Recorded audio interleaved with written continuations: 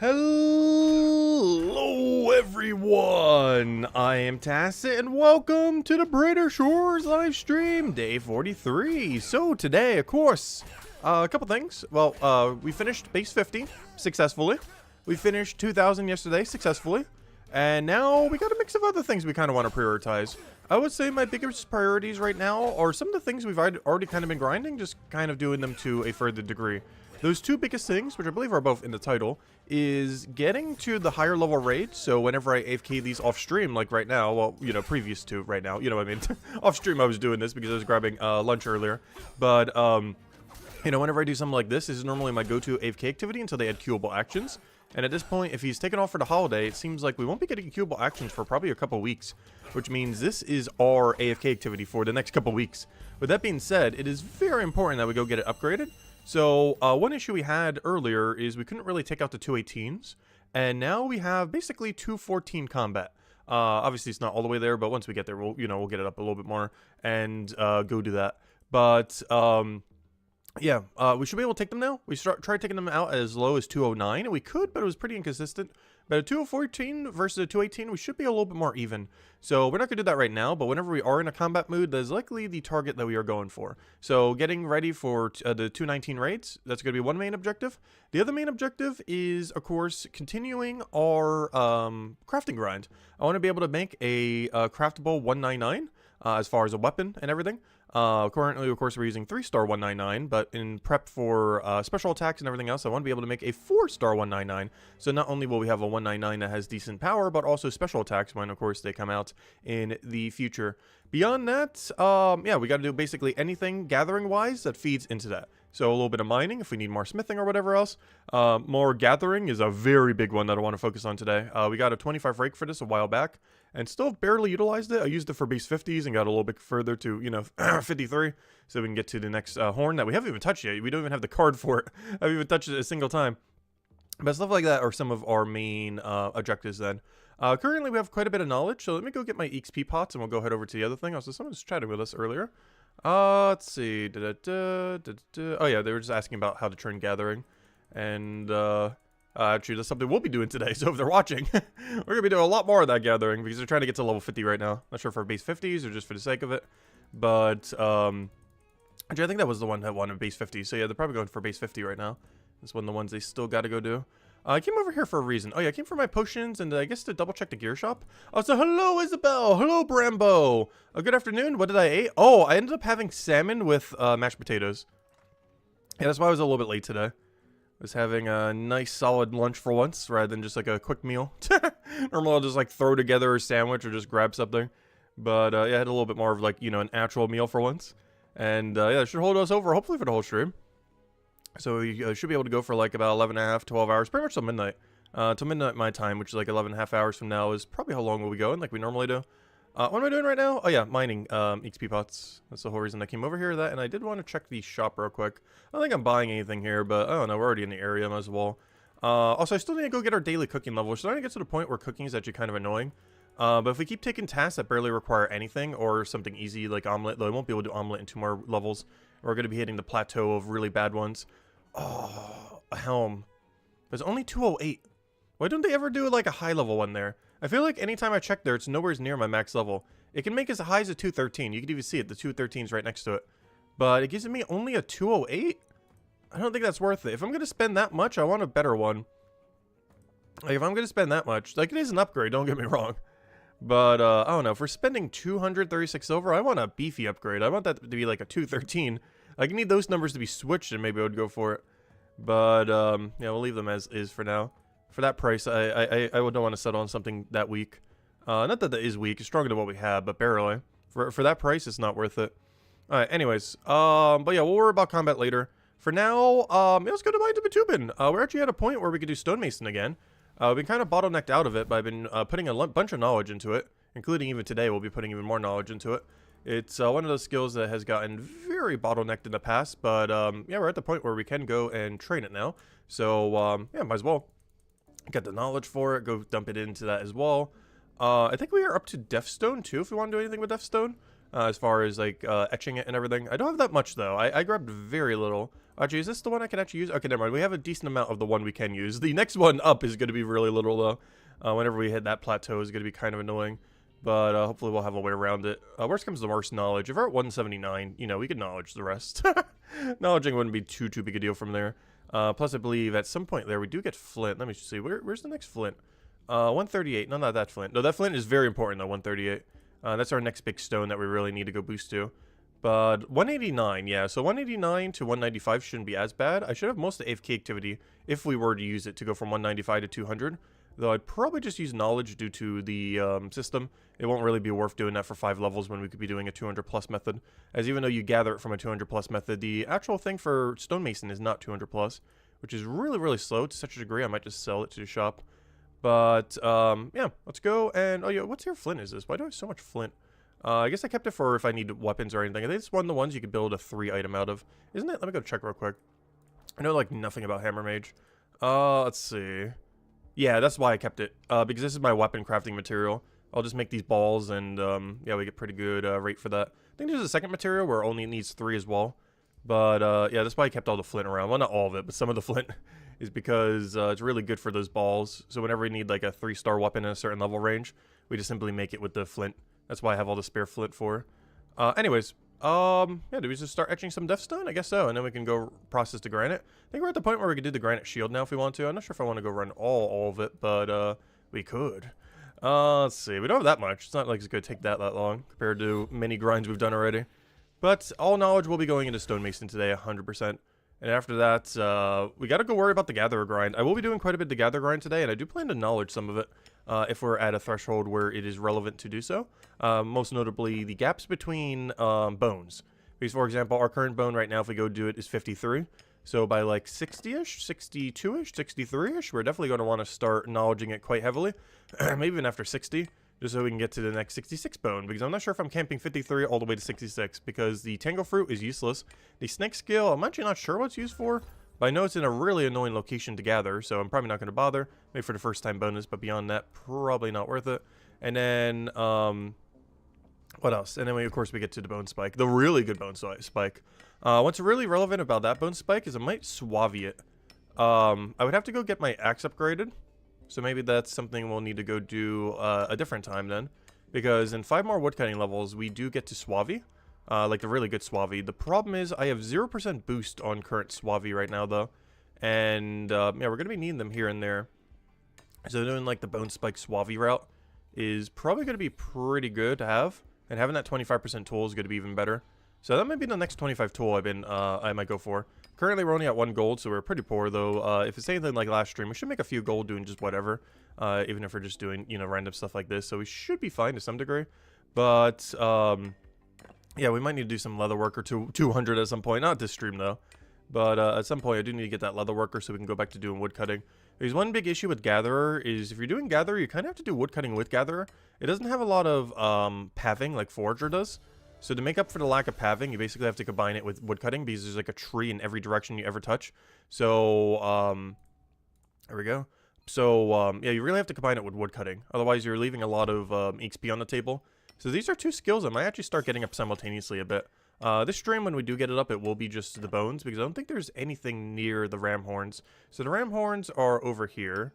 In this little area. And as you can see, there's a distinct lack of tree in this room and this room. As you can see, there's currently 0 trees in both rooms. So, yeah, that's a slight problem. I guess one thing we could do is Ramhorn, do a kill from Mindfighter. One thing that's kind of interesting is our Mindfighter is level 72 right now. So one thing that isn't horrible value is to do a Ramhorn, kill one enemy, Ramhorn, kill one enemy, Ramhorn, kill one enemy, Ramhorn, bank. I think is the pattern we do.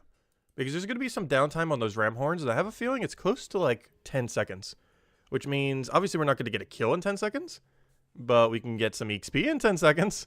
Like, it might be slightly slower foraging, but we get free Mindfighter, and we're actually at the perfect level range for that to be viable. Because it would be 72 killing a 62, so we should consistently kill them, and with decent DPS.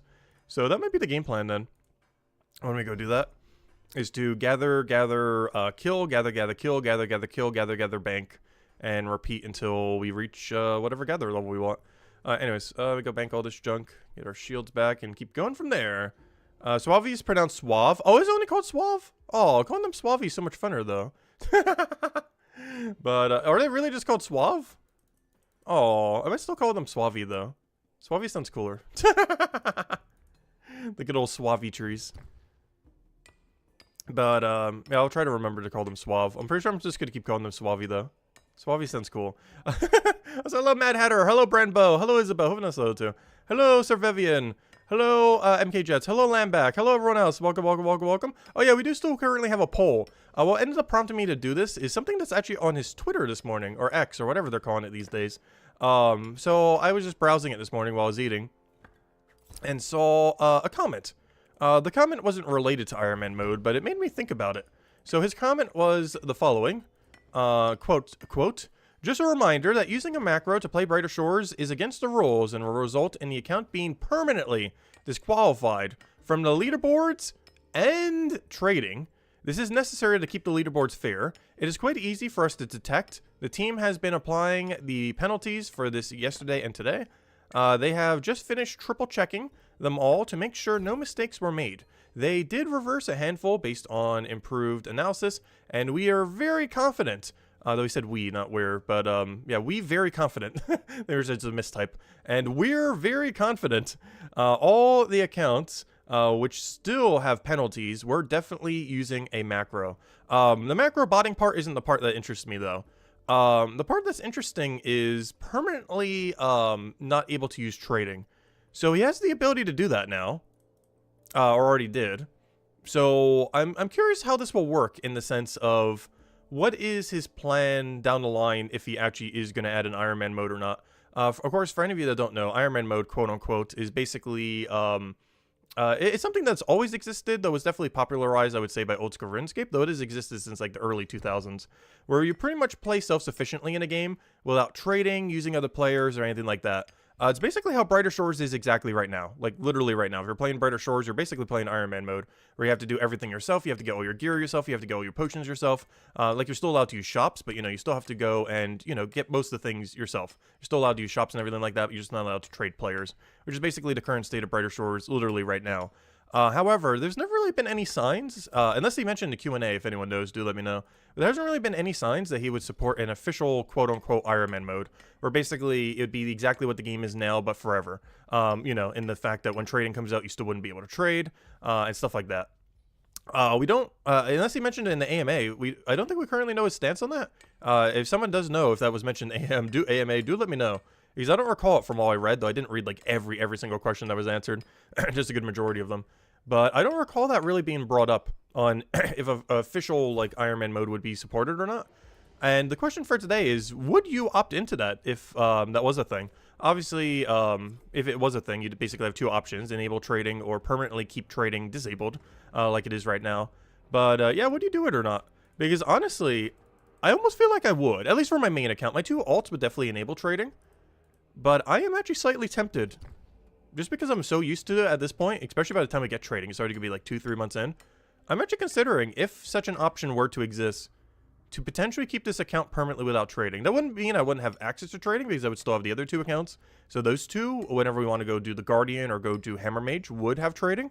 So it'd be easier to get them gear and not take as much time and all that kind of stuff. But I am really highly considering keeping this as an Ironman if it was an option.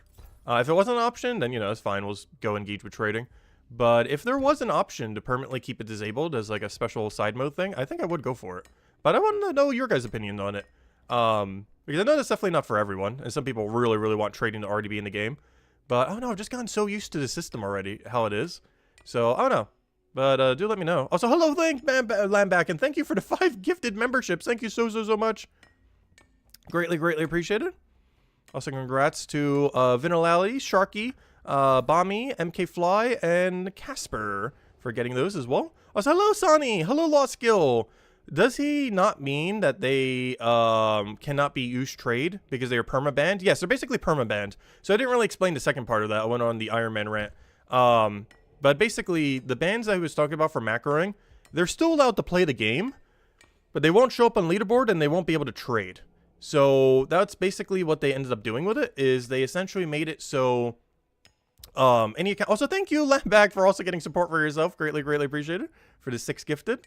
But yeah, to the other comment. Yeah, basically what I just read is anyone who ever uses a macro or bot or anything like that, or maybe not botting, but at least a macro, it seemed like, he will end up banning them from leaderboard, banning them from trading.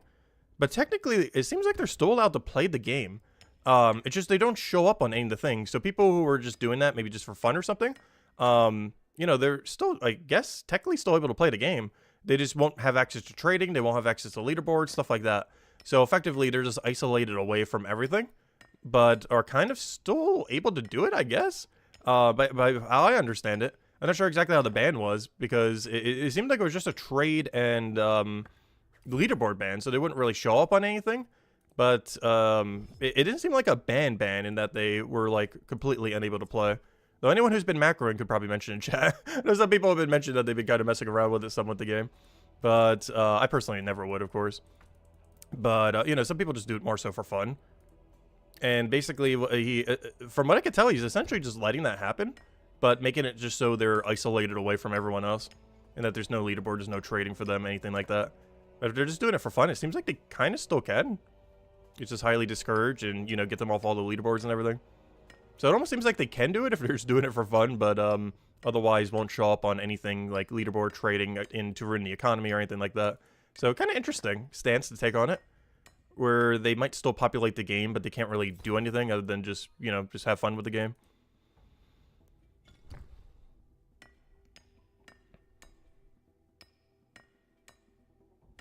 Yeah, I'm not sure if they're not able to access their account. The wording was kind of ambiguous.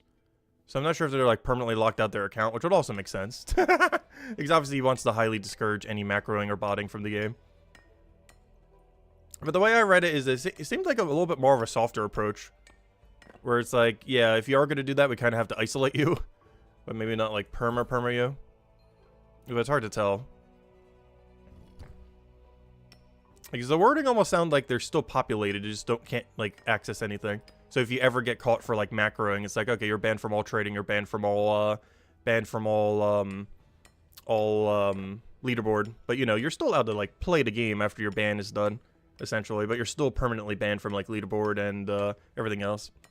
It's an interesting stance to take, where they're only like temporarily banned from the game, but permanently banned from leaderboard and trading.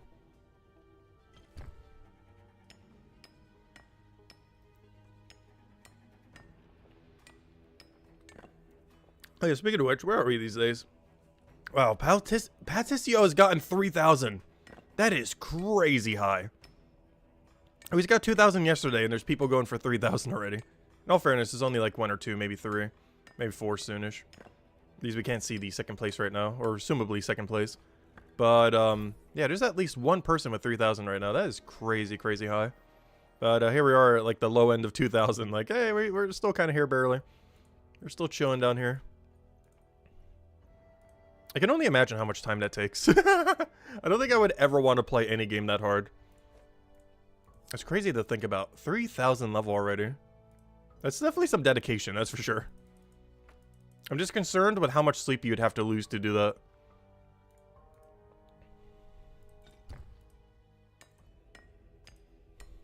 Yep, there he is. Have you heard some people who got banned for it can still play? Just not... Yeah, I was just talking about it. Yes, was just chatting about it on stream. Interesting stance to have. Let's see. Yeah, he just ended up mentioning that. Have you heard some people got banned for it and can still play, just not trade or leaderboard? Honestly, I'm perfectly fine with that. I think that's actually a really interesting stance, because most people who do that, especially people who mentioned it in chat, they were just doing it for fun. They weren't doing it to like maliciously like trade or real world trade or anything like that. So he's still letting people have fun with it who want to mess around with it. Like, let's say if they want a macro just so they could play the game without playing the game or something similar. But, you know, you won't be able to trade. You won't have leaderboard. You won't have, like, you know, those kind of systems. All the ones where you can really interact. But if you're still just doing it just for your own personal fun, you technically still can. It seems like. He's just taking a stance where, you know, you're not allowed to interfere with the rest of the game, essentially. But you're still allowed to exist, essentially. Let's see. A good way to get some fun for the game. But no, I find his stance to be rather interesting. Rather than just outright perma-banning every single one who ever macros or something. It's more of like an in-between approach. But yeah, I don't mind it at all. Yeah, I know that Patisi's been streaming daily. I haven't actually caught on one of his streams yet, though. Because I don't think he multi-streams to YouTube. This is the only problem with a lot of Twitch, or a lot of Brighter Shore streamers. Like, almost none of them are on YouTube. So I, like, pretty much never get to catch them. Because I never use Twitch, personally. Like, not never. I'll peek at it, like, ever so occasionally here and there. But every single time I go in there, I feel like I'm bombarded with, like, 5 minutes of ads before I can do anything. And it just discourages me so much to ever even open Twitch. Because I feel like I'm just watching Ad Simulator before I can even get to a video. Like, yeah, YouTube has ads, but it's nowhere near as bad. Like, no. Hey, Red Santa.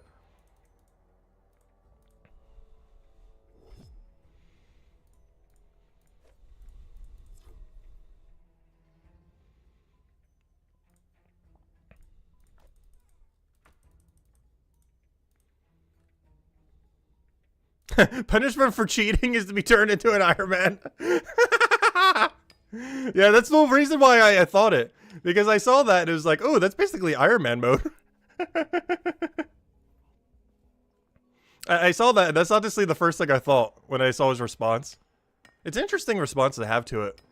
But the first thing that I thought in mind is, oh, he might have a supportive Ironman mode added to the game. Honestly, that's huge punishment for some people. Being forced into being an Ironman. Imagine wanting to be a main account with trading and everything else, and you get forced to be an Ironman. That'd be funny. Obviously, there's a difference with willingly doing it or having your account being forced to Ironman. Honestly, they need to start doing that in RuneScape. They need to start making every bot into an Ironman. Basically forced Ironman mode. Maybe with a special helmet of shame that showed that they were botting at one point. That'd be so funny. Imagine if Jagex did that. Instead of banning every bot, they forced Ironman them. It would be the funniest thing ever. Because then they can't do anything particularly malicious. They can't trade. They can't affect the leaderboard, which is hugely populated by bots in old school. And, yeah, it's an interesting stance to have. Plus, they still make money from them. If they're still paid for membership. Because Twitch wants you to buy that turbo, yeah. YouTube has the same equivalents, but I don't feel like YouTube's as intrusive with it. Though I never have bought on YouTube Premium yet. Oh, that guy's making a really high tier hammer, I just realized. That's like a tier 5 hammer right there. That's really, really high. That means his stonemason must be like 300 something. Or 200 something. Which I guess makes sense. He's a hammer mage. If that was a non-hammer mage, that'd be like, whoa. He's going really high. Andrew banned you? Oh no! Did he really? Were you macroing or anything? Or is it a false ban? He said he was pretty confident everyone who was doing something sketchy. But oh no, if not. I've never been false banned in any game yet. I don't think I've ever even been banned in any game. Even when I've been doing like super repetitive things that like look somewhat bot-like. Like my behavior in leagues right now. Looks very bot-like. I just keep hitting a U tree over and over again. Without moving or anything. But it seems to be able to detect that we are human. Based on the variety of how we move. Because even though it moves the same click every single time, I guess I do it with enough human variance that it doesn't pick up on anything. You were doing something sketchy? Aww. Yeah, their detection's gotten a lot better. So if any of you guys have been doing it and still want to keep your accounts, you might want to stop. Because their detection has gotten way better in the last week. Like, way, way better. It's probably not perfect yet, but it's gotten way substantially better. So if you have been macroing or botting, unless you're just doing it for fun, it might be time to stop.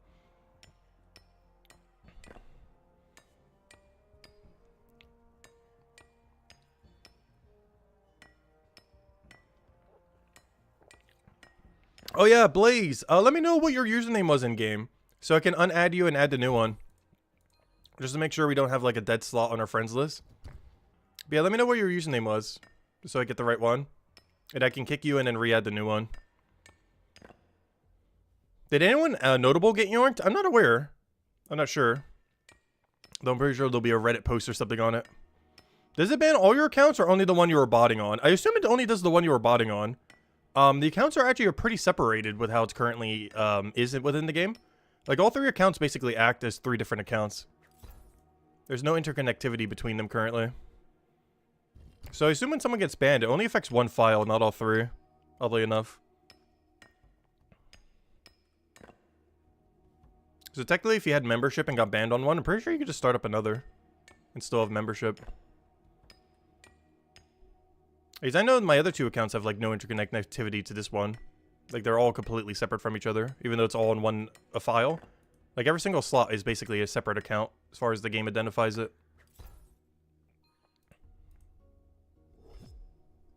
Yeah, my rank didn't go up, so I assume no one in top 20 total got yanked. Because, yeah, my rank didn't go up. I'm still 18 before and after. So, yeah, no one, like, super, super high ended up getting hit. Unless it was someone with a 500 and something. You were doing an auto-clicker on combat? Oh, gosh. Yeah, that one's not as malicious. But yeah, that's under the macro category, using an auto-clicker. It's not really botting, but it's still under, like, the macro category. Which you distinctly mentioned today is also still against the rules. It's not as malicious as botting, or, you know, as, like, sophisticated, but still under that category.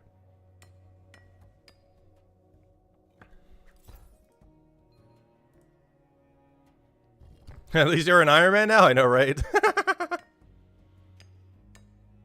Your rank in fishing shot up like 15 spots. Oh yeah, let me see some of my other ranks. Maybe in one of my gathering skills it's moved up. My mining moved up a little bit. I'm now ranked 38 mining. Let's see, how much do I need for top rank now? It's still about as high as it was before. Yeah, it didn't really go up that much. I think it went like 4 or 6 lower. There's definitely a few here that got caught. But, also, I don't think Rita Ore got caught. I think he's just hidden right now. I noticed Rita Ore isn't here, but I believe they're just hidden rather than banned. Because they seemed pretty human. We were even chatting with them and everything. But, yeah, I'm pretty sure Rita Ore is just hiding, not actually banned. But yeah, I do notice he's not on the top of the leaderboard, but I believe he's just hiding to go snipe rank 1. I sure hope he didn't get banned, because he seemed like he was playing pretty humanly.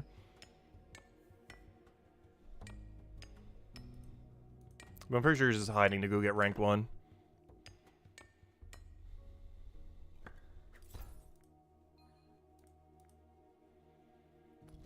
Could you check Trop Hope Forest players? Yeah, go check it real quick. Let's see. Hope Forest, Hope Forest. Hope Forest. Apathetic is still here. Oh, rank 1's not here anymore, though. Wait, there was someone else slightly higher, wasn't there? I can't remember their name. There's Apathetic, and then there was, like, one other person. Or maybe I'm thinking of, like, the Forger rank. I mean, not Forger, I mean Gatherer. Yeah, Savage Shores. Okay, yeah. Yeah, I was thinking of Gatherer, not the other one. But no, the guy who's still rank 1 is still rank 1. He's a free-to-play player, so he's been spending all his time in basically Chapter 2. Apathetic. We've actually seen him several times when going... Pretty much any time I've ever been there, I've seen them, pretty much. But he basically lives in the forest. And that was the first one to get 500 wood cutting. We've seen him. Talked to him slightly as well. Apathetic I haven't talked to, but I've seen him around quite a lot. But, yeah, they're the highest too. And the one reason why the other one is so high is because he's free-to-play only currently. And he's basically been living in the forest, so all his playtime has been just the forest.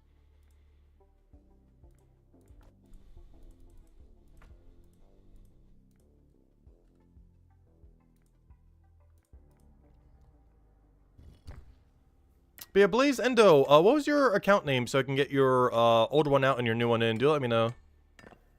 Just so we don't have like a dead slot on our very limited friends list. When you get the chance to, let me know, please. Because we're very over encumbered on friends. So get your old one out and your new one in.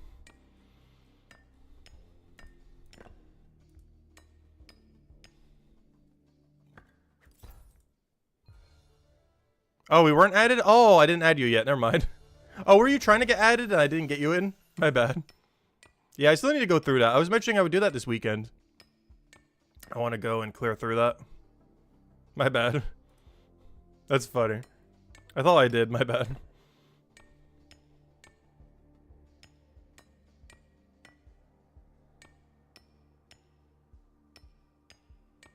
Some people that were not even playing in the first weeks just came out of nowhere.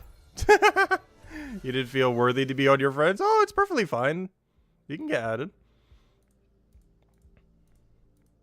I just need to really go clear the list. Basically what I'm going to be doing is, within the next few days, I'm going to clear all the people who are inactive from, like, leaderboard, or we know just haven't been, like, around at all. Try to clear, like, 30, 40 slots. And then, clear all of these. But then anyone new who wants to get in, will go and get in. But I will need to go clear, pretty much all of these, though. But then, anyone fresh we can start getting in. Just to make sure anyone who still wants to add us can still get added. That's pretty much going to be a game plan. Probably do that on like Friday going into Saturday or something. I just don't want to do it on stream and I haven't had time to go do it. Because if I do it on stream, it's going to take like over an hour of just going through a bunch of menus, which would be not interesting. But, yeah, we'll clear it like Friday into Saturday night and then do it on Saturday or something. And that should leave us with at least like 20 spare slots to go add people with in the upcoming weeks.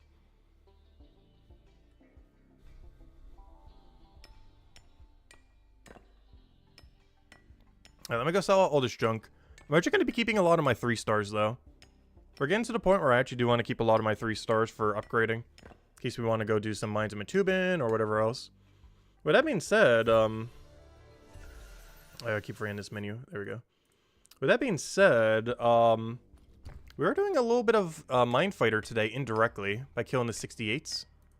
So, is it worth upgrading our tool? I think we're at a 69. Let's do some math real quick. What is 69 plus, where's calculator? I don't have a calculator open. I really need to go pin calculator, because I need it so often. What is 129 plus, math. Plus 69 plus, let's do plus 0 divided by 3. What's it with a 19? That'd be 6 higher. Yeah, if I do it with a 19, I could do it right now, technically. Interesting. But yeah, with a 19 bone right, we can get our 72 that we need. That's tempting, that's tempting. It's only going to be a 69 to a 72 upgrade, but it's going to be a 3-star to a 4-star upgrade. Because we're going to be using it a little bit today. And for how little time we'll have to go out of our way for it, it's probably worth it. Hey, Peticio! I don't think I've ever seen him. Hey, there he is. In the flesh. 3005. What's he doing? Where's he going? I'm going to follow him real quick. I'm stalking the Peticio. Oh, he's doing cooking. Interesting. Oh, he's doing a cooking contract. He's going for 200 cooking. Assuming he doesn't already have 200 cooking. Alright. Oh, let's see. Sell this junk. Let me go get the rest of it. Good thing the 3 stars don't auto-sell. So I actually don't even need to worry about having them in my inventory or not. Because they automatically don't get sold whenever you do that. Only problem is this does make our inventory a little bit more limited. I do plan to use these somewhat soonish. Oh yeah, can I do that with the 121? No, I need a higher one than that. Alright, let me go sell all again. Boom, boom, boom. I guess I'll grab the last 2, why not? Put the other 2 shields away. Deposit, deposit, withdraw, withdraw. Withdraw. Alright, let me go do the math again real quick, because I might go make the other weapon. So all, and also let me get, oh, I already have it on me. I was gonna say, let me go get 1 mining boost, but I already have it on me. Alright, what am I doing? I'm going back to, mines. But yeah, let me go make 1 3-star thingy real quick, I guess, for a weapon. Because if I did the math right, a 129, a 69, let me double check, am I using a 69? Because I might upgrade that for our gathering grind. I know it might not make sense. Why on earth do I need a chapter 3 weapon for a gathering grind? But due to the banking route, it's actually probably going to be pretty efficient to get a kill each route. Because every single cycle we're going to have downtime. And during that downtime we can get 1 mine fighter kill. It won't be perfect on the dot, but it will help. I'm trying to double check what my weapon is. Yeah, it's a 69. Let me just math this real quick again. 69 plus 19 plus a 129 equals, divided by 3, is a 72. Yes. Alright. So I need to go make a weapon real quick from Stonemason that is a 3-star. Doesn't really matter what. But, yeah, we're gonna make a weapon. I don't want to do it with the shield material, though. Let's see if I can go, like, one tier down. What am I currently using? Granite. Let me check if I can do it with the tier down basalt real quick. Where's my tier 2 basalt? Some of this should be the right one, right? Yes. Alright. This basalt should be perfect for what I want to go do real quick. Yeah, these. So I just need this weapon to be a 3-star, and then we can go back to what we were doing. And this will make us so we have a 72 4-star 2-hand for later, which will help us when we do our gathering grind. Because every single cycle on gathering will kill one of the little tongue beast things, which is not only good Mindfighter XP at our range, but will also give us all of our gathering stuff. And we'll be able to utilize like the 8 seconds of downtime during the gathering. So we're not just standing there doing nothing.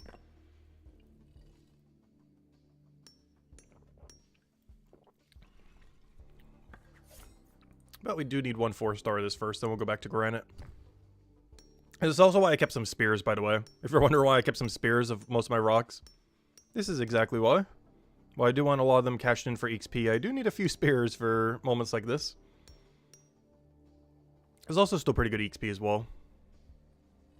But mostly need it for the tool.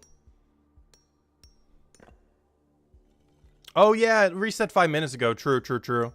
Yeah, he's probably doing it every hour on the hour now. He's probably doing hourly cooking to keep getting it up passively. Which honestly, I feel like is a really good thing to do if you don't mind an hourly. I know a lot of people are avoiding it, including myself, because hourlies are so annoying. But if you do like hourlies in game, you should be doing your cooking bounty. You should be double setting up your cooking bounty pretty much every other hour. So like every 2 hours. You have to check it once an hour, but you then do it every second hour. So you could do like 6 good tasks at once. And do like a double trip or something, where you could do like 6 to 8 tasks. But, yeah, you do need to kind of check it every hour and also go and do it every other hour. If you want to be, like, max efficiency. I'm pretty sure most people don't bother. These days, I've been doing it barely at all. Like, I have a 6Q from yesterday that I still haven't even done. Every single one of them is just a cooking bounty. I just can't be bothered to do cooking at the moment. I just haven't been in a cooking mood. Sometimes I really like doing it, and other times it's like, I don't really feel like it. It feels like farm runs in RuneScape back in the day.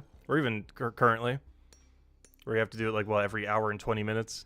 And it's like, normally you're like, I'm not going to bother. I probably should be, but I'm not going to. Let's see. Alright, let's go back to granite. I just need that one weapon for later. That will help us when we do our gathering grind. Nice little upgrade. And I still do need to get the guardian piece, but we'll worry about that later. That's a later issue that I'll keep ignoring for now. So we don't have to do guardian. But to finish that, I do need a level 19 Guardian weapon. Which shouldn't be that bad, but I'm not sure if I have the supplies banked, which would be bad. There's something I need to go do at some point. Go just bank a bunch of tier 1 Guardian supplies. Whatever 2 seem like the absolute easiest, just bank like a couple hundred of them, so whenever I need a 19 or something, we're good to go. Because that middle range I already have. I just think I need more Suave logs, or Suavy. So I mentioned earlier it's only called Suave. I might still keep calling it Suavy, though. Suavy just sounds so much cooler. But as far as the Suave logs are concerned, I need more of them, like fully finished product. And I'll probably just buy them rather than making them. Ironically, that's like the main thing we made when we did our carpentry grind to 32 back when we had to do it. But yeah, I don't have any spears because I was selling them all, not banking them all. Otherwise, I would have thousands of them probably.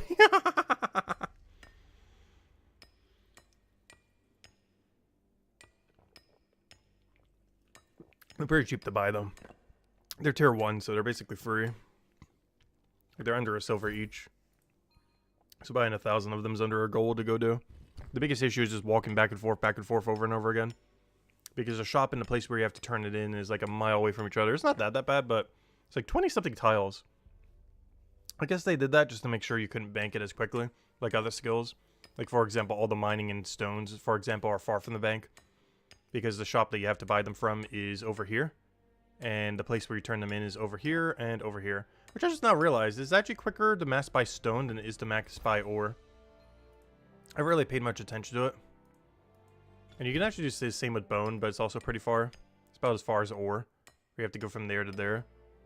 But yeah, I never noticed that. Stone is actually the quickest of the 3 to bank if you were to buy it from the shop. This isn't really particularly viable, especially when trading comes out, when you can just mash trade inventory to inventory. But, yeah, I never really noticed that. It's kind of interesting little mechanic there. Also, if you guys haven't already, definitely feel free to leave a like on the stream. Helps a lot and is greatly appreciated. If you guys still have anything you want me to go over, do let me know in the chat, and I'll make sure to do so. But all of you guys have been having a wonderful, wonderful week so far. Yeah, we've still been at it. We've still been at the Brighter Shores grind. Still been having just as much fun, to be honest. My fire to keep playing has not dampened at all. And we're still at it, and we will be for quite a while. Kind of just waiting for more content to come out, but I'm fine with the endless grind until then. And of course, our biggest two goals right now are being able to craft a 1994 star, which is what we're slowly working towards right now, as well as being able to get prepared for the 219 raids in Chronopolis. And beyond that, just getting other skills up. Like today, we'll be doing a bit of Gatherer, which of course isn't in either of these two chapters. However, I do need it for Bone Right. I don't want to do Bone Right purely off of knowledge. I know most people do, but I do want to at least get 200 Gatherer for 200 Bone Right. Obviously not all at once. We'll be poking at it here and there. But I do want to work towards 200 Gatherer to support 200 Bone Right. It's not enough to get it to 200 Bone Right, but it'll save us like 10, 20, 30 levels worth of knowledging, while also supplying us with all the bones we'll ever need to craft anything. Either armor down the line if it's used for that, or just in general for weapons whenever we need it. Like today, I'll need to make a level 19 to go upgrade our two-hand. So we're always going to be needing some amount of supplies from it.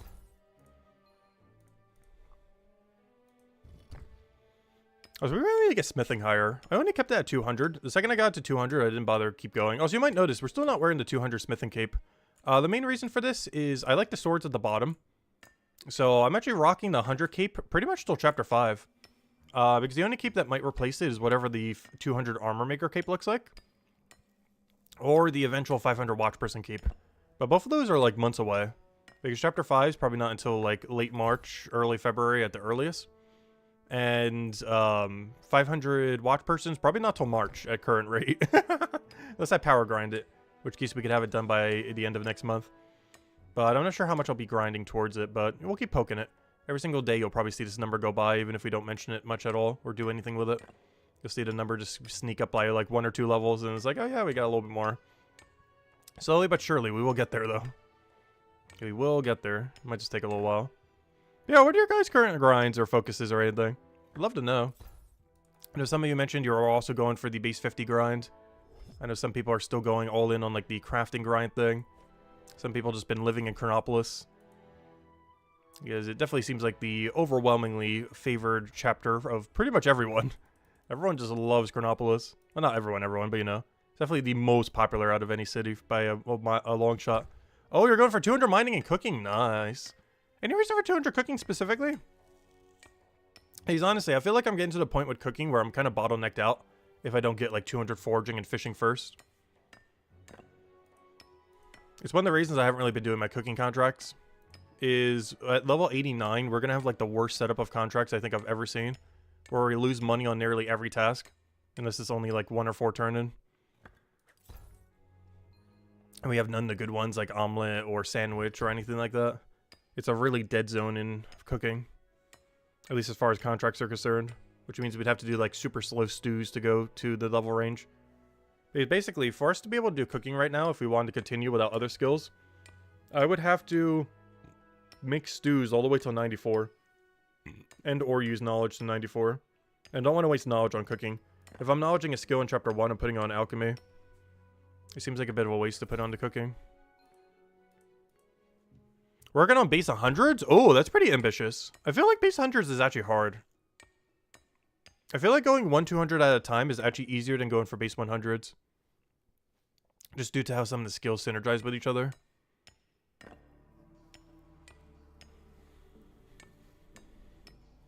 Like even base 50 started to show some of those problems when we were doing it. But base 100 is actually probably more difficult than going 1-200 at a time. Still doable though.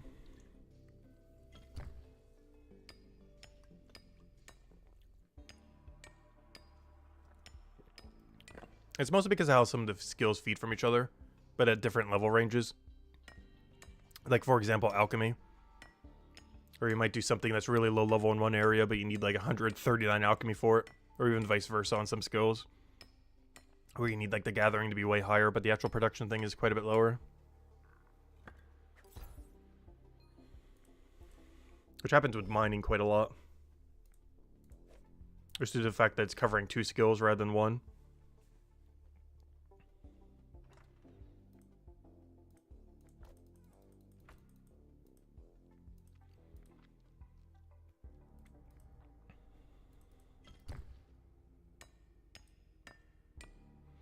You unlocked 226 fishing venture yesterday, 1.5 mil XP daily. Nice. That is huge. Yeah, I really need to go get my post 200 ventures. I actually don't have a single post 200 venture. That's one thing that's kind of unfortunate. It's one of the other reasons I kind of want to go do raid dens as well. Is at 287 I get my first detective post 200. And in mining news, I believe at 231 I get my first post 200 mining venture. Yeah, I really want to go get both of those unlocked sometime in the somewhat nearest future. As that's the only post 200 activity I don't have unlocked yet is ventures. We have AFK set up, we have some skilling set up for it. But the thing we don't have set up for it yet are ventures. Both my ventures are pre-200. Yeah, I need 231 mining and 287 detective. Detective's a little rough, but at least the XP for it's pretty AFK. Once we get to 219s, it shouldn't be that bad. At 219s, it should skyrocket quite a bit. And worst comes to worst, the 277 AFK that we could do to 287 will help out a lot. You could also try the 267 investigations, but I'm probably not going to mess with them too much compared to just AFK raid denning. Because by then, we should be able to obliterate the den. We might be at like a 30-something% penalty. But gosh, is that could be AFK. It's going to be so AFK. Because by that point, we are going to be like invincible to dying. Like when we first go in there, it might be a little sketchy. But by like level 230, 240, we should be good. And by like 250, 260, we should pretty much be immune to death. Even if we get mega RNG'd. You finished guard 200 and base 50 on the first zone? Nice! Yeah, that's something else I kind of want to work on too. Since we're already going to be so close. I kind of want base 200s in Mines of Matubin and Chronopolis. Chronopolis is pretty much already there. I just got to do some more money printer. But beyond that, of course, we're kind of working on base 200 for Chronopolis today. Even though we're going to be doing a few different activities, our main goal is to work towards 200 Chronopolis, I would say. Overarching as far as what we're doing today. We're about to gain one more level. And then we'll go do our Death Stone real quick. And that should bring us to 131 is what I'm aiming for right now. Get to 131 Stonemason. And then we knowledge from 131 to 138. And at that point, I believe I can use tier 3, 4 Flint, whatever it's up to. I think it's tier 4 Flint. And we do have quite a bit of it banked. Oh, I think I have a lot more basalt banked. It'll still help out. But yeah, we can start using that at what? Yeah, 136, I believe. I need to go double check. Isn't that Sling Flint? Or is that Deathstone? I don't remember. It's one or the other. Maybe it's Deathstone, actually, now that I'm looking at it. Wait, is Hammerfist Deathstone? No, that one can't be Deathstone. It has to be a different material. I don't remember. I don't do Stonemason enough. I'm so confused when it comes to Stonemason and Bonerite. Or, yeah, Stonemason and Bonerite. Just because they're less applicable because we're a Cryo Knight. So a lot of the ins and outs of it I don't know like I do with Cryo Knight. Or I can just look at something and be like, oh yeah, I know exactly what it is now. I can't quite do the same with the other two quite yet. Just because they're not as applicable to our class.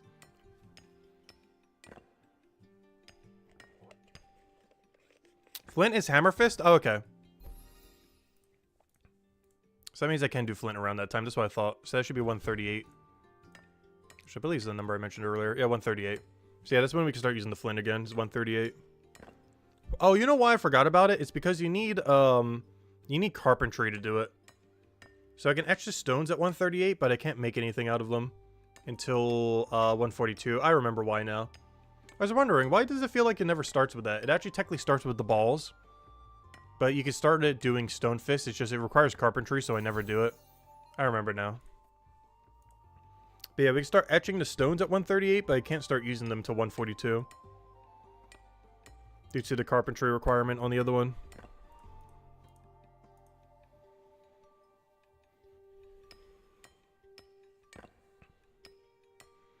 Your last stop is mines. You'll get base 100 all and then open the last area. Nice. Oh, so you're kind of doing like one zone at a time kind of thing. I feel like that'd be a pretty fun way to play the game. Especially if you were to start free to play. Because if you were going for like some kind of certain level, one zone at a time, you could basically play your first like month or two 100% free to play. Depending on how high a level you want. I know some people have been doing that. Like I know Kill, he plans to get membership as soon as trading comes out, I'm pretty sure. But he's been playing free to play and just like power grinding the first two chapters. Because your XP rates are basically the exact same. You don't have access to like some of the crafting stuff, but if you weren't gonna get that up anyways, it doesn't really matter. If you weren't gonna go like 200 all in like Mines of Matubin or something. Minus combat. Because most of the XP rates in Chapter 1 and 2 are nearly the same, regardless if you have membership or not. So some people are just kind of camping the earlier areas.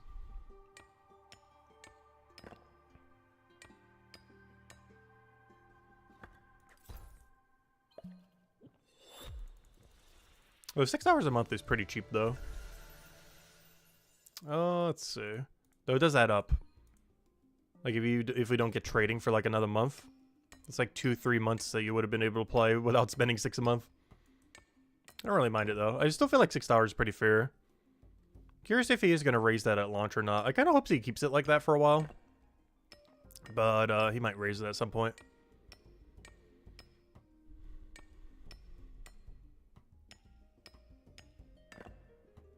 As long as he doesn't really raise the yearly membership, I'd kind of be fine. I think it's at like, what, 75-ish right now? Which is also pretty fair. It's actually more expensive to buy yearly than it is to buy monthly right now, though. As long as the yearly doesn't spike above 80, I feel like that's a good price range. I forget how much Old School RuneScape's or, what's its name's yearly is. I think Old School RuneScape's like, what, 80, 90 these days? WoW is, I have no clue. Or Final Fantasy. Actually, do they even have a bulk discount? I know Old School does. It's actually substantially cheaper in Old School to buy a yearly. So much so, you pretty much should never buy monthly.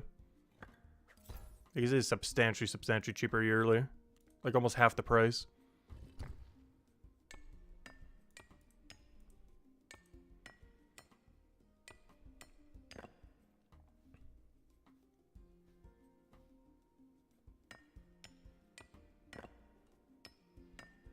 Do you think the criteria for raising the membership price is PvP and PvM? Yeah, which they would have by 1.0. I always thought they'll probably raise it by like $1 when 1.0 comes out. Because by then we'd have Chapter 5, we'd have PvP, we'd have trading, we'd have maybe even the first boss ads to the game, who knows. I don't think that was on the thing, but it's something that a lot of people have been kind of wanting. So we might wait until after launch for that. But we'll definitely have PvP, trading, special attacks, a combat overhaul, a lot of stuff like that. The only reason I think he might not do it is whatever backlash you might get from everyone else coming into the game. Like, let's say people come back and they see, oh, it's like $7 or $8 now instead of the $6 before. Could maybe irk some people the wrong way. Like all the people who finally come back for 1.0 and they see, oh, it's like $2 more now per month. Yeah, Old School RuneScape's about 80 a year. Yeah, I know it was somewhere around there. I actually need to buy membership soon. I only have like a month and a half on my account right now. I have enough to basically get through the rest of the league, which I've been AFKing in the background. Could be getting my money's worth by hitting a tree over and over again. I think that's one of the memes as well. Like paying $14 a month just to hit a tree. I'm actually literally doing that right now. I'm actually literally doing that. We're paying for the yearly membership just to hit a tree with the axe. Because I need to go get 50 mil woodcutting. And I need the fit fire making XP as well. Because I didn't pick Zaya for like infinite fire making XP. So I'm just whacking a tree with a rune axe. Use aren't the best XP in the game, but it's the most AFK tree that's like realistic XP. So I've just been doing them while doing Brighter Shores. Yeah, I'm literally paying a yearly membership right now to hit a tree with an axe over and over again forever. Until number is slightly bigger. In a temporary game mode where it doesn't even count. I just need the league points for it.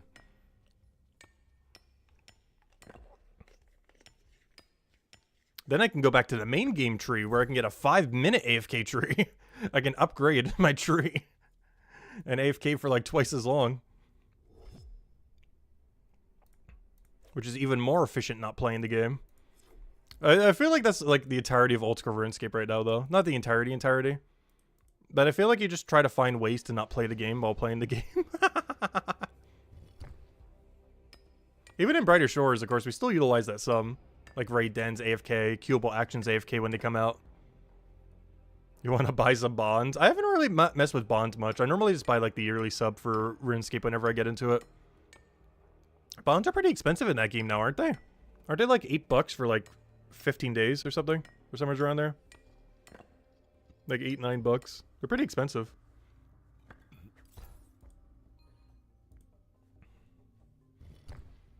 The weirder part is they barely even sell for any GP. I think they're only like 13 mil right now. So you're almost paying like $1 per mil. Or $1 per like a mil and a half. That's nearly equivalent of paying $1 to get 1 gold in this game. Which would be exceedingly outrageous. Like, I'm not sure why people do that. Because that is so, so expensive. I guess if they don't have as much time. But still, it just seems so, so pricey.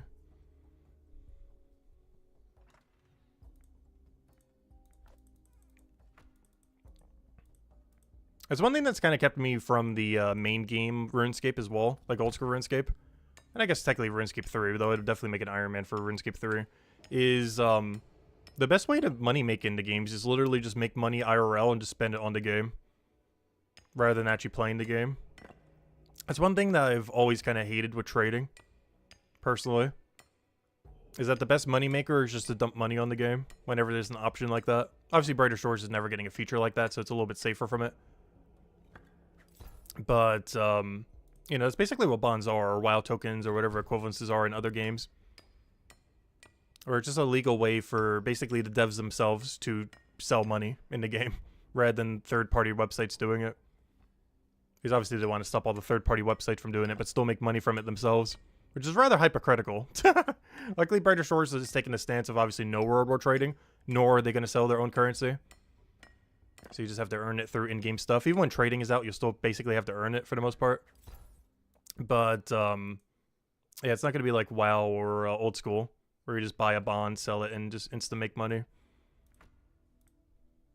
Let's see. So trading won't be as broken in this game in that regard. Alright, we'll take Hopeport over.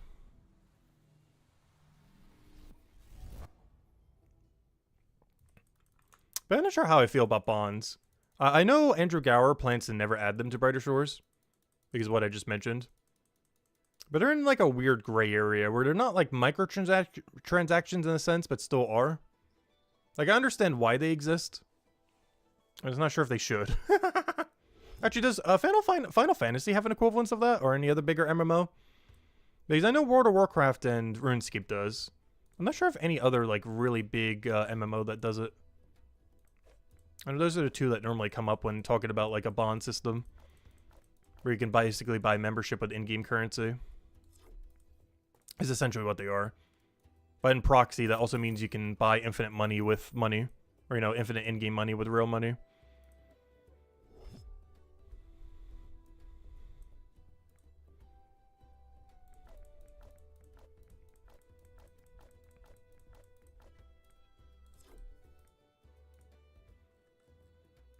Alright, there we go. Alright, let me just go etch my Death Stone. I only want to get 131 Stonemason right now, and then I'll go and, what's it called, the rest? Knowledge the rest. But let me go etch the Death Stone. I'm planning on using it immediately. I'm probably just going to be keeping it. Oh, that's not the telly I wanted. The other one. Just tuned in. What's the plan at the moment in game? Right now, for us, I'm trying to get towards a 199 craft, or 200 craft, however you want to say it. But basically, we're trying to craft a 200 or 199 4-star weapon. That's not the only thing we're going to be focusing on today, but it is one of the things we're kind of moving towards, or at least starting with right now. But, yeah, it's one of the main game plans right now. That, doing a bit of gathering so we can get more spawn right. But basically, trying to get all these, other than Mindfighter, though eventually Mindfighter as well, to 200. Obviously, 2 of them are already there. Stonemason we're working on right now as we speak. And, yeah, we're just kind of going from there. But, that's the current game plan. Just working up our Stonemason a bit, go into Gatherer to get our Bone Right up a bit, and probably doing a little bit of Mindfighter while doing Gatherer, because we actually have a really good cycle that we could do there that I want to try, due to the downtime when taking the bones. Those are going to be our main focuses. That, and I might get geared, if we do a little bit of combat, aside from the little bit we do while doing Gatherer, I'll probably do a Watch Person and see if we can start getting ready for the 219 raids. With our current combat level, we should be able to go take out the 218s a little bit easier. That if we get a lucky drop from will give us the perfect gear we need for 219 raids. Which is kind of the game plan for today. So we got like 3 different game plans. Do a bunch of stuff in Mines and Matubin to go get our processing skills up so we get closer to a perfect weapon. A perfect 199. 4-star. Work on Gatherer so we can offset Bone Right a little bit. Do a little bit of combat while doing that because they synergize pretty well together, doing all 3 skills simultaneously. and doing a little bit of Chapter 4 to get ready for 219 raids, so when I do them off stream, we actually get good XP rate, because we've been stuck at the really bad one for such a while, and is wasting so much potential XP that we could be earning if I simply just got that a little bit higher. Which is actually pretty high priority, because every day I go without being able to do 219 raids is so inefficient compared to what we could be doing. So I really need to go get those operational in the near future. Because any AFK time I spend doing them is like 50% less effective, if not even more so, compared to whenever we finally get that up. Also, I don't want to go drop this. I'm only going to do 3 sets at a time. I know this is pretty inefficient, but I'm just so paranoid to drop these on the ground. I can't wait till the day you never need to keep a XP pot in your inventory. That will be a glorious day that we will celebrate all stream. Just so we never have to do it like this again. It is so annoying constantly have to keep a 5% pot on you at all times. Let's see. What is your skill of choice for passive while you're logged out? Raid dens normally. Sometimes it's leather making if I'm slightly more active but still AFK. But normally it's raid dens. Raid dens currently have the highest amount of AFK for 3 clicks. Like, they're really easy to reset, and they are like 2-3 minutes AFK. Especially when you move up to the 219s. Like, those will definitely be closer to 3 minutes rather than 2 minutes. But yeah, they're only 3 clicks and a good amount of AFK time. And are generally my AFK of choice. Sometimes Leatherworker, the problem with Leatherworker is it's only like a minute-ish AFK or so. Which is still nice, but you're constantly clicking. And banking's really annoying. I think that's the biggest issue with Leatherworker. Is banking for Leatherworker is exceedingly not AFK. Whereas raid dens have a perfect cycle. You never have to go do something that's like super out of there other than I guess using your knowledge a little bit. That's pretty easy to do, and you'd have to do that regardless of what you're doing. But yeah, it's like pretty infinitely repeatable. Whereas Leatherworker, you constantly have to interrupt what you're doing to go and bank, because the bank is 1.5 miles away. And it's really hard to AFK banking Leatherworker. I think is the only real big downside of Leatherworker. Is banking is absurdly non-AFK. Yeah, passive not AFK. I'm not sure how to describe it, because I feel like AFK means something different in Brighter Shores than it does in other games. Normally when I'm referring to AFK in that regard, I'm referring to something where you're literally away from keyboard for multiple minutes. Normally I refer to passive when I am referring to the passive activities. Because I believe that's what all these little symbols are. Is they're called the passive thingy. Like if I go to them, it's called, that doesn't say it here, but I believe they're called passives, that little symbol. The little knight symbol. And normally when I refer to AFK, I'm actually referring to, like a couple minutes away rather than, you know, hours away. But it means something slightly different in this game, because AFK you could be referring to the literal logout AFK. Normally when I say AFK, I mean for a few minutes, not for, the actual passive activities.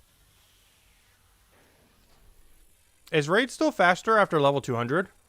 They're not the greatest, but they get the job done. I'm at like almost 40% penalty. But 40% penalty is more than 0%. Or, you know, 100% penalty. Like, you're still getting XP for it, it's just slow. On top of the fact that you need like 4 times more XP, make it even slower. But yeah, numbers still go up. This number go up very slow.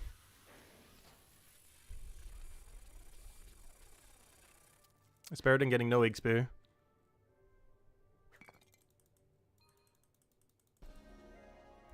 I think we're done with Stonemason for now. We're going to start acknowledging the rest. Actually, I say that. I do kind of want to go etch the rest of my Deathstone, though. I'll finish the rest of the stack of Deathstone and see how close we are to the next level threshold. And go from there. Because if we can get to 162 right now, we might try pushing 162. Because we're going to have to etch these Deathstone anyway, so I might as well just finish what we're doing. Which passive do you do when you go to sleep?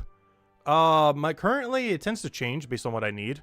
Last night I was doing combat because I planned on trying to take out the 218, so I wanted to be a little bit better for that. So I AFK'd combat last night.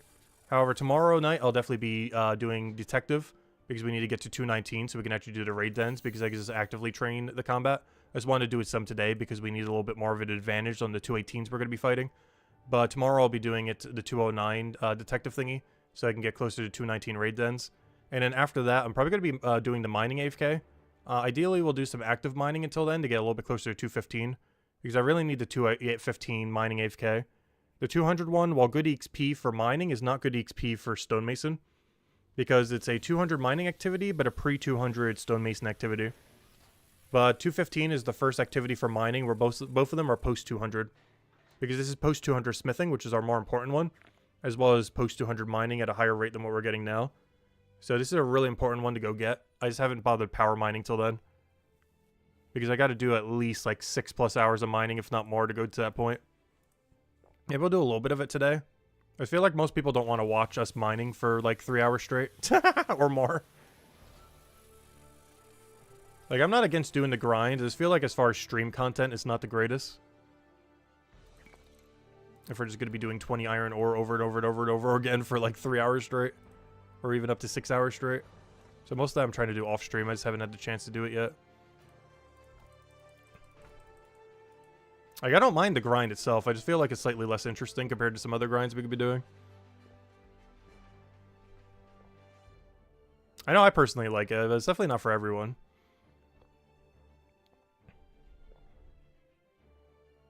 It's also one of the slower skills to train in the game. Not like the slowest, but it's definitely on the slower end. Luckily, the pickaxe buff helps out a lot. We're at like a 31% pickaxe right now. You're at 31% extra XP on our pickaxe. And it works on passives, by the way. The only passive it doesn't work on is the gold panning one, which you need the gold panning thing for. But literally every passive and active activity pretty much the pickaxe works on. The only exception is gold panning passive, as well as minecarts and blast mining. Aside from those 3 things, literally every single thing you ever hit with a pickaxe gives you XP. The AFKs, the passives, I mean, the actives, the everything. Like, if there's any one tool to upgrade, it's definitely pickaxe. The amount of stuff that it does is absolutely insane. But even with all that, it is still one of the slowest skills in the entire game to train. It's like the best tool in the game as far as upgrading it. But even with all the upgrades, it is still so slow to get up. Compared to some other skills out there.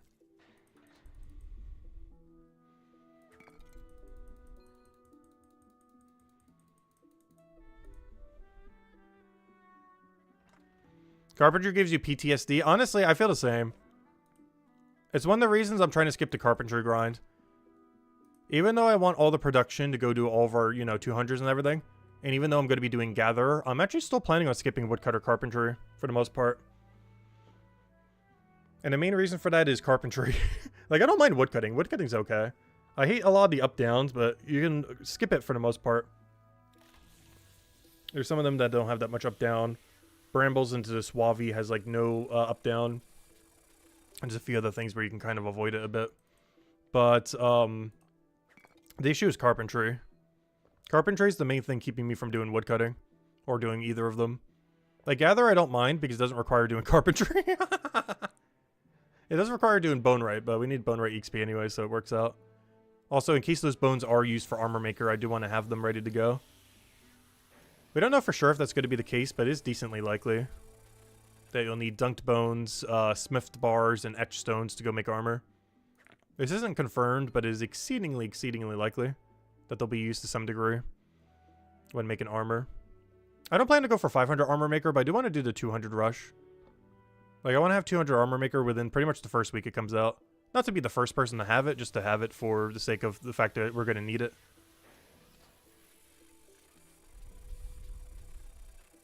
Like, I'm not rushing leaderboard, but I do want to get it as it's one of the most important skills in the entire game. Once it does come out. It's like one of the top 5 you'd want to have upgraded. As all combat requires armor maker. Especially pre-trading. We don't know by then if trading would be out. I assume trading would be out by then. But in a pre-trading era, armor maker is so vital. Even in a post-trading era, you'd still need it probably. Because it'd be way cheaper to make it yourself than to buy it from someone.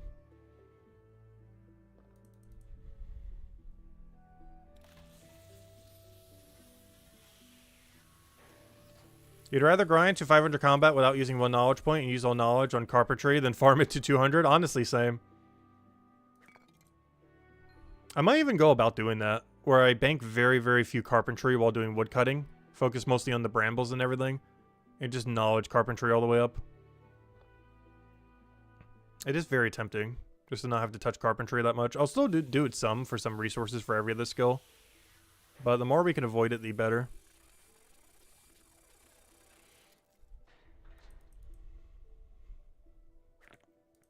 Alright, we're almost done with all of our Death Stone.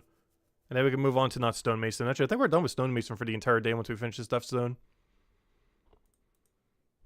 Because I would need to get to 138 before I can even touch it again.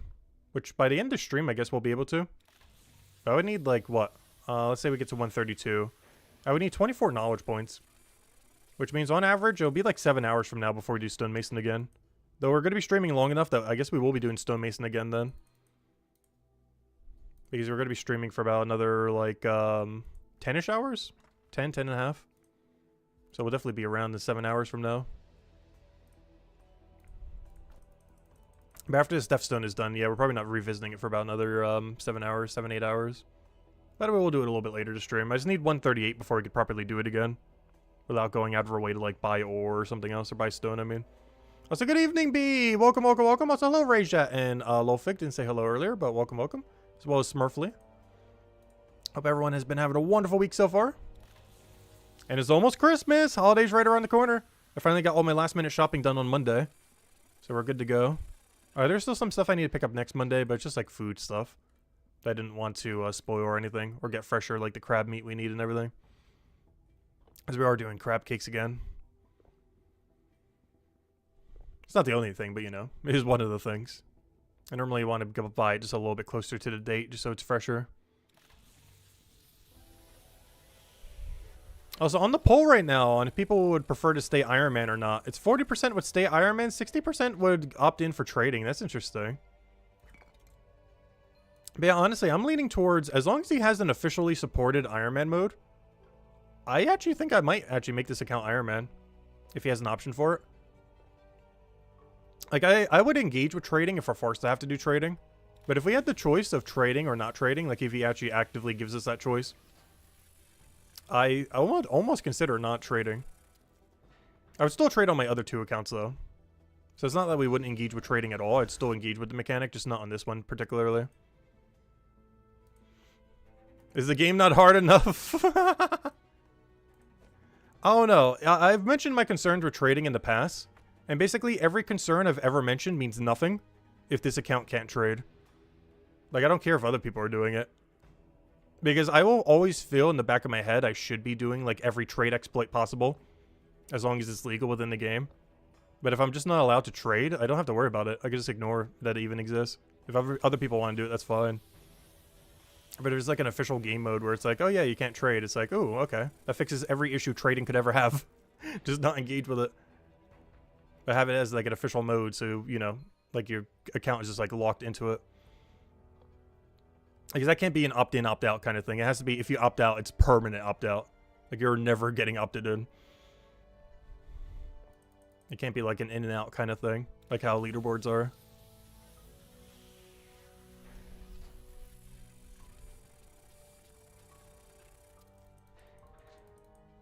Yeah, I do want to see the new economy, and I'll still be engaging with it. Let's say, hypothetically, I don't ever enable trading on this account, and I keep it, you know, how it is right now, with no trading or anything like that. I'd still engage with trading. It would just be on my alts. Because my two alts would still be allowed to trade. So I'd still be able to see the economy. I'd still be able to trade and stuff. I just wouldn't be able to do it on this particular account. But I would still be engaging it with it on the other two accounts. My Guardian and Hammer Mage would still be trading.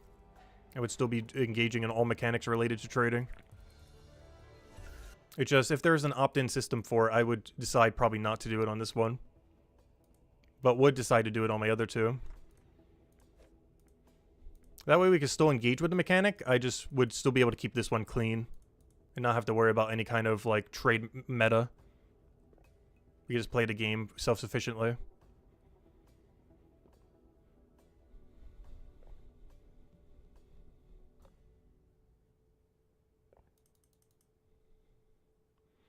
After the leather workers can no longer trade either.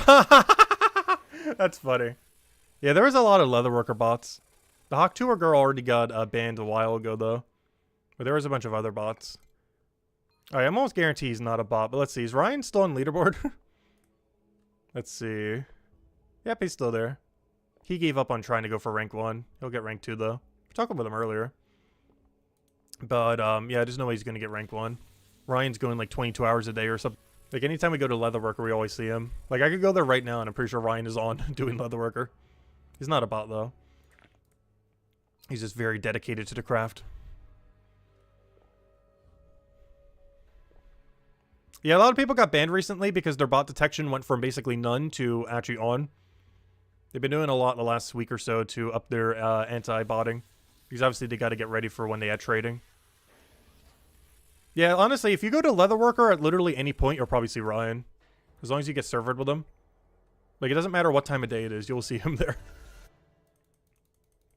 Pretty much if you've ever trained Leatherworker, you've probably seen him at least once. He basically just lives there. Quite literally, because he's been going like 20 plus hours a day.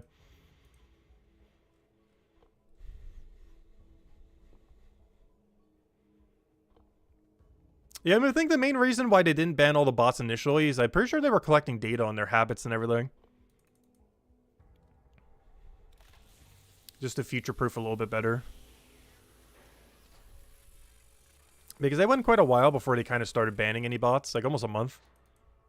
But I'm pretty sure they were just tracking their behavior for future purposes. And then they had other priorities than fixing their bot detection. Like all the quality of life they were adding and everything.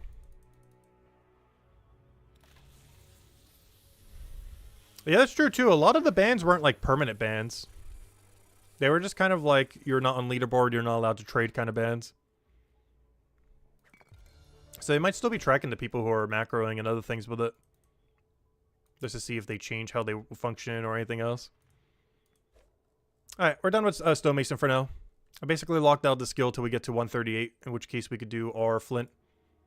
But for now, let's go do anything that isn't that. With that being said, I guess we go do the bone rate real quick. Go do bone rate to go get our tool. The only problem is I have no clue what I need, so I'm just going to walk over there and hope I have it banked. And if not, we got a problem.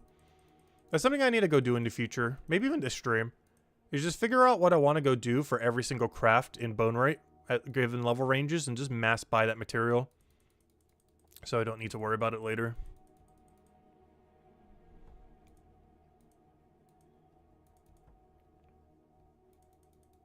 But for now, let me just see if I have it banked for our sanity. I need a 19 any bone rate weapon. Doesn't matter what. Just a 19 bone rate weapon.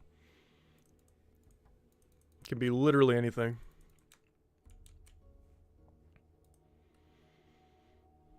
Alright, I don't know, what looks like the easiest thing here? Well, let me see what material I have, and I can figure it out from there. Because the main thing is the carpentry material. That's for shields. Hickory, I don't have a lot. That's also not for this. Jupiter, oak. Is this the lowest tier? Oak? Alright, give me some oak. 6. Alright, what can we make out of oak? Show me any weapon. Doesn't matter which. That's not oak. Oak. Okay, 3 goat horns. Do I have those? Let's see. Barely. Barely's enough. I'll take it. Barely is more than none. Alright, perfect. 3 to 1. Alright, see if we can get something. Make sure to make the right level, though. Yeah, we really gotta go stock up on some low-tier bones or something. Or more of carpentry. Honestly, more everything. I want to double-check what we can do out of Bone Spike, though. I feel like Bone Spike would be a good one. The biggest issue is I don't have tier 1 Suavia. I need to go buy it. I think it's my issue right now. Because I need to go bank a billion tier 1 Suavies to go with all my Bone Spikes.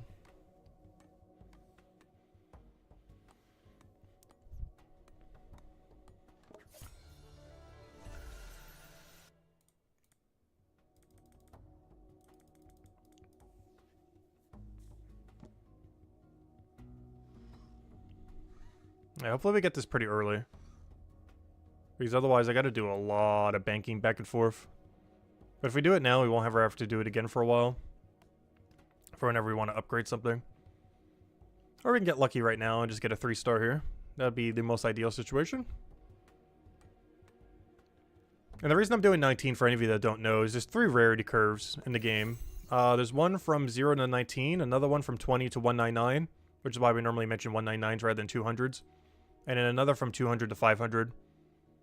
So ideally you want to be hitting one of those ranges rather than, you know, a higher one. So even though this can craft up to like 50 something, we actually want to make a 19 just to make it easier to get. Alright, let me double check. Do I have any Suave poles left? I do. But yeah, these and the bone spikes I think are going to be our main weapon making option. As I'm pretty sure these can go down to 0. And I believe they make a pole that I need. Yeah, I can do the spear or the quarterstaff. Doesn't matter which. One's more XP than the other, but I'd rather use the one that uses less material. Two-handed. Oh wait, where's the two-handed thing? Two-handed range, two-handed melee. Right here. Alright, let me just make the lower pole. Make it down to a 19. And see if we can get lucky. And after this, we'll have the 72 two-hand we need. And the reason I'm doing this is what I'm going to go do after this right now is I'm going to be doing gathering into banking. But because of the downtime on the bone spawn, I'm actually going to do 1 kill in Minefighter because there's a level 68 just sitting there. So we're going to get a full inventory of bone, kill level 68, full inventory, kill, and then eventually bank. That's the game plan. But first I do need this upgrade just so we can kill them a little quicker. Because the quicker we can kill them, the quicker we can get back to bones.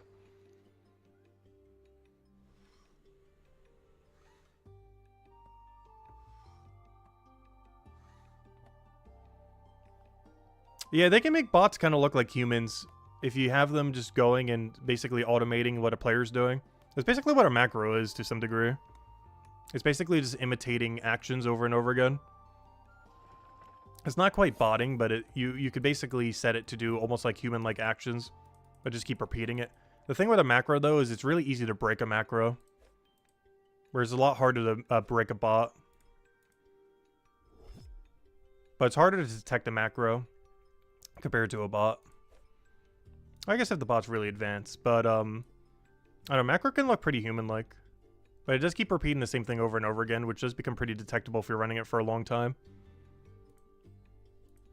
Like a macro that runs for a short duration is hard to detect though. Like 10 minutes or something. Because it pretty much just looks like a human just doing really similar stuff over and over again. Especially if the macro has some amount of variance, rather than the exact same thing each time. But the problem is it's really easy to break. It's one of the reasons why the screen, I think, used to tilt, or even still does in old school RuneScape. Like every so often it would actually just like tilt slightly, because it would break macros. I'm not sure if Brighter Source has an equivalent of that. I don't think it does. It just has better detection, I think. But that was one way he tried fixing it back in the day. Is that like a weird tilt screen mechanic, where to a normal player you'd pretty much barely notice it, if ever notice it. But it would break macros by turning it just slightly enough that a repeatable macro would eventually miss and start to break. What's my other weapon I need? Oh yeah, duh. This two-hand. Where is it? Alright, let's go tune this thing. I hate that it's like a mile and a half away, but we'll go do it real quick. And then we can go over to, yeah, go train Bone Rate. Or gather to train Bone Rate. And then I go dump this into Stonemason. I probably should have done that while I was doing the other thing for some free Bone Rate XP, but oh well. Alright, and now let's go upgrade our tool.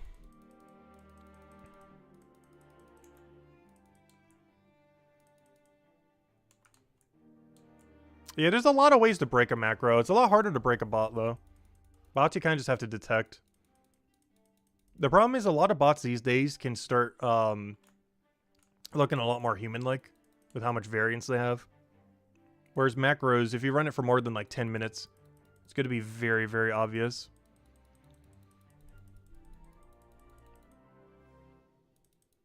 Whereas a bot that runs for like half an hour, if it's really advanced, is harder to detect compared to a human, as long as it's an advanced bot with enough variance.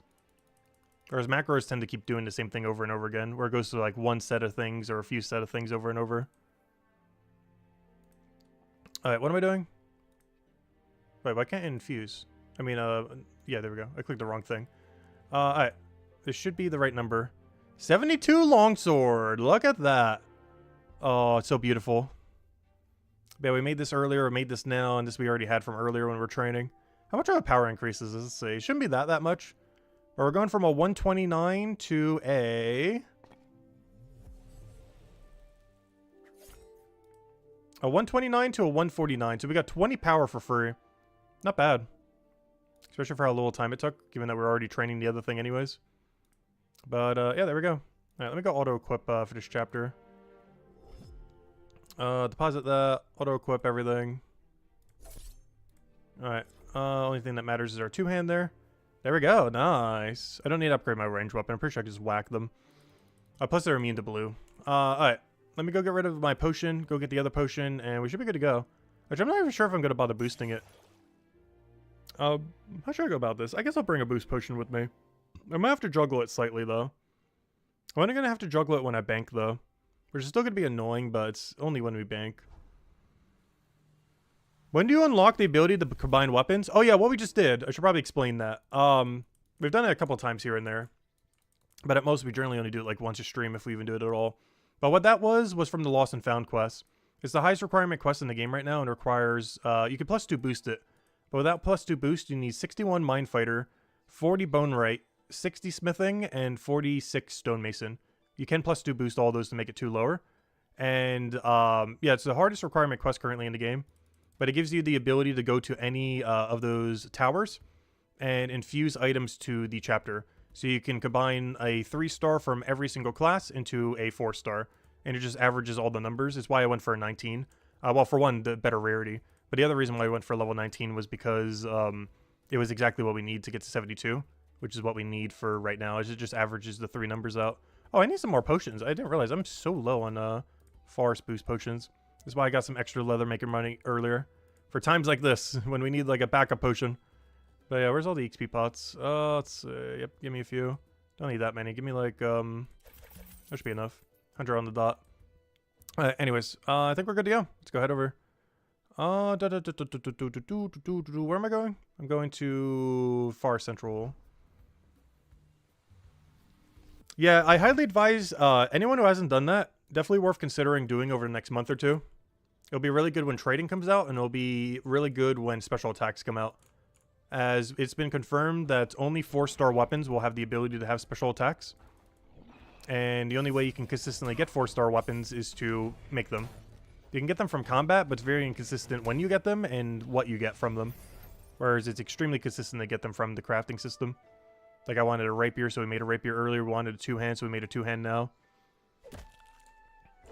Whereas if you try doing it through combat, you'll eventually get some, but it's really luck-based what you get and everything else from them. It also makes it a lot easier to get a really high cryo percent.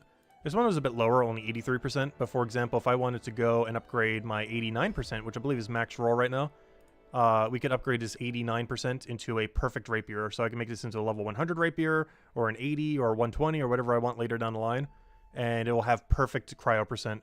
If you try doing that through combat, you're almost never going to get a perfect percent. Like, let's go for one of them that I have. Let's see. Do I have a good one here? Example here? Like this one. This one can have as high of an 89%. This one we got as a drop, yet it only has a 73%. But if you're crafting them, you can easily get like an 87, an 88, an 89. Ideally an 89.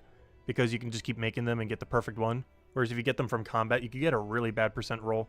Like this one right here. I think the lowest you can get is like 70 or 71.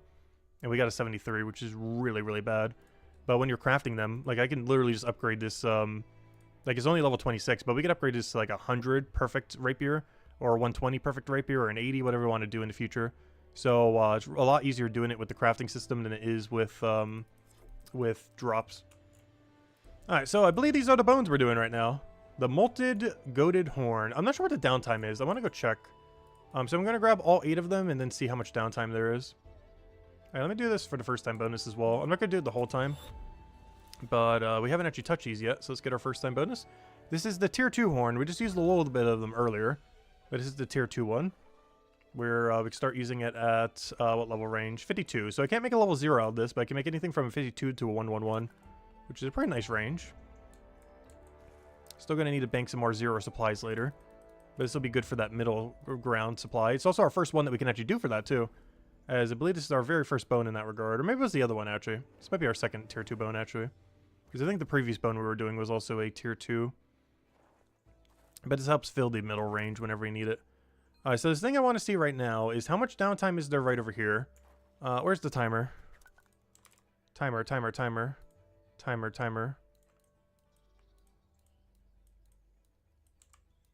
Alright. We might want to add an extra second, but let's see. But yeah, we're definitely going to have to do combat. This is why I was going to do the combat. Oh yeah, we're 100% going to have to do combat. Oh gosh, we got to do combat. Okay, it took about 13 seconds. 13 or 14. Oh, that is rough. That is rough. Oh yeah, I see why we have to do combat now. I already knew we probably would need to. But, oh wow, that's like as bad as the andesite thing. Because the bones are so close to each other. Alright, so, this is why I got combat gear. Because I saw this was right next to it, so I was like, ooh, what if we do a little bit of combat between? So now we can actually combine Mind Fighter with this, because we know that the timer is 1 billion years long. So what we can end up doing is grabbing all of our bones, then going into the mines, and then repeating our cycle backwards. Kind of like what we were doing with Forager route, where we're doing like 1 round of fishing in between. We're basically going to do that, but with 1 kill in between. That way we could train Mind Fighter while doing Gather. The bank is also in that room as well, by the way. Or not in that room, but, you know, towards that direction. The closest bank is actually in Mine to Matubin if you have members area. Otherwise, you gotta, like, teleport away and teleport back, which is kind of annoying. But yeah, the game plan is to go get all 8 bones, then get 1 kill with the sword we just made, and then repeat. So as soon as we kill him, we go get our 8 bones. And that's pretty much our cycle. Grab 8 bones, kill 1 thing, repeat. Also, I was assuming we would kill this easily. What's going on here? How's this thing almost winning? This is supposed to be like the freeze kill ever. And he is immune to blue, so there's not much I could really do to him. Rather than just whack him a bit. And then we ignore the drop. We drop this. Just gotta remember to pick that up. And then we go grab the bones again. That's pretty much the game plan then. And now we grab all 8 bones, then we bank. And we repeat the cycle. Just gotta remember not to despawn my 100 pots on the ground. Which will definitely happen at some point in the stream. I will try to avoid it. But I'm pretty sure the closest bank is south. Which is kind of annoying. Yeah, it's definitely south. That's not ideal, but if I want to bank these, we kind of have to. We could always just not bank them. But we're probably going to bank them. It's almost like Carbonese in that regard, where it's like, is it really worth banking? Because this is the bank route. We have to go through a loading screen. Then go all the way over here. Then go over here. Then go down here. We're almost there. Then go over to this room. And then we can bank them. It's not the worst bank in the game, but it's definitely a walk. But yeah, that's our banking path. Maybe I'll start dropping them all at some point. You bank at Zone 2 with Rift. You could do that too. You can do a tele to west to east. Is that closer though? Because you have to go through double aggro room. But I guess you avoid having to do the loading screen. Oh no, I can go test it. Because I know what you're talking about. You're talking about tele here, bank there, then go east to there. The problem is that's the same amount of rooms, but also 2 aggro rooms though. Well, I guess because you don't have to double backtrack. Oh, it's because of the double backtrack, isn't it? I see. Maybe that is quicker. I give it a shot. I haven't actually tested it time-wise. This is the first time we've really done this bone, because the first time I was here, I kind of just dropped them to the ground. Because we didn't need to stay here for that long when we're, like, lower level range. At this higher level range, we're going to have to be here for a lot longer.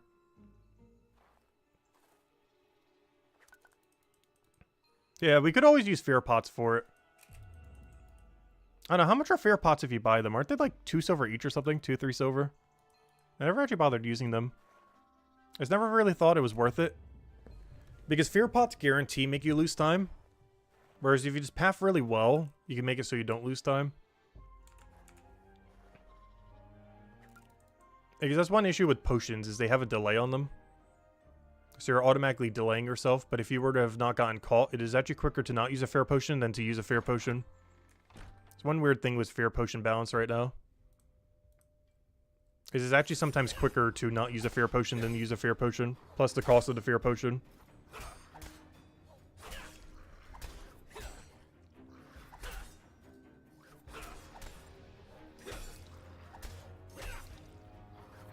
Yeah, then the fact they take up inventory space is also annoying.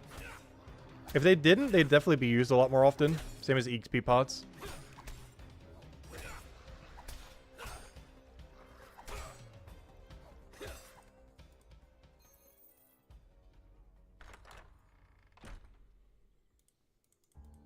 Yeah, I'm liking this cycle.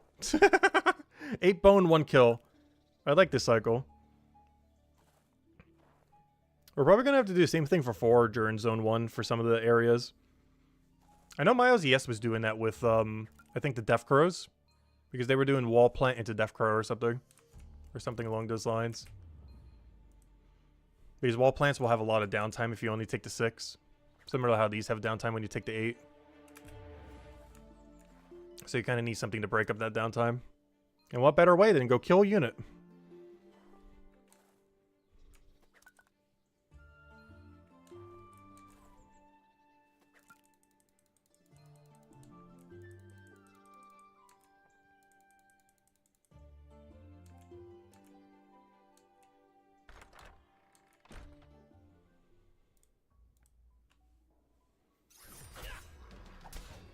All pots are useless, you don't use any of them. There's definitely a handful that can be used.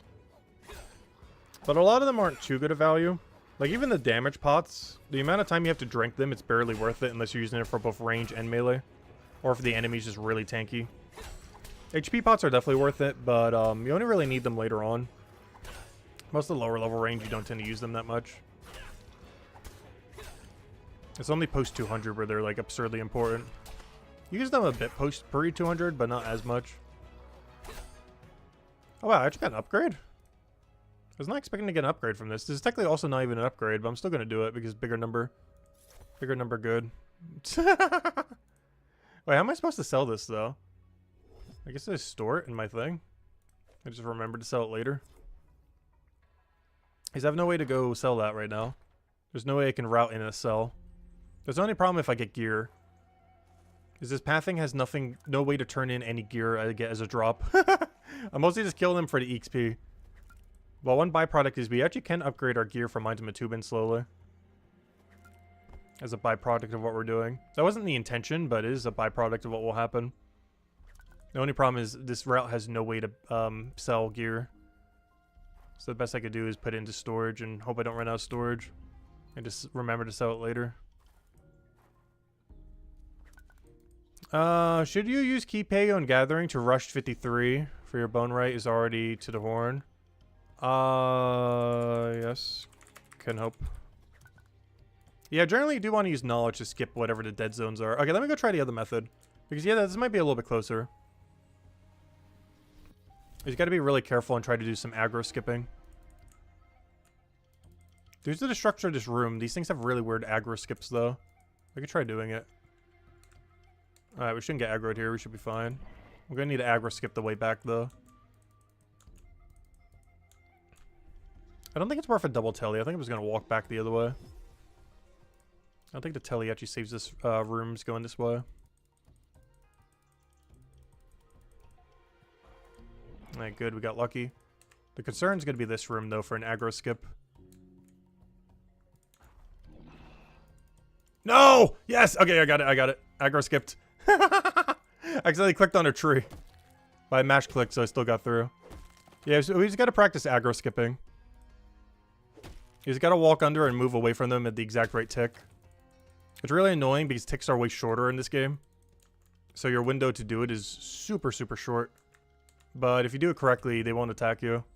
And you only waste like 0.35 seconds or whatever it is. Like you waste like half a second. Which is way better than them aggroing you and wasting like 3 to 4 seconds or whatever it is.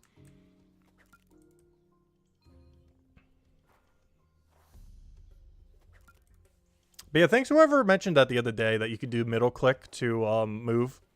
I didn't bother rebinding that until like the other week. And it makes aggro skipping so much easier. You can just walk under them and then it's just more so about timing it properly. Because it fixes the whole walk under thing. Now it's just about the timing. So now we never misclick the walk under. We just got to make sure we don't mistime the timing.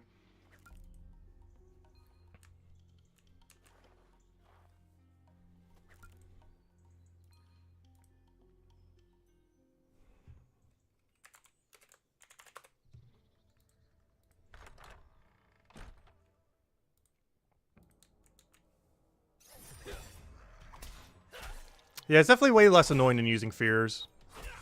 Yeah, aggro skipping saves way more time than using fear potion. Unless you're using like a really hefty fear potion, like a 12-minute one or something. I just realized, where's my potion? Am I going to despawn my potion already? I need to go get a lower stack before I despawn it. I am so going to despawn that potion within the next hour. If it's not already despawned.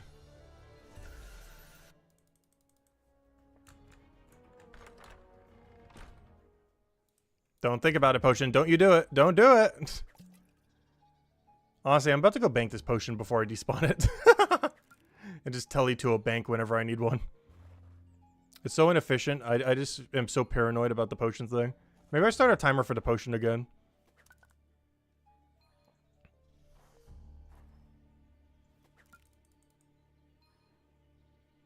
So I don't forget about it. Oh, oops, what am I doing this for? I guess I'm putting into Gathering? I didn't mean to do this. I just realized I have the wrong potion on me as well.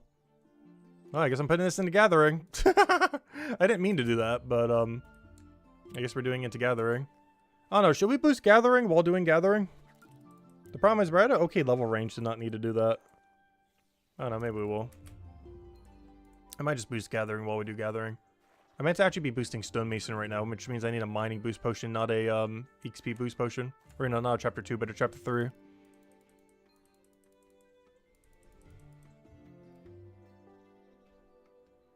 I know, do you want bones or a lot of bones? I know, right?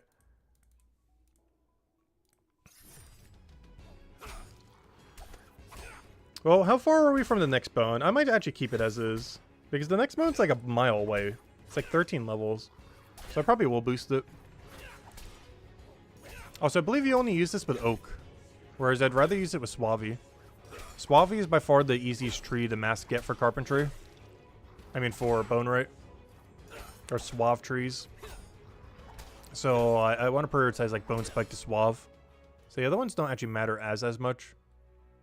Like I need them for EXP, but I don't really need them for what they craft into, necessarily. As most of everything we're going to be doing is off of Suave into Bone Spike. The only problem with Suave into Bone Spike is I don't think you make a shield out of it, can you? Does anyone know? Any Guardians or Bone Right enjoyers out there? Because I don't believe you can Suave Bone Spike into a shield. I think it's only weapon.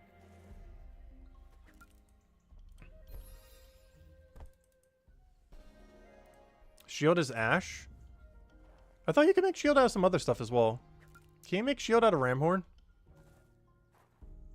Well, I meant bone-wise. More so than, wood-wise.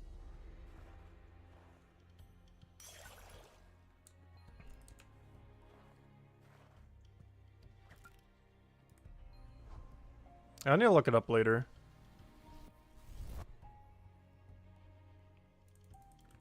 Because Bone Spike is definitely one of the easiest and freest to get, by far. And Suave is going to be like the main tree we're going to be able to bank a lot of that's related to, oh, I completely forgot this guy's here, isn't he? I was talking and didn't even bother skipping him. I'll do it on our way back. I gotta make sure that doesn't happen. I waste a lot of time when we get caught. I need to actually pay attention when I go through those rooms. Because they're positioned in a way where you almost always get caught when you go through if you don't aggro skip. But I'd rather aggro skip than bother with fear potions. Because we need to learn the mechanic better anyways. We practice as someone when we're doing the other bone. You actually use it a lot while doing bone right or doing gatherer. But yeah, we aggro skipped them again. You just gotta walk under and then walk away when they start moving. We got them twice in a row now. I messed up that one room because I was talking and not paying attention, but so far the second room we got both times in a row. We're gonna have to do that a lot because of how the room is positioned. You almost always get caught without an aggro skip or fear pot. I think they did that by design, so you'd have to use fear pots. This is definitely like the fear pot tutorial area. But yeah, if you just aggro skip everything, you just kind of ignore them. You can kind of just ignore their aggro.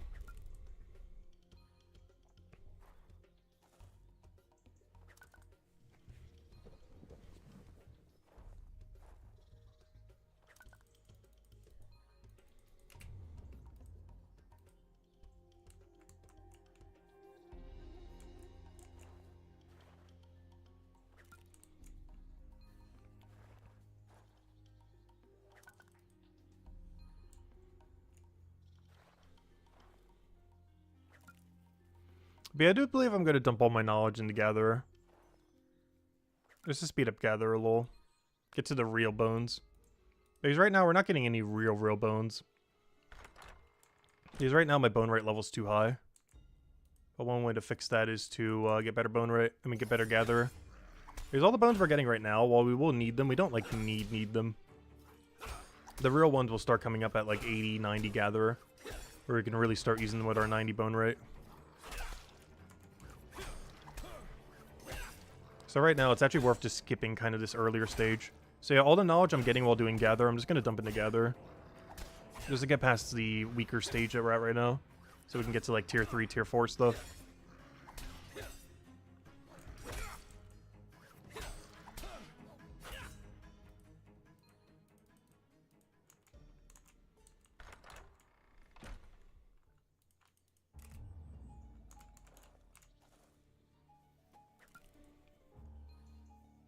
What's the Christmas hat stacks looking like? Oh yeah, go show them real quick. I think I showed them yet this stream.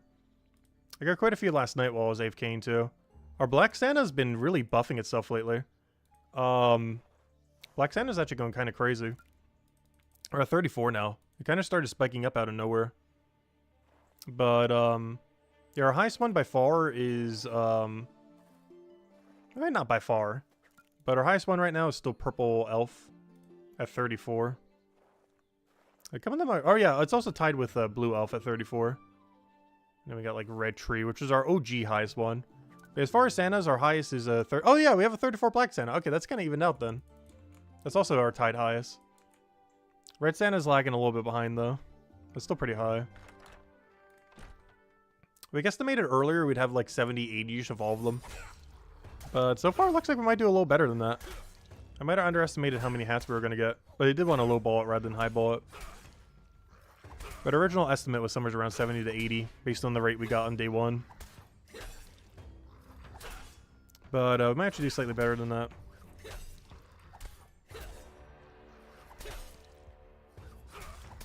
Did I get gold on Watchmen yet? What do you mean by gold? Oh no, I haven't gotten a 4-star yet. No, all the combat I did was AFK raids. But yeah, you might have seen that we've gotten a little bit of combat and detective. Or particularly combat. But no, that was all off of AFK raid dens. And the only Chronopolis battling I did off stream was raid dens. So I still haven't gotten my first 4-star yet. I'll be trying for it a little bit later to stream. I'm going to go get 214 combat in Chronopolis and try to kill the 218s again. But we should be able to do a lot better. Because we're like 4 or 5 levels higher than we were last time. Which should put us in a pretty good position to, you know, actually kill them. Because that's a lot of extra durability that we didn't have before. I don't have any gear upgrades compared to then, but 4 levels is a lot of durability.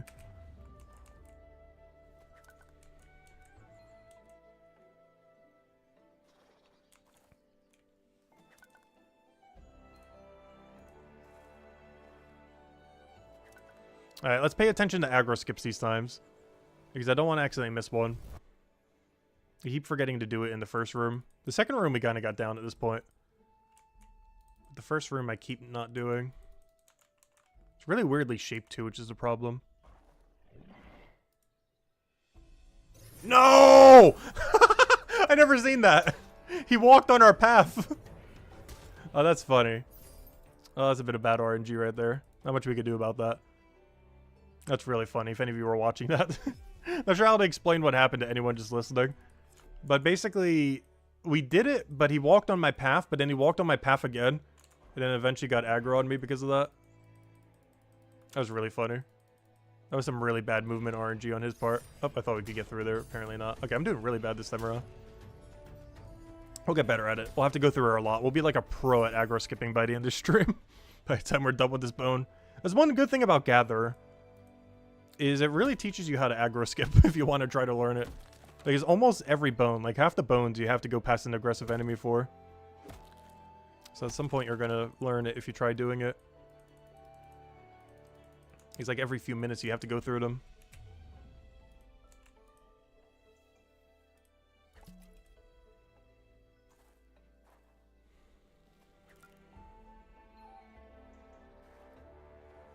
By the time you make 15 minutes at 238 alchemy, you'll have a guy to aggro 70% of the monsters we can skip.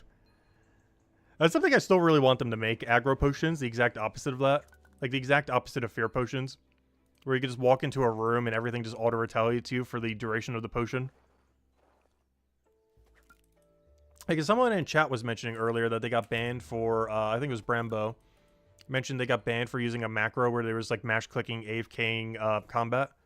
But, you know, a solution to that is literally just adding aggro potions. Both the other two RuneScapes did it. So I hope he eventually does it for Brighter Shores, either with a new alchemy skill or adding it to the current alchemy, or however he goes about it. Basically, they're the exact opposite of fear, where instead of things not attacking you, everything does attack you.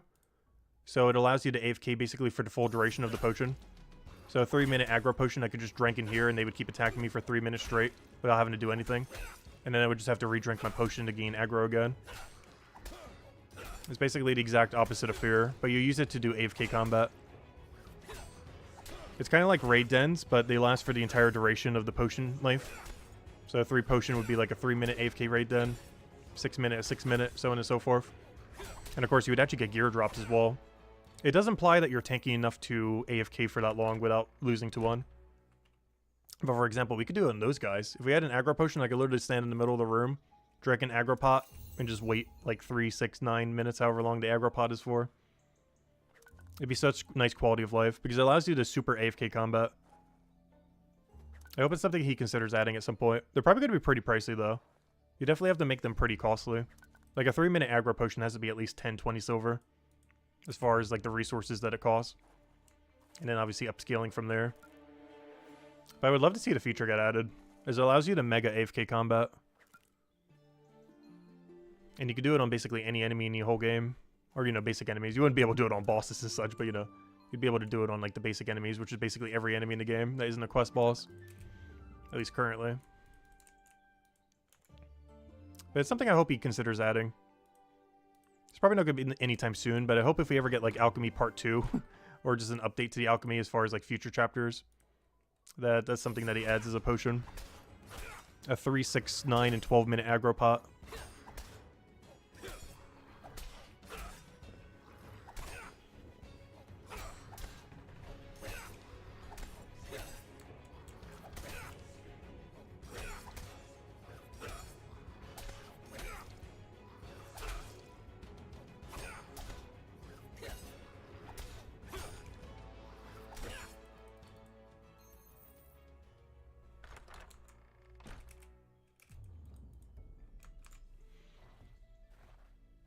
Quest bosses shouldn't have like 1,500 HP at level 40. Are they that high? I don't recall any quest boss having a particularly high HP. The only one that seemed absurdly high was the Toad in Chapter 2. But aside from that, everything seemed like it was pretty low HP. Unless I'm forgetting one. But the only one that was super, super badly balanced is the Toad in Chapter 2 on the raft fight. That one had way, way, way, way, way too much HP for how easy the fight was. Like, it seemed like it had enough HP to be like a 3-phase boss. Yet at no point had any phases. It just kept doing the same thing.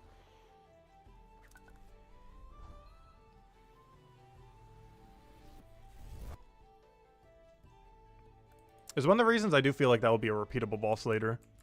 I just didn't have time to make it for launch. Ah, no, I couldn't make the tile in time. I gotta remember, I gotta back tile sometimes. This room in particular is just really annoying to aggro skip in. I don't think I've seen a single room more annoying than this one. Because it's a plus shape. Which doesn't really work that well. Like a solid path or something similar is way easier. There we go.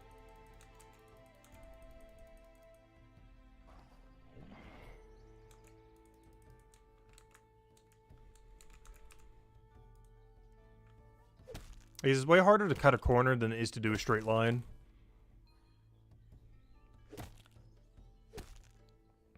It's why whenever we go back the second way around, it's a lot easier normally. As it's a straight line rather than like a little curve. Like a triangle curve.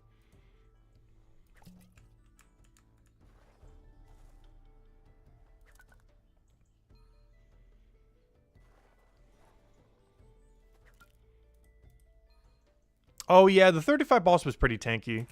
I did that a while back, so I kind of forgot about it. I'll need to do that on the alts at some point soon, too. I'm not sure if I could cheese that at level 20 or not, though. Because I recall it being a little bit tougher than that.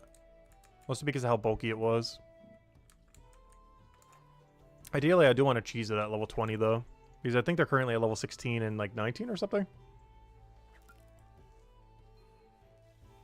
I do recall going there at level 20-something, like low 20, and wasn't able to do it the first time around. But we have a lot more knowledge now than what we did when we first did it.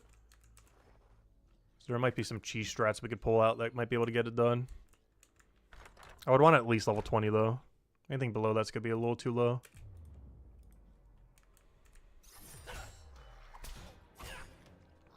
I was wondering if this person's wondering what we're doing. We keep coming in here just to kill one and then keep leaving. Probably looks like really weird behavior. Because normally when you're doing combat, you know, you keep doing combat. But you come here literally just for one kill and then leave.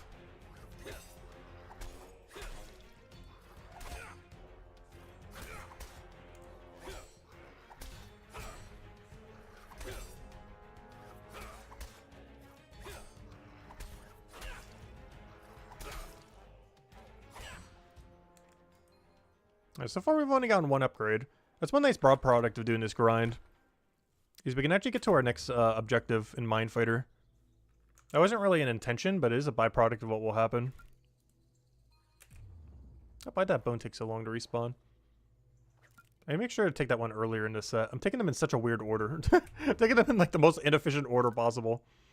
But I gotta make sure that one's early if we're taking it last. Because that needs to be like one of the first bones that spawn. Or at least the second one if we're going that way. Otherwise it won't be spawned by the time we come back out.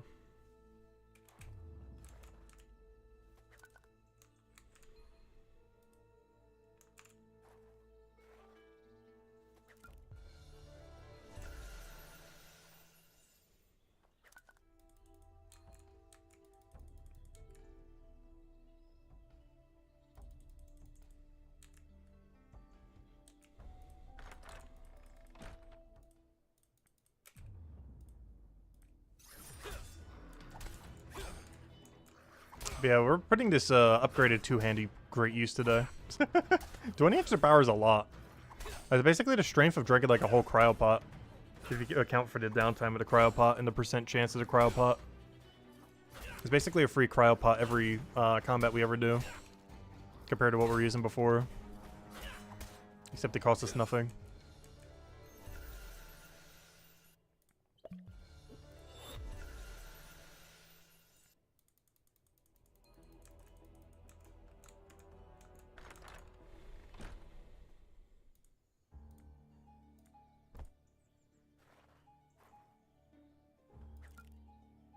This route's pretty fun. It's a nice mix of gathering and combat. I like it. There's sure more areas you could do this for.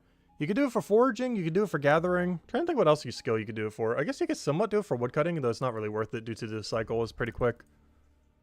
It's only good on really slow cycles because of how long some of the respawns are in the game. You can somewhat do it with mining as well if you want to do a tentacle. Like on that one 8 ore or stone, the andesite or whatever it's called. That one, like, a purplish stone that starts with A. You could technically kill one tentacle in between each time if you want to. There's enough downtime to go get a tentacle. Oh, that's what I wanted. There's enough downtime to kill one tentacle between every combat. Alright, let's go not fail this aggro skip. Because this is definitely the most annoying one, having to cut a corner like this. Alright, this should be fine without doing anything. We got lucky spawn. Fish raise, fight plants. Oh, is that a thing? I haven't done the mana raise yet. I'll need to do that whenever I do post 50 for fishing. Not sure how soon we'll do that, but we do have a max tool for, you know, 25 tool. Oh wow, all of them are occupied for once. I was like, wait, why didn't I grab aggro? Because they're all currently busy. No, we got cornered. So what happened there is, because of how the corner is, we had to path the full corner. So we're still able to diagonal me. That's the one slight downside of diagonals. If there wasn't diagonal, he wouldn't have been able to aggro me there. But I had to move to a tile that was still diagonal from him. So even though I moved a tile away, it was still adjacent to him due to the diagonal hit.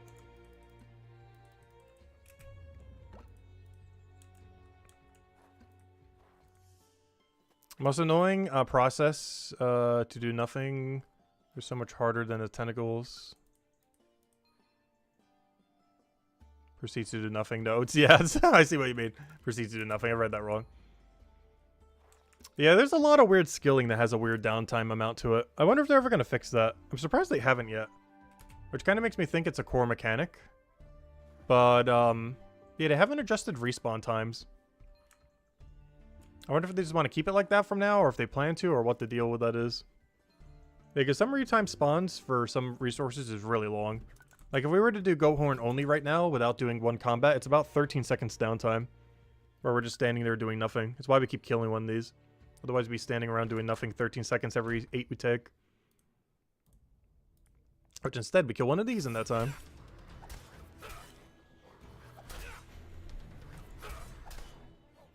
But I'm not sure if that's intended design or what exactly at this point. Because they haven't fixed it yet, which makes me think it's intended. Or maybe just haven't gotten around to it yet.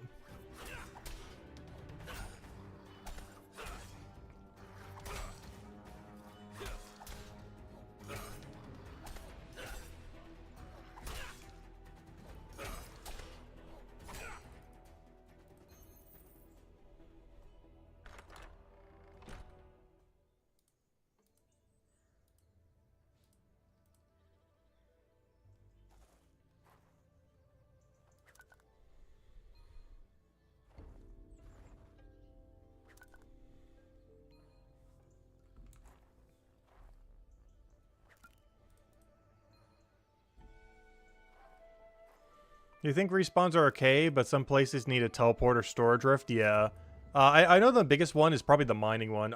Is there any of them more annoying than mining? I guess there are some from a gatherer. Like the ones that are across the river or something. But I know one of the more annoying resources, at least for mining, is carbonese. I believe gatherer has one that's like across the raft. In the middle of absolute nowhere. That also has the loading screen of the raft. It is such a horrifically bad position. Because I believe it's whatever resources down south here. The sage. Sage is in like the absolute middle of nowhere. Like the middle of nowhere. Like here's the closest, let's see. Where's the closest storage rift to sage? It's probably over there. Let's use that one. It's probably tele over there, store over there, go south.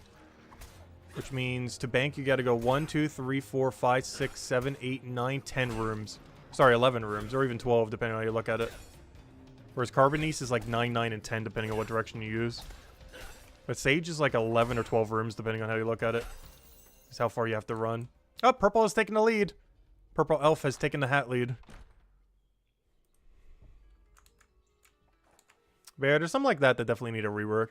Like carbonese for mining, sage for gathering, and a few others like that. Like, it's fine because if they're, like, a little bit further away. Especially Sage, because I believe it's a pretty endgame kind of material for some things. But, you know, you can make it a little better than that. It's in, like, the dead center of nowhere. You have pretty much zero good viable banking options at all.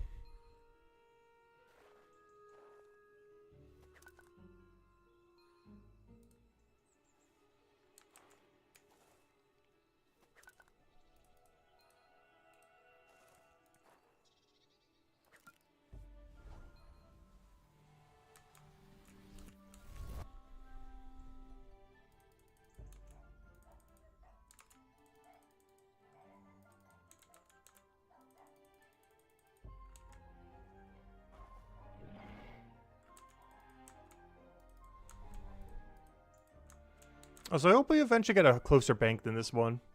It's currently the closest bank in the game to a teleport. Which is why he's teleporting again, because he's using a different... He's just using his bank. But they really need some better ones. Okay, I need to make sure I go to this tile. This will fix my pathing. It's one issue I had last time.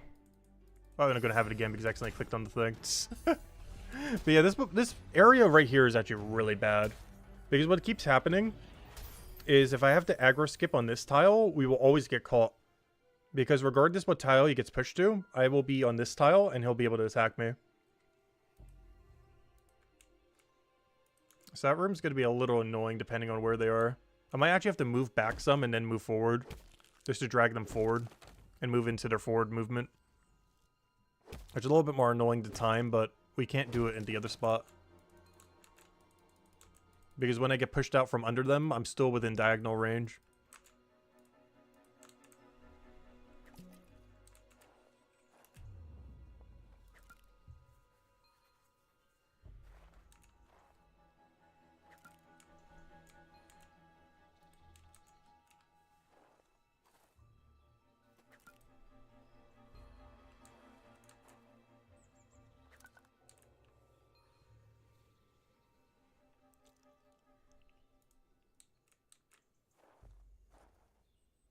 Oh, this bone's not going to spawn in time, but that's fine. Ah, 55 Gatherer, we're getting there. How are we doing on Gatherer right now? We could technically touch the Tankle Fruit at 58, but they're pretty bad. Not only do I not have Rake bonus, but also they have no way to bank. They're one of those that just super are not worth banking. Actually, it's not that they don't have any way to bank, it's just not worth banking them. Because the bank's actually not that far. They're over here. It's only a few rooms away. I recall them being useless, though, as far as what their use case was. Because I think you can't even store them or anything. I think you just have to sell them. They're really weird. I think that you literally just sell them to the shop or something. They don't even go into your bank. But because of that, you can't even bank them. I think that was the problem with them. I don't really understand what their purpose is. You literally just sell them and that's it. So how are we losing this fight so hard? There's no way we're gonna die this thing. There we go. That was not something I put into account, actually dying to that.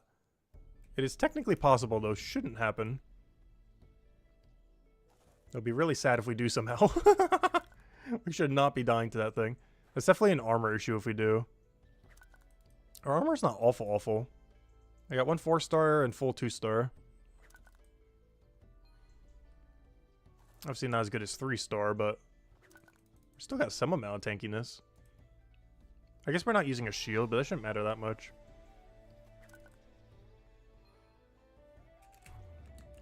Like, shield makes up, like, what? Like, 15% of your defense? Maybe 20?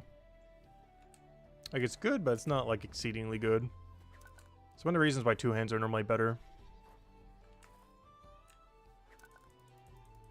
It depends on the circumstance, which is why we still use rapier sometimes.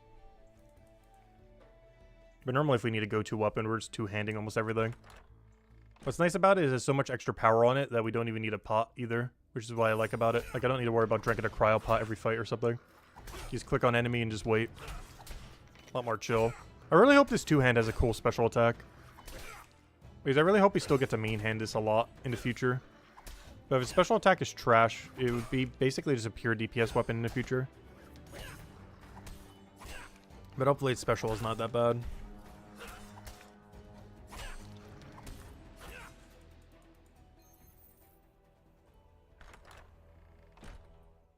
Oh, whirlwind 2-hand.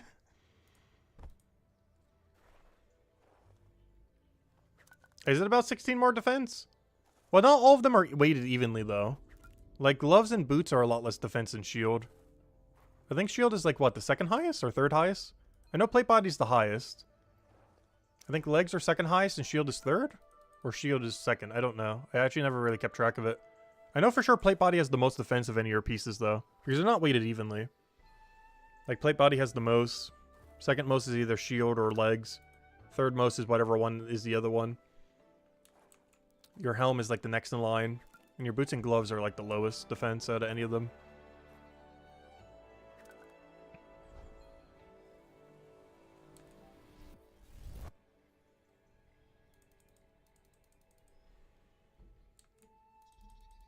Yeah, they are pretty close to each other, but they are weighted a little bit differently. They'll also likely require more material. Like, a plate body will likely require more material to make than, like, gloves, for example. When an armor maker comes out. We don't know that for sure, but it makes sense. A small pair of gloves would take way less material than, you know, a hefty plate body.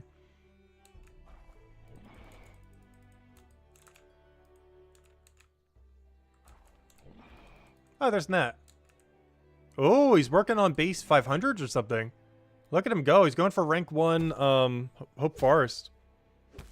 He already got 500 woodcutting, and now he's doing whatever level scout he is. I haven't seen him since his 500 woodcutting grind. He was at like 480 when we last saw him. Obviously, he's 500 since then.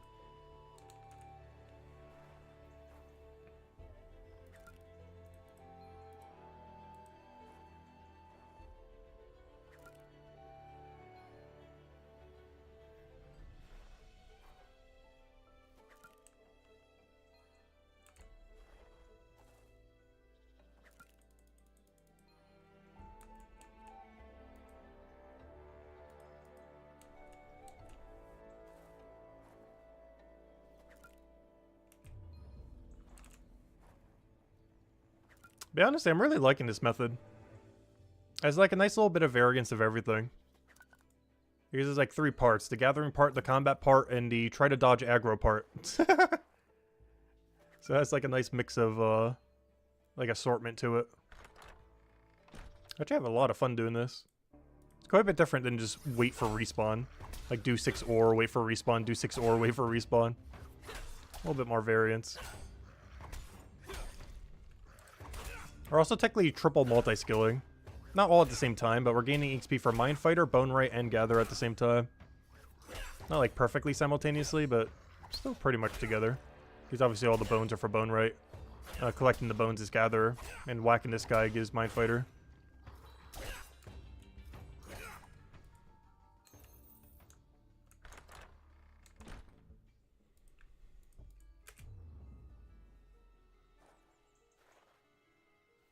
But I really like these weird little routing things you can do in this game. It's probably been my favorite thing with Brighter Shores, especially since there's not like ultra definitive metas in the game at the moment. Like there's definitely things that are better than others things. But I don't feel like there's like ultra like mega perfect meta routes for absolutely everything. Like some people probably have been coming up with some.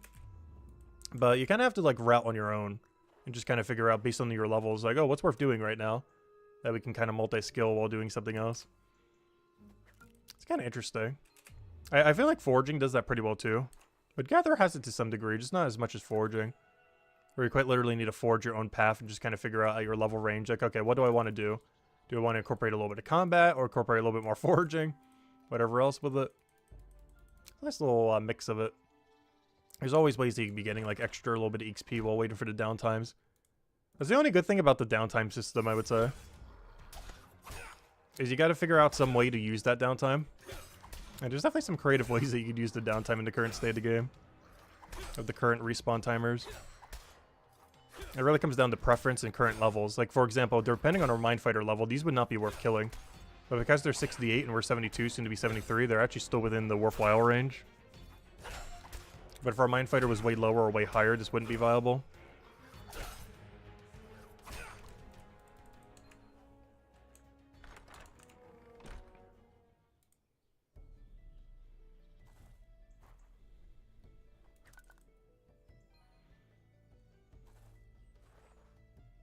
Doing 100 hours of bone shards isn't your thing?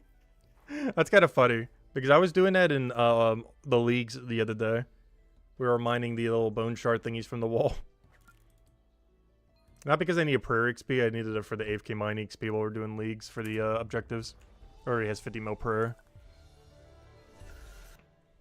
I was doing that the other day though. Getting like the blessed bone shards from the walls.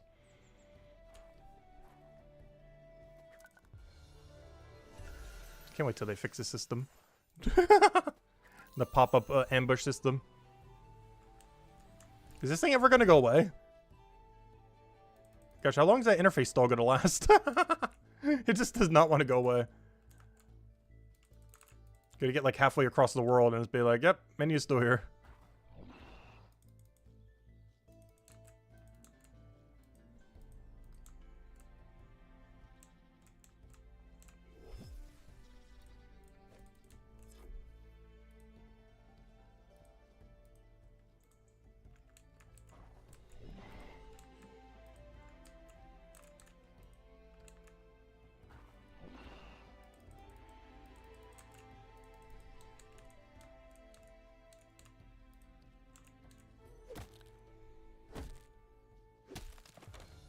Oh yeah, it's still here, isn't it? I should probably do something with it. One moment interface, we'll get you, we'll get you. I just need to go get my potion again. Where's my potion currently? There it is. No worries, menu, we'll finally get rid of you.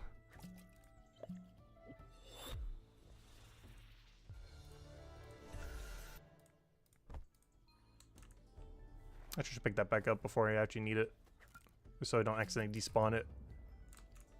I should only drop it when we need the inventory space for it.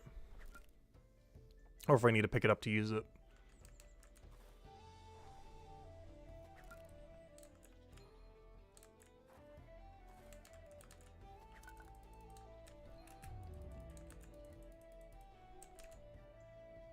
But I'm not sure if they should change the respawn system in this game or not.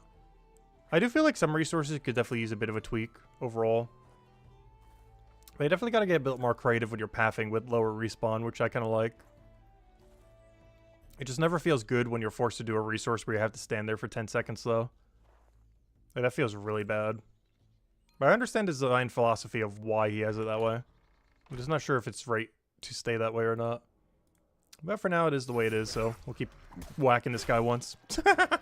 Until it's fixed. If he even changed that at all. I feel like his concern is some pathing for some skills would be way more broken. Particularly foraging. Foraging's already really strong. It'd become even stronger if he had even quicker respawns on them. But it'd also help out skills that are a little bit slower a lot, like mining, for example. Mining XP rate would be so much better if they had quicker spawns on them.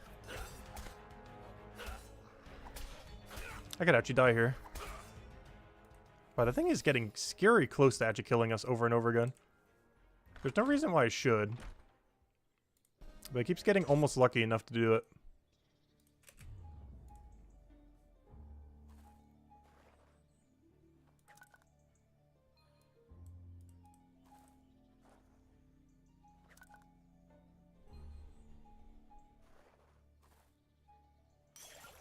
Oh no, the XP boost, come back! I'm not gonna keep chugging them. I did some in the past, it's really not worth it. Especially the fact that you have to keep manually doing it every 2 minutes. Drives me crazy. I'd rather just not have the 5%. Even if I had infinite money, I'm not even sure if I'd be drinking the potions every 2 minutes. It would just drive me crazy having to keep remembering to do it every single time it goes down. They'll be adding far more quality of life to it in the future, but gonna have to wait like a month or two whenever it does get around to it. I'm pretty sure it's not high priority, but it's definitely something it needs to address, the whole potion system. Like for now it's fine, but it's just really annoying. Especially the fact that you can't equip them. Obviously he's working on that. He even mentioned the AMA. That's something 100% happening. It's more so a matter of when and if. It's just something we kind of have to wait out. I don't mind waiting. There's definitely some things with the game that I wish was like a little bit quicker. But I've mentioned many times, I could easily grind the current state of the game for like years. Definitely at least a year. Even if it had like no updates between now and then.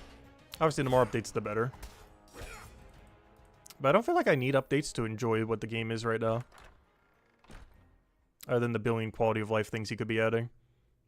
But obviously I'm definitely going to be doing all the new content a ton.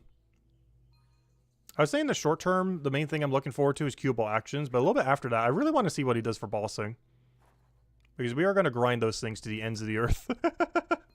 The amount of bossing we'll do on this account, especially if he has high scores for them. Not because we'd be competing for the high scores, but it would definitely be more encouraging to know if it's like tracking every single one we've done. I really hope it does have a trackable system, even if there's not a high score for it, though hopefully it'll have a high score too. Because I like looking back and seeing like, oh yeah, we did like 800 something at this boss. I also hope there's cosmetics for like kill count numbers. Either as an RNG drop with a pity system, or as just after X kills or something. Because that's one thing I love. Like, let's say a boss has like a 1 in 50, 1 in 100 drop. But after like a 1,000 kills or whatever, you get like a special cosmetic for the main drop it drops. Or something like that. I like mechanics like that. Where you get the drop pretty, you know, like mid-range. As far as how much time you'd have to spend. But if you spend like a ton of time on the boss, you get like a cool cosmetic for its main weapon. Or whatever it drops.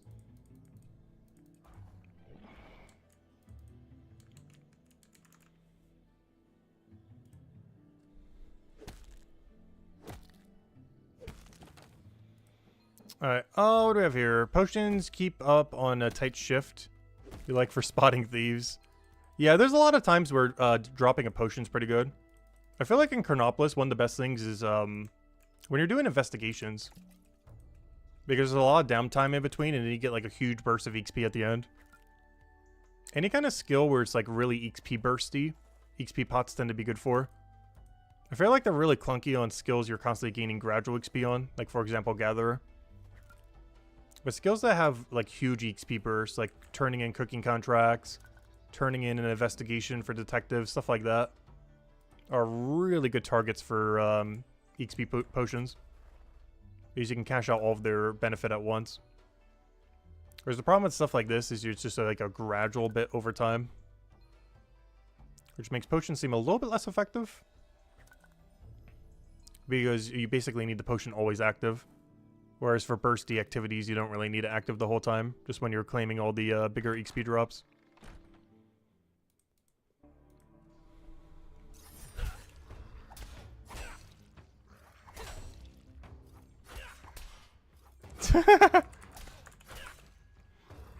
My ES wants a merchant contract kill count. That's funny. I actually do love when every statistic like that is checked. Like how many ores have you mined, how many trees have you cut or logs have you collected, stuff like that.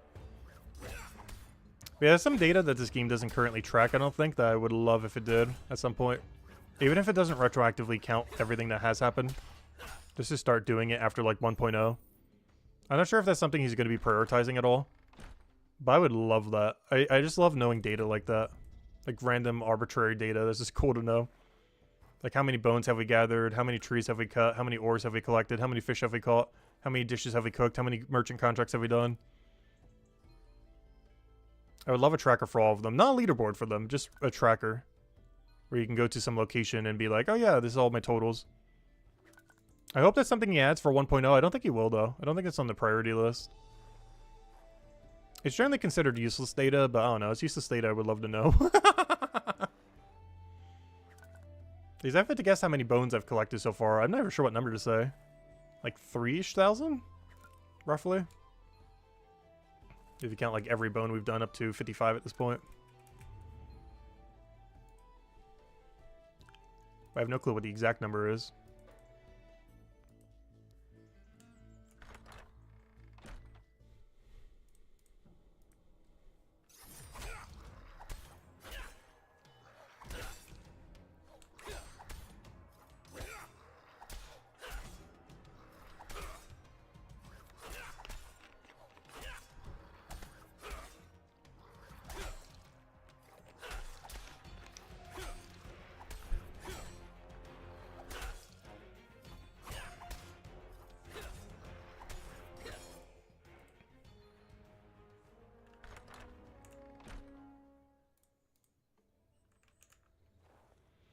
I don't think he will. Yeah, I don't think he will either. It's one of those things I wish he would eventually do, but it's probably nowhere near on the priority list of things to do.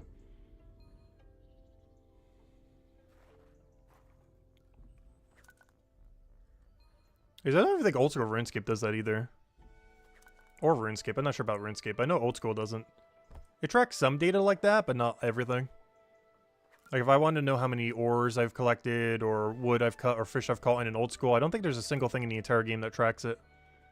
They mostly have like boss trackers and stuff like that, because it's basically just a bossing simulator game at this point. But like, there's like almost no skilling trackers at all.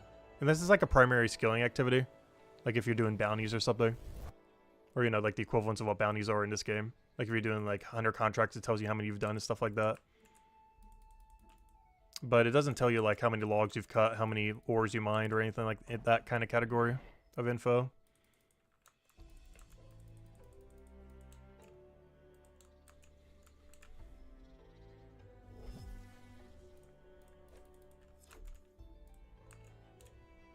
Hey, CBD, he's going for base 50s. I think he was doing Gatherer, so kind of funny. Since we're both doing Gatherer right now. Oh, Nat's still here. Oh wow, his scout's actually really low. He's fighting a 146. Which means at best he's around 150 right now for combat. I thought he'd be a bit higher than that, but I guess he's been so busy doing wood cutting to 500. But yeah, he's only around 150 scout. I thought it'd be a bit higher by now. But the wood cutting grind took like over a month, so it makes sense. It's not like 500 wood cutting is instant. But yeah, he's only around 150 scout or so, give or take a little.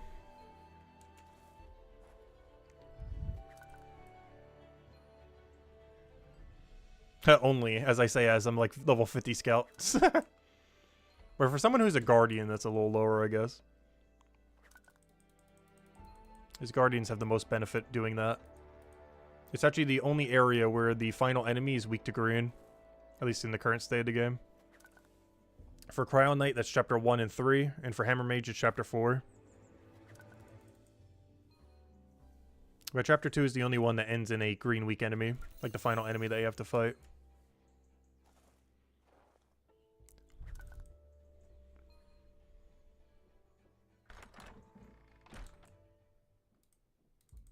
Gosh, I wish this guy was not here. I know why he's here. He's for the minecart system thing. But he is so in the way of hitting these enemies. Because if you misclick on him, he has like a triple dialogue box. And he's right in the middle of the room if you have like a certain camera angle. It's like blocking your click.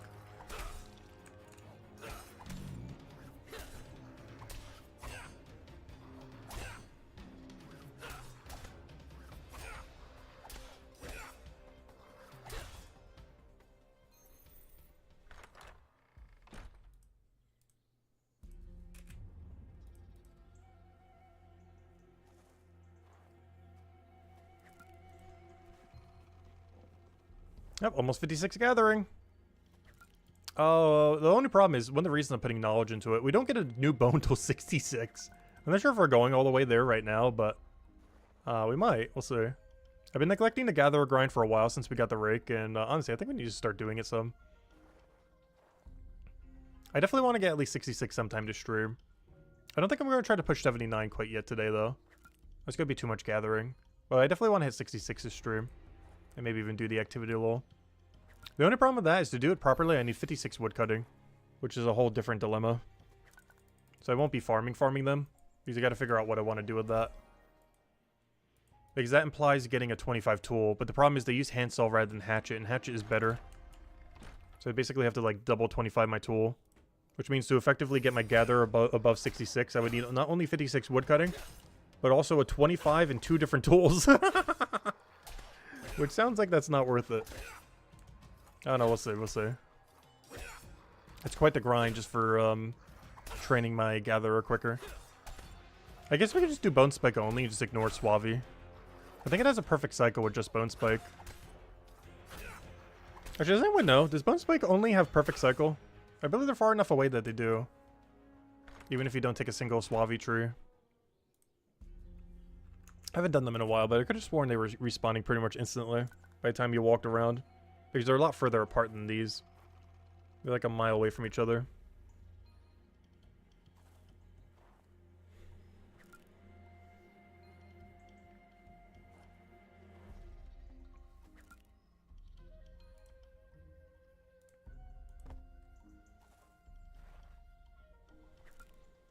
Because if they have perfect cycle, then I don't need any wood cutting. I know that one femur one does require one Suavi tree. But I guess I don't really need an upgraded axe if we're just doing one. I would want an upgraded tree, but having an upgraded axe isn't really that relevant. So I'd still want to get 56 wood cutting, but I wouldn't need to have a upgraded handsaw.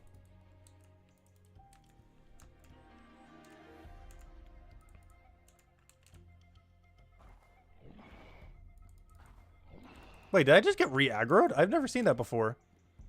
The one guy got tired of us and the other one re-aggroed me instead.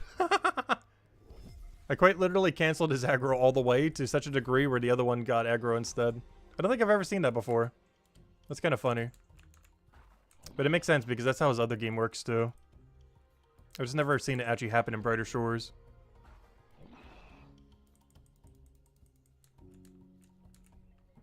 Because normally the same one keeps aggro on you. But we quite literally fully canceled his aggro to such a degree that something else in the room grabbed aggro instead. Which is the same thing what happens when you stand under another enemy in old school RuneScape. Not sure about RuneScape 3. Old school RuneScape's still coded like that from when he first coded it.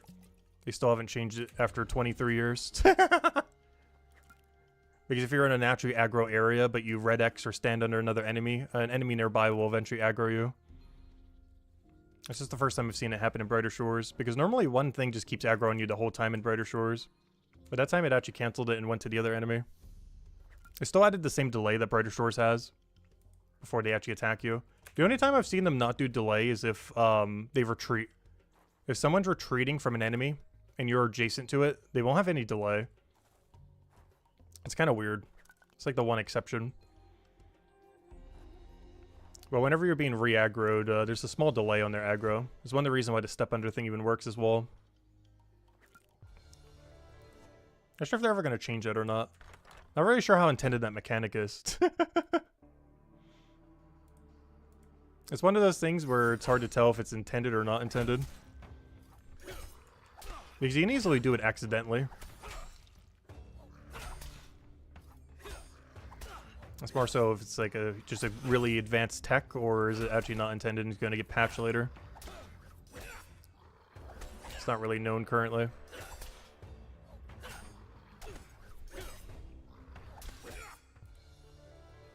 I should probably use that knowledge point already, so we don't get 1,000 pop-ups.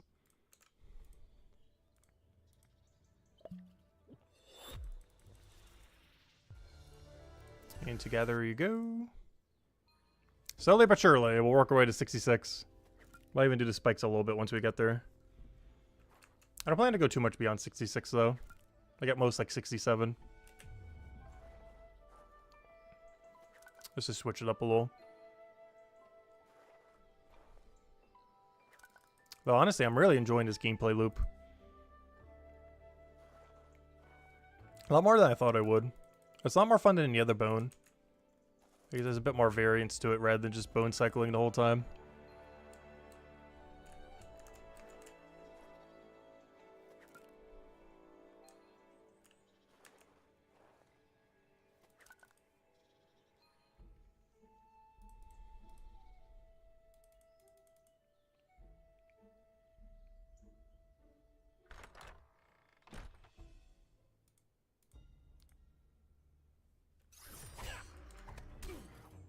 Hey, 48 hour again.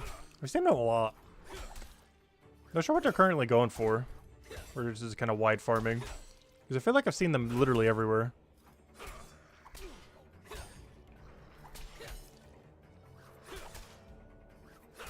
Also, I'm not sure why he's using that mace though. I'm very confused with his setup. He must have just gotten like a really good 4-star one or something. Because these things aren't weak to yellow, which is the main thing that's throwing me off. As a Cryo Knight, he's using a yellow weapon, but is fighting something not weak to yellow. So that must be like a 4-star mace. That's one thing that you can't actually tell based on the visual right now. You can tell like what level tier it is, but you can't tell what like rarity tier it is. Like a 1-star looks the exact same as a 4-star. It's only the level range that makes it look more elaborate, not the rarity.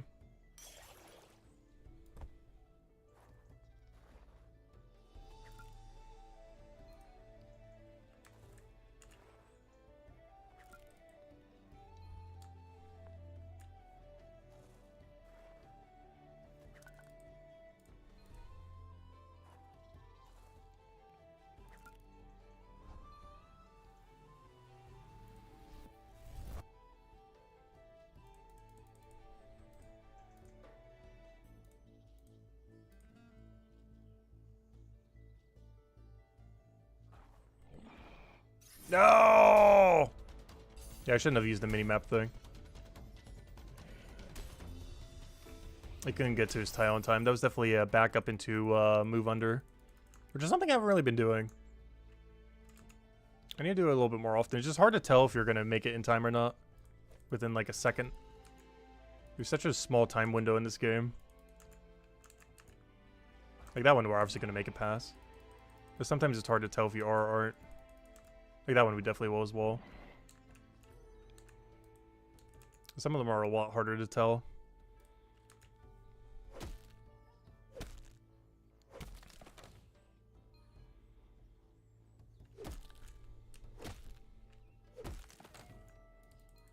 Also, I just realized we're going to be getting some woodcutting XP while doing this. We started at basically 53. Almost all that is just the bramble. I didn't even think about that while doing this grind. We're slowly training woodcutting. Like that 1/4 of a level is basically just from the bramble trying to get back here. I kind of forgot that's the thing. I didn't even put that into consideration. We're actually training 4 skills, not 3. I didn't really think at the time, like, oh yeah, we're getting woodcutting XP from going through bramble.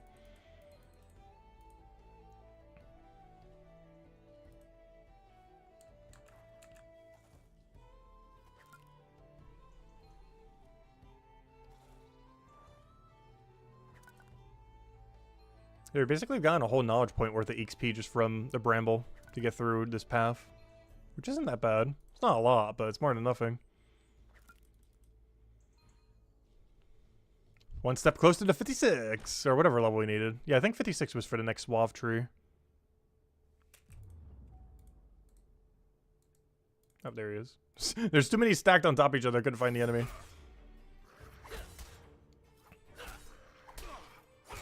Also, why is this room so crowded? There's 4 people here with 4 enemies, or 5. I don't recall this room normally being that crowded. But there's like a whole party going on in this room right now.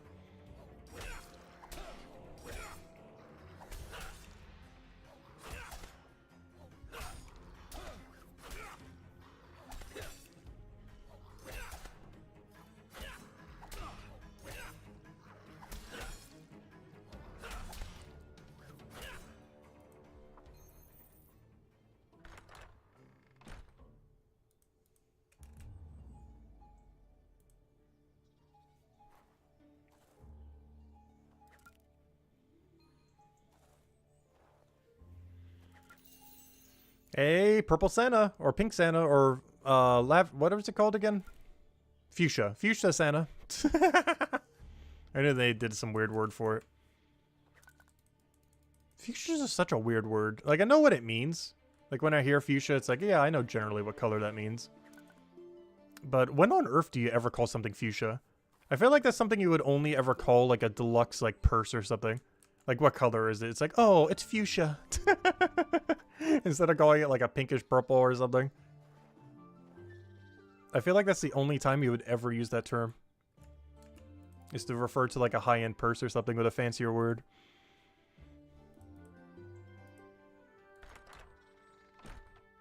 It's azure, sky blue. Is it really? I thought it was, like, a pinkish purple.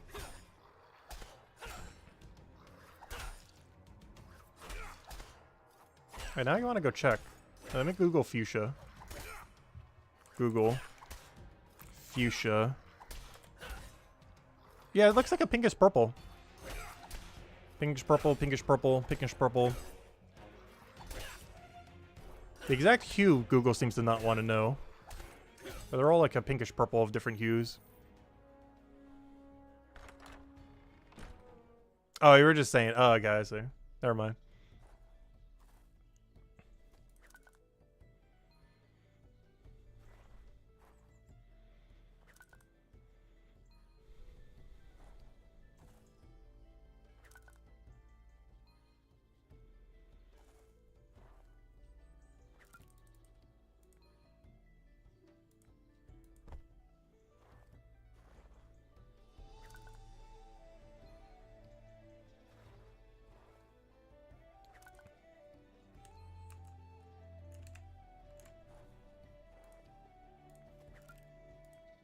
Oh, that's not the one I wanted. Wait, that doesn't cancel you? I guess it doesn't, does it? I keep forgetting. You can do that like during any action. It doesn't cancel you at all. It's one of the only few things that don't. Like everything in this game loves to do that, but for whatever reason, Sense Spell does not cancel anything. You spam it all you want. It's like, yep, that's fine. Alright, then we're definitely safe.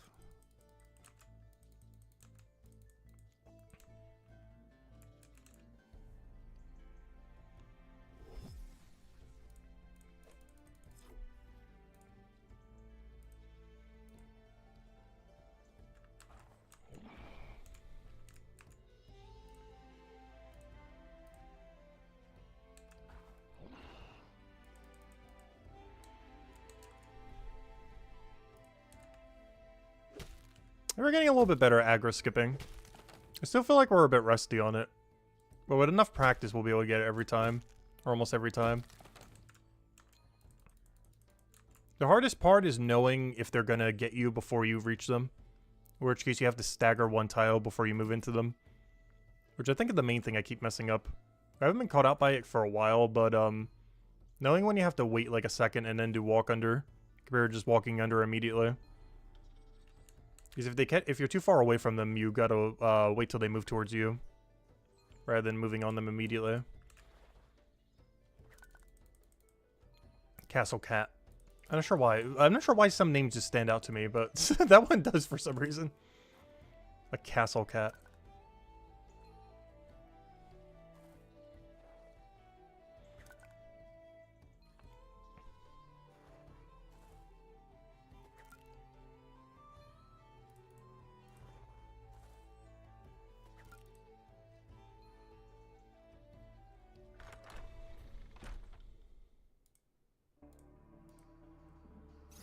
I know, 24-hour left.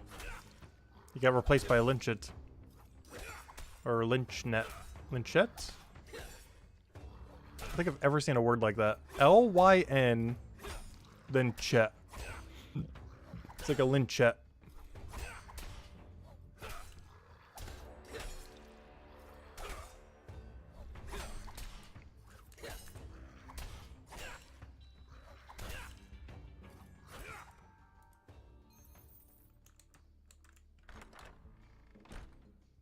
I just realized, how much are these bones even worth? They say half a silver each, but if we were to buy them, I'm pretty sure these things are over a silver a piece. Whereas the tongues, if you were to buy them, they're like 500-600 silver or something. I mean, bronze, I mean. Whereas these are a bit over a silver per buy. Bones get pretty expensive. Same issue high tier ore and stone has. Like, this isn't particularly high tier, so we're trying to, you know, knowledge point past it. But even the tier 2s, they're over a silver a piece if you're going to mass buy them from the shop. That's up very quickly. It doesn't take that long to go bank them.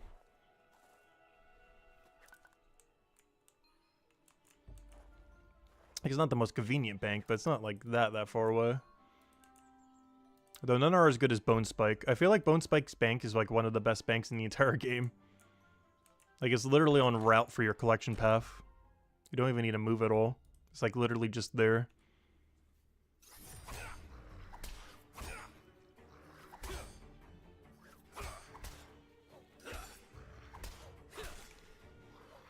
Actually, do we get to unlock Bone Spike today? I think we do, don't we? So we actually get to see it again. Yeah, we get Bone Spike at 66 tier 2 Bone Spike. It's gonna be so good. It might not even be worth knowledging past that area once we do go for the little higher grind. Just because how good Bone Spike is. I don't think there's any bone better to collect than Bone Spike. Relative to where its bank is located.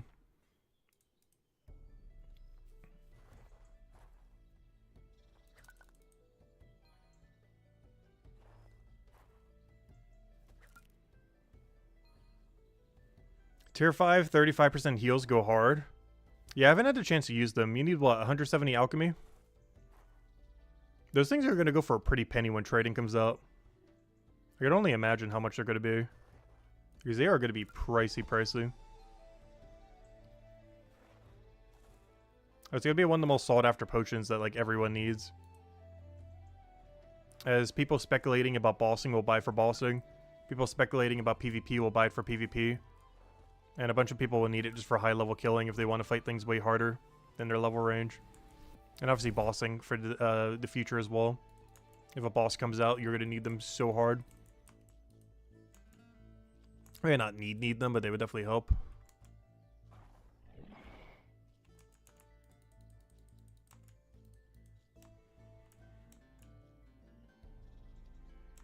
Yeah, the bone spikes are 66 are absurdly good. Bone spikes in general are just the best bone from a banking perspective and XP perspective because of that.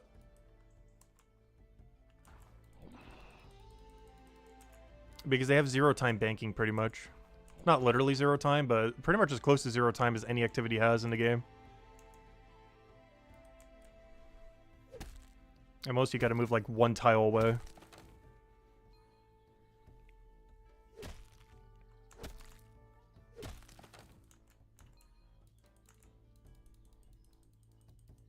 But I'm pretty sure the pathing is actually on route.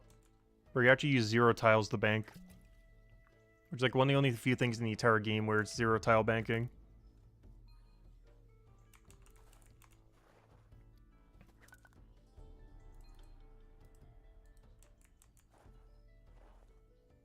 It's one of the reasons why Forager is so good too. Because a lot of Forager routes go by the bank in a way where it's technically 0 tile. Not quite 0 tile because you're still like, you know, walking towards it. But if your route kind of can incorporate it, it's almost like 0 tile. Like it is and isn't. But in the case of Bone Spikes, it quite literally is. Like it's definitively just on your path from going from Bone Spike to Bone Spike.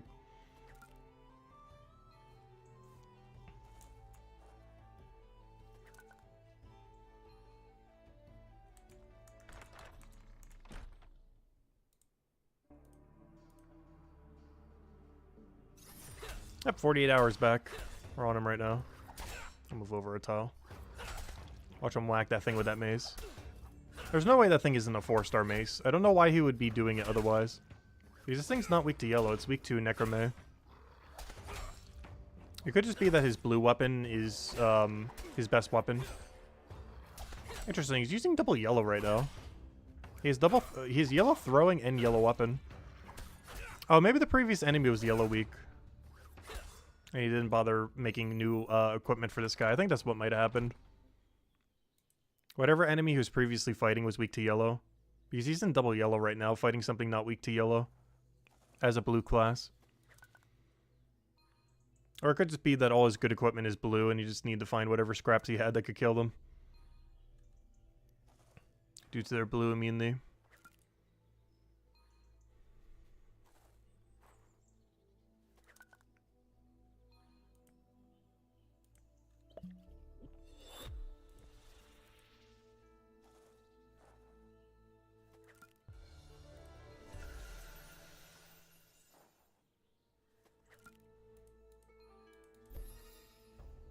$57 Gatherer, we're almost there, 9 more levels to go. And then we get to the all-elusive Bone Spike. And after you get to Bone Spike, I think I stop even bothering putting knowledge into Gatherer. That's when we start going back to the Stonemason. Well, not to the actual activity, but, you know, to the knowledging into Stonemason.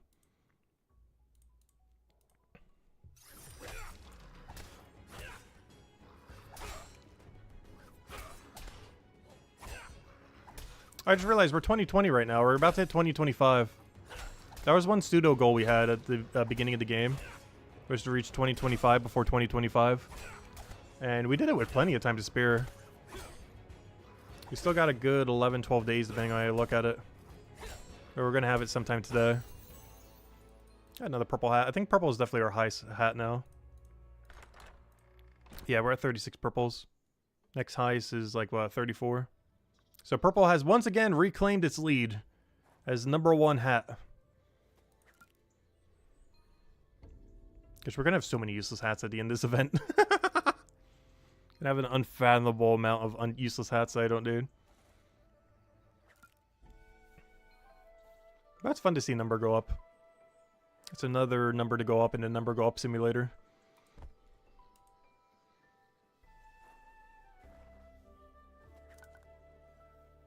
Because the more numbers going up, the better.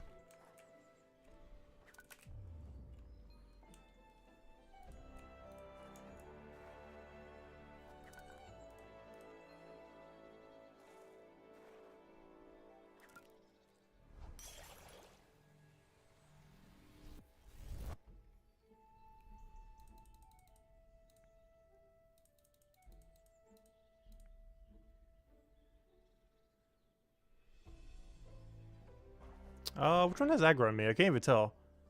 I think it was the first one that did. Because I think I was slightly in front of them. Because otherwise that second one would have hit me.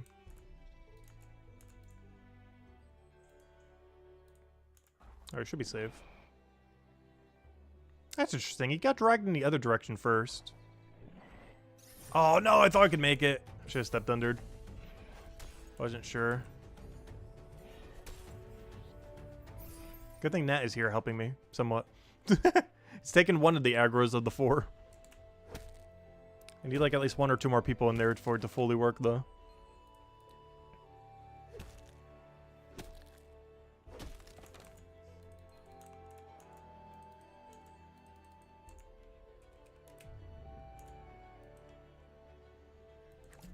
It's kind of funny because when I was doing combat there earlier, it was hard to even get a spot. You know, there's only 1 person in there when I need like 3. Yeah, when I do combat in there, there'll be like 4 people. Same thing happens with Tentacle Room. Anytime I ever go through Tentacle Room, there's only like 0 or 1 people per room. Yet the second I want to attack tentacles, there's going to be like 3 people in every room. Feels like it always happens every time I try doing combat. Like the room is empty until the exact moment where I need to do combat in it. In which case everyone wants to do combat there that day. Not even people for the stream, just people in general. And then it overcrowds the room. There's only a slight issue with combat right now. I understand why they have it the way it is. But of course, overpopulation in rooms is still a bit of an issue. For a combat room specifically. Every other skill doesn't matter. But combat still has that issue. Like, if there's 4 people in here right now, it'd be so hard to get one of these because there's only 5 of them. And that was after they lowered the limit by 1 too. Or, you know, 1 TOO. Because, it used to be like, this room limit used to be like 5, but now it's only 4. Oh, upgrade. It's rather ironic because it's actually good against them. I don't think it's better than my 2-hand though. But, I guess I'll save it. I kind of have to. I have no choice but to deposit it. At least for now. Oh no, is that worth it though? Because I'm pretty sure my 3-star 2-hand whacks them way harder than a Necromay weapon would. The problem with that battle axe is its attack speed is too slow. Even though they're weak to Necromay, it's just too slow of attack speed to bother. There's also no Necromay boost potion. There's also no special attacks. Because a Necromay special attack would probably be good on them. But it doesn't currently exist until we get special attacks. It's one of those things where, you know, once it has a special attack, it'll probably be viable, but until then, it's basically dead content.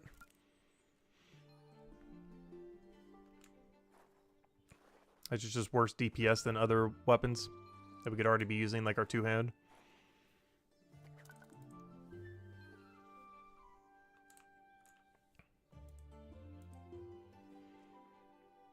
Also, thank you, Pilkin, earlier, by the way. I acknowledged the comment, but didn't mention you by name. But thank you, thank you. When can you pay for a 100k private instance for Snaka? That's funny. Yeah, also RuneScape has done that a lot for a lot of things. I think one of the most best ones they've done in the last year is they made Hollow Sepulcher a instance. And it's so easy to get. I still haven't done that for Leagues yet, but I really need to. But I already did it on the main account. Still need to get Ring of Endurance. But anyways, long story short, everyone hates agility in that game. It's like one of the worst skills. But Hollow Sepulcher is actually good. And it made it instance now, so it's 100% consistent. Before, other people sharing your instance would ruin your cycle. But now they don't anymore. So you always get perfect cycle every time. But yeah, instances would be kind of cool. I'm not sure if you would incorporate them for anything other than bossing in this game, though. And of course, maybe raids when they come out. I don't feel like there would be skilling instances or anything.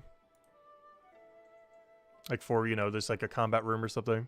I don't think he's going to do that. But I can definitely see bosses and, you know, eventual raids having it. I don't think much else really needs it, though. At least in the current state of the game. Because in an MMO, you do generally want to try to avoid doing that, if you can help it. Because then you're just dividing everyone into their own little cubby holes. There's one reason why you have to balance player-owned housing pretty well. Because otherwise everyone's just going to be in their house doing house things. Rather than being out in the actual MMO world. That's the only big issue if you start adding a lot of instances to a game. As it becomes more efficient to spend time in those instances rather than the actual MMO world. But it does make sense for some pieces of content to have it.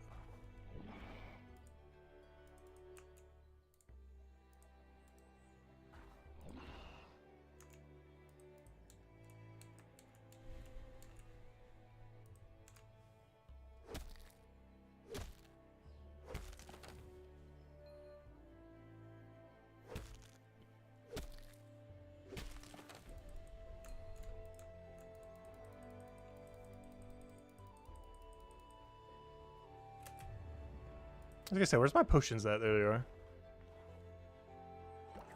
Alright, there's one really funny thing that you can currently do in the current state of game. You can see items through tiles, or through rooms. I noticed this when we used to do some drop stuff with a merchant. Before, you know, the better drop-all method came into the game. But you can technically tile mark stuff by dropping stuff in the ground in a further room that you're currently not in. As it still shows it on the ground, but it's unclickable. There's some interesting things you can do with that currently. But it mostly just helps mark areas. But yeah, you can currently see objects through the room loading zone. It's like the only thing that goes through the room loading zone currently. It's kind of weird, but there are some small use cases you can do. Like if there's a very specific tile you always want to walk on, you just want to make sure you like mark it on your map. You just drop a random item on it. And it'll always show you what tile to click on. And because it's not clickable like an actual object, you can still walk right on it. As long as you're not in the same room. What would I want in a player-owned house? I'm not even sure what I would want in a player-owned house in this game. I definitely don't want it to be old-school style housing. Where it's basically just an efficiency square. But I'm also not big on like super decorating houses, so I'm not even sure. Even though I had a lot of gripes with, what's that one MMO called? With Albion Online. I feel like Albion Online's housing system wasn't that bad. Like, I had a lot of utilities, but you didn't just like camp, stay at your house. One thing I would kind of love to see there is if you could have like AFK dailies there. Like if you could have some of your adventures there and or some of your AFK activities there. Just so you don't have to worry about going 1.5 miles to run your ventures and or your AFK activity. Because right now some AFK activities make you walk like 1.5 miles. And some of them make sense that they would stay there, but I wish there's like some house exclusive ones you could make in your house. So if you ever wanted to mega AFK, you could literally log in for like 30 seconds and get like 6 ventures done and still go back to your AFK activity within like under a minute. Because right now, if you were to run 6 ventures and then go to your AFK activity, that's going to be like a 6-minute daily, if not closer to 10. Because all the walking you have to do. But if they eventually have some in your house that you could just do within like under a minute and get like 6 of them done as well as your daily AFK, that'd be kind of nice. I could also see them putting all the storages in there to have like a little hub area where you have, you know, like your stone storage, your carpentry storage, your food storage, or, you know, your like your fish storage, you know, all that kind of stuff. Your cooking storage. Just so you could check all of them, because it's currently not a good way to check. But I would prefer that on a spell, though. Where you have, like, the storage check spell or something. So you could check every single storage at once. There's currently no good way to do that in the game. It's something I really want. Oh, we actually got an upgrade. Oh. Oh. Alright, that's an interesting drop. Is it untuned? That's an interesting drop. A 65 untuned, not cryonite home. Ooh, fancy. What do I upgrade with it? Oh, that is really fancy. Oh! Oh, no. I was gonna say, I could do it in Chapter 4, but it's not gonna be high enough level. Sad. Because I have a 115 home there. Oh, that has some implications right there. That's a solid helm upgrade for a chapter, potentially. The fact that it's untuned is really interesting, because we can use it on any chapter. Not just Chapter 3 that we just got it from. Which means I could use it as a Chapter 1 or 2 helm upgrade. The problem is I don't have a Guardian one.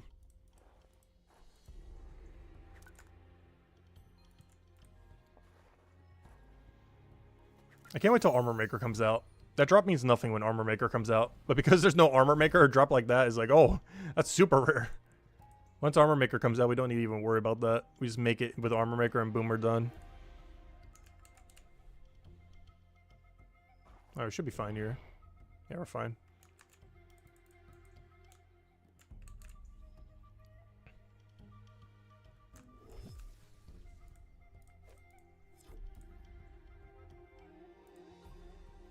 Oh, but that's not the tile I wanted. Should be fine, though. Oh, no, we're gonna get hit. Yep. That was a one tile stall thing.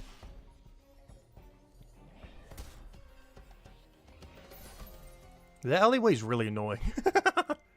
Because depending on where they are, they're gonna diagonal attack you. When they're standing like right in the middle of like that. Really annoying to do them.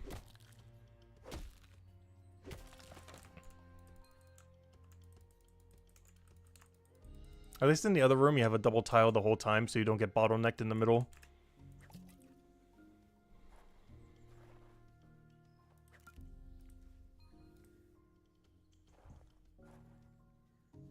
Yeah, I don't really want a rejuvenation pool or a Nexus portal kind of system. Well, you wouldn't really need rejuvenation pool due to how healing works in Brighter Shores. But a portal Nexus is basically, for any of you that don't know, should probably explain. Basically, imagine if you had every teleport in the entire game in one little hub. Basically, imagine if the teleport spell exists in Brighter Shores.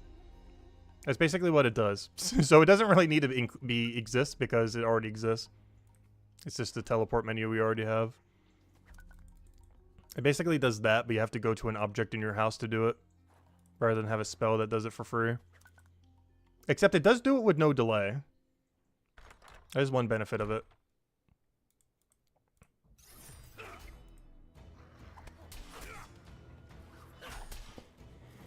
It also does it for free, which is something that is by default in Brighter Shores, but any other game is not a normal default.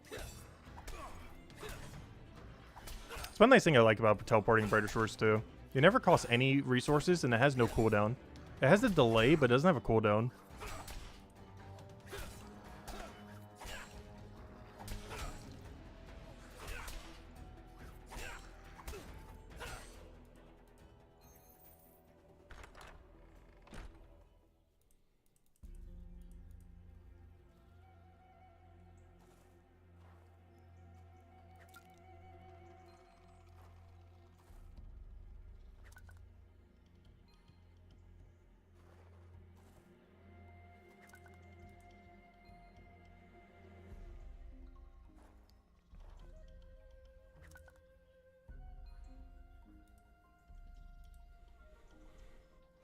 Yeah, someone mentioned something the other day as like a mechanic that Builder might have.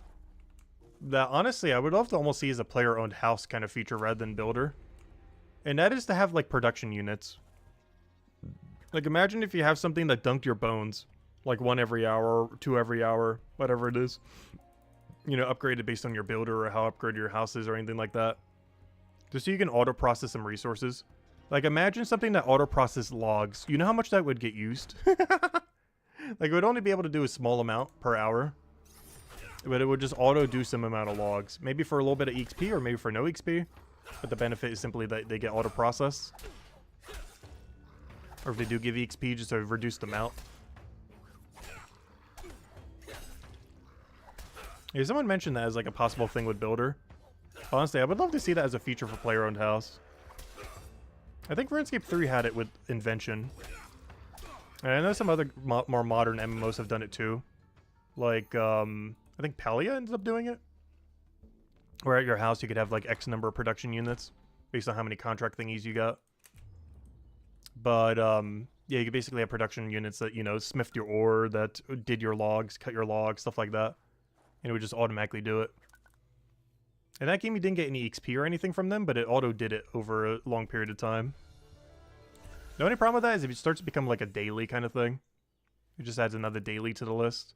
But the benefit is if there's a skill you don't really want to do, like let's say carpentry, you'd still have a way to auto-do some of your logs without having to go in carpentry every single last one of them.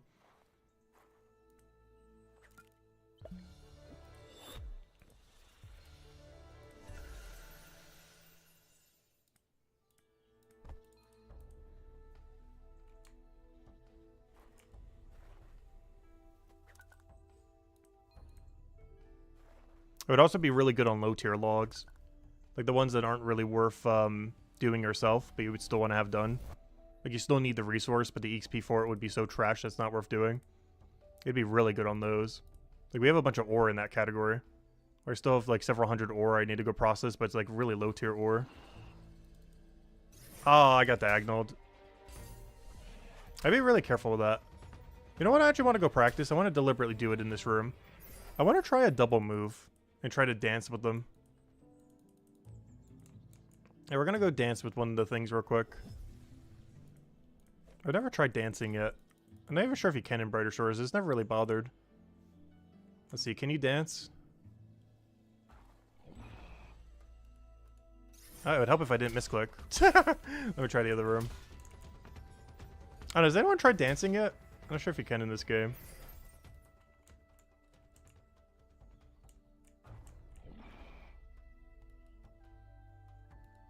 I think you can, but you gotta click so quick that it's probably not worth it. Because the time window is just so small. Yeah, that's such a small time window. If you can, it's such a small time window, it's not worth doing. Because you got less than a second. It's like probably like 0.3 second time frame. It's such a tight window. Yeah, you can dance. Yeah, barely. It's like 0.35 second or something. Whatever one tick is in this game. Yeah, it's not worth dancing. The tick timer is way too long. Or short, I mean.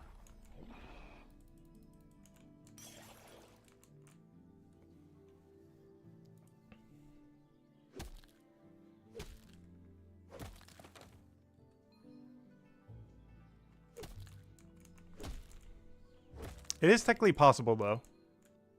But you'd have to click, or maybe it's a 2-tick window, I'm not even sure. But you'd have to click perfectly every, like, more than once a second. Over and over and over again. Which is just not viable. It's possible, just not viable, too. You'd eventually misclick after a few.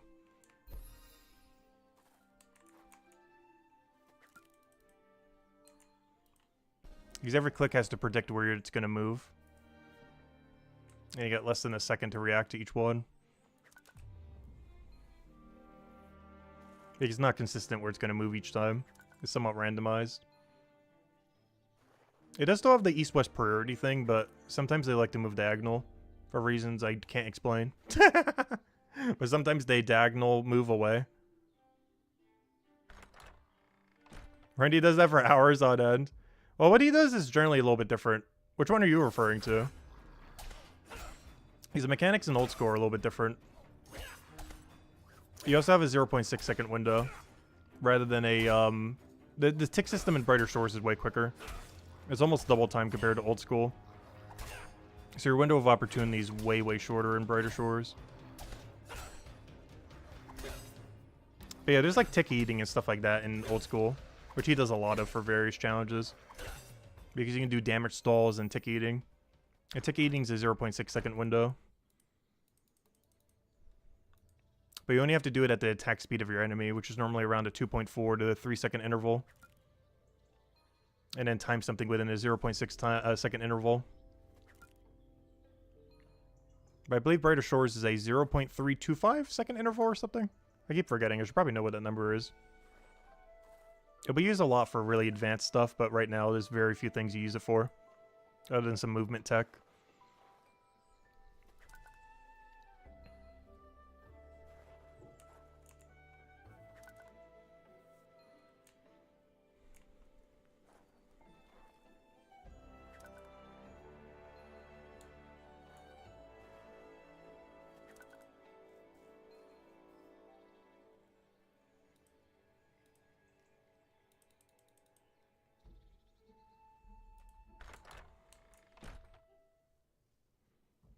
Oh, I haven't seen his Coliseum video yet, no.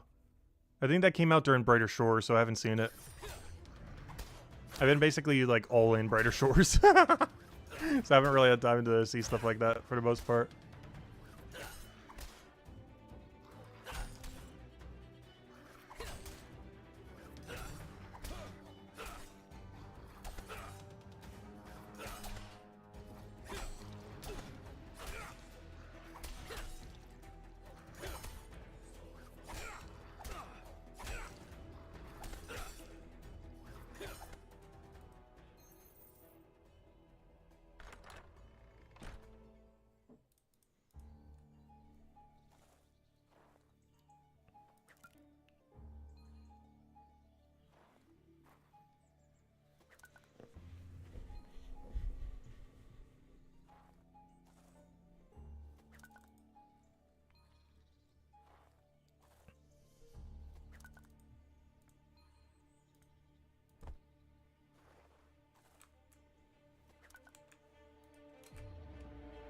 I haven't actually seen anything from Itzwa, I don't believe.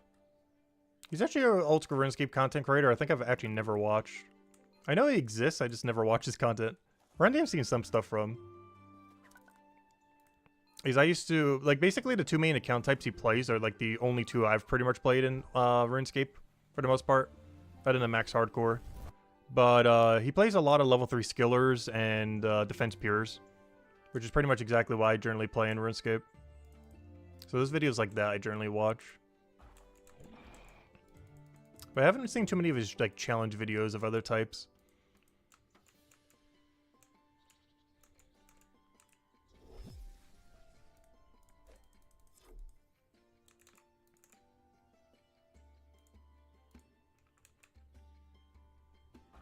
Alright, should be safe. Yeah, we're safe again. So I like that guy tries blending in with the tree. I was doing combat here earlier, and it doesn't seem like he blends that well, but he definitely blends that well. When you're there for a while, all the trees start blending in with everything. And that green one really looks like the tree. I know he looks nothing like the tree, but when you're there long enough, everything looks like a tree with that's green.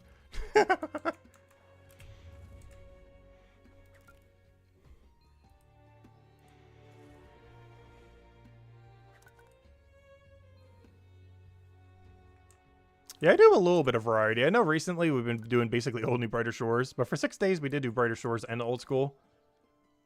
I'm generally not like a variety because when I get into a game, I play it to like the ends of the earth. There's not too many games I plan to do next year though. I mentioned it a couple times. The main ones I plan to do next year, I'm not sure if I'm going to stream them or not. But the only one I know for sure I'll stream is Slay the Spire 2.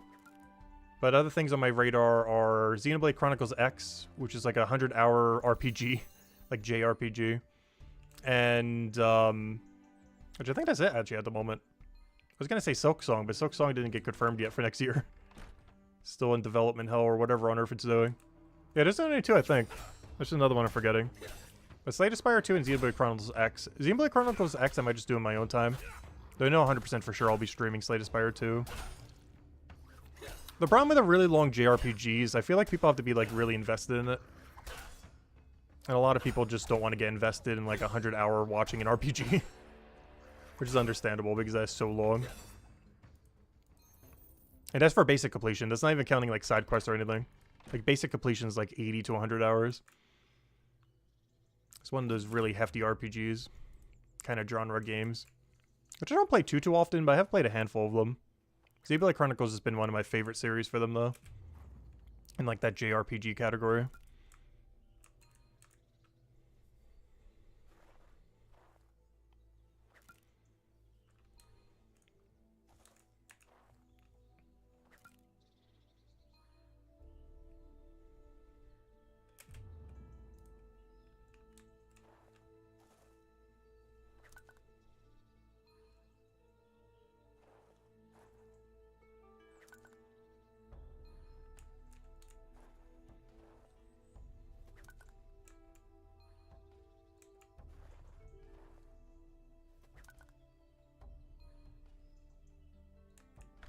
The only 2 streamers you still watch are Big O and Bodhi. I don't think I've really watched that much Bodhi content. Though I have seen some of things from Odablock. I think I've caught in like half of his Bronze Man series that he's doing right now.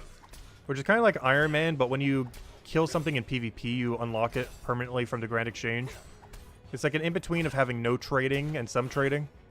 Like an in-between between full Iron Man mode and, you know, be able to just free trade anything.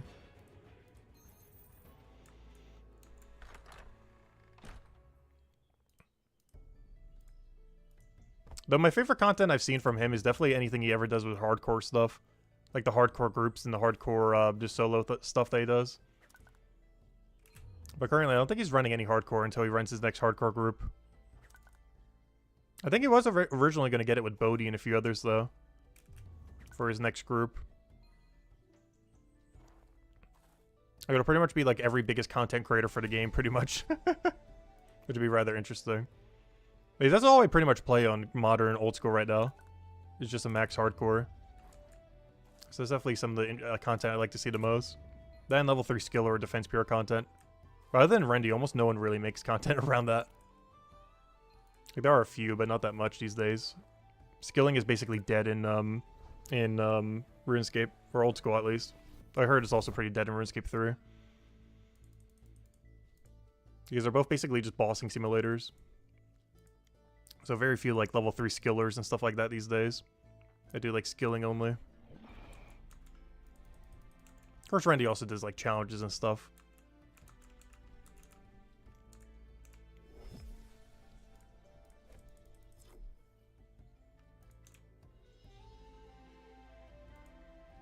So one thing I like about the current state of Brighter Shores, skilling is actually useful. Like, really useful.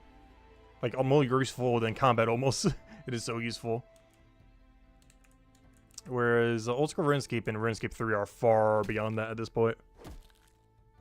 Or they're basically just a number you get to max and then, like, never touch again. Or you get all the collection logs and max and then never touch it again.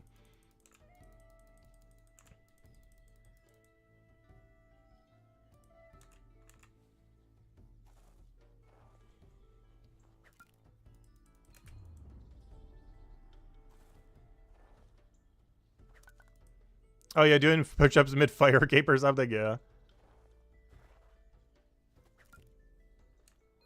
Yeah, there's a lot of downtime between each Jad hit.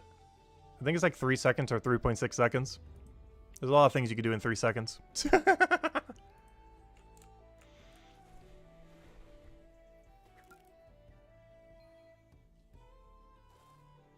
Yeah, that's one of the bad things with the polling system in old school RuneScape.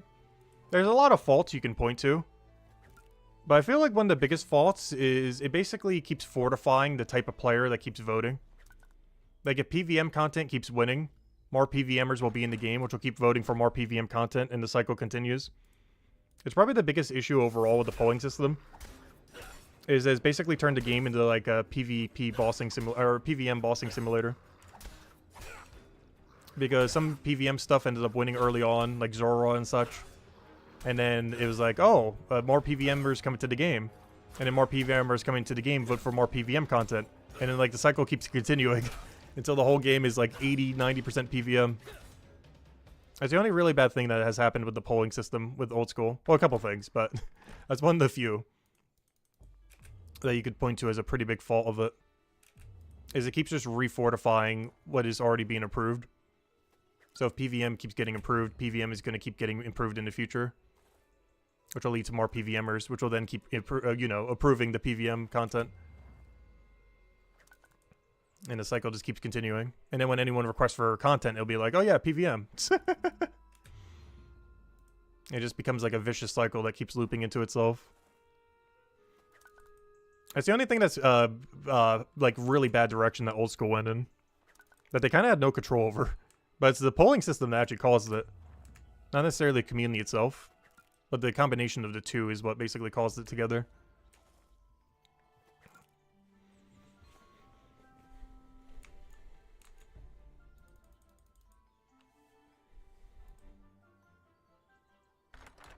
Though it potentially would have happened regardless.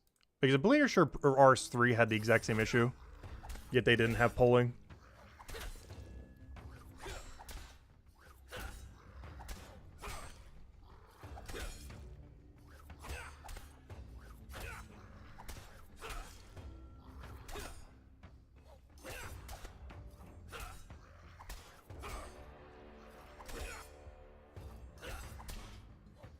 Yeah, max cape is actually pretty cheap in old school RuneScape. It's like 2.5 mil or something around there, or 2.7, like around that. No way I died this fight. I refuse to drink a heal pot here. No way you die. Thank you. That'd be so sad if we actually died to this. There should be no reason we should ever die to this thing. He so got almost chance. Yeah, it's 2.277 mil. Yeah, I know when I maxed on the hardcore, I bought just like multiple at once because like, this is pretty cheap. I might as well just get multiple. They're basically free. Even with Ironman money, it's still basically free. Whereas when I get a 500 in this game, it'll be like, ooh, there goes my whole cash deck. I might actually need to go money make once we get a 500. Like when I get 500 watch person, I might legitimately have to go do leatherworker for a day just to afford my max cape or, you know, the 500 cape for leatherworker. I mean for For watch person, I mean. Like, that might be a thing that will actually legitimately happen. Unless I get the money beforehand. But the day we get 500 watch person, the day after might be farming gold for watch person cape. Like, literally just be the stream title. Because I might have to go farm gold just to go get it unless I preemptively get it. That or go use 500 watch person to go get the money. Because by then that would be a lot of money making that you could do through it. Not to mention we'll make a lot from 490 to 500. So we'll probably already have the money by then.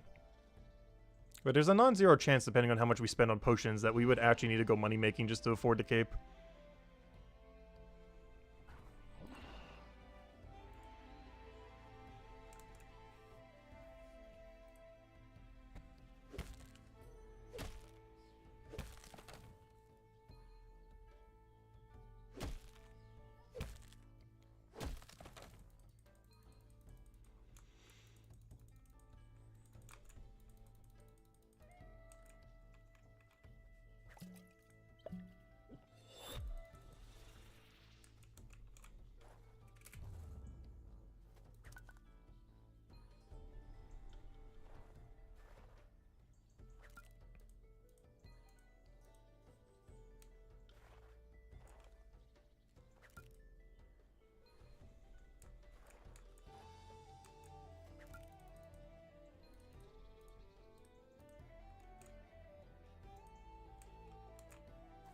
Yeah, we're almost there.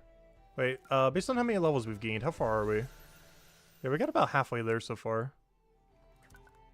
So close, it's so far. The only problem is it does get a little bit slower the further we get in. So much so at a certain level range, it might just be worth knowledging it up.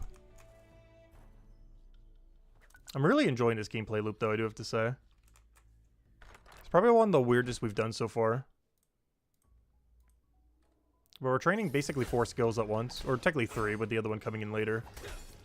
Because we're getting woodcutting, we're getting mind fighter, we're getting later bone right down the line, and we're also getting obviously gatherer.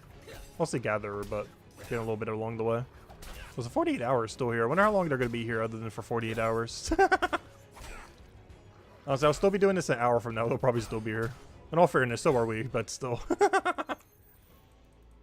They're going hard on that mind fighter grind until they get to their next enemy.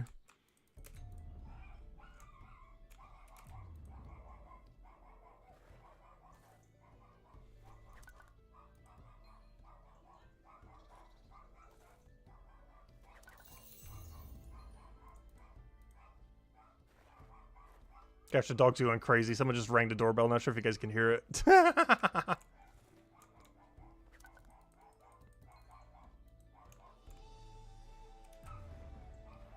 It's one of those all bark but no bite kind of dogs. Like, it would never hurt anyone, but gosh, it sure sounds like it would, like, absolutely maul you.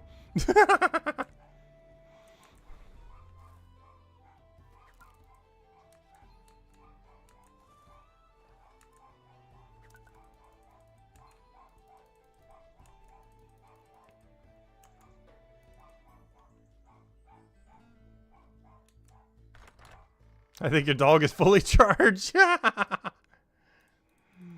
this is such a hyperactive dog. Like, here's one dog bark in the community and it'll go for like 10 minutes straight.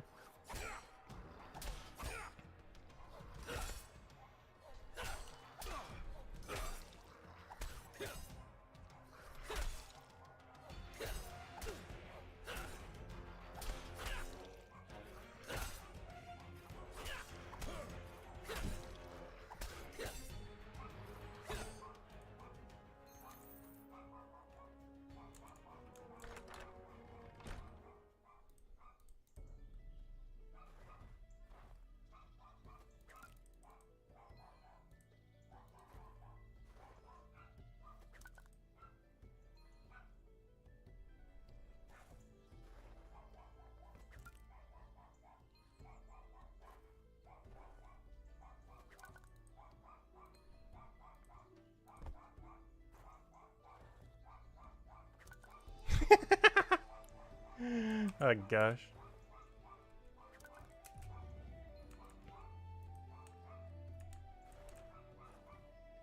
I'm not sure who's here right now.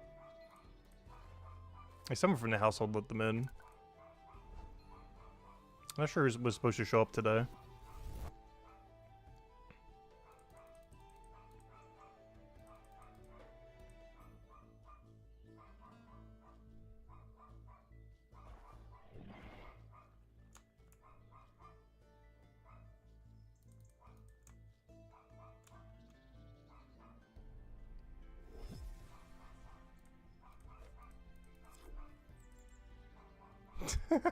Honestly, I'm about to go out there to go help it.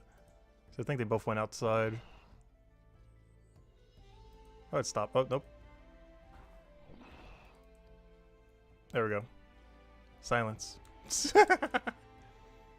I'll start back up in like a minute, though. Second that door opens again.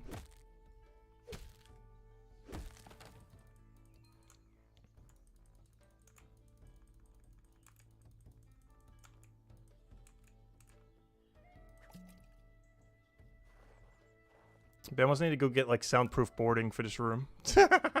I have no soundproofing in this room at all.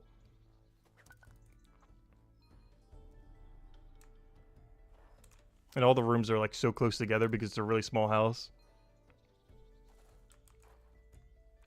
But hey, upkeep cost is low. It's not like one of those tiny homes, but it's a really compact house. The dog's in the living room. And I'm in the bedroom. There's like a hallway between barely. If you even want to call it a hallway. It's more like a three-way intersection.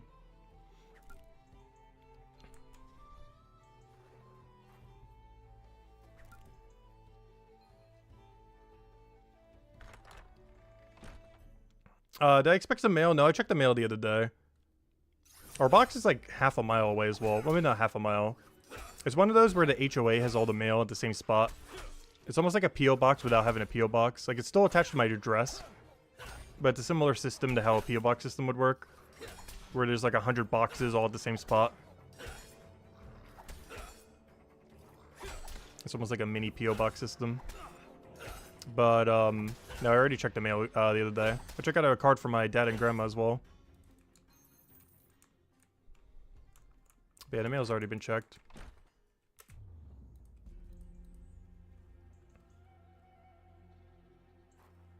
The mailman is safe. No, that dog would never harm anyone. It just loves barking at anything. Anything that's like foreign to her, she'll just start barking like crazy.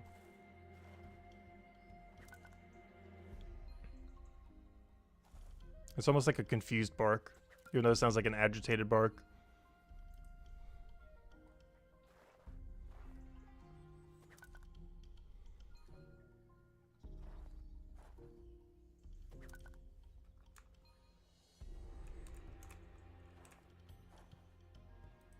Oh, I accidentally canceled.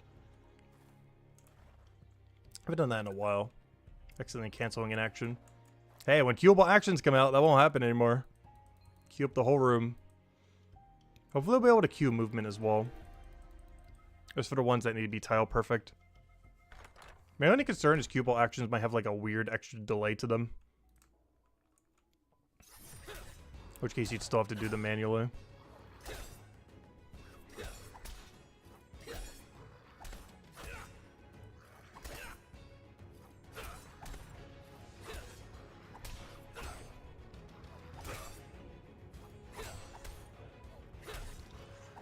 Yeah, Sanakas, things like that is kind of what I hope player-owned houses can do at some point. If not the builder skill. But ideally, a player-owned houses way down the line. I know it's not coming with builder. But like one or the other having that functionality. Where you can have like auto-processing of things. Like it automatically makes potions slowly, or auto does your logs for carpentry, or auto smelts your ore.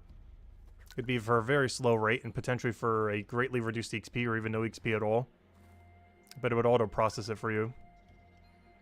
Something that I hope Brighter Shores does get eventually. Only big downside of it is technically a daily, because you wouldn't be able to do it to an infinite degree. Or maybe you could in Brighter Shores. Could you imagine that if you just kept taking it from your bank over and over again until you had nothing left in your bank? Like if you could just set it to smelt, and it would just smelt all your bars, starting from whatever tier you do. And you queue up like several different ones. Obviously, it'd be a very slow process, though. Like a few per hour, or even like less than that. Or more than that, who knows, depending on like your builder level or whatever else. But it's a feature that would be kind of cool. Every game I've seen it implemented in, it's always been better to have it than not have it. And I haven't really seen a game where it was so broken that you still didn't do the normal way. Like, you would still do carpentry normally for your better logs. It's just all the lower tier stuff you would just auto-make. So that they start trickling in so you don't have to do it manually. All the higher tier stuff you would still do manually for the XP rate. No! I hate that. I clicked attack on the thing instead of move. This room is really annoying in that regard. There's just like 6 hitboxes here that you can misclick on.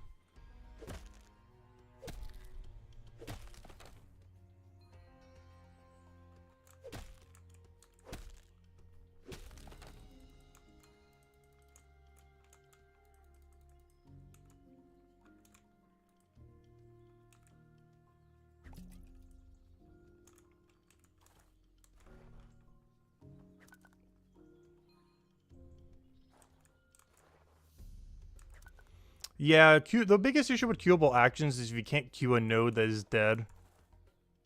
Which is a good chance you're not going to be able to queue a node that is dead. It's one thing that's going to add an extra delay to queuable actions. At least if you're trying to like slightly AFK it. It's one of the reasons why I feel like Leatherworker, assuming it works correctly for queuable actions, is probably going to be the most broken thing with queuable actions. Because not only is it the most AFK activity relative to how much knowledge you get for it, not as far as the knowledge per hour, but the knowledge per number of clicks would be the highest for that, once you could do it. Even more so than raid dens. Hourly rate is worse, but its per click rate would be better. But it would also print money, as well as eventual armor making supplies. Which later down the line is going to be very important. But I really, really hope it works for that. Because I feel like it'll be the MVP of the queuable action mechanic. It's going to be Leatherworker. Assuming you can 3-click an entire inventory.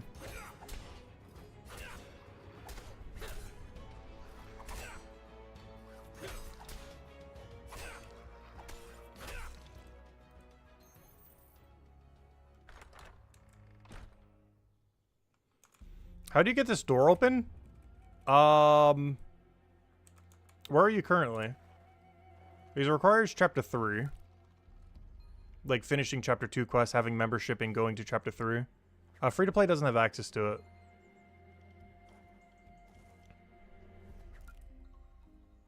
But it requires full completion of the chapter 2 quests. As well as having at least entered chapter 3. But otherwise, you just click on the door and it should open. I don't think there's anything fancy we had to do for it. I don't think so. I don't remember. I'm pretty sure that door just opens after chapter 3. You know, once you get there. I don't think you can initially enter that way, but I'm pretty sure once you do enter, it's just open.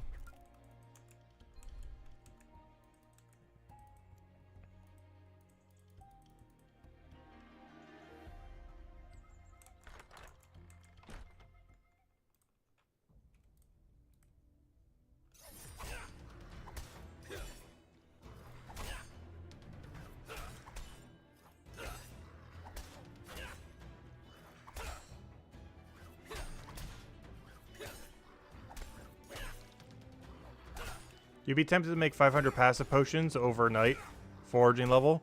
Oh yeah, that's another thing too. Those aren't really worth you doing in the current state of the game.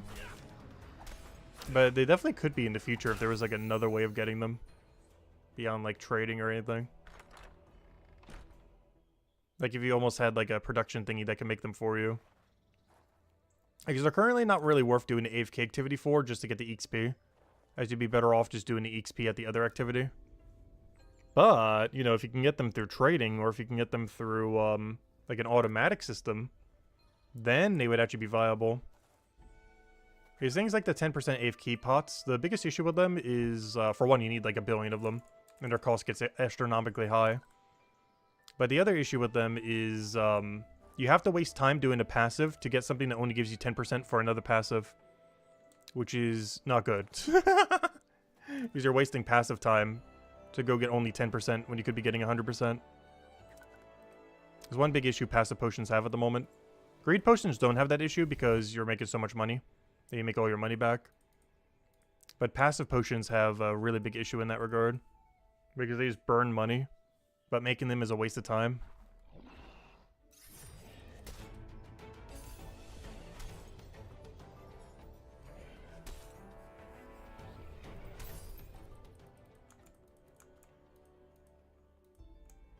This Howard guy keeps banking here. I wonder what he's doing. Because he could be doing any activity in any zone. Because this is the closest teleport to a bank. We have no clue based on him using this spot what he's doing.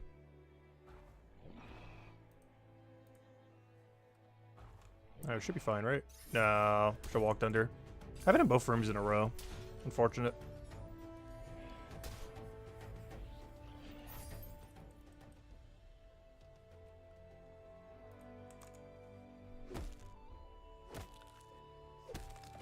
It's still locked for you? That's weird.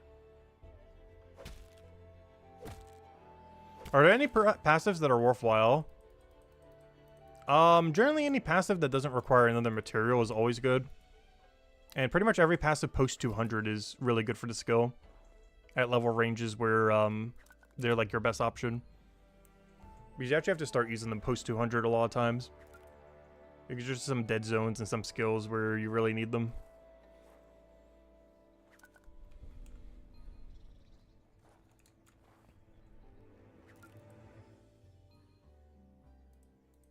But as far as pre-200, the best ones are any that don't require any material at all. Where you can just show up and start doing it.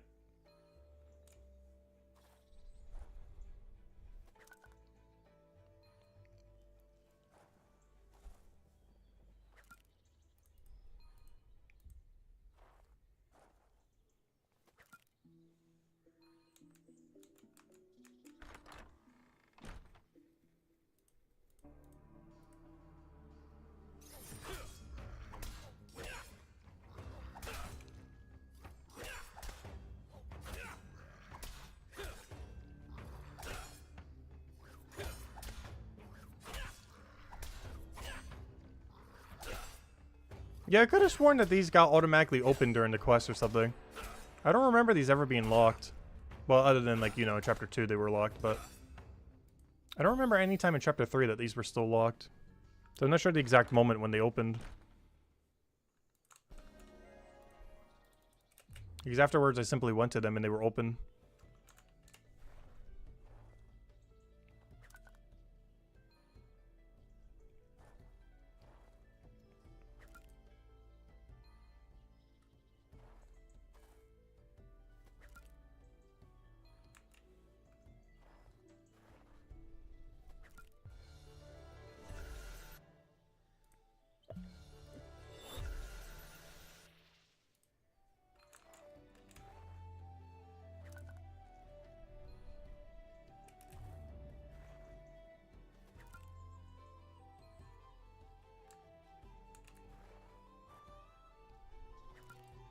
Oh, true. That might be it. You think you have to open it one way, as Sanaka mentioned, which means you'd have to open it from the inside to unlock it from the outside. So you have to walk from the inside to outside first before you're allowed to do it the other way around. I think that was the problem then. That would make sense. Because I think I walked out of it when I was doing the minecart at some point. But, yeah, that's probably it. Yeah, you gotta walk out of it from the inside first, and then you can use it from the outside. That sounds right.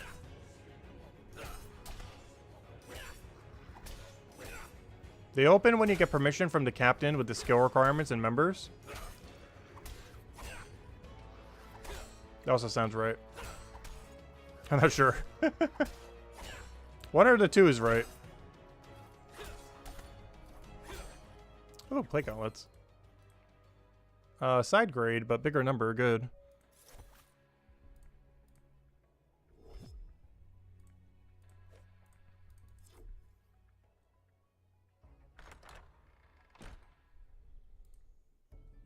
I said hello, Grumpskin! Currently grinding woodcutting to 45. Oh gosh, good luck. for the quest. How are you and how has your day been so far? Pretty good. Also, if you're doing woodcutting to 45, highly advise brambles once you hit 40. Brambles are so nice. Like the level 40 brambles. Like 40 to 45 is going to be quicker than like 38 to 40, honestly.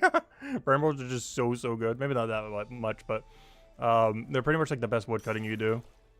Like do 8 brambles into 1 suave. The room you do it in is right over here. That one right there. If you want to bank them, there's a bank right to the north, 1 tile or 1 room.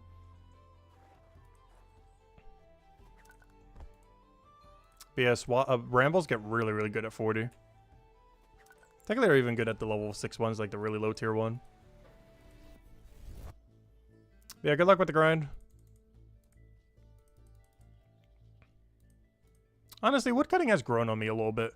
The only reason I don't do woodcutting is because that implies we have to go do carpentry. But woodcutting itself, I actually do kind of enjoy now. It's definitely been growing on me in this game. Mostly because brambles kind of saved it like crazy. Because the bramble suave is so good. The biggest issue is just knowing that you're eventually going to have to do carpentry. Is the main thing that keeps me from doing woodcutting. There's just the inevitability of carpentry.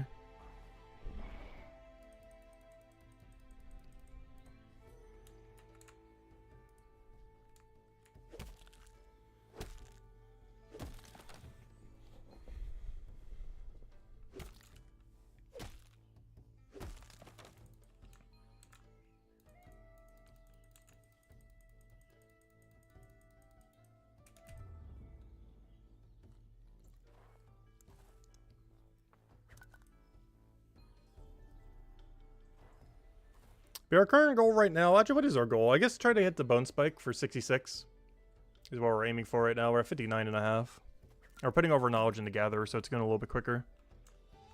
And we do have a level 25 rake, which is also making it slightly quicker.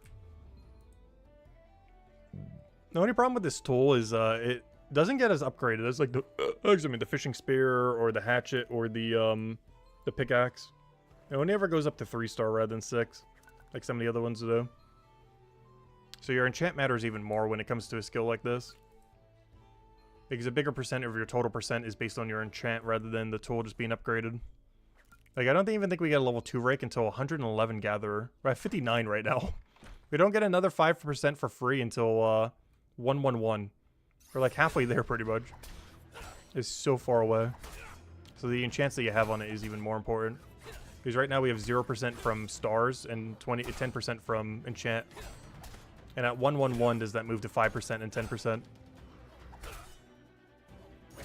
So your enchants matter way more in a tool like this. Due to how far away your natural increases are.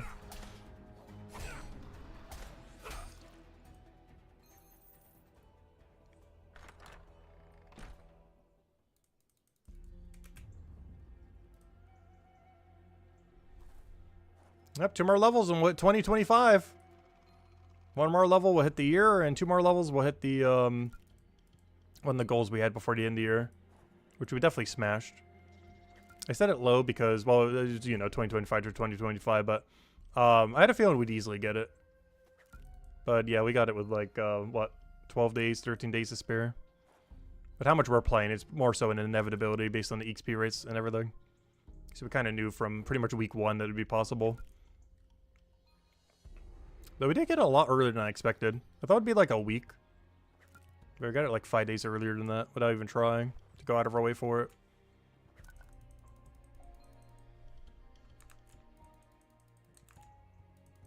Also, I probably will be streaming on New Year's night. I won't be streaming that long on Christmas Day. Because I'll be spending time with family and everything. But I don't have any plans for New Year's, so I'll probably just be streaming New Year's. Might as well. It'll just be like any other day. Except with good old New Year's happening.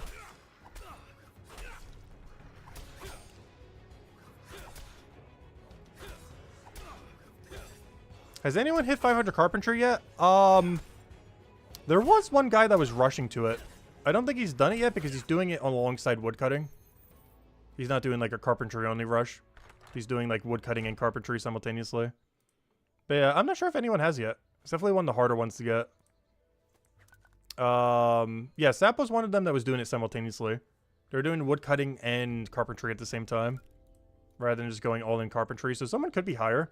It's just, it's really hard to train carpentry with buying only logs. Otherwise, you're going to burn, like, infinite money. So most people are training, basically have to train woodcutting. Yeah, I'm not sure if Sap is number 1 or just someone higher. But I'm not sure if there is anyone higher than Sap. Because it's a really hard skill to train. Because you can't just cheese it by buying stuff. Otherwise, you make way too much negative money.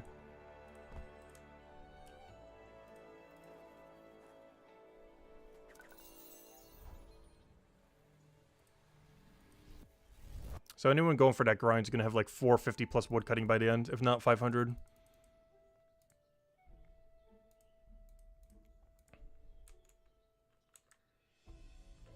This is not one of those you can kind of do separately at all. There's some you definitely can. But it's one of those that's really heavily tied to the gathering skill.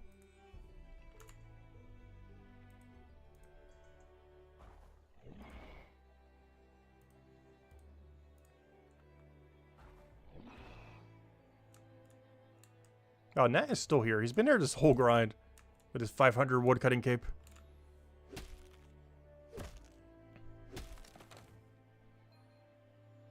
Honestly, he might still be there even once we get 66. I wouldn't be surprised. Because the amount of time he has to stay on that is probably longer than we have to stay on this bone.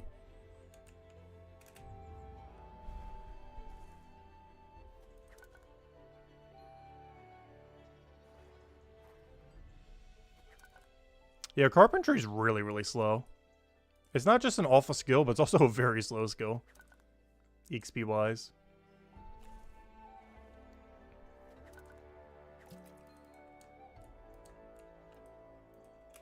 And the thing is, you're not actually making any final products out of it. That's the other issue with it. At least with something like smithing, stonemason, and bonewright, you're making a finished product. You don't quite do the same when it comes to carpentry. Because the carpentry is only a middle ground. It's not actually a fully finished thing. So it sells for a lot less. It's one of the reasons why carpentry is so negative. It doesn't have the benefit that some other production skills have, like smithing and stonemason. Bonewright also has that issue because it requires carpentry supplies. But blacksmith and stonemason don't really have that problem. Because not only do you double dip the XP, which you somewhat do during carpentry, but you're making a final product, whereas carpentry is not a final product. So its sell value is quite a bit worse. Because you're basically selling a halfway done product.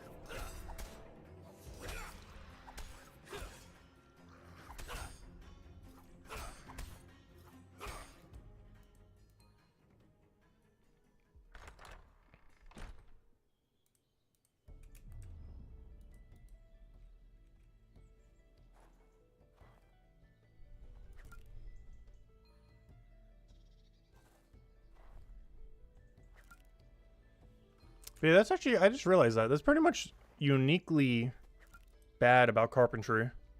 Because every other one doesn't have that issue. I didn't even think about it till now. Because cooking is making a final product. Alchemy is making a final product. Bonewright, smithing, and stonemason make a final product. And eventually armor maker will make a final product. Carpentry is the only production skill in the game where the skill itself does not make a final product of something. It just makes a resource that you use for something else. I never noticed that till just now. But yeah, every other production skill in the whole game has a final product endpoint, except for carpentry in the current state of the game. It's one of the other reasons why carpentry is so bad right now. It's a uniquely a carpentry problem. No other skill has that problem currently. I guess technically Leatherworker does, but Leatherworker prints money, so it doesn't matter. Leatherworker is currently not used for any final product and cannot make a final product. However, it prints money, so it doesn't matter. Leatherworker, I guess, is technically in the same issue as carpentry. But you actually profit from it, so it doesn't matter. Even if you don't have merchant discount, you still profit. Whereas carpentry does not do the same at all. So technically Leatherworker also has that problem. But it prints money, so it doesn't matter.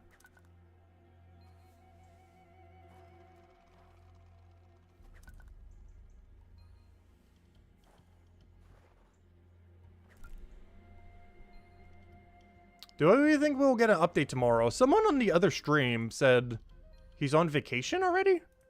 I haven't seen any confirmation of that publicly. So I'm not sure if he just mentioned it in Discord or if it's just a rumor or something. But I assume he'll do at least one more update before the end of the year. Probably only one more, but there's no way he's already done. There's like 12 days more left in the year. Come on, one more update. At least. But, yeah, I heard from someone earlier. I'm not sure how true it is, though. Because I haven't seen it publicly anywhere. But he might already be on vacation.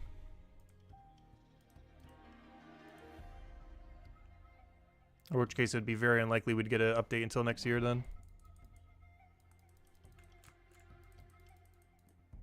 But hopefully we get at least one more before the holiday. If we were, it'd be either quality of life or queuable actions. Or both. Oh, that's interesting. You can't do middle click to walk on map. I never realized that. Middle click doesn't work on map. Even when you have it set to walk. That's weird. It has to be a left click, not a middle or right click. Which, does a right click work? Yeah, it's interesting. I never noticed that. Only left click works on the mini-map, regardless of what you have your movement setting to. Never noticed that shows us now. I just by default normally use left click, but I tried using middle click, which is my other movement one, and it didn't work. Apparently it's left click only currently. Wonder if they'll ever fix that. It's a relatively new feature, so we'll probably change that down the line. But yeah, you can't use your other movement button. So if you have your movement set to right click or middle click, it doesn't work on the mini-map. It's something that's probably just an oversight they'll fix at some point, though. But only left click works on minimap, regardless of what you have movement bound to.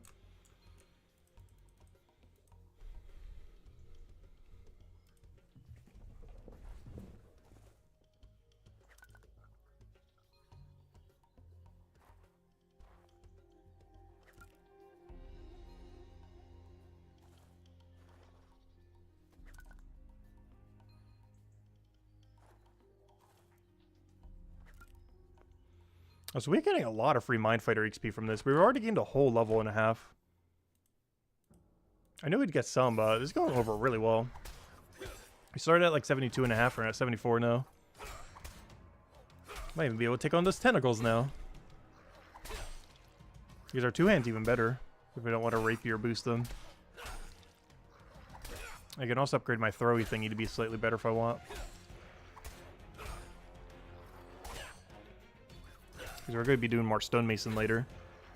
So we'll have a high level stonemason item to combine with it later. I don't plan to do that anytime soon though. The only reason I'm even doing any mind fighting now is it's free XP. Like it's basically 0 time XP right now.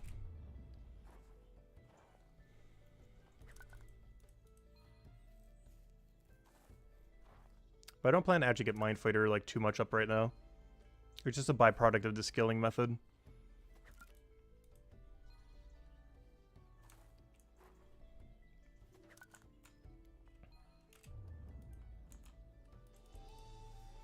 But the second we move on to our next horn, you know, we're not going back to Mind Fighter. Not for a while. Because the whole reason we're trying to do this right now is for Bone Right XP. Everything we're doing, even though we're getting like 4 skills at once or 3 skills at once, all this is for Bone right now. Everything else is a byproduct of us trying to get Bone Right XP banked.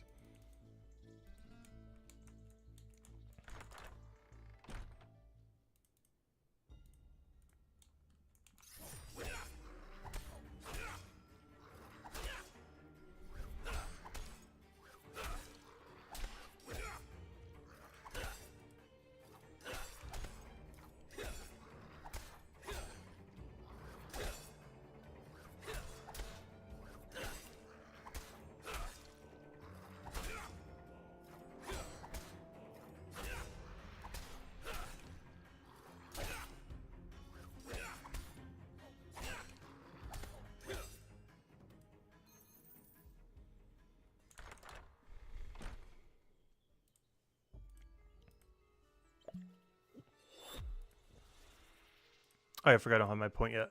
I forgot it would help if I finish the point first. Using it as if the point's already ready. Oh, whoops. I'll wait until he finishes his action first. There we go. Good old interface stall. They really gotta fix that at some point, though. There's a lot of things that need to be adjusted with the knowledge system. And that weird interface pop-up definitely has so much glitchiness to it. Start of your 9,000 hickory tree grind? Nice.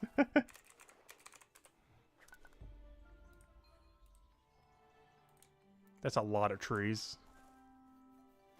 But yeah, if I say how many iron ore I need to go do, it'll sound scary as well. Because I think I need to do like 5,000, 6,000 more iron ore. After having already done like 4,000 iron ore to 5,000. Number sounds scary after 200. If you're not doing the AFK or other things to offset it. But yeah, by the time I finish tier 5 iron, I think we would almost done 10k iron.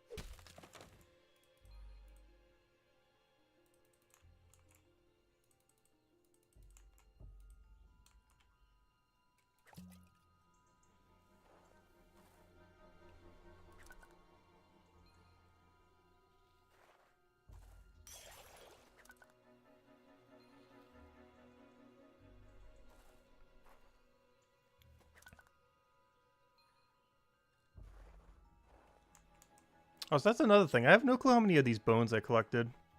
I'll have to figure out when we go back there. I don't plan to go there quite yet, though. Well, before I switch over to Bone Spike, I am going to check how many ram horns I have. I even dunk a few since we're there. Not a lot of them, though. We're definitely not going to dunk them all, no worries. We're not going to go dunk, like, 800 bones or something. Just want to dunk, like, maybe 100. Just see what their XP is and everything. These are mostly just for crafting later. I don't intend to dunk them all anytime soon. These are still slightly too low a tier to bother dunking. Like 2 bones further than this, it's going to be the point where it's going to be viable to start dunking them all. Everything else is just when we need them for crafting, we'll dunk them. Just to have them so we don't need all the components later. Already have half of it ready to go.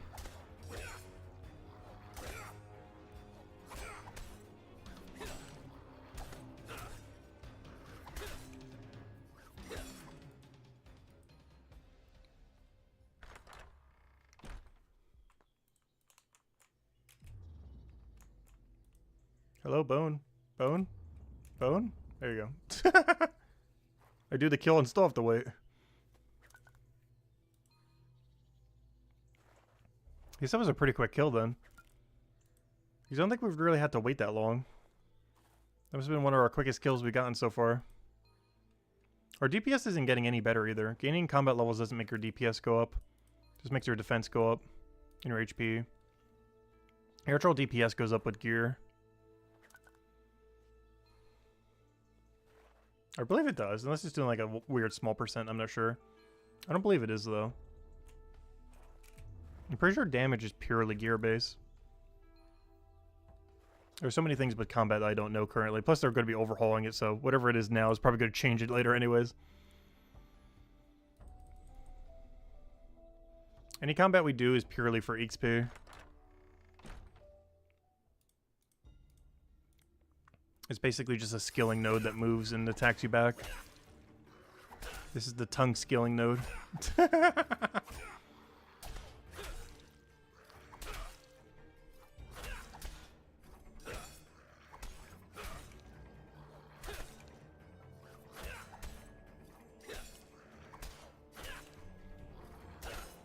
I think that's the main thing that made some people not like the combat in this game. Because they're looking at it from a combat perspective when they look at combat. But this is a very heavy, every combat is a skilling node kind of game currently until bosses come out and everything. Like, that's just a tongue node. It just happens to hit you back. That's no different than this little ram horn on the ground. Except it gives you tongues for alchemy.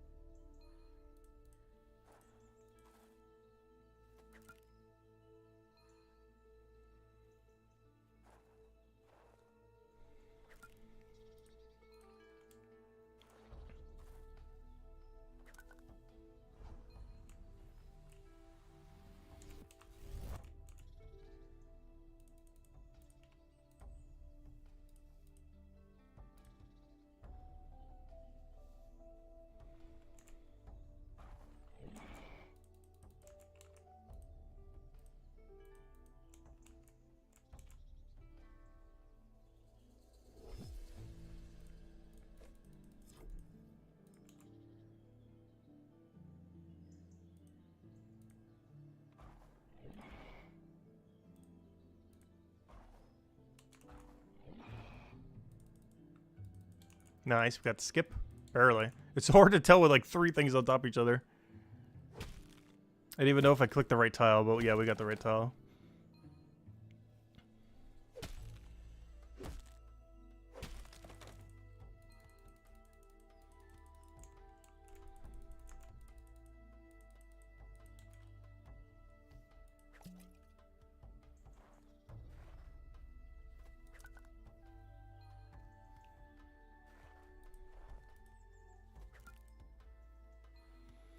Alright, 5.5 more levels to go. So close, he's so far. It's one of those grinds we gotta get done. We're not gonna go more beyond a bone. That's gonna be something that we're gonna need to throw in here and there. Is like move up 1 bone tier. If we just keep doing it like that, we'll eventually get to, you know, 200. Just move up 1 bone tier every stream. I mean, not every stream, but, you know, any stream that we do it. Like the next time we do it, we go from 66 to 79. And from 79 to 94. So on and so forth. If we do it like that, it should divide it up nicely. So we still get a variety in there, but still get what we need leveled.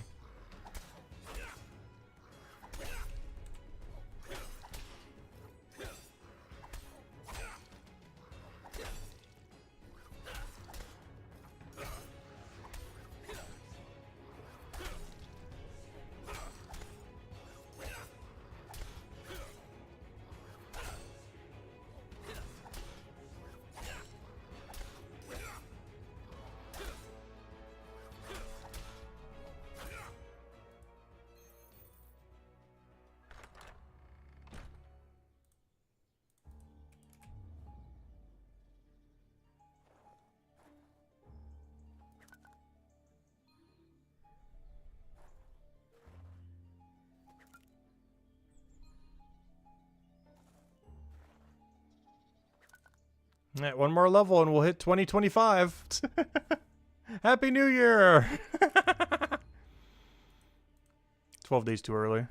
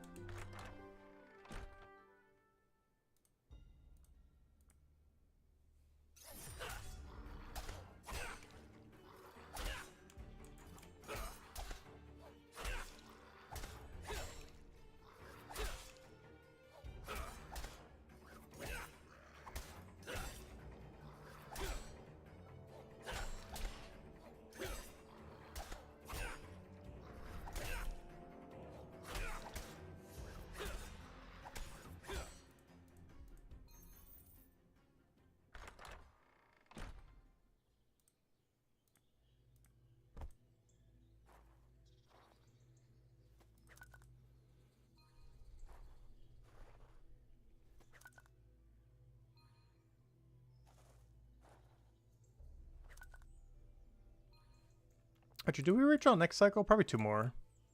2 more inventories, and I think that is 2025. Because right now we're just doing all in on gathering, and I highly doubt we're going to get a woodcutting or mine fighter level in that time.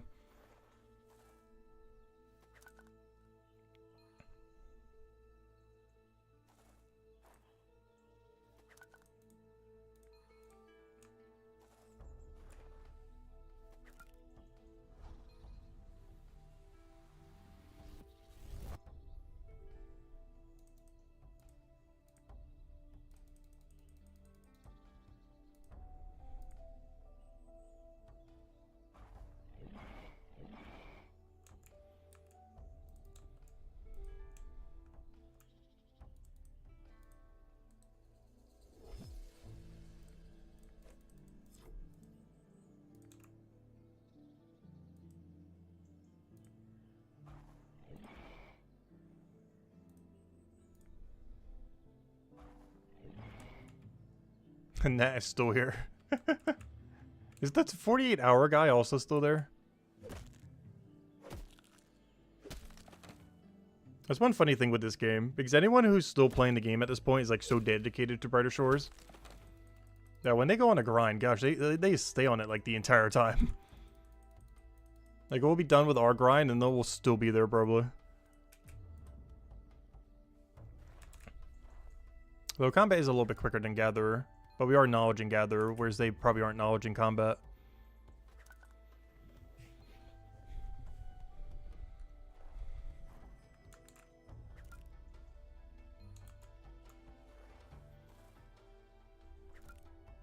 I wonder if it's worth doing snake skills at 61 with fear potions. It'd probably be the first thing we'd ever have to do where fear potions are actually viable. I was not sure if the XP rate is going to be worth it. It probably isn't. I believe they're a bit closer to a bank, though. I'm just not sure what their viability is. I assume barely at all, because not only do you have to chug fear potions, but it's also a lot of up-down. Like a lot of up-down.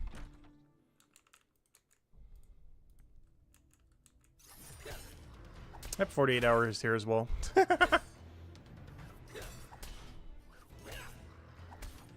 What level Mind Fighter is that? That is that 100? I think it's 100. I don't think it's 200 yet. Do I have to say, Mind Fighter Cape actually does look pretty clean. The more I see it, the more it grows on me. I'm not going for it though. 500 watch person's way better. I do like the coloration of it and everything. But you can't beat a giant dragon. That's just unfair competition.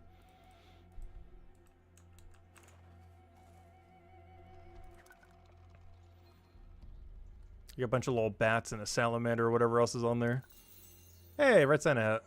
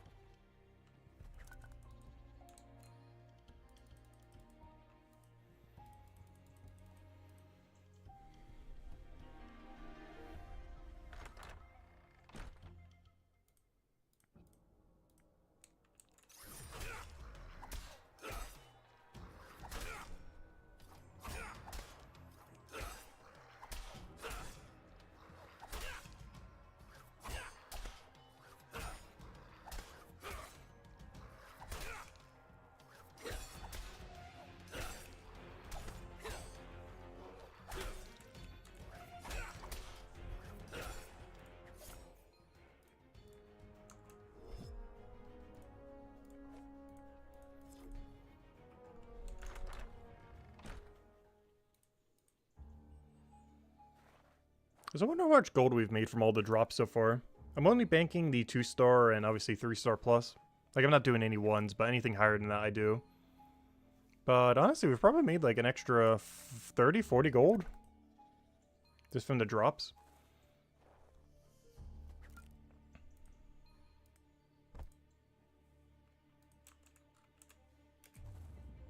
Because she thinks hitbox is weird. I was wondering why I misclicked it. But look at that hitbox. It has like a weird dead center. Where you click like right on the center. Oh no, the center's working now. How did I misclick it earlier then? That's weird.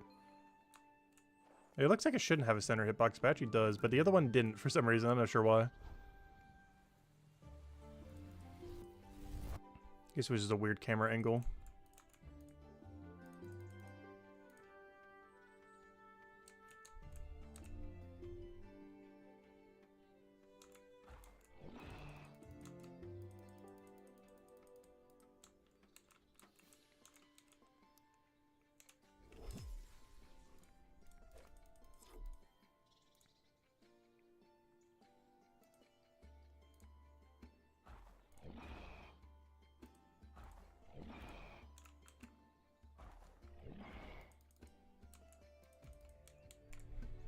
Oh no, Nat is gone. No, I wonder if there's a banked or if they're done.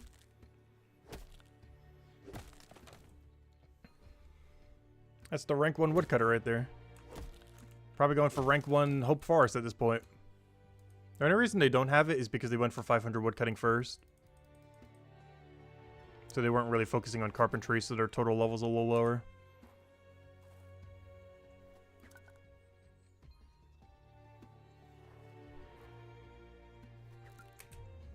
Because when they did 500 woodcutting, I'm pretty sure they were dumping knowledge into woodcutting, not into carpentry.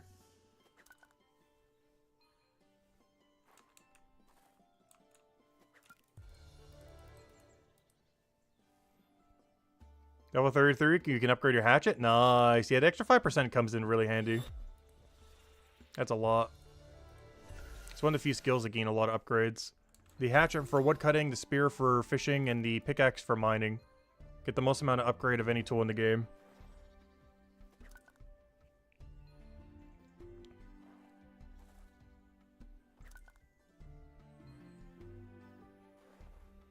It's kind of weird that those 3 are the outlier. Because most other tools only go to like 3-star, but all 3 of those go to 6. Which is twice as high. Hey, we can technically do the snake thing though. I don't know, any gatherers out there, is the snake thing worth doing? Because I'm willing to make a bet the answer is no. To such a degree I don't even think we're stopping. I am like 95% certain that snake skills are useless. I'm not sure what they're used for though. I mean useless in the sense that they're probably not worth switching from bone. Both from an EXP, banking, and everything perspective. As well as usefulness of the material. I don't really know anything about them though. I'm probably just gonna stick with bone. Stick with the bone zone. Oh yeah, we didn't put bone zone in the title. How can we do bones without calling it a bone zone stream? We're not doing the whole stream though. The second we get like 66, 67, we're out of here. Then we're gonna back into Mines and Matubin.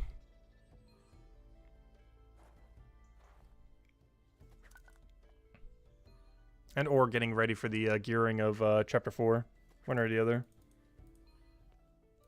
Which I'm going to need to do a little bit of the AFK raid dens on stream. Because I'm probably doing them until we get to 214 combat. Though it shouldn't take that many. I'm going to go grab a fresh drink later.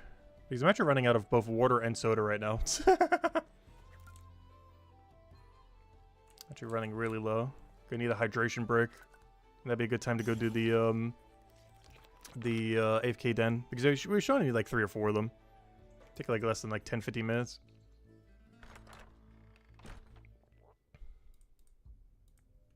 Because at 214, we should be able to take out the 218s pretty nicely. My armor's still far behind, but we have so much more defense compared to when we did it at 209 or 210. Even though we don't have any armor upgrades, 4 levels is a lot of durability.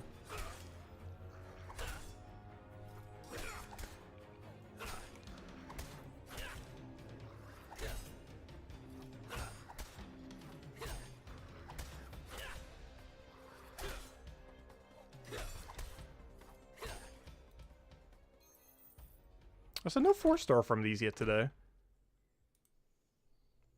We've been doing pretty good on drops from them, but not a 4-star yet. If we do get a 4-star, we definitely want to see an armor piece, though. Which one's in the most need of an upgrade? Oh yeah, I never upgraded my shield. Currently our boot and helm are the lowest level. Shield doesn't matter too much because we can upgrade that whenever.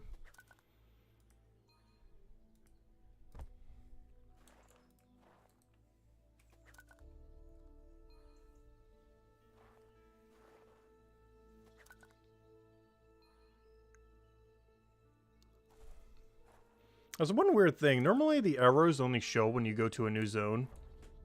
Like one you haven't been to yet. But one interesting thing is it also shows whenever you're moving to a different chapter. There's something interesting about that intersection because it's the only place in the game where there's a double chapter intersection currently. So it's the only other time post-game where you see a lot of arrows. Like when you haven't scouted out every single room, it'll show an arrow like that. But after you've scouted everything, the only place that still shows the arrow is whenever you're moving from a chapter to a chapter. It kind of has a small indicator of, hey, you're about to go to the next chapter kind of thing. It is the only intersection in the game you're ever going to see a double arrow in post-game at the moment. Because it's the only area that has a double chapter shift. Or you're in chapter 2, and on one side you have chapter 3, and on the other side you have chapter 4.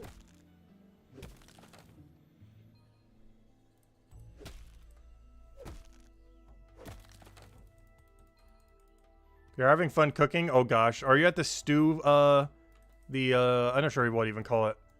But are you at the, like, the 61 stew grind right now? Gosh, that was a nightmare. It's the whole reason why I started doing cooking contracts all the way to, like, 87.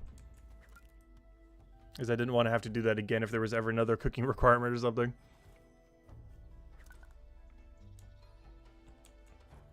But 87 should hold us over for a while. I still want to keep doing those daily thingies, though. Even though I haven't done a single one yet today. I'm just haven't been a cooking... Oh, my venture is ready. Oh, next telly, I gotta go do my venture. Though I do need the bank first. Otherwise I won't have enough room to do the other venture. But yeah, next inventory, we gotta go do our 2 thingies. Oh yeah, by the way, I completely forgot. We hit 2025, by the way. It's 2025, everyone! Yay! Happy New Year! We'll get there soon. 12 more days. Yeah, we got 2025 total. With 12 days to spare. Alright, we can stop playing Brighter Shores now. Time to go on vacation. No, I was kidding. Every goal for the year done. Now we start preemptively grinding for next year.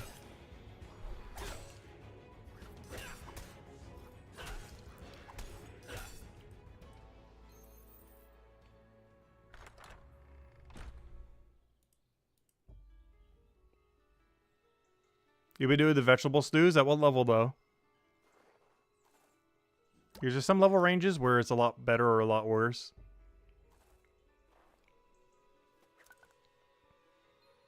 Because the veggie grind to 61 is quite a nightmare. For the last like 5 levels. It's one of the slowest XP rates you have, all the way to 200. 25? Okay, that's actually really good at your level range, then. You're at the range where it's like absurdly good to do.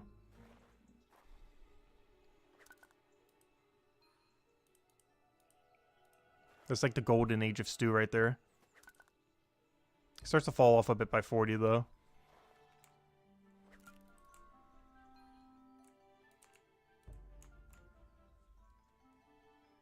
Yeah, it's pretty good AFK knowledge. It's one of the better AFK knowledge methods in all free-to-play. As far as the entirety of the game, I think it's like 4th or 5th. But in free-to-play, I believe it's actually number 1. If you don't want to do like partial AFK on alchemy.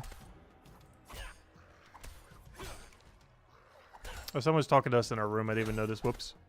I kind of completely ignored him. What do we got to do for year 2026? Get 2026? Actually, that would be fun. No, getting 2026, but on all of our alts. Engaged combat's actually relevant on everything. Obviously, that wouldn't be a priority like super early on. But having all 3 accounts be 2,000 plus by the end of next year would be fun. In case it's ever viable to run Guardian or Hammer Mage for other pieces of content like PvP or for bosses or for anything. I don't plan to do that anytime soon. But having 3 accounts at 2,000 plus, with this one at like 4,000 by then, would be kind of fun. Actually, honestly, we'd probably be at like 5,000 by then. I don't know, how many skills are there? What level would we even be by then on the main account? Because getting 2,000 on the 2 alts shouldn't be that hard by like a year from now. They can almost probably AFK there, to be honest. Because they're getting like, what, 2 levels a day AFK? So in a single year without doing anything, that's already almost 1,000. Because they're getting around, Oh, I'm actually just realized I'm on a timer to go pick that up, aren't I? Like, it's not too tight a timer. Because just AFKing alone, they're going to get like 700 something levels, if not more. Like almost 800. So you'd only have to actively train like a little over 1,000. And by then, chapter 5 or 6 or 7 would be out. There'd be so many more you can get. Alright, let me go do the 2 dailies real quick. We are currently on a 8-minute timer. Oh, Meadow. I just found Meadow. They're level 2907. I found the Meadow. Alright, what level are they on leaderboard? Time to check. 2907. Oh, they're tied in second. Ooh, Yips and Meadow having a second place fight. Ooh. But yeah, we just saw Meadow at 2907. The hidden one that's in second place right now. Barely, though. They're tied second with Yips.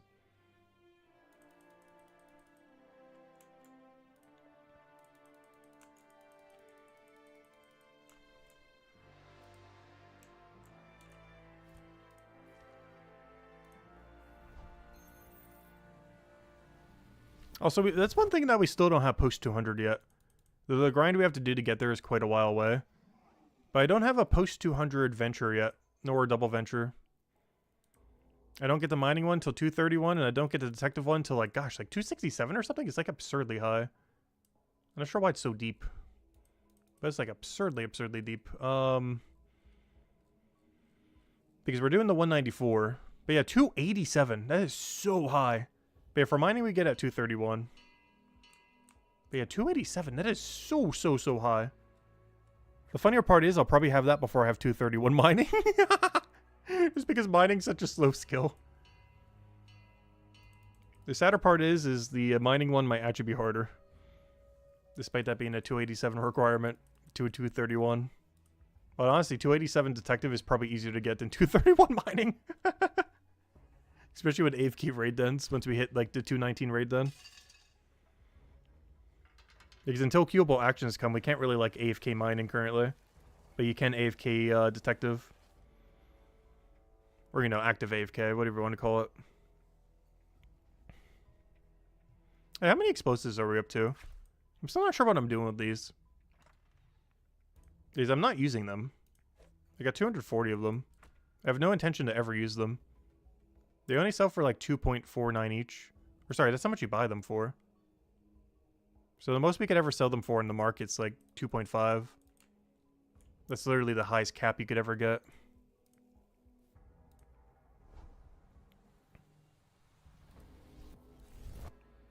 So I'm not sure what I'm really doing with them. Because I don't plan to use them. But the best you could ever sell them for is 2.5 in a player market.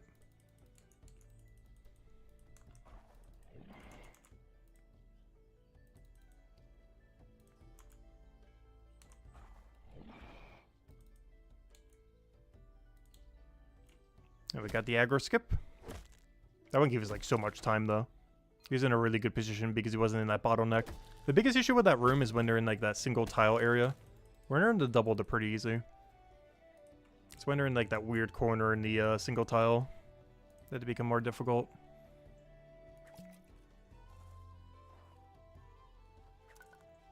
Do I use the 1 hour passive potions? No, they're too expensive. Aren't they like 30, 40 silver each or something? It's just not worth it. I might at like a super high level range or for in like a really bad straight at one. But you also have to keep in mind they take up inventory space, so you'd be able to AFK for a shorter duration as well. Unless you're doing that on like a combat one or something that doesn't fill the inventory. I guess detectives like that too. As long as you're not doing forensic, which is pretty much just dead content, is so bad. Okay, does anyone know how much is a 5% XP potion? Can you even buy it from the shop? I think you can. Whatever it is, I recall it being way too expensive to bother. I could check. Where's the alchemy shop?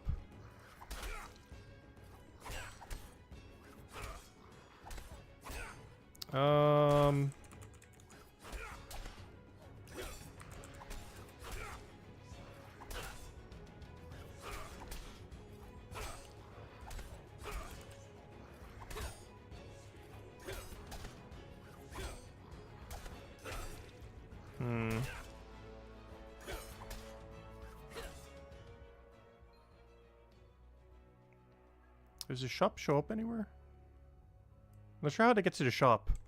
I'm not sure where you need to go in the wiki to get to the shop interface for that place. As I click on the potion itself, it'll probably bring it up, actually. We're gonna do that on the next combat. If I find the potion and click on it, it should tell me how much it costs from the shop. Because the page that it brings you to will probably say the number.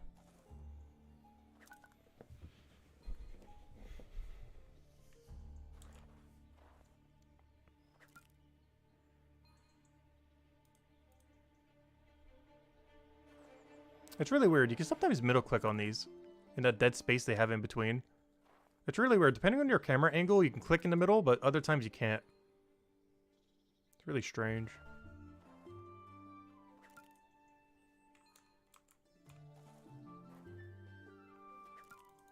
Alright, round 2. Let's see if I can find it this time. Yeah, if I just click on one of the passive potions, it should bring me to the page and tell me how much it costs. Hopefully.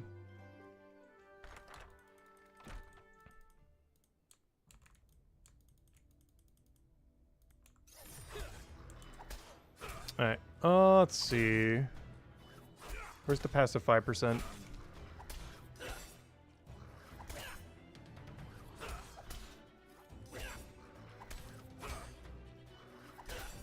Let's say hypothetically mining 5%.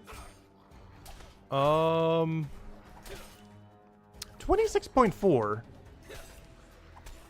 Is that worth it? We'd have to spend about 260 a night for 1 extra hour. Honestly, maybe that is worth it. Is it? How much XP do we get for that? Like, how much of a level? Does anyone know?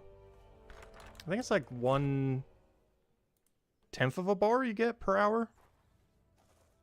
I forget how much XP you need to do an AFK to go get a thing. Because that'd be 1/16 of a bar then.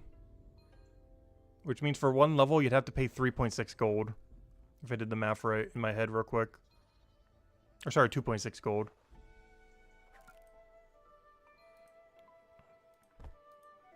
But if the really rough math I just did was right, it's about 2.6 gold per level. Oh no, maybe it is, because you have to times it by 16. Wait. Yeah, it's like 3 point something gold in a level. Is that worth it? It really comes down to if that's worth it or not. If I did math right, it's 3 point something gold per level. To be able to get a free passive level every now and then. Over the course of 20 hours of AFK. So like 2 days of AFK basically. Roughly. It really comes down to, is that worth it? I feel like the answer is no in the current state of the game. Maybe down the line. But if my rough math is correct, it's somewhere around like 3 point something gold per level. Every 20 hours you would get a free level. That you wouldn't have otherwise gotten. At the cost of 3 point something gold.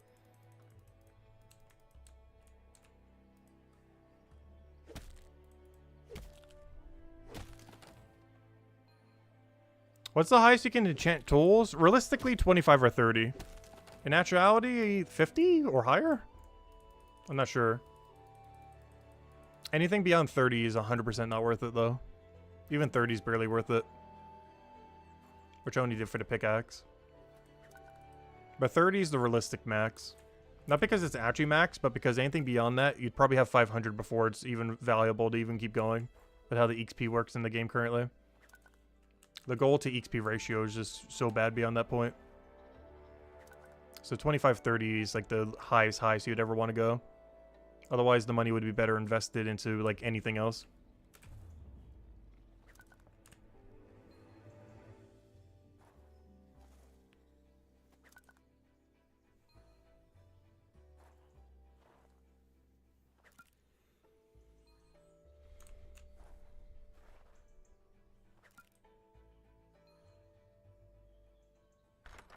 Oh, wait, you know what? Maybe that gold math I did earlier was wrong. Wait. It's actually way lower than that. It's only like 1 gold a level. Let me just calculate this real quick. My brain math is failing so hard. Alright, so let's say hypothetically, it requires 20 hours. Yeah, you just times that by 20. Never mind. What math was I doing earlier? Yeah, it's way lower than 3 point something gold. My brain carried something somewheres. In the very wrong location. But, yeah, it would just be that times 20, would it not? Yeah, it's more like half a gold per level. Every 20 hours. That's not horrible. But it is a lot.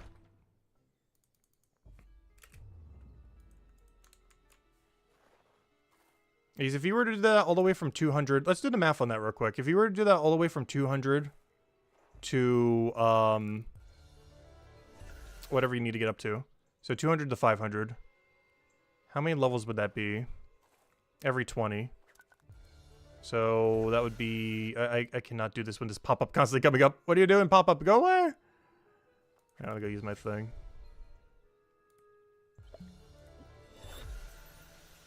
Alright, let me go fail at math again. Failing at math round 2. So how many times would you need to do it? If every 20 levels post 200, you would get 1 level. You'd have to find a difference between the two. How many times does that go in for about 20? 20 would be, yeah, every 20 would be 1 level. How many 20s would you go into the other thing? It would be 15. So you'd be able to get around 14-ish levels out of knowledge. Which means across the entire time, it'd be 14 times the other number we had earlier. Which honestly, that's not too bad. Okay, maybe we do start using them actually. Because if that absurdly rough math is right, you would spend about 7.5 gold if you did it the entire time all the way through. And that's honestly not that bad.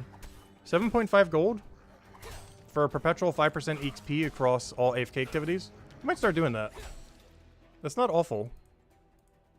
But yeah, on your way from 200 to 500, of course you'll be doing other things too, so it's even less than that. But if you were to just AFK activity, like on an alt or something, it'd be 7.5 gold all the way from 200 to 500. If you were to 5% XP pot, the AFK XP pots. Keep in mind, only some AFKs can do that though. Because some require too much inventory to take up. Or it limits how long you can do one for. Like let's say the mining one, for example. We can't do longer than about 12 hours with that.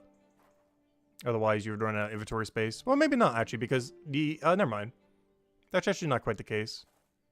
Because your potion would get consumed around the time that the other one would. So never mind, you'd still be able to do it for stuff like that. It's just ones that keep taking up inventory after. Or ones that need, like, multiple production thingies. Like, if you're using an item to make an item. Those are the ones that have a problem with the XP pots. But if you're gathering one, yeah, that actually doesn't matter. Because the XP pots will keep disappearing. And being filled by the new AFK activity.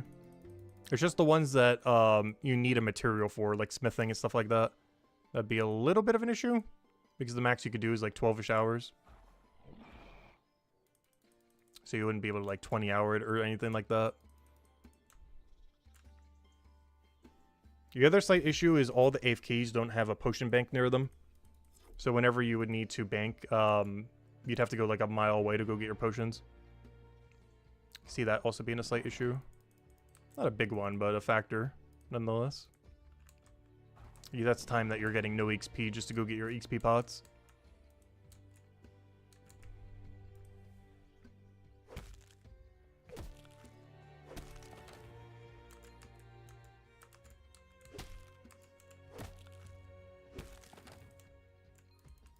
Yeah, I might start using them, to be honest.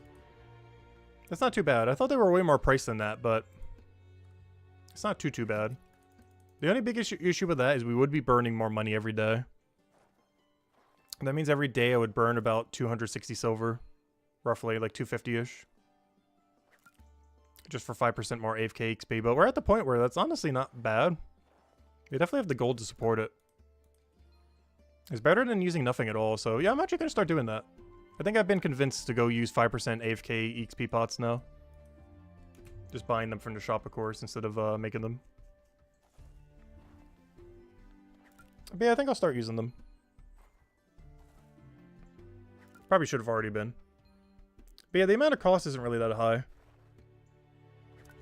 And when you factor it compared to a tool, having to do anywhere from like 3 to 7.5 gold is basically nothing compared to how much gold you put into a tool.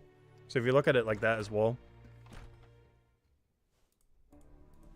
I wouldn't use anything higher than 5% though.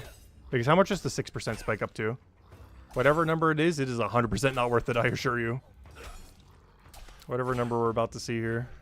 Wait, how do I go back to the other page? There, 6%. It doubles in price for 1%. Yeah, we're definitely doing the 5% if we're going to do that. It's nearly double the price for 1% more. That is definitely not worth it. I don't even need to do the math to know that I am not spending that much on 1%. But the 5%, we might as well.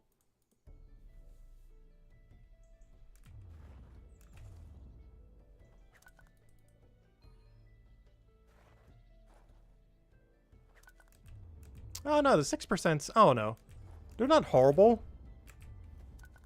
But you have to factor in that you have to do it for 100 hours to gain the benefit of, you know, 1 hour, basically. Or, you know, 1 hour extra compared to 5%. And over the course of 100 hours, you're spending whatever the silver difference is between them. Which is like 1 point something gold for 1 extra hour every 100 hours.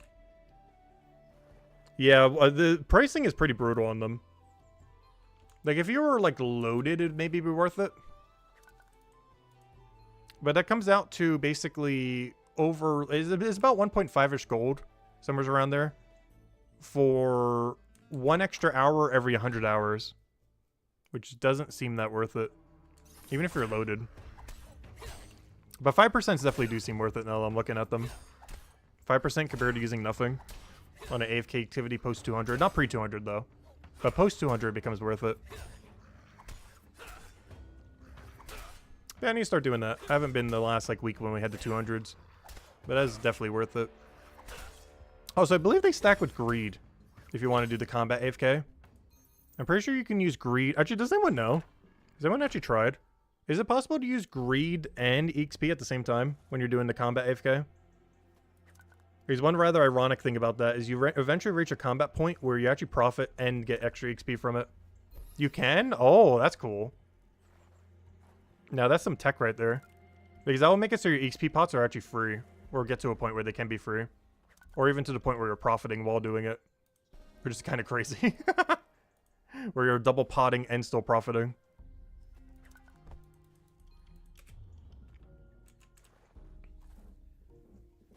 It's kind of broken.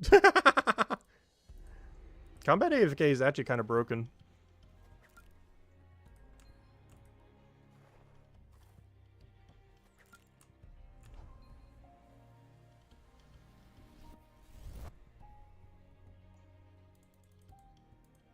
Because that means you can stack 300% greed with 6% XP.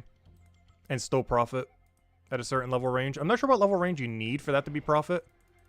But there is definitely a level range where that becomes profit. Using a 300% greed and a 6% XP simultaneously. And still be making money.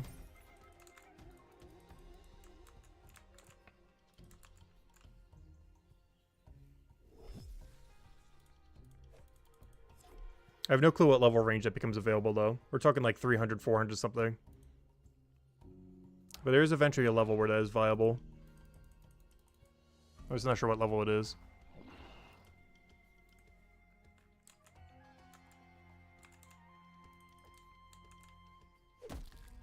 Oh, so I keep saying greed. I mean wealth potion, not greed potion.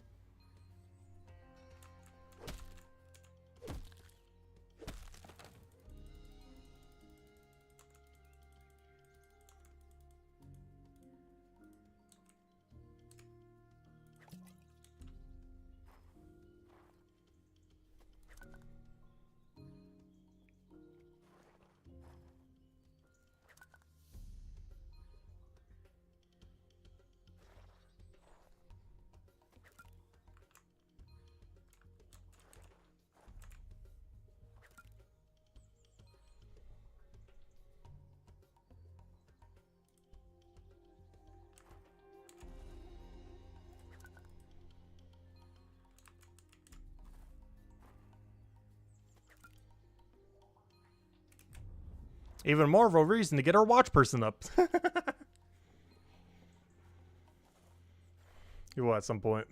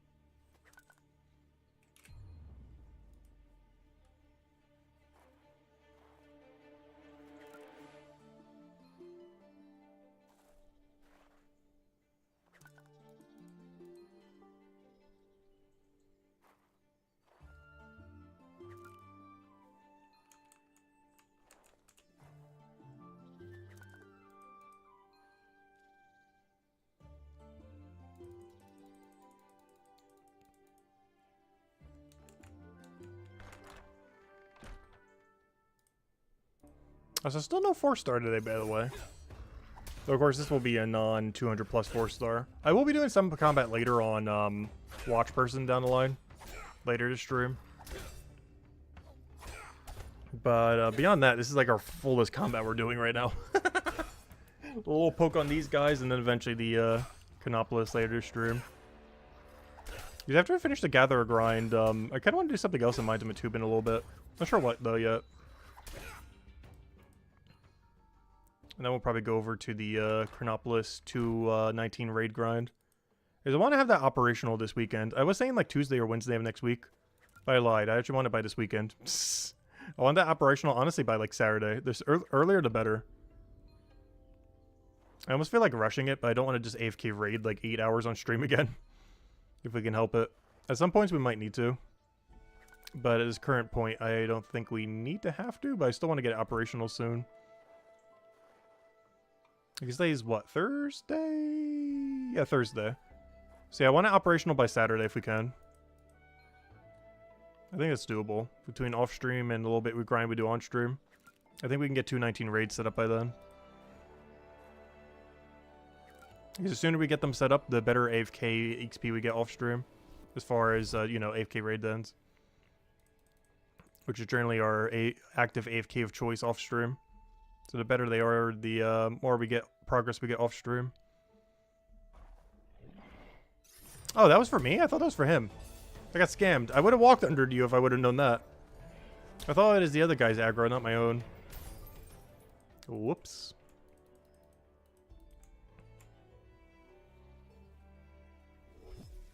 I should kind of know by the audio cue, because I actually turned off third-party sounds the other day.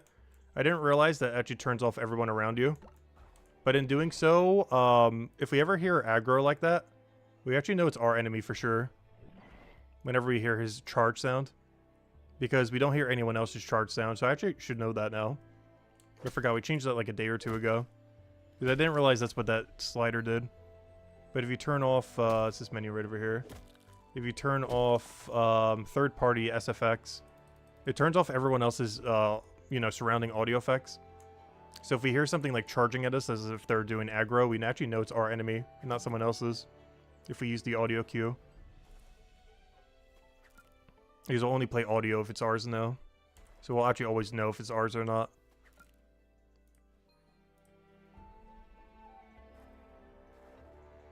Oh, Miles, yes, you don't have it set up either? I thought you were doing it already.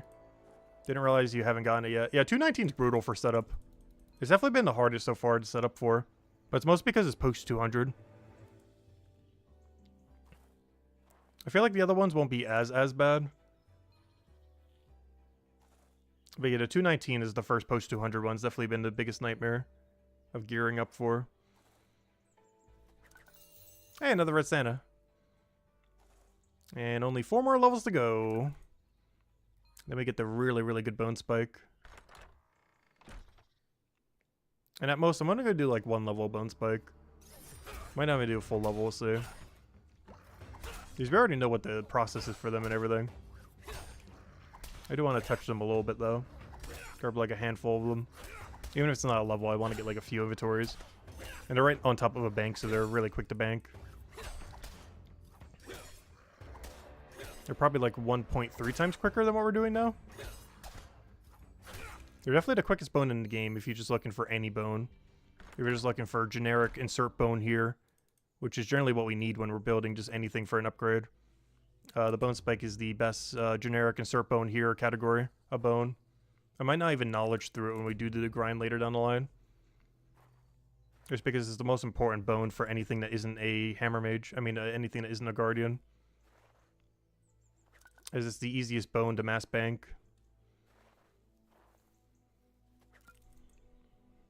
And when you're just making generic upgrade material, it doesn't matter what you're making. It just matters that you're getting it quickly.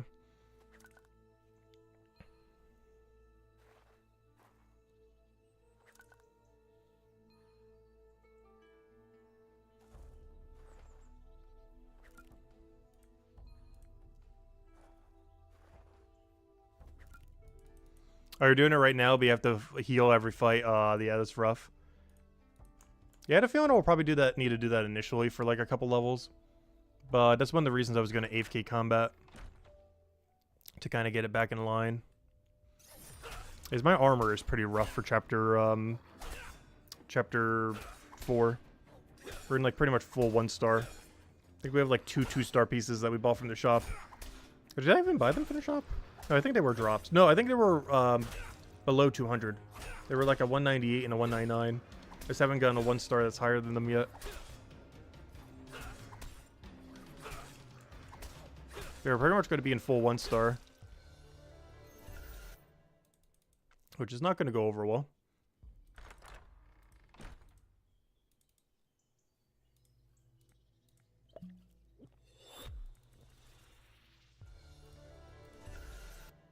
Ooh, 10k XP on the dot. As it gives 10,500. But, you know, the XP drop was 10,000. The extra 500 was from the 5% pot.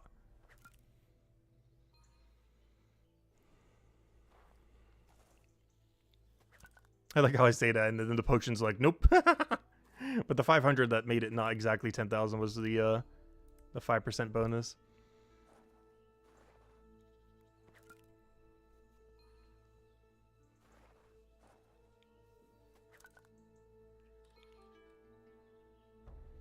Ooh, we got Rush number 1 over here.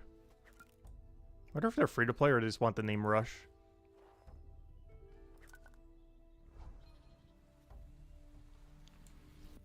That's a really high level if that is free to play only.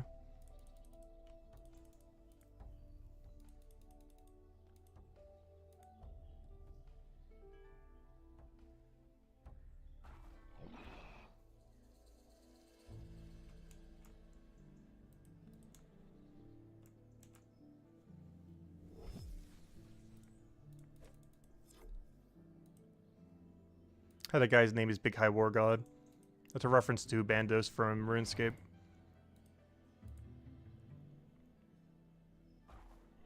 Hey, Nat's still here. I guess he was just banking earlier. I thought it was done earlier, but nope, he's back.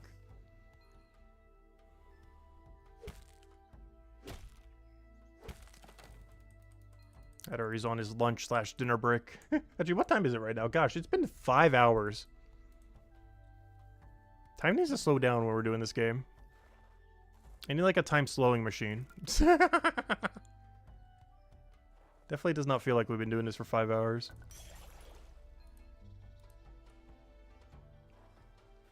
That's the only bad thing with this game sometimes. Like, I'll say I'll go do something for a short duration. 6 hours later, it's like, oh yeah, we're still doing this, aren't we? It doesn't feel like 6 hours have passed, but yeah, it's been 6 hours, hasn't it? Or this keeps 5 hours. I still got to go for about another hour to go finish out the grind. Then we can move on to our next grind. But we're definitely not going to do more than 1 bone upgrade per stream if we ever do this. We're not going to be doing it every stream going forward. But whenever we do a gatherer stream, it's going to be 1 bone upgrade. Because that takes roughly like 5 to 6 to 7 hours depending on the one. Like the next bone should actually take less time than this one. Because the banking is so free. So it's actually going to take less time to go from 66 to 79 than it did to go from 53 to 66. Even though they're both the same distance away, Bone Spike is way better XP due to how banking works for it. It's at least like 1.3 times more XP per hour. Not sure the exact rate. But it is 100% quicker. Because banking takes like 0 seconds. Compared to banking right now. It also has a perfect cycle unlike this. Where you have some downtime where you have to go like kill a thing or do something else. So Bone Spikes will be way quicker whenever we do it. It'll probably be like a 4.5 hour grind. If even that. Whereas this was closer to a 6 hour grind. But we did get some wood cutting along the way. We also got some, what's it called along the way? Some Mine Fighter. But the actual gathering XP rate was way slower because of that. Because we're putting some extra multi-skilling in it. And because it doesn't have perfect cycle like Bone Spike does.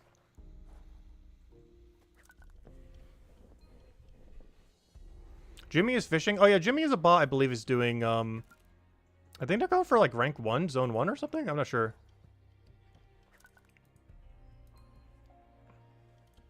But they're going really heavy on, chapter 1.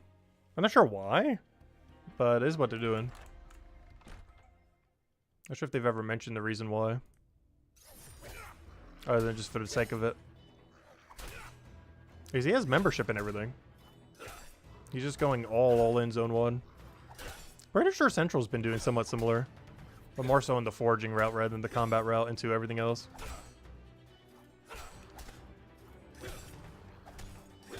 Oh, Jimmy Zabot is playing way more though. Like, British or Central probably has like 1/5 the playtime.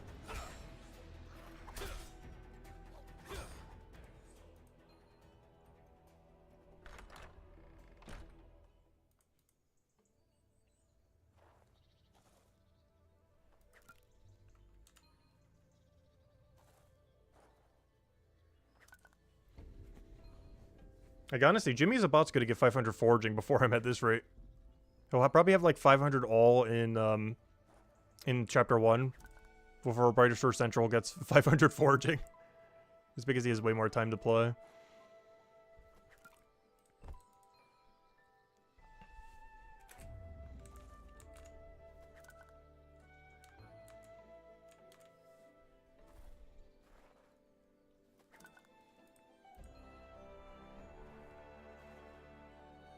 So what's that guy doing? He's making squares.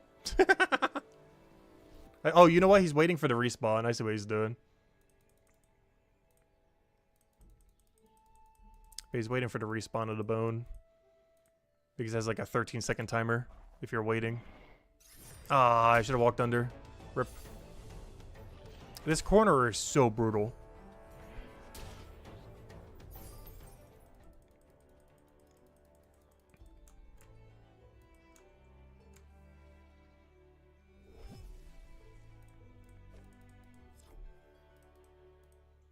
Luckily we don't have to deal with it going this direction. Nope! I almost misclicked that so hard. Because I'm clicking the wrong click. Because I always prefer left clicking if I can. But the problem with that is left click is also action. So sometimes I'll do it on like a tree or on another's enemy. We didn't get punished for it though. I misclicked. I was spam clicking so much that he still moved eventually. It probably didn't look like it since it doesn't show every click, but that was like 10 clicks right there. But one of them was correct, so it eventually moved me the right way. About 9 misclicks into 1 correct click. But the 1 correct click overdid all the misclicks.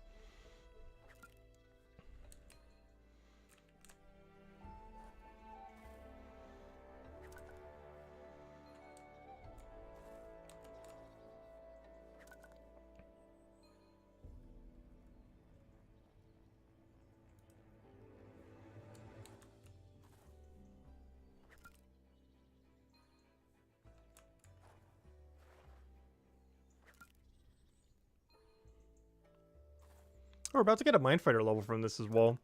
That's going to be 3 Mindfighter levels. This is really nice because now whenever I go back to Mindfighter, we should just be able to go back to the Tentacle with these. Not only is our weapon better, but we also have like 3 extra levels of durability. And we're already able to take them at our level. And now we can really take them. So whenever we go back to seriously doing Mindfighter, do Tentacle until we can obliterate Toad, until we can obliterate the thing you can walk under. And then until we can obliterate the squishy guy. And then we got a really good path all the way to like 150. 140, 150 or so. We're not going to do that anytime soon, but our path looking forward for Mindfighter is really easy. For the next like 70, 80 levels or so.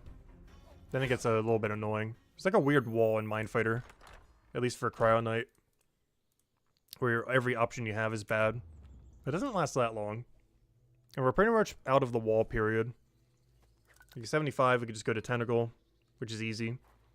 Then we have just a whole straight of things that we do extra damage to. Hey, extra Red Santa. And then, yeah, we cycle back all the way through the other thing that's weak to blue.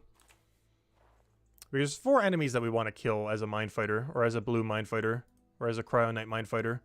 It is the thing you can walk under, which is good for all classes, which is the big stone guy. The blue blob, or the blob that is weak to blue. The Tentacle, because every class could just, you know, stand away and then range it and everything. And the Fire Toad, because it is also weak to blue. There's like the 4 big ones. The problem is you get like 4 dead ones in the back-to-back. Quite literally, 2 of them undead.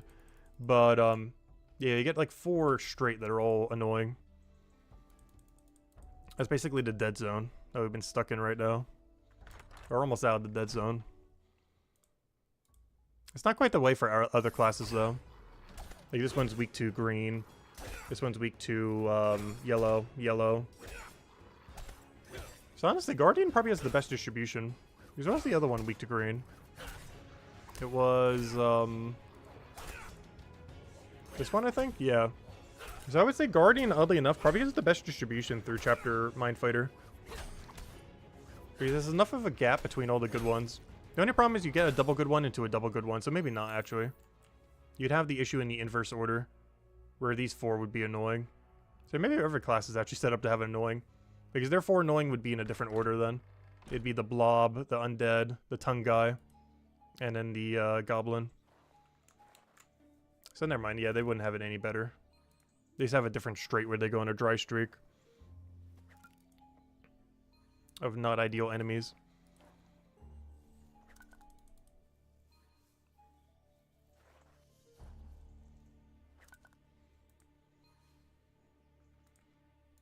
But we're almost past ours, so Mindfighter should be really easy to at least 130 if we were to ever train it higher. It only becomes bad again once we can't do the Blob anymore. After the next tier of Blob is outside of our level range, we're going to have trouble again. For at least like 10, 20 levels. But then after that, we should be good to go all the way to 200. There's just going to be 10 to 20 levels that's going to be a little annoying. At like 150, 160 or something. But after we get past that, it's smooth sailing all the way to 200.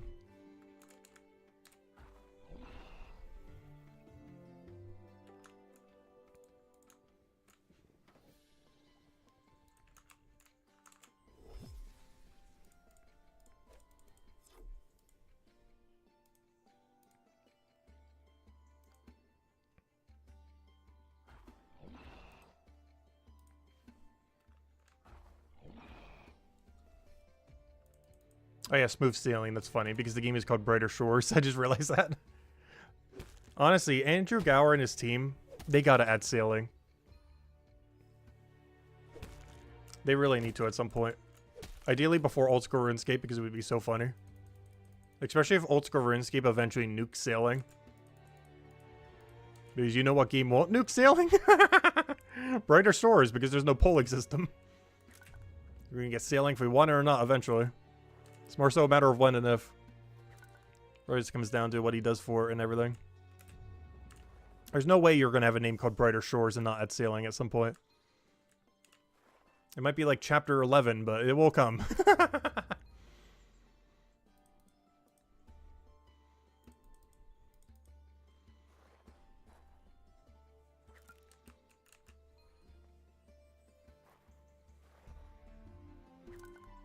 Technically, it would be called sailor, not sailing, though.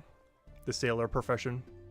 It is not the skill of sailing, it is the profession of sailor.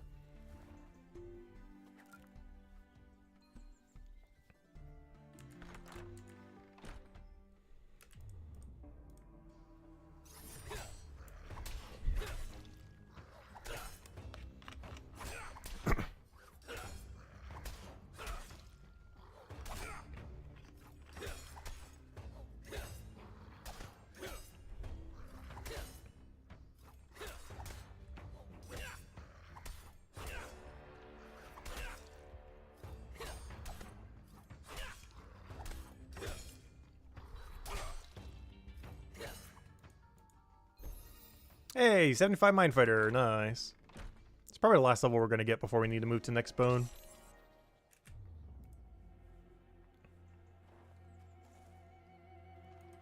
But we'll get a solid 75.5 in there.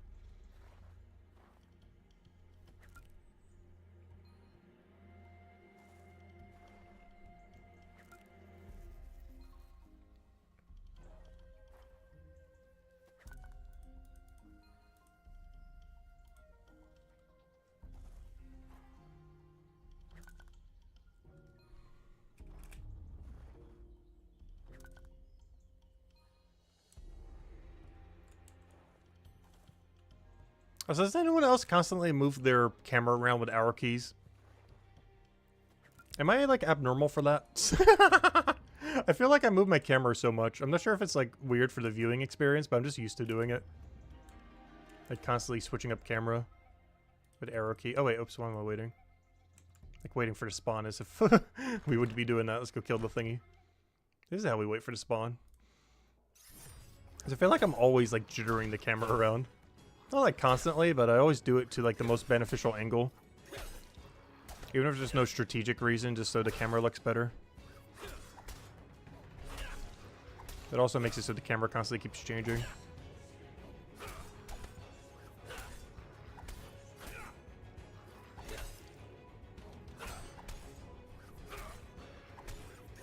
I don't even realize I'm doing it most of the time. I think auto-adjust it in my brain. The hands just move.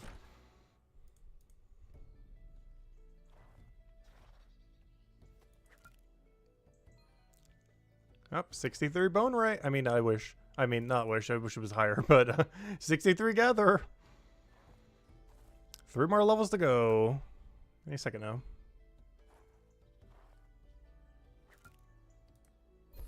There it is.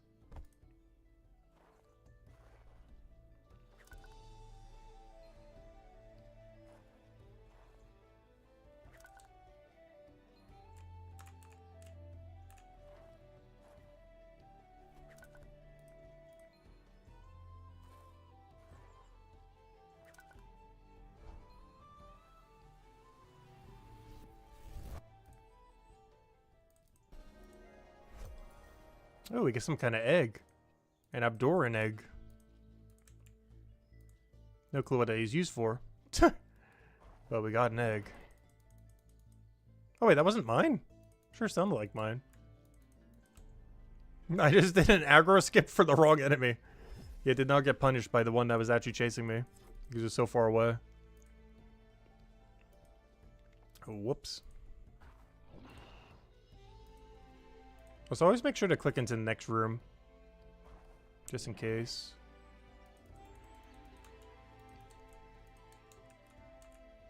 Oh, so Nat finally left. I know all the people who were farming combat with us, they left us. You know, we've definitely been doing this for a little too long. Every person doing a mega grind on combat has already left.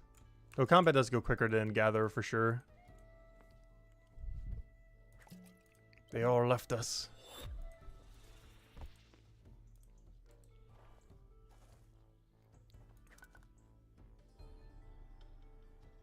We got this rush guy now, though.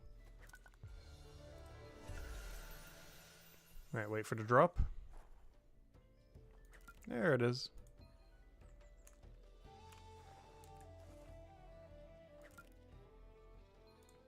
So close, yet so far. Honestly, at this point, it's almost worth just doing knowledge the rest of the way. Because his bone's really starting to fall off, given our level range. I don't know, maybe it's the last inventory we do, we'll see.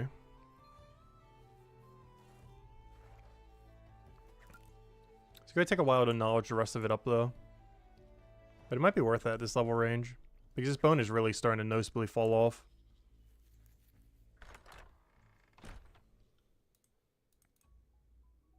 Why is this room so crowded right now?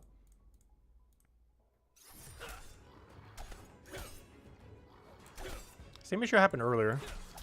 4 people in one room. It's weird because sometimes we see like 0 or 1. And other times it's like, oh yeah, pretty much 1 person per unit. I wouldn't think these things would be that popular to kill. This depends on your level range though. I think one thing that brings extra people here is they're level 0 enemy, I believe, for the area. Which is also a factor. Like that 250 something was probably a level 0. Or, you know, somewhere around that level range.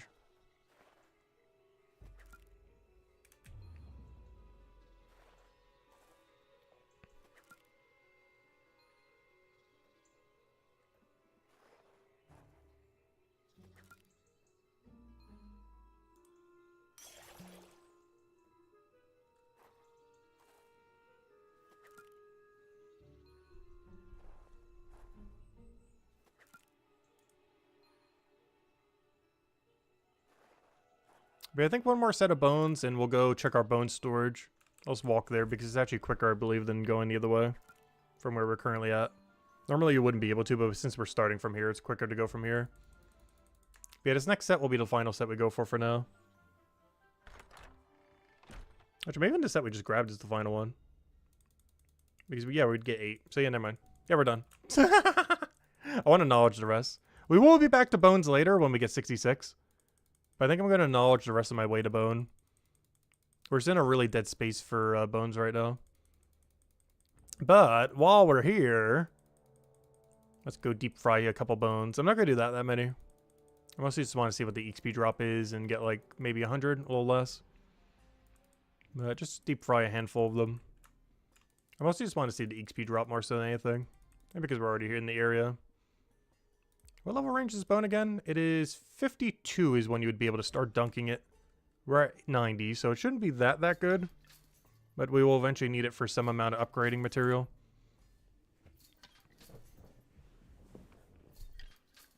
Also, out of anything we have banked that we could go brew, this would be the highest level one.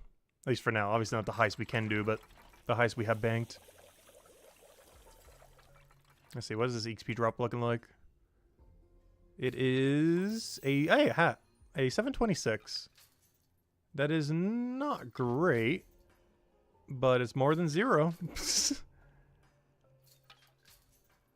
Yeah, it's definitely not worth trying to get a whole bone right level 4. But it's mostly just to have some for crafting material, so when we need them later down the line, we're not like, oh, I have 0 brewed, let me go brew them. I want to have a couple pre-brewed. Just for the inevitable future where it's like, oh yeah, I need to go make this, and then it's like, oh yeah, I don't have any brew, I should probably go do that now. Try to do a few of them preemptively. Wow. We grabbed over 1,000 of them. No wonder why that took a while. Yeah, we might have overkilled a little. I'm just gonna go for like 18, 36 more or so. And then we'll go, actually, what is the next order of business? I think I go grab a new warder, go to the AFK raid den for like 1 or 2 sets. And then we should get us our level. And then we can technically do the combat thing. I can't do stonemason until I put more knowledge in it. At this point, I can't do gather until I do more knowledge into it. Oh, I hate that. They look like they're done visually, but it's actually the loading bar. I do that so often with bone right. When brewing the bone. Is I do the visual of the vat, but the visual of the vat is very misleading. Because when they're completely brewed and all the way done and all the way moved up, it's still not over. You gotta wait till the whole loading bar finishes. But if you do it when it looks like they're ready, it'll actually cancel your action, which is really bad. Hopefully something queuable actions will end up fixing. Because the loading bar's still going, but like right now they look done. But if you would have clicked, it would have canceled your action. Like they look done about half a second to a second before they're actually done.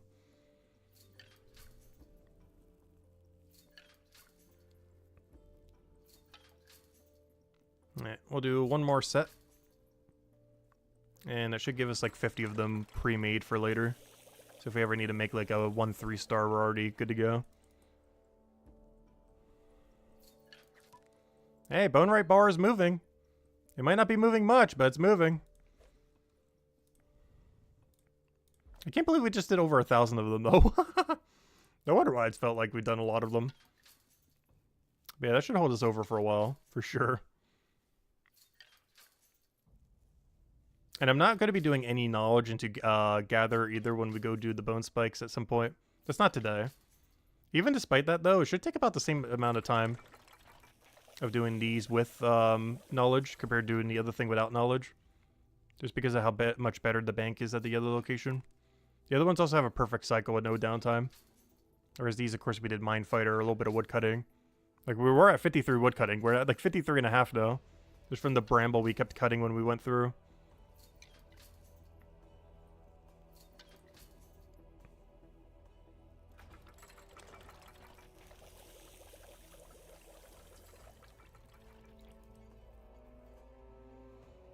This will be the final set. So I'm really curious. The poll is actually pretty even. When trading comes out to Brighter Shores, if there was an option to keep playing without it, would you? And 42% said they would go the Ironman mode, aka basically how the game is right now. And 58% would enable trading. So it's almost like a perfect half and half. I'm actually surprised it's so even. I'm not sure which one I expected to win. I'm just surprised it's nearly 50-50.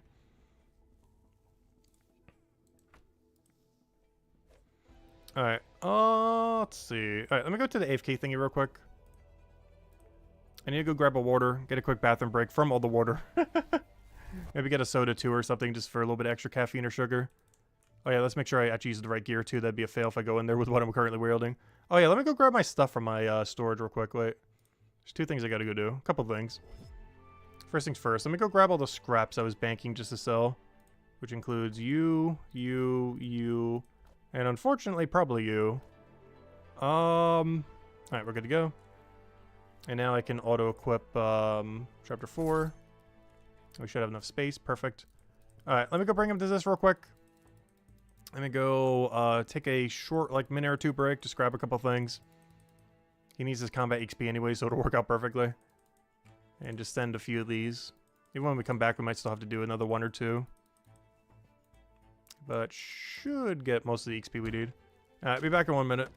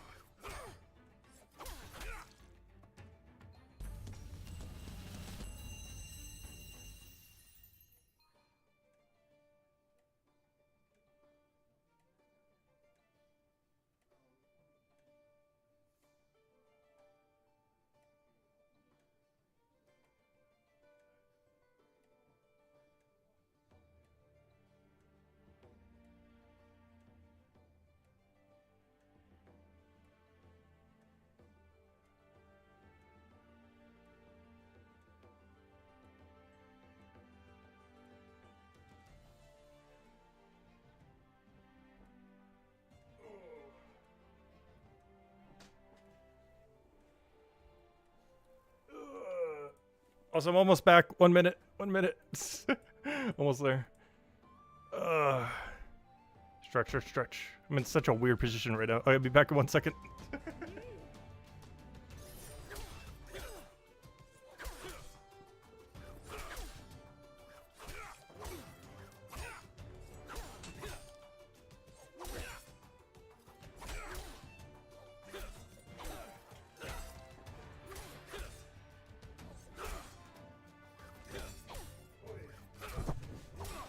Oi, oi. Okay, we're good. We're back, we're back. Which kind of works out, because we need to grind this to a level anyway, so... kind of perfect.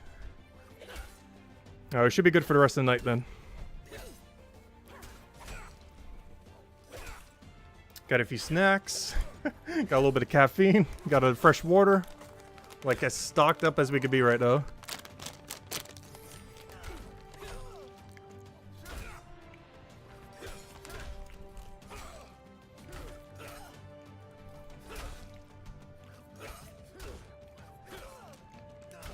So, current game plan. Oh no, do we go combat or non-combat? Combat would be to kill the 218s and try for our first 4-star, which I do want to get on stream and not off stream if we can help it. Which is one of the reasons I kind of want to go for it. The alternative is probably mine 1,000 iron. I wish I was joking.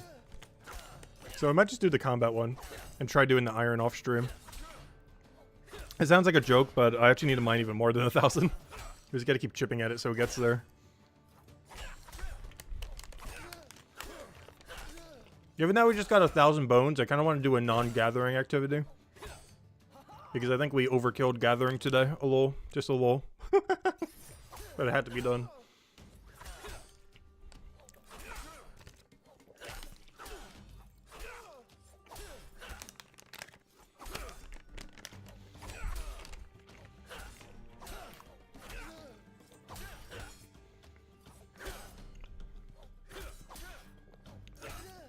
Wait, can you get a level? Gosh, we still gotta do one more, really? I guess it's a little break just to relax. Oh, so if you ever wonder what we're doing off stream, it's basically this. I'll go do a bunch of stuff around the house, watch a little bit of whatever, multitask a couple things.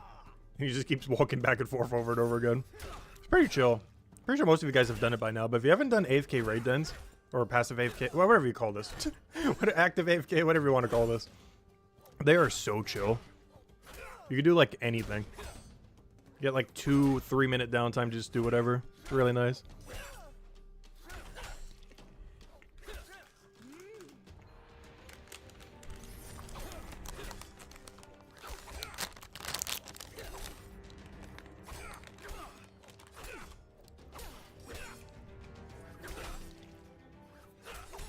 Yeah, this will be the last one we do for now, though. Because I really want to get our first ever 4-star post 200 on stream. Because that'd be a little disappointing if it happens off stream. Like, it'll still be nice, but it's like, ah, the first one. We didn't get it. So we're going to try for it. We're not going to spend the rest of the stream trying for it. Hopefully we'll get lucky and get it in like an hour or less. But we will try for it. And we should be way better off now compared to before. We have like 3 combat levels more than before.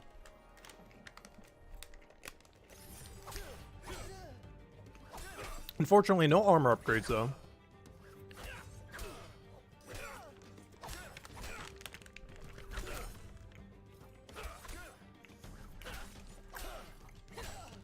But there are a lot of 1-stars that could be an armor upgrade. Like a 213, a 214.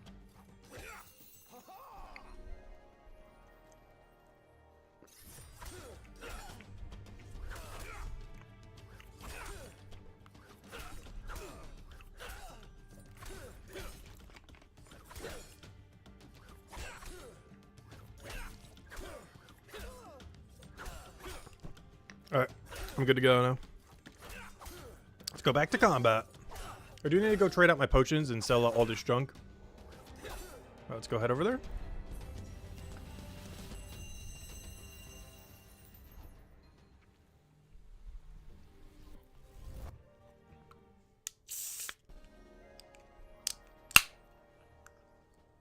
Alright. I'm all prepared. The water has been sipped. The soda is ready and all the snacks have been eaten.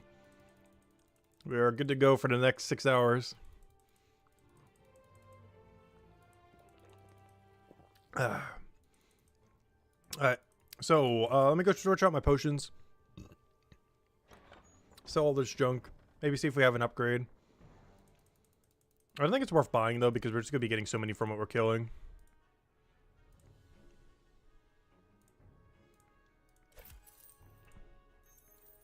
What does his info say? The guy sells weapons to the people of Chronopolis. Interesting. I don't think the one in the other one says that. Like, sell weapon. He doesn't actually sell them. Oh, is that an upgrade for Chapter 1? I should double check real quick, in case it is. We're not going there anytime soon. I just want to check for future purpose. Oh, it is. Oh, no, it's not. Never mind. Alright, we're out of here. Let me keep the gathering potion. Oh, wait, I need the other potions, though. The devotion of the grind is inspiring. Thank you. Some people have really been going all in on this game. We've been kind of doing, like, a little bit of medium. Like, higher medium or high. I'm not sure what you'd call it. I haven't been losing sleep on the game, but gosh. Like, 90% of our free time has gone to it so far. At least 90%. I was not sure why my voice changed so much there. While I was drinking soda. There's like a whole pitch change right there. Anyways, what are we doing?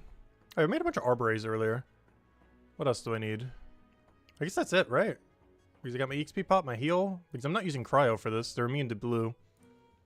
So I'm just going to be whacking them with a two-hand. We also got the axe that they're weak to, which is nice. We made it for the spiky balls, but we also made it because this one is also weak to it. And gosh, were they expensive. It costs like 400 or 500 silver in carpentry supplies to go make it. But I think it was worth it because we got 2 enemies in a row that were both weak to it. If it was only one, I probably wouldn't have. But it was weak to the balls that we just had at 200, and now it's weak to the 218s, which is our next enemy. So we had a double weakness, so it was actually kind of worth it.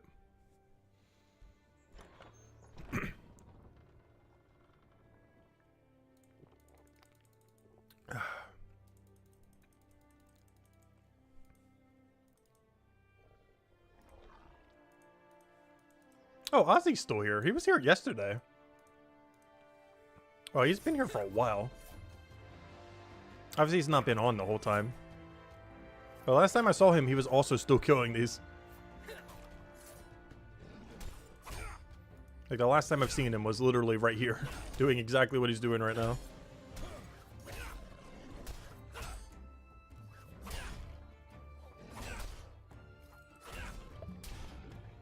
Okay, ideally, we only use 1 pot per battle. We're using 25% now, so as long as we do 1, we profit. If we use 2, we break even. If we need 3, we got a problem. Because we actually lose money every fight we do 3. Unless we're getting like a 3-star or 4-star. But on average, we lose money if we have to use 3. 2's break even, though. And ideally, 1's all we need. Come on. Come on. Hit him. Good. And we'll be picking up every drop. Because each one's pretty valuable. They're like 9-10 silver or something at this level range. And that's not even their final form. Like this one right here is free 9.5 silver. Which is not that bad. Though every single time we sip a healing potion, it's like, what, 5 silver? It's around 5. So a little pricey, but we kind of have to use them.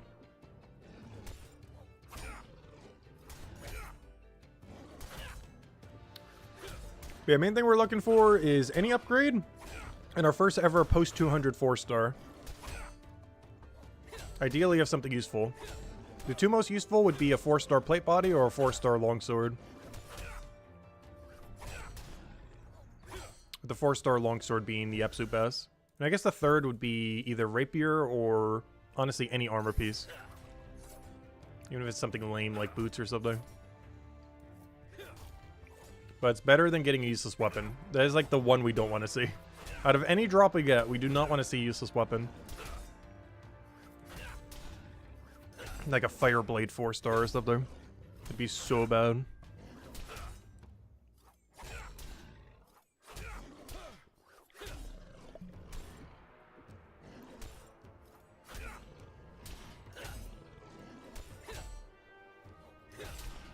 I can despawn the trees by moving the camera slightly.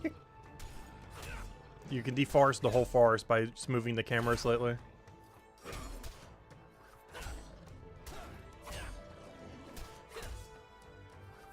I'm going for it. Might die occasionally to RNG though.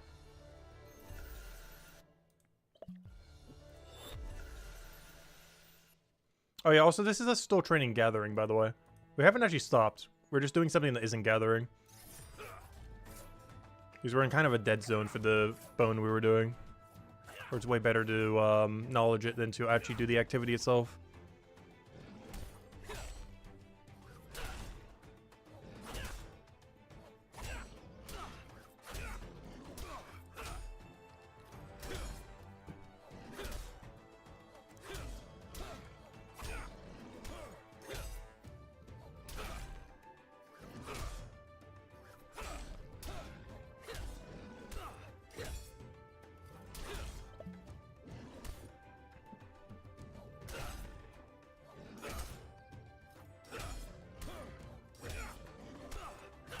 Also, one thing that's kind of interesting is that at least at our level range, we actually get more detective XP than combat per raid.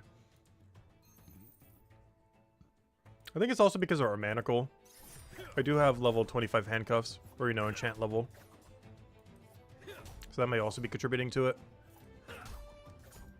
Because we're not getting any bones for combat, but we are getting whatever this is for detective.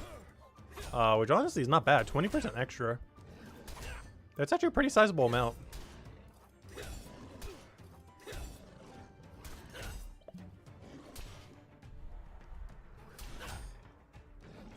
These handcuffs do work on the raid dens.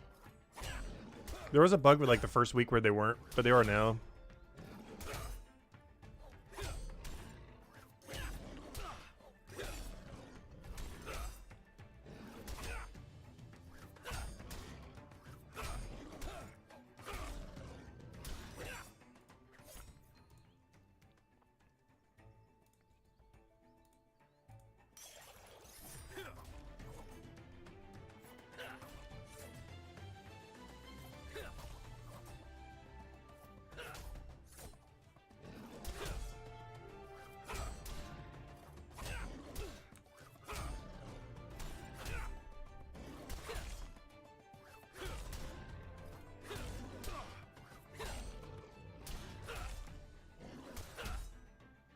It seems pretty good. We're pretty consistently killing them with only one heal.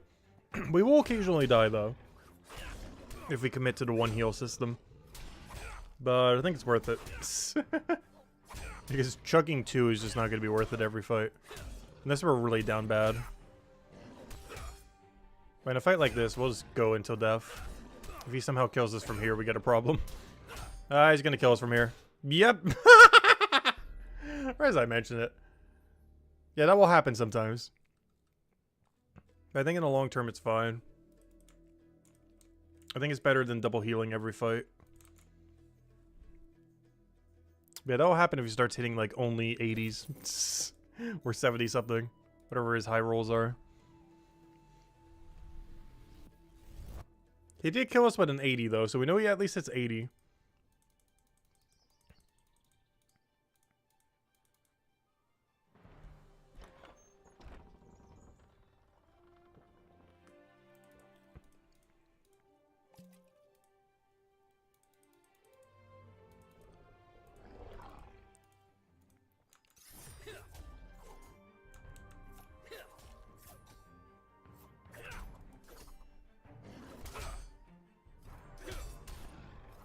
Was that a 113?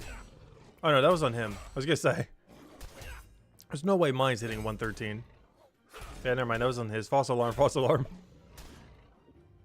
His max hit should be like probably the 80 he hit on me, to be honest.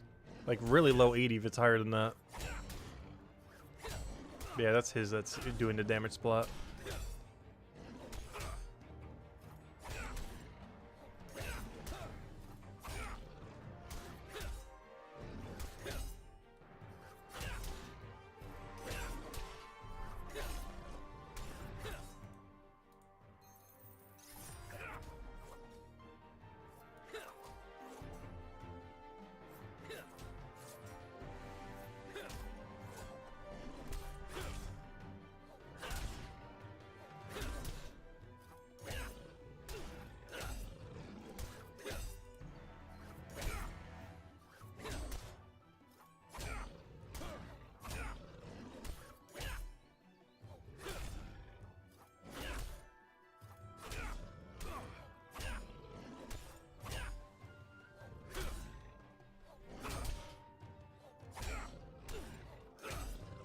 Oh, look a little sketchy. I'm going to go for it.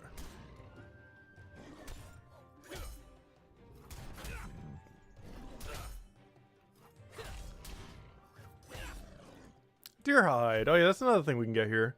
I can't currently buy deer hide, but all we need is like 1 level.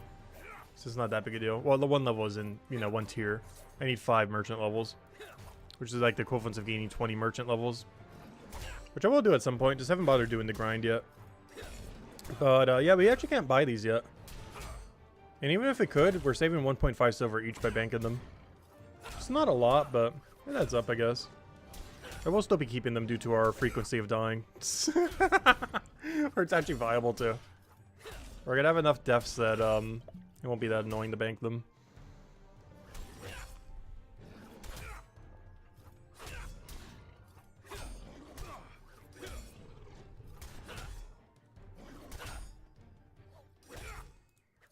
And worst comes to worst, it allows us to do the best hide once we hit to 190. Because I believe you need 190 for them. Yeah, 190. 205 merchant to buy them, 190 to use them. Neither of which we have at the moment. But if I happen to have 190 leather worker before I have 205 merchant, we could process whatever we have in our bank from all these. Which won't get us that far, but it's better than nothing.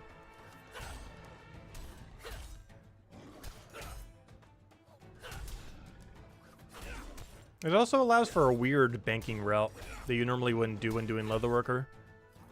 Because normally you have to go to the shop, but of course you can skip the shop if you already have it banked. But the only way you can get it banked is through combat. Unless you're just doing runs, but at that point you might as well just buy it to order. Like there's no point to go buy it from the shop and then bring it to the storage and go back and forth like that. The only time it's viable is if you get it from other people doing that. Actually, that's one thing that you could do with trading. Actually, that's going to be a really interesting use case for trading. Especially with merchant discount. I didn't think about that. You technically don't need merchant once trading comes out. Because all you have to do is just buy it from people that already have it. And they just do a bunch of hide running. And charge like, you know, 10, 20, 30% more. For the time of having to run the hide as well as the time of, you know, just the discount thing. As far as the difference. Because people would easily pay like 2 silver each for these if they get this instant trade for like 1,000. Even if you already had the merchant level, you'd still probably do that, just so you don't have to run back and forth. As leatherworker is slightly quicker XP if you already have them banked.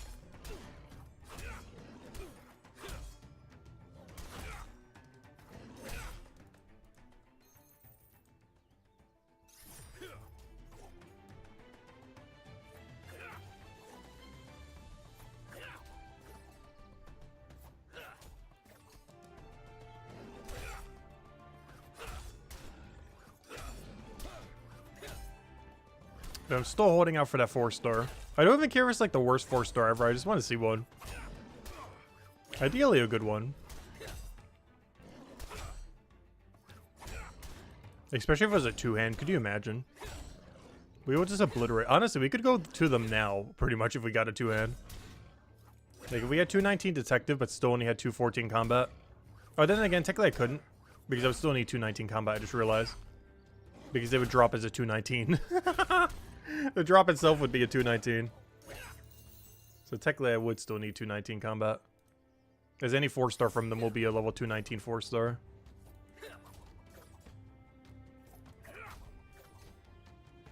Or sorry, 218 4-star.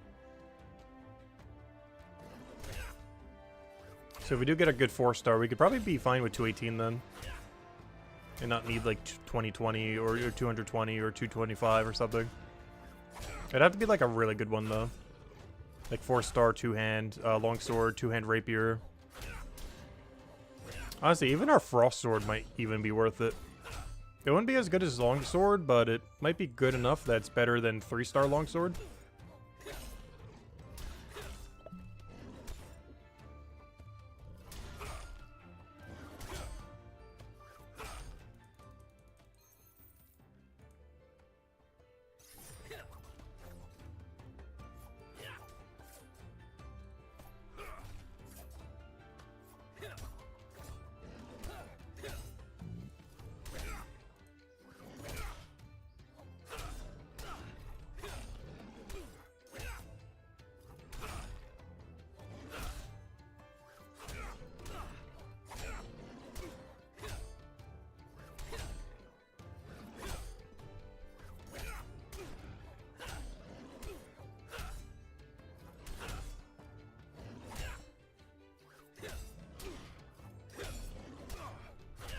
Oh no, come on. You got this? Come on. Yeah. Oh, Deerhide. Seems to drop it in 3s. It's not a lot, but it'll add up eventually when we bank them all. The only weird thing, though, is how much less value they technically are. Because with the merchant discount, 3 of them is 4.5 silver, whereas his average drop is like 9, 10 silver. So it's like half as much value compared to if he had the merchant discount. So that's technically a bad drop on him, not even a good one. It's somewhat useful to us given our current circumstance, but generally speaking, it's actually a really bad drop relative to where his normal drop is. It's 50% worse than any other drop he could give. It's both a gold drop, or a silver drop, and a item drop. Even a 1-star are both higher than getting a triple hide.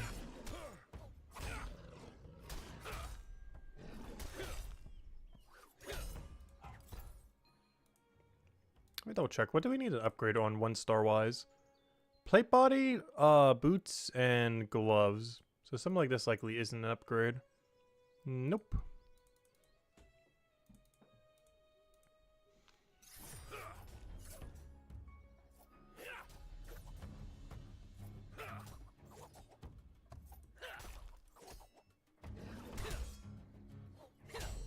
So the amount of unique music here is actually really high. It's one nice thing I actually like about this combat spot. There's so much extra Chronopolis music that seems to play like only in this area that you never visit for any reason other than to kill these. Because you never do merchant run over here. So anytime you're over here is to do this AFK, if you're going to do that for some reason. As well as to kill the saber-toothed tigers. Or for anything quest related. But it has a lot of music that doesn't play in the main city of Chronopolis, but does play outside of the outskirts of Chronopolis. I'm not sure if Chapter 1 had an exact equivalence of that. Because I feel like it didn't have exclusive songs for like the naturey area. Like it had like a weird thing where it like shifted the noise. But over here I don't really feel like it had its own music, did it? I don't feel like it did. It had some kind of weird ambience difference to the soundtracks, but it didn't, there wasn't like different tracks in this area. And like when you do combat in the outskirts of this town. Lester, we're not gonna play that game you keep mentioning.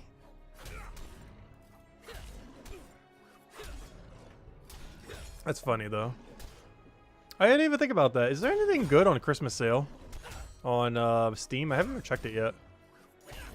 And no, Lester, not that game. But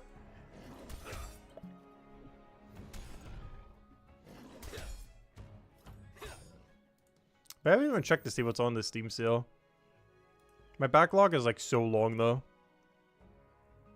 As far as just random games that should probably play at some point but still haven't.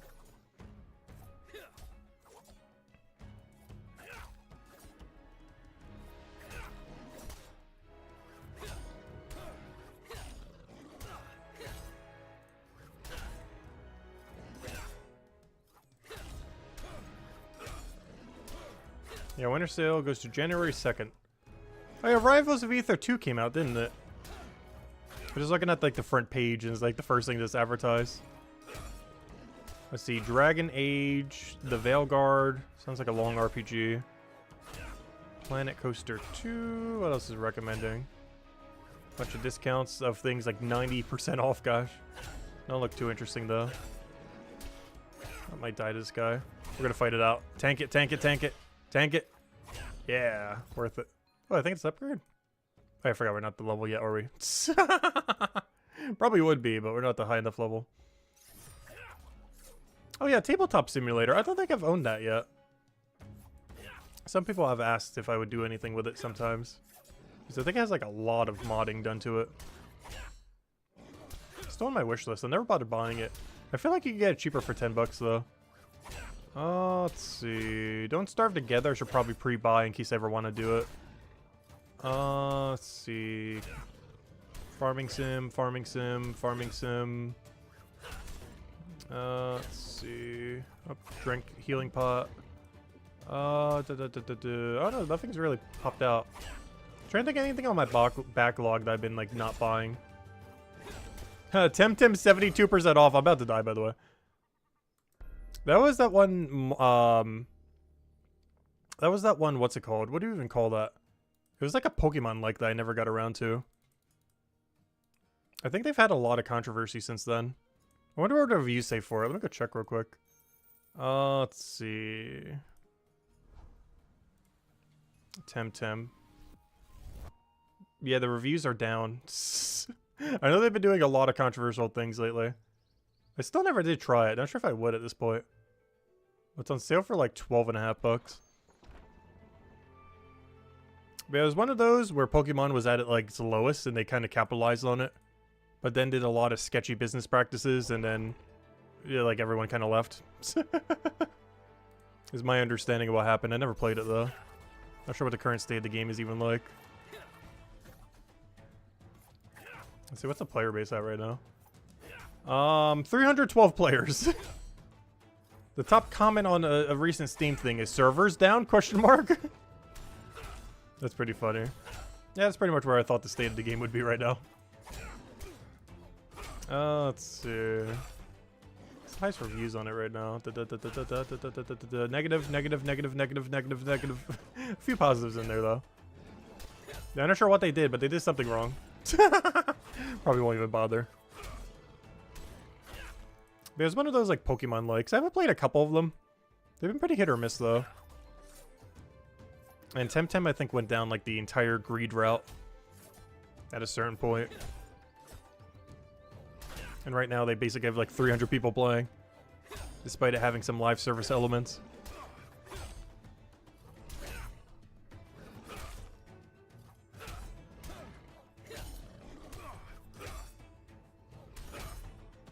The main thing that made me not play it too is they kept raising the price like every single time I looked.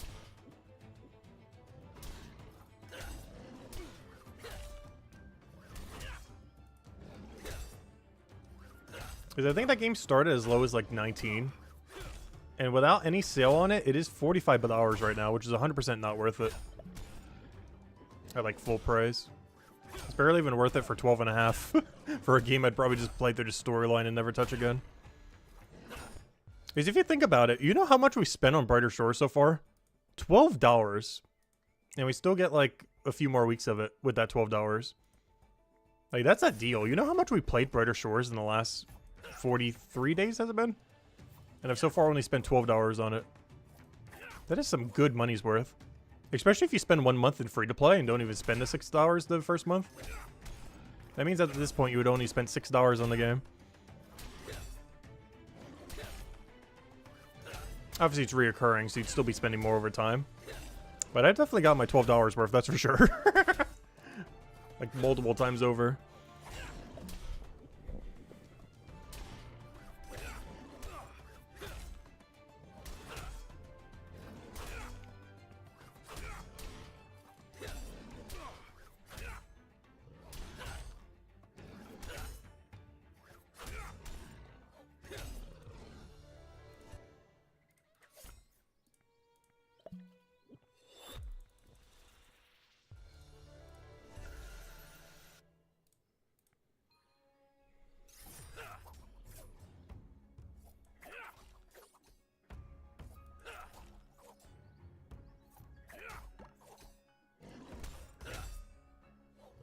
Same here, you got your money's worth. Yeah, Kale's staying free to play until trading's coming out or something. So he's still going to be free to play for like the first 2 or 3 months. Until he starts paying for member, or whatever his plan is. Oh, no, he's really gotten his money worth. He's at $0 spent.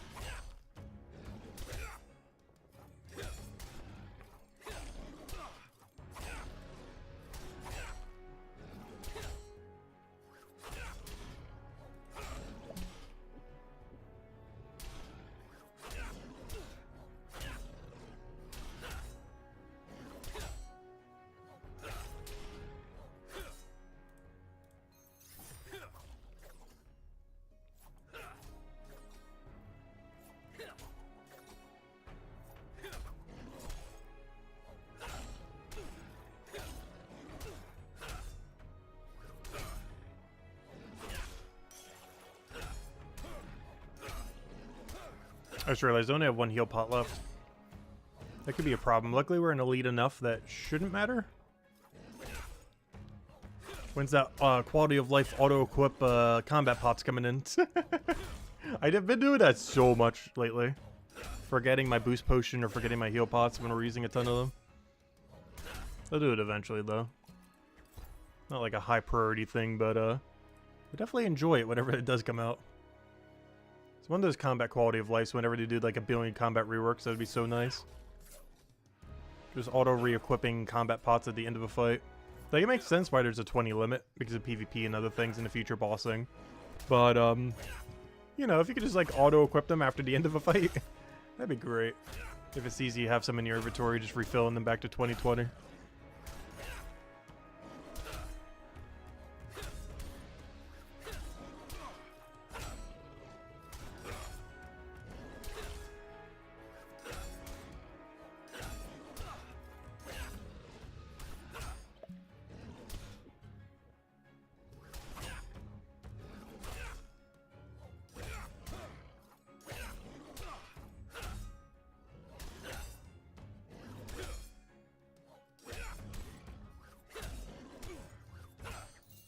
Hey, another hat. What's our collection look like these days? Let's see. Oh wait, Blue's taking the lead?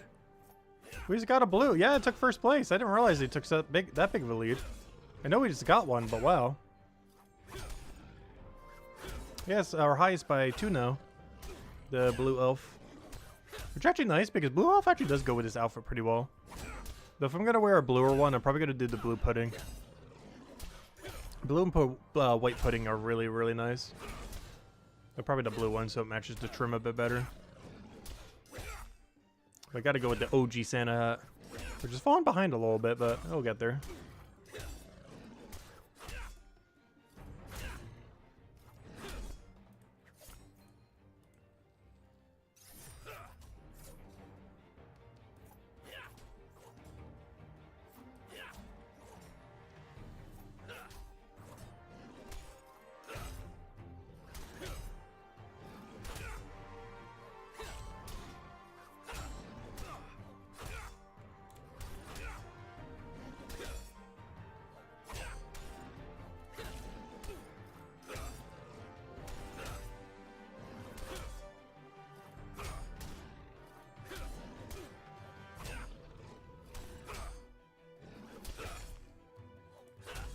Ooh, oh, we should be fine. Barely though. Deer hide. Oh, we can do a 4-drop of deer hide. That's not as bad. So I guess it's RNG how many he gives. I wonder if he could drop as low as 2. Because we got a 3, a 3, and a 4. in the deer hide department.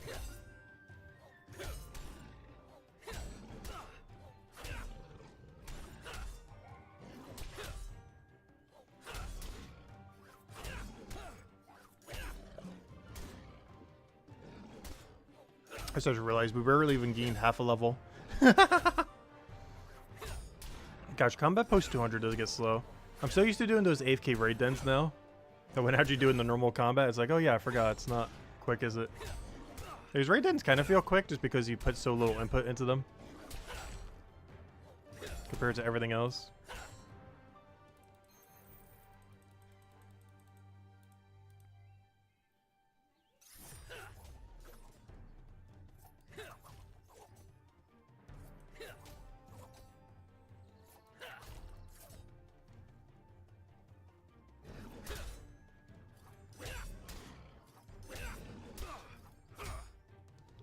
So the only problem with putting knowledge into Gather, Stonemason is going to be left to the wayside, isn't it? We need 138 before we can do it again. I guess that's a tomorrow issue. Plus when I'm AFKing off stream, definitely going into Stonemason. I just want to do 66 Gather on stream since we're already kind of in the Gather kind of mindset from earlier. There's a 66 Gather, we will go back to Gather for a very short duration. Probably till like 67, like do one level. I just want to have some amount of good bone spike. Also, just to gauge what the system is going to be like. Right, every single one is in such an annoying spot because that guy just aggroed it and is doing anything with it. Not sure what he's doing. He definitely just got here. But you need 252 to get here. And then he got extra XP from the quest. This is his first time going into Chronopolis. Off he goes. He's now made it to Chronopolis. Not sure if that's an alt or someone getting there for the first time. But he definitely just entered for the first time. Regardless of which.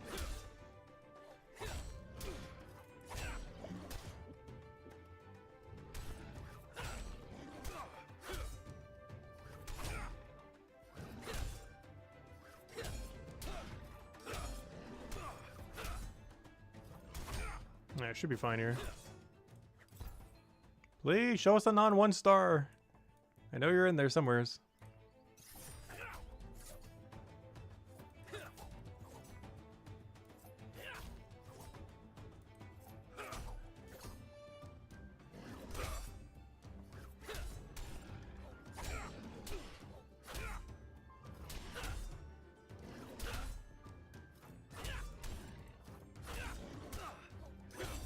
There's one nice thing that's really good about this two-hand.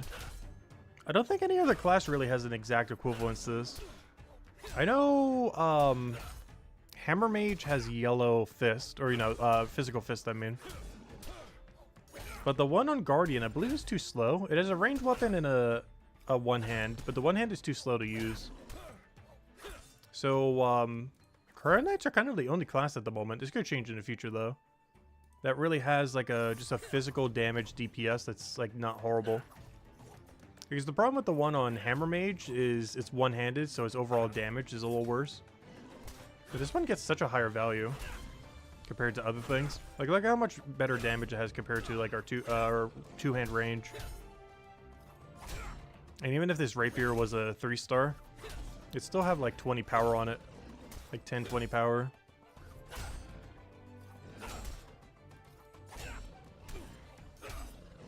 It's nice because you don't have to keep using combat potions.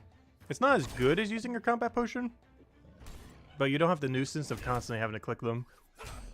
It would definitely fall off when, you know, plus 60s, plus 80s are a lot more accessible. But I don't think they're ever going to be so accessible that they'd be cheap, though. Because they're always going to be pretty expensive. And the problem with the plus 40 is they take so much time to drink that by the time you get their benefit and the percent chance of everything, you're barely getting anything from it. Oh, is that the new guy from earlier? Oh no, it's someone else. I thought that was the level 262 we saw earlier or something. The guy just walked in. And no, that's someone else. You would buy one of those pudding beanies from a merch shop? I'm not sure if they're ever going to sell any anytime soon though. Merch is like the last thing on their mind probably right now. Give it like a year. But by then they'll have like a different set of Christmas hats.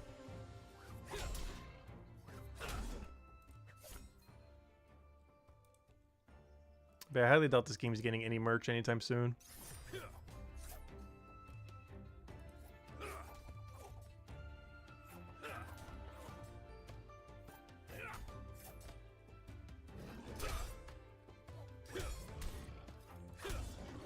Yeah, the little pudding hats are cute, though. You know what, let's even go for a change of pace. I'll put on the blue one. Well, after combat, I can't do it now.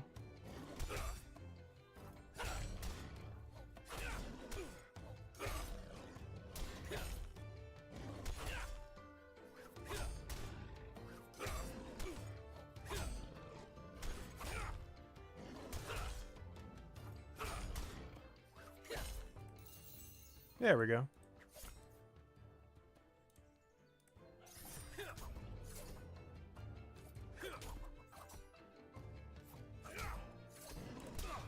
Can't really get a good angle on it in this area though.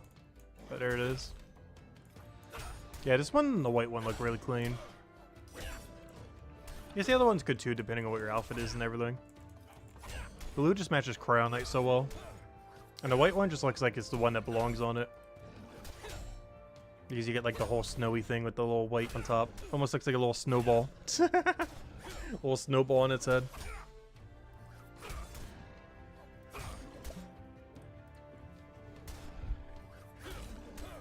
I refuse to drink another Heon pot. Either we die or it dies.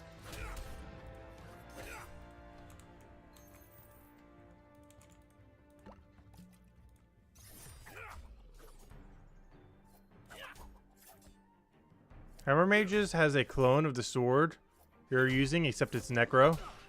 Oh, does it really? Yeah, that's one thing that's kind of lame about Cryo Knight, I do have to say. I believe the other two classes have a fire weapon and a necromay weapon that isn't trash. That's something I keep assuming with the other two classes, but I believe it's just something that's uniquely Cryo Knight related.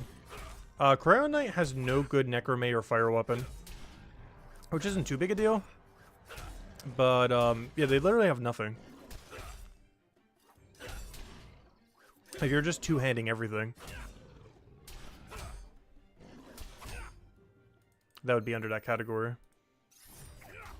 Because our fire sword is awful, our fire daggers are average, our necromay battle axe is awful, and our both our two range weapons that are for them are average. I think the spear is even slower too, and it's two-handed. Not only are they both two-handed, actually the only one that isn't two-handed is the fire sword. But the problem with that is it has like the slowest attack speed in the game, like any of our weapons. But yeah, I'm not sure why they did Cryo Knight so bad with every element that isn't like one of the main ones. His fire and necromay are abysmal on it. Unless it's gonna get really good special attacks that can kind of help it, which I assume is the case. Like any of those like really slow useless weapons are probably getting better specs. So maybe in the long run it won't actually be that bad then. Because while the weapon attack speed and everything else might be awful on it, if special is really good and you're only bringing out occasionally for it, it could be okay. And then switch back to your two-hand. Because I can see that being a thing. Like fighting something weak to fire, then you do the fire one-hand into main-handing your two-hand. You also have fire dagger, so you'd have a full set. Because then you would fire sword spec, fire dagger spec. Well, you start with fire dagger spec, range them out, then you do fire sword spec, and then you use main-hand, two-hand the rest of the fight. Like, there's definitely a synergy there, it's just we don't know what that synergy is until special attacks come out. Like, there's definitely a vision for what's supposed to happen, it's just we don't know what it is because it hasn't happened yet. Because that's definitely going to be the build when you fight something fire weak, at least on a Cryo Knight. Your one hand will be the fire sword, your two main DPS will be your two hand, and then your range would be your fire dagger. Right now it's not worth doing the fire dagger or the one hand due to them being so bad.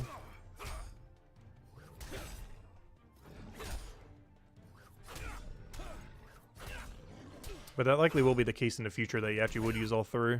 It's just not viable to right now.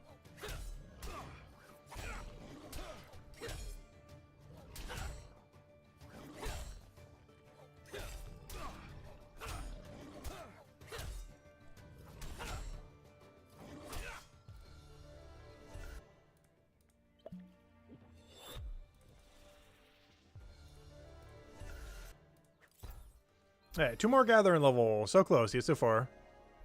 And then we could do the bone spikes. And I don't think I'm going to be boosting at all through the whole bone spike grind whenever we do get around to it. I'll be poking at some today, but I won't be doing that much of it. But I mostly just want to time it just to kind of see. So we can gauge when we do the actual grind, like how long it might take. Because I'm probably putting 0 knowledge into it when we go through it. Like, I'm going to do all 66 to 79 without ever knowledging it. We'd be knowledging, like, stonemason or something else. Because I don't think there's a single bone that's going to be better than bone spike. Everything else is too far from a bank. Which will still be banking them, but their XP rate goes way lower because you have to bank them.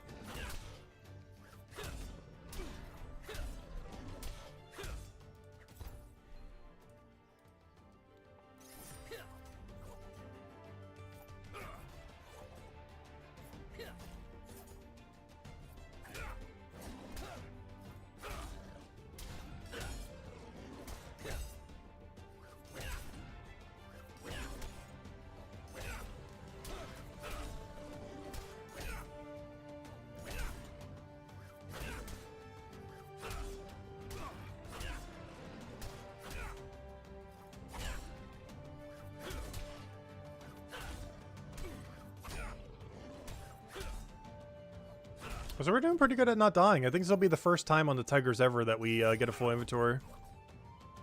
So far, every other time we've died before we've ever gotten a full. If I get a single deer hide drop, yeah, we actually will over-encumber.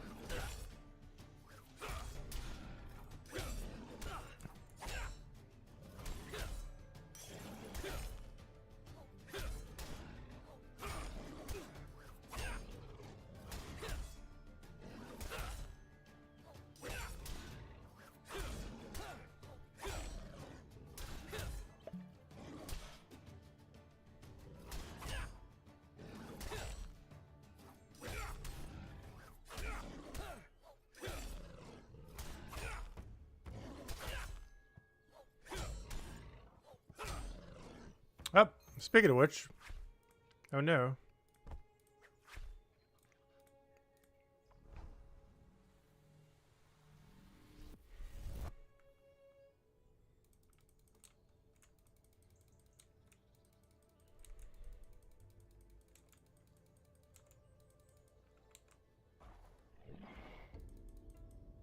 Oh no, he went in the same direction I was going. I hate when that happens. We got the click correct, but he moved to a tile that was diagonal from the tile we were moving to. It was literally the only tile he could have moved to that would have been bad. And of course he moves there. Unfortunate.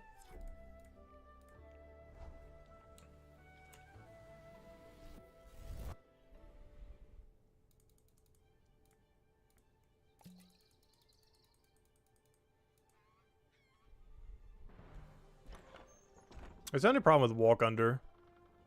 When you're doing in like the overworld and everything. To try to aggro skip is they can diagonal away. And if they do, it's really unpredictable what direction they're gonna go in. Is it doesn't follow the same east-west priority that everything else does. It seems to just be a pretty much arbitrary random direction. Makes it a lot harder to predict where it's gonna go.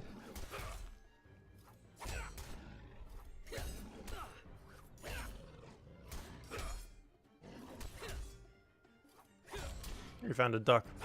Except with 2 Ks. The double K duck.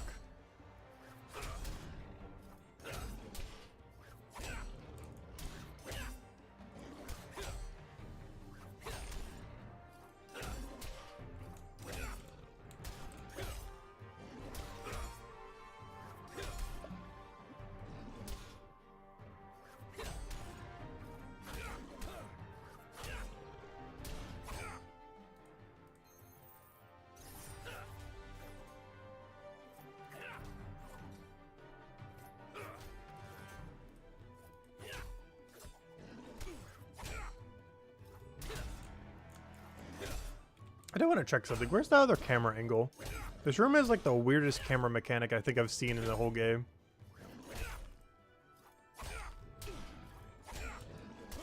Even a camera angle like this, it doesn't really fix it much.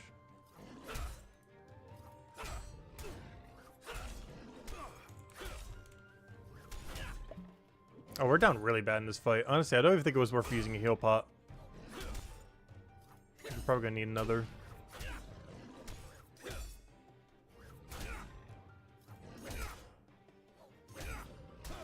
Yeah, we'll die for it. High roll. I mean, us, not you. Oh, free bank, I guess. I need to go sell these eventually. I knew we'd eventually die, so I was like, oh, I'll just bank the hides. I'll wait till our death to go do these. Ah, there's the death. Wait, what were the 2 pieces I needed before I sell all these? It was, well, I can't really see them that well. Yeah, the glove. That glove is an upgrade. I might actually want to drop it on the ground. In case we don't get anything better. I'm trying to see any other one that might be. Because he has a 218 glove, which is a max roll that we can get.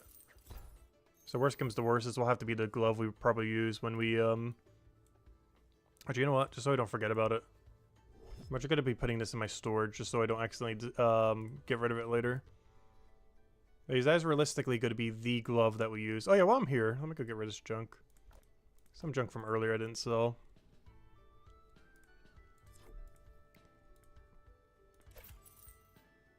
Yeah, the reason I did that is that's likely to be our best in stock glove that we'll get from them. A 218 1 star. In case we get unlucky, that will likely be what we have to use.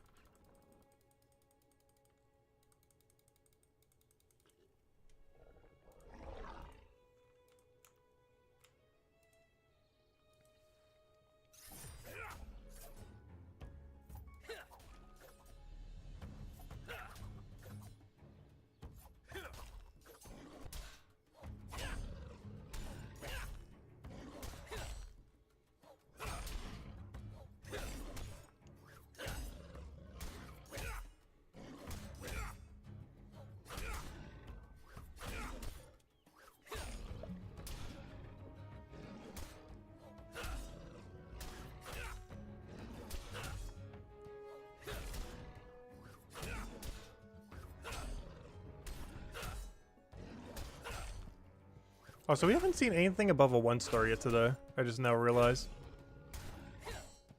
Although if you would like to prove me wrong, game, feel free any second now. Yeah, it's been a 1 star only day. All fairness, we haven't been grinding them that much. Like, nearly this entire stream has been Gatherer so far. I think we've been on them for like half an hour.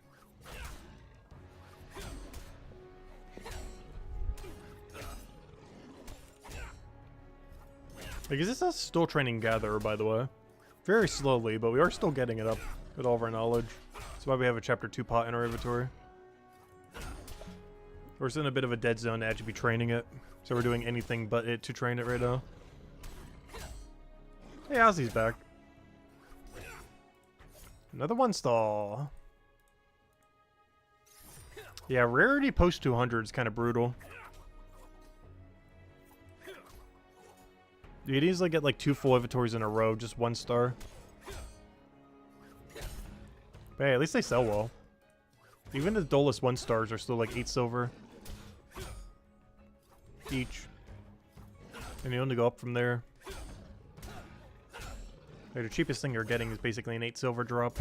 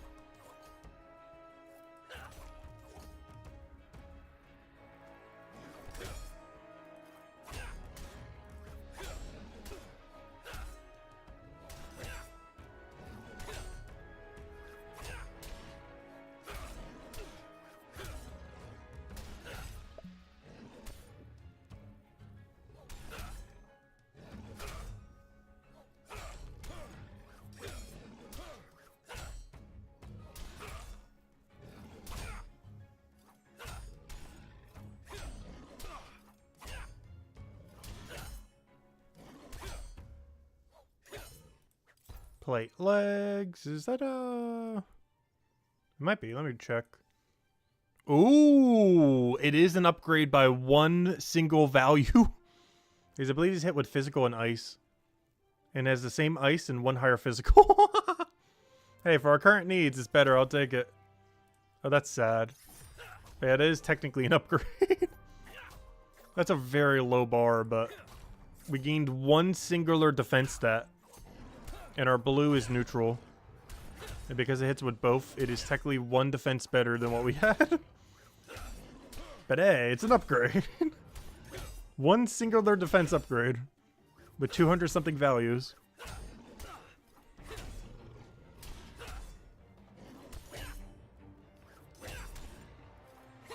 It's doing pretty well. We haven't needed a single heal pot. That one defense going a long way.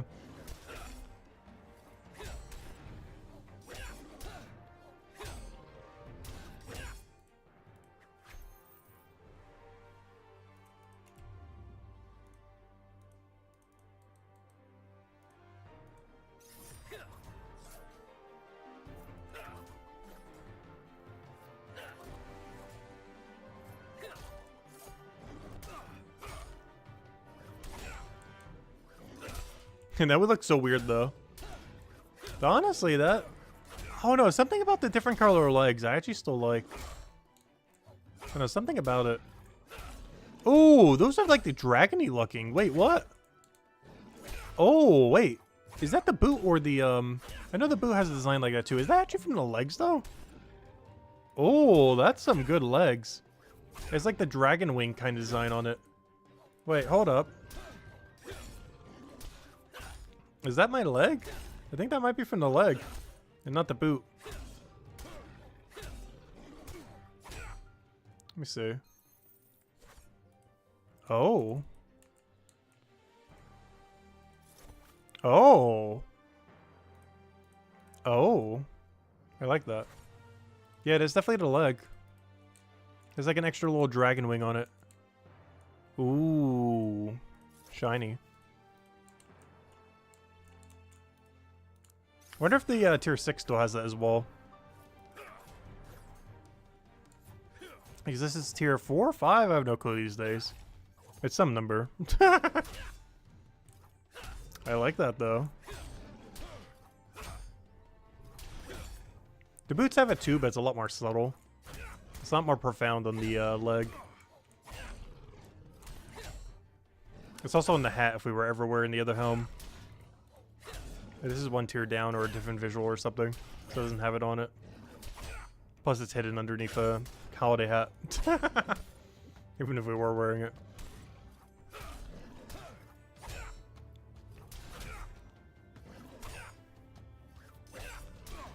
Oh, we're about to die with the ship. Rip.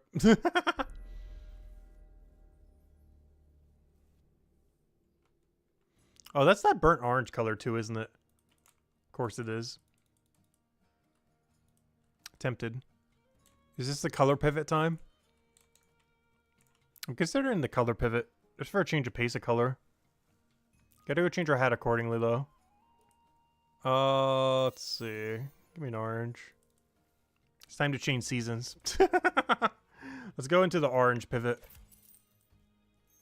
If we look at different color, maybe they'll hit us shorter, smaller. I think that's the upgrade we really need on our armor. Get a different flashier color and see if it distracts them enough to not hit us this hard. We're going to go for a little bit of palette swap.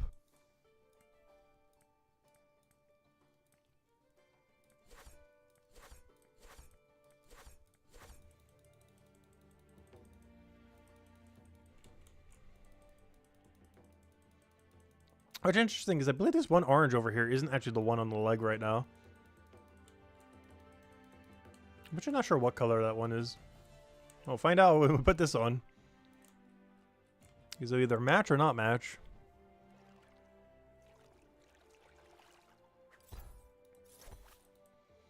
Yeah, it's actually a different orange. Hold up, I gotta find where this orange is then. Is this the one in chapter 2? It's like a slightly faded orange. It's not as bright as the other one. I actually kind of prefer it. Let me just double check that it's not scarlet red. I highly doubt it is. But yeah, this is probably one of the chapter 2 oranges. I need to go figure out which one it is then. I'll test it in here. I don't think this is it though. I gotta find the one that matches his exact color. Oh, is that it? No. It's more orange than that. Alright, to chapter 2. I will find this orange. It's actually like this color. It's not as bright as the other one. But it's still like warm, but not like overly colored. Has to be one of the ones in this area.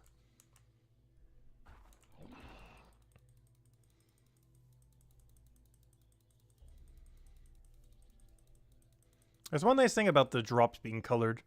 Sometimes you put them on and it's like, oh, that actually kind of works.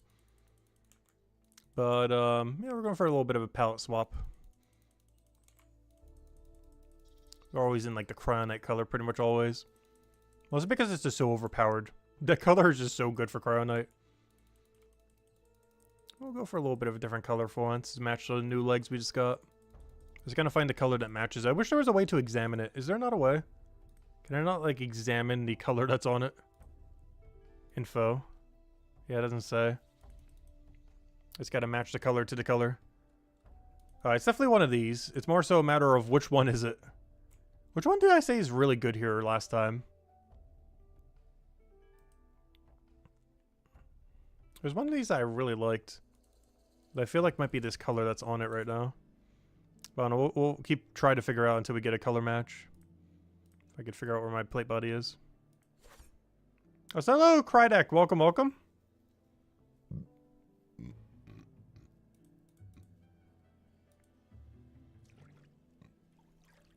Oh, was that you, Krydek? Nice. Oh, that was your third character? Yeah, based on the pathing, it did seem like someone who already knew what they were doing. Is it kind of beeline straight through? Normally a new player would kill, like, at least one of them. If it was their first time in the area. Oh, is that it? No. Gosh, it's so hard to color match this. I want it, though. Is it rust red? That's a bit of an off one. But it might actually be rust red.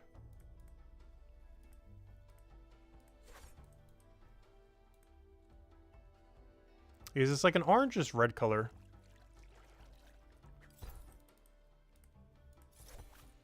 Is that it? I can't quite tell.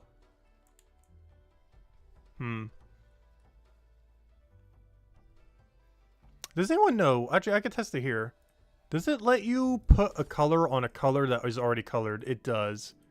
So that doesn't tell me what color it is then. I wish it wouldn't, so I'd be able to get a match.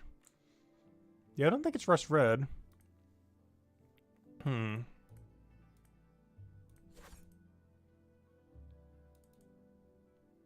Is it current red? I think that's too red. And none of those are red. It has to be one of these for sure. Rosewood? I will get a color match here. I don't care if we have to take like a few minutes for this. We're gonna get a color match. No, it's definitely not that. Oh, none of you guys know what it might be? Dude, this right, I'm about to dunk in everything. Until something works. There's no way it's the hazelnut. It looks too orange for it to be the hazelnut one over there. I did say a while back that I kind of like that color and might use it at some point, though. There's no way that's what it is, though. Or the walnut brown. Looks too red-orange to be brown. There's one other one over here that I felt like I said I liked when we tried all of them one time. Yeah, that's definitely not it. This look cool, though. Like, this is basically just better black, to be honest. I prefer how this looks compared to, like, any of the blacks. I think that's what I liked about it.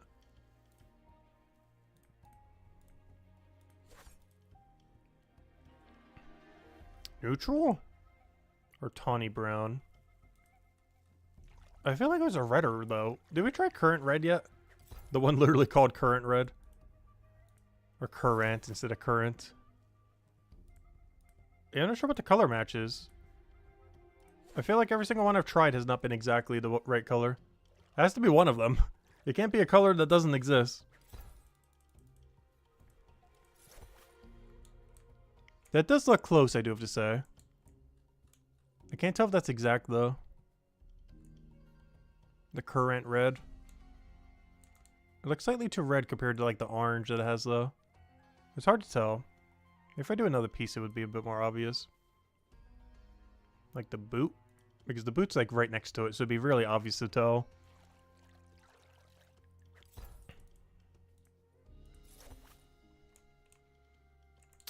Not that obvious, actually.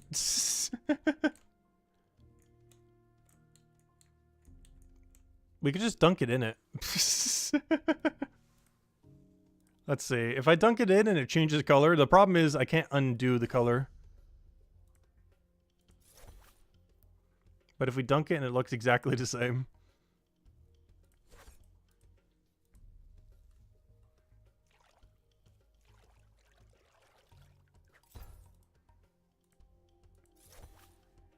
I'm pretty sure it changed color. Yeah, let's try this one then. Yeah, I'm not sure what color it is. Because it just changed color. So it definitely wasn't that one. That's so weird. Let's go try forest red.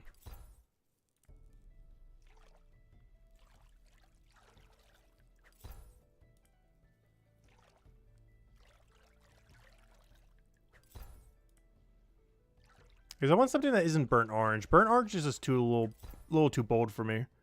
It burns really quickly. Need something a little more subtle.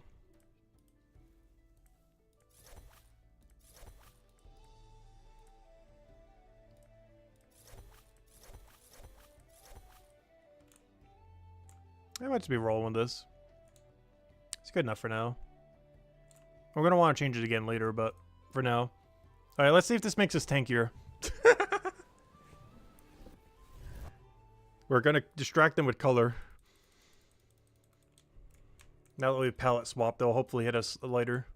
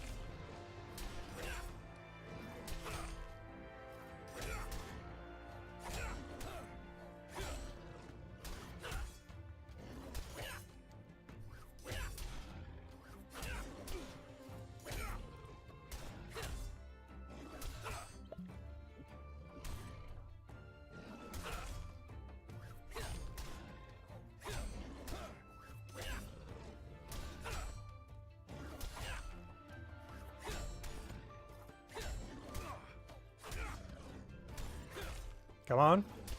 There you go.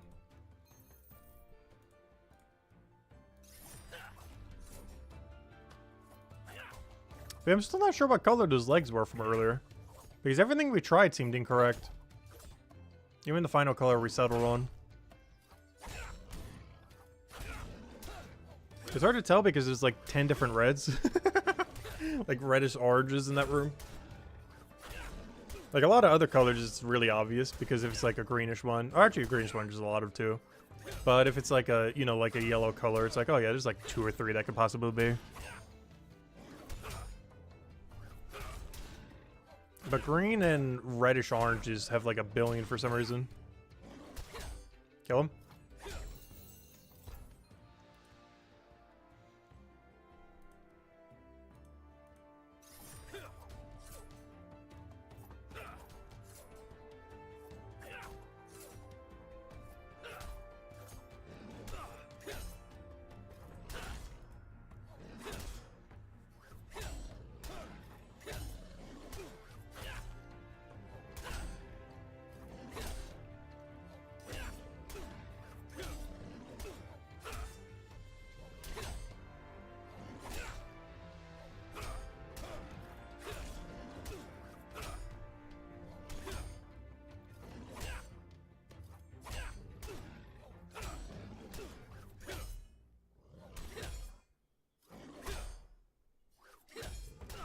Come on. Yeah, barely. If he didn't hit high enough there, I think we would have been dead. Not today. Not this one.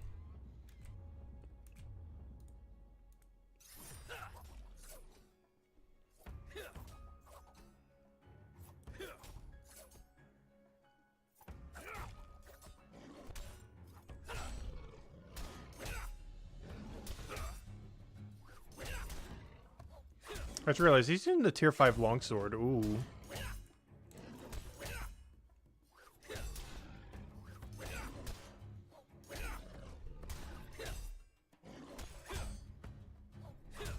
They're both using the same weapon, but he's using one tier up.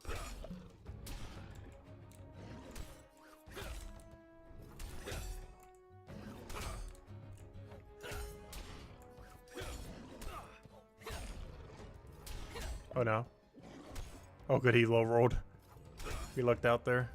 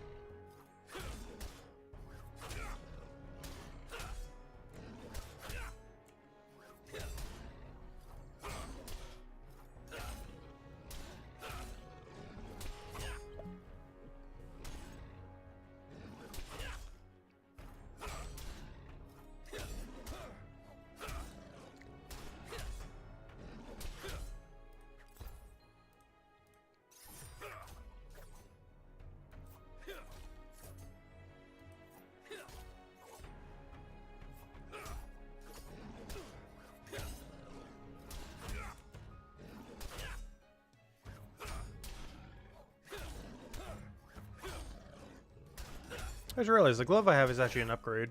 Even though I banked another upgrade, this one is also an upgrade. Or it should be. The other one's an upgrade for when we hit 218, but this one is an upgrade for now. I forgot, both of them are still at 205. Which our play body could really use another one too. We're gonna have to re-pallet swap. I'm not gonna go there every time though. I just wanted to do it for the one because it looked interesting. Don't do it! No! Rippity. Yeah, that will happen. Oh yeah, I forgot. I can't check stats. Well, that's so weird. It's one thing I wish they would change. I can't actually check the stats because I'm not in chapter 4 anymore. Right now I can. It's mostly worse. That one is definitively better though. Oh, back we go.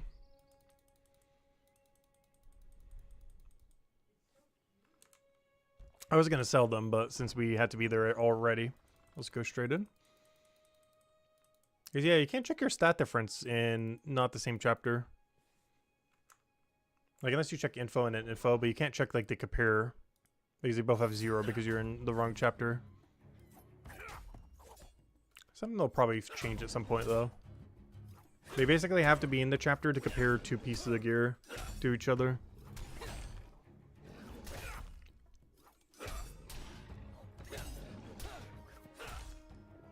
Or at least quickly anyways. If you want to bring up the nice menu that shows all the up and down arrows.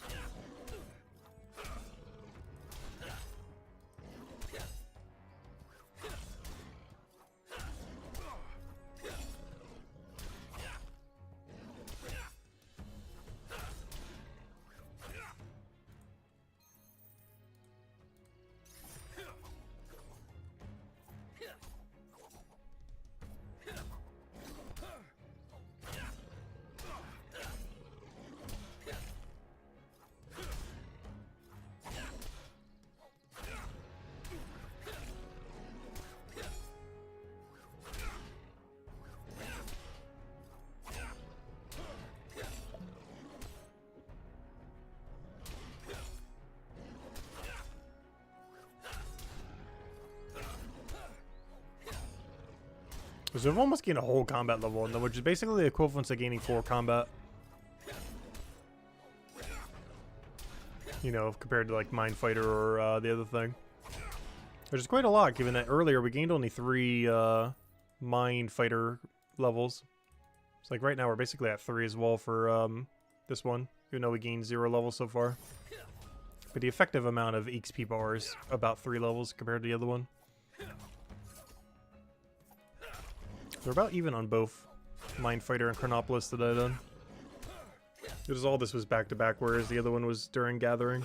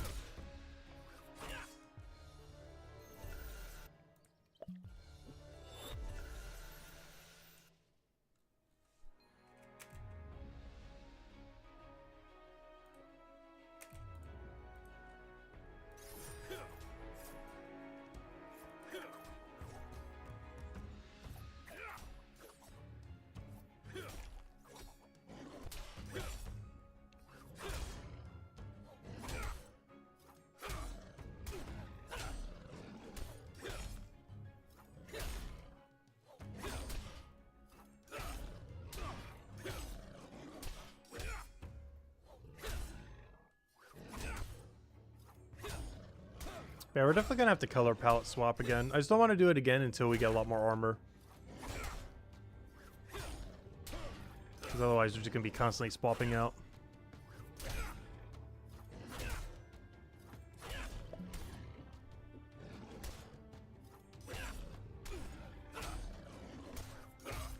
Every time I ever switch off of, what's it called though?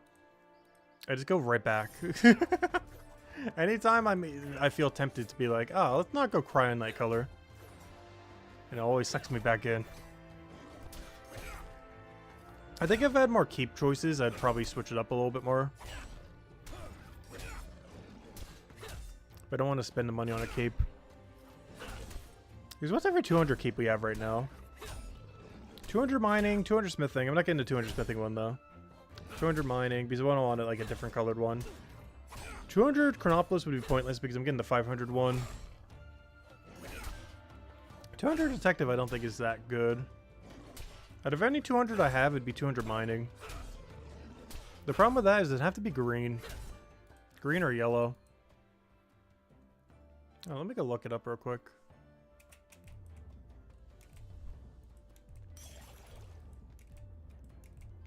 We did a poll at one point on if we should do 200 mining or 200 smithing.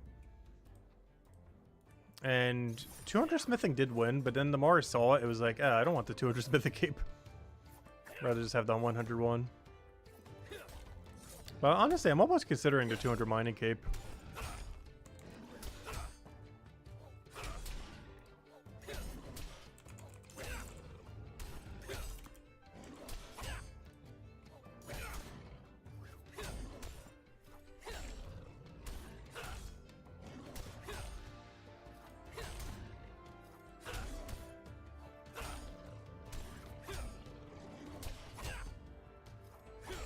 Yeah, you can get away with a yellow color scheme with that.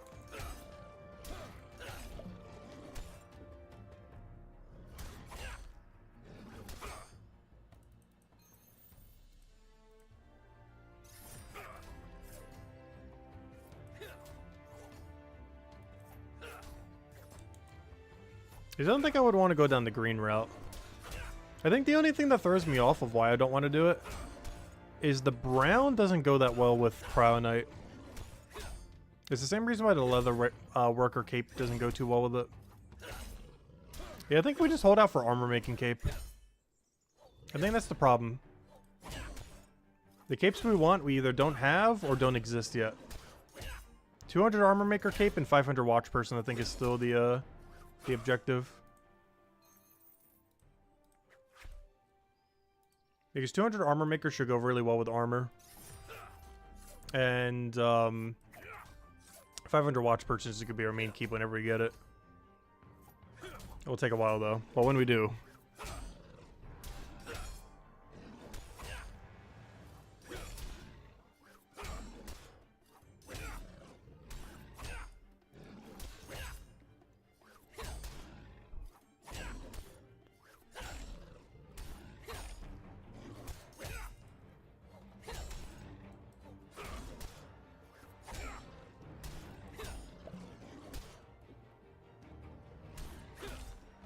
If we don't have anything by 2:15, we are so, like, mega giving up.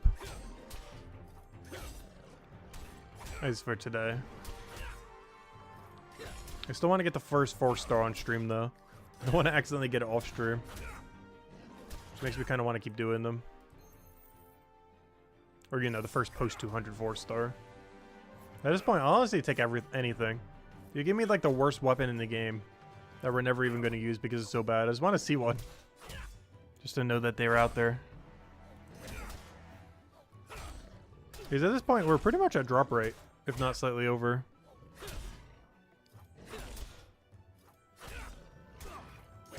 Because we're about, I want to say 10-ish hours of post 200 combat.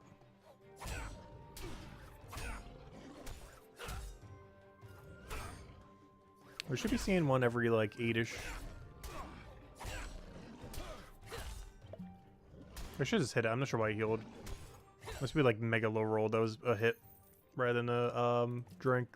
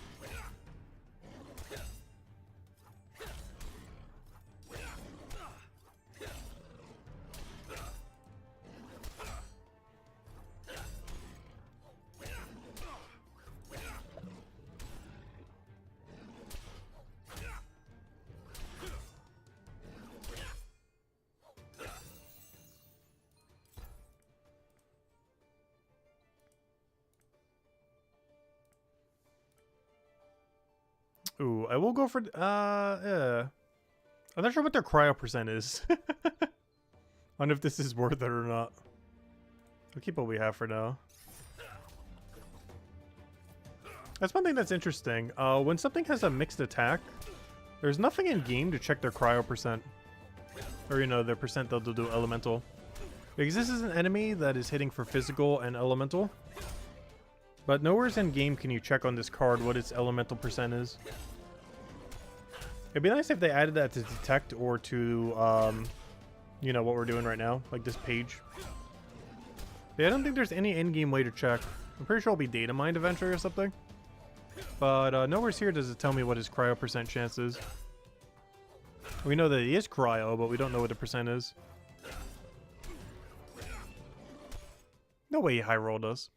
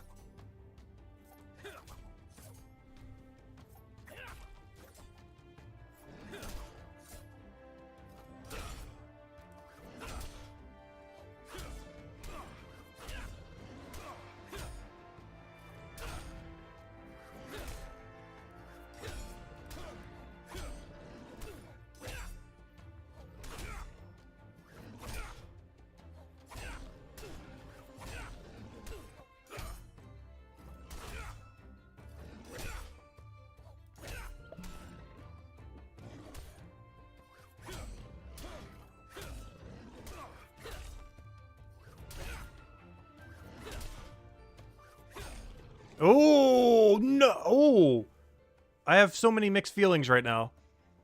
This is actually huge. Wait. Wait. Hold. Wait. This is massive, massive. Alright, stop the gather. Stop the gather. Back into Stonemason. Abort mission. New mission has been found.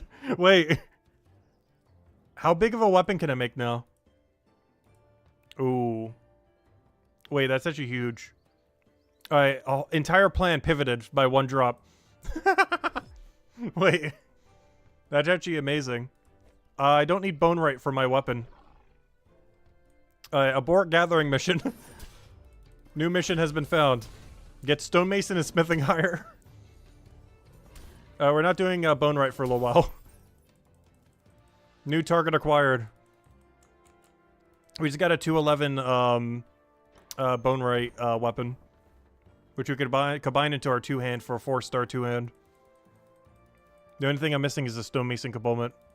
Alright, stonemason just became a lot more enticing.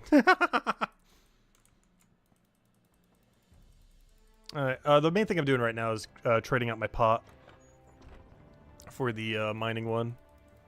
So we can start dumping our knowledge into mining, or, you know, into stonemason instead of gatherer. But yeah, that's a pivot right there. Time to go make like a 210 4-star longsword, which will be our main weapon for the 219 raids. That's like a mega pivot right there. Alright, let's see. Still not a 4-star though, but that's still really big. Not the big thing we wanted, but still pretty big. Let's need more potions later. That's while I'm here, I might as well go put these away. Which at this point, I might as well use the other one. Why is every bank a mile away compared to this one? But that kind of changes everything. Because our immediate need for bone right has just fallen off a cliff. And has now been replaced with an immediate need for stonemason.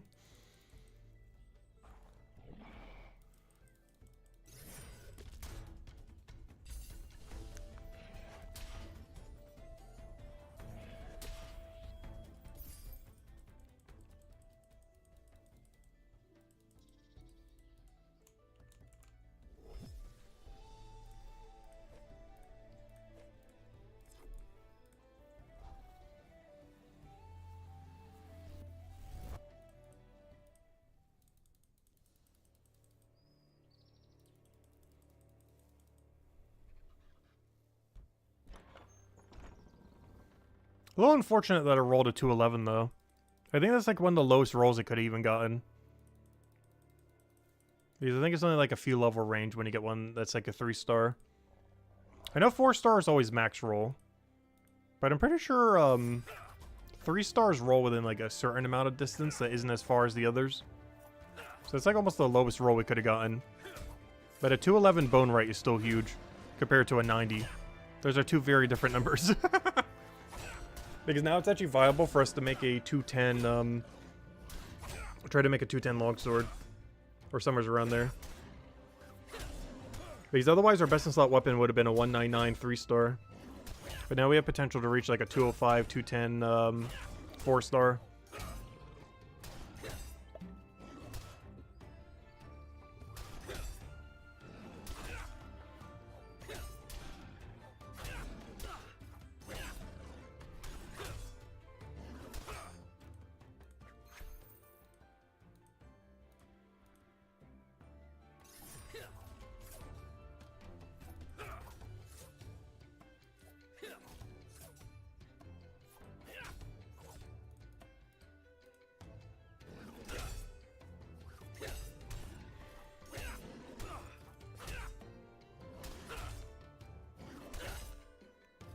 It does mean I'll probably need to get my smithing up, though. Which means off stream, I need to start running, like, every ore I have.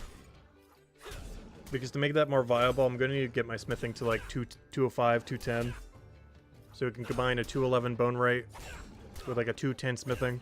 With a... I have no clue what we're doing for stonemason because it's still way too low. Who knows? Maybe we'll get a stonemason drop now. Could you imagine? I highly doubt we'll get a hammer mage drop, though. Well, what if we did? Watch a troll, and we'll get like a double guardian. Though as long as it's a higher level than the other guardian, it should be fine. Worst comes to worst, I could always upgrade a range weapon. Though we don't need a range weapon for the AFK raids, though.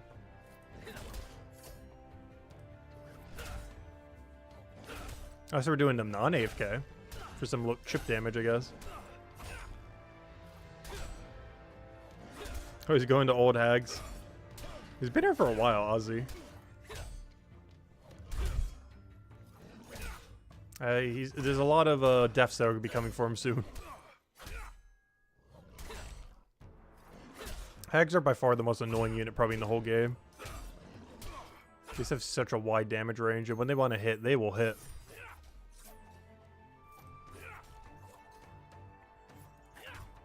Honestly, I'm probably just skipping Hags if I can help it. Because I think we're AFKing through the worst part. Because I'll be doing raid dens through all of Hag, so we don't have to do Hag. And then skip to her like 260 plus to go do the Wasps. But I'm actually doing a full Hag skip, or at least a 237 we will be. The one after that we might not be able to skip. But the 237 Hags I do plan to skip. As the 219 AFK raid dens will be everything we take for that. Next enemy we'd have to kill after these 218s would be the 265 Wasp. And the only reason I would is for a weapon upgrade.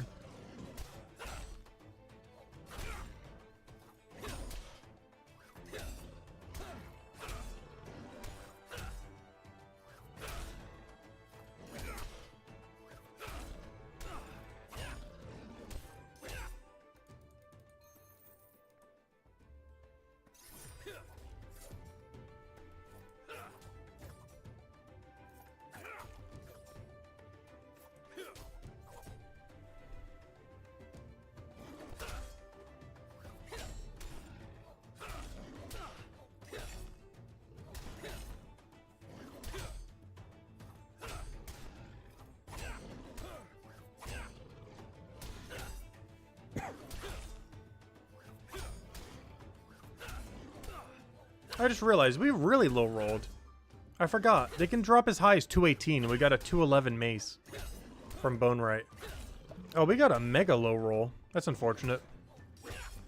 I just now realized that. Because for some reason I was thinking like 214. But no, they're level 218. So we got a mega low roll. That's not ideal. Could have been worse though. Or could it? I'm not sure of the level range on them. But it rolled 7 levels lower than it actually was for a 3-star. Really unfortunate. It's still an amazing drop though. As it has just become viable now to actually upgrade our 2-hand. The biggest issue now is getting the Stone Mason component. Because we either need a lot more luck again, or 199 Stone Mason. And honestly, 199 Stone Mason is probably easier. And also something we're going to do anyways. Than trying to get lucky on one single drop on these things. Especially with how rare it is to get other classes' objects. Like, it's definitely more common for us to get a Cryonite 3-star than the other two.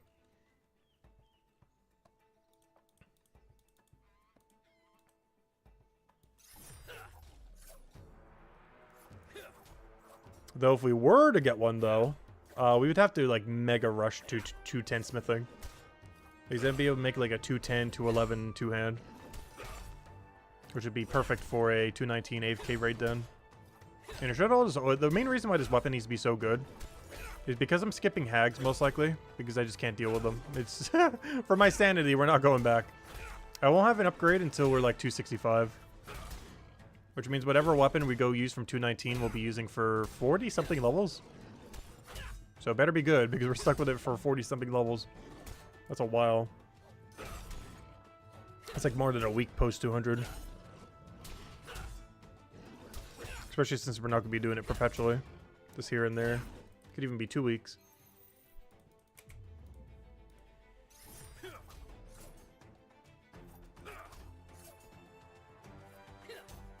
Is this what happened with the other one? I have a 137 4-star 2-hand.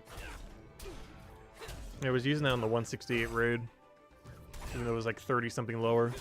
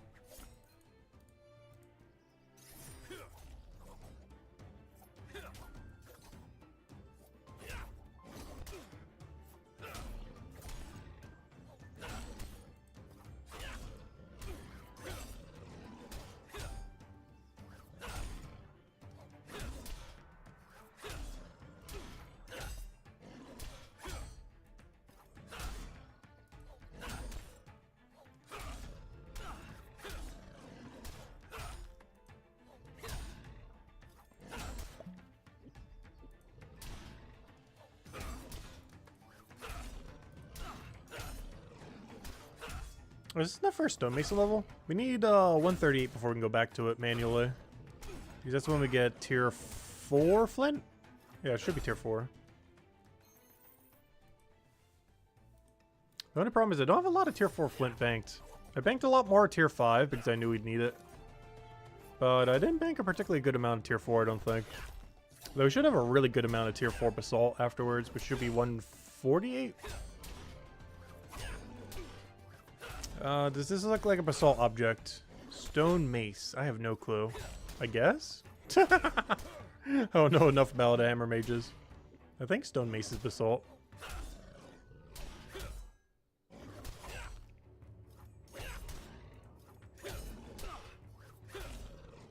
I really need to go learn them for both Guardian and Hammer Mage. Like, I know them perfectly for everything for smithing. Because, you know, it's like our main thing because we're Cryo Knight. But I am so clueless when it comes to the other two. Like, I can't just look at a weapon and be like, oh yeah, that's that material.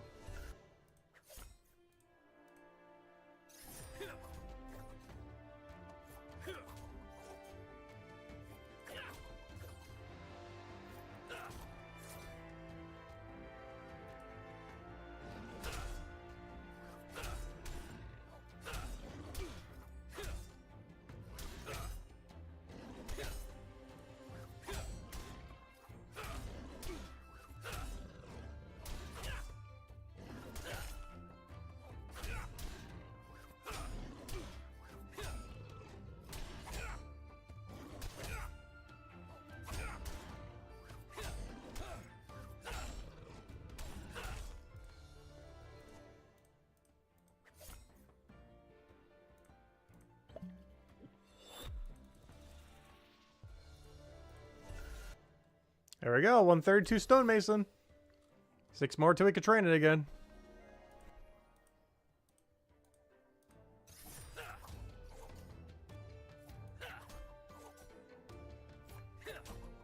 Which I'm not sure if we'll be able to get all of them today. Off stream, I'll probably be able to finish this so we can go back to the stonemason grind a little. You know, off the knowledge that we'll get from doing raid dens. But beyond that, yeah, because we're going for like, what, 4-ish more hours? 4.5? Let's just say 4, let's see. Yeah, the best we're gonna get is like 12, 16. It's like 4-ish levels. We'd still be like 2 to 3 short for stonemason. We'll try to get off stream so we can actually go back to training stonemason directly. Rather than just knowledging it. Because our priority to get stonemason up, as well as potentially smithing, has just skyrocketed with that one drop we got. He's being able to make a 205, 210 longsword 4-star is huge. The main thing that was stopping us from ever doing that is our bone rate is like negative right now. But if the only component it really needs to get our stonemason up, that kind of changes everything. It's way easier to get just stonemason up than bone rate and stonemason.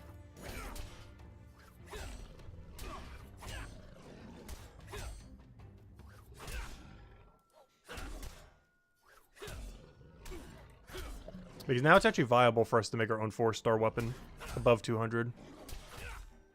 Whereas bone rate is always the biggest bottleneck for it currently. With our level range, our gathering skills, or lack thereof. It's always bone rate that's the bottleneck. So given that we just got a bone rate weapon as our last big drop, should be actually viable now. As I'm probably aiming for anywhere from a 205 to a 210 4-star then. For 219 AFK raids. Unless he wants to drop me one. Actually just wants to drop me a 218. That'd be way easier. The 2 biggest drops you could do at this point is any hammer mage weapon. Or like literally just give me the 218 longsword. Either of those 2 would be the biggest drop now. Like a hammer mage 3-star weapon is actually bigger than a 4-star armor piece, I think, at this point.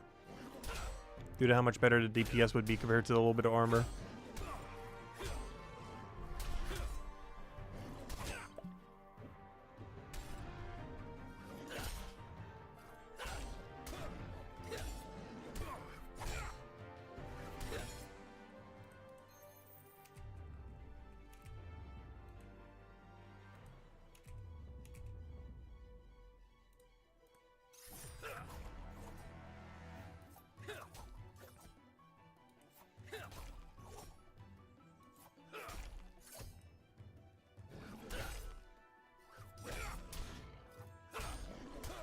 Well, at least we didn't leave empty-handed today.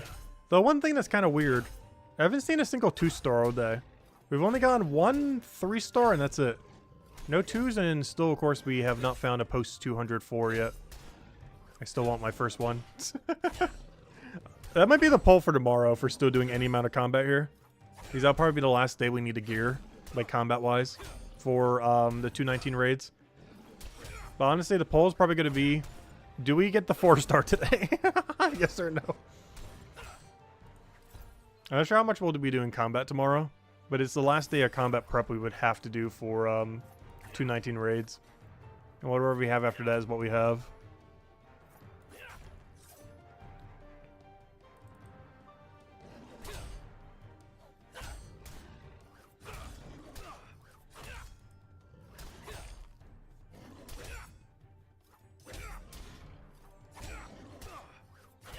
But yeah, we could technically end the grind instantly if we got a 4-star longsword or any stonemason weapon.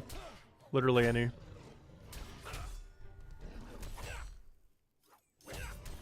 Is that be enough of an upgrade where our armor doesn't even matter anymore? The 2-hand alone will carry us.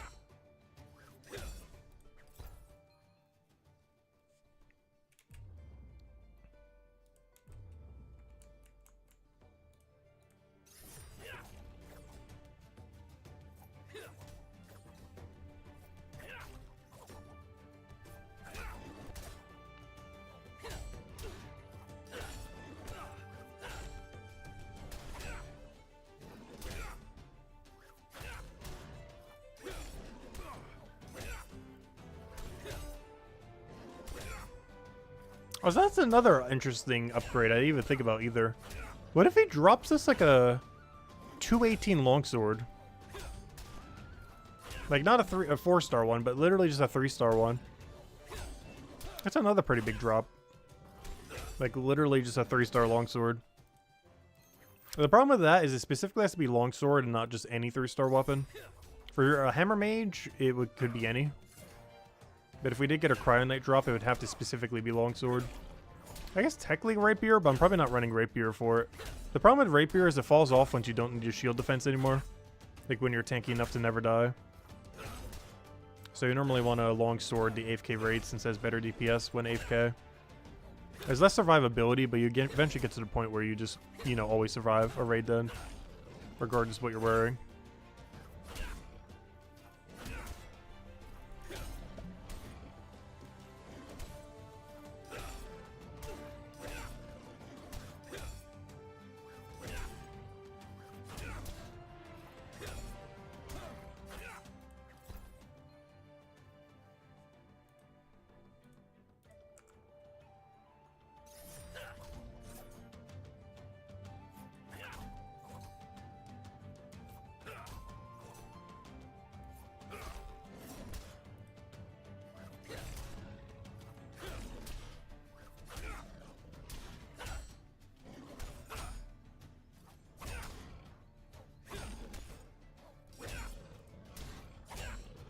Yep, I can type anything quick enough. I was going to comment back on that one. He teleported way too quickly. Well, he's going to go die to the hags now. Rip him. This sounds like a nightmare. But yeah, I'm definitely skipping them. I don't care if we have less DPS. I am not doing 237 hags. Unless I'm like level 250 or something. Oh, boot upgrade. Untuned. That should be worth tuning real quick. I think we go out of our way to go tune them. A 247 compared to a, Oh, the cold resist is really good, though. We'll go tune them real quick. One thing that's good about this is we can actually sell everything as we cycle around this wall. So let me go take off our boots. It's not that much of an upgrade, but honestly, I'll take anything I can get rid of, though. Main thing that's nice about this is the cold resist on it. Looks like it's almost like plus 20 or something. Like half the time they're hitting us with blue damage.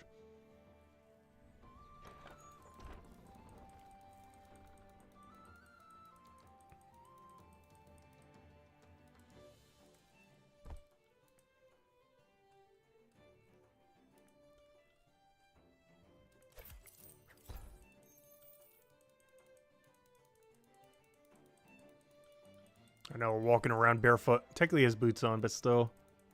Technically barefoot. We're not wearing armor, but he is wearing shoes, so... Not barefoot, but close enough.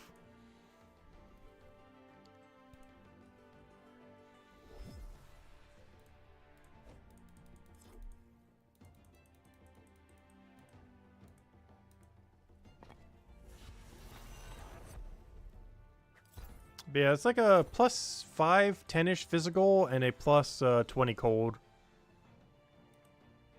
The 20 cold probably going a long way.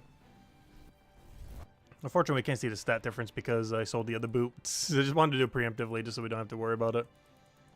That's about where it fell, though.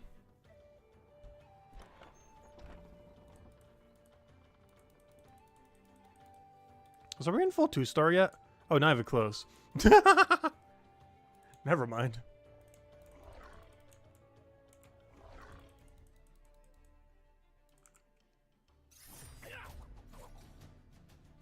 Oh yeah, that reminds me. That's our first 2-star that we got today from these. Sadly. Gosh, Pokes 200 is rough. When's Armor Maker coming out?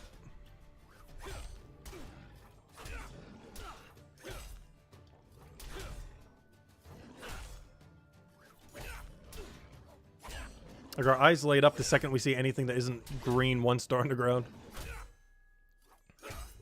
Hello, John. Welcome, welcome. Grinding for a couple hours? Nice, ready grinding.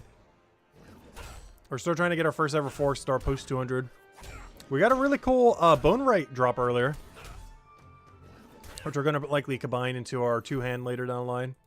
Try to make like a 205, 210, 2-hand as a 4-star variety. Just need to get my smithing and stonemason up to go with it. But now I don't need to have as much of immediacy on bone rate, because at least for one weapon we can craft a 211, which we already have banked.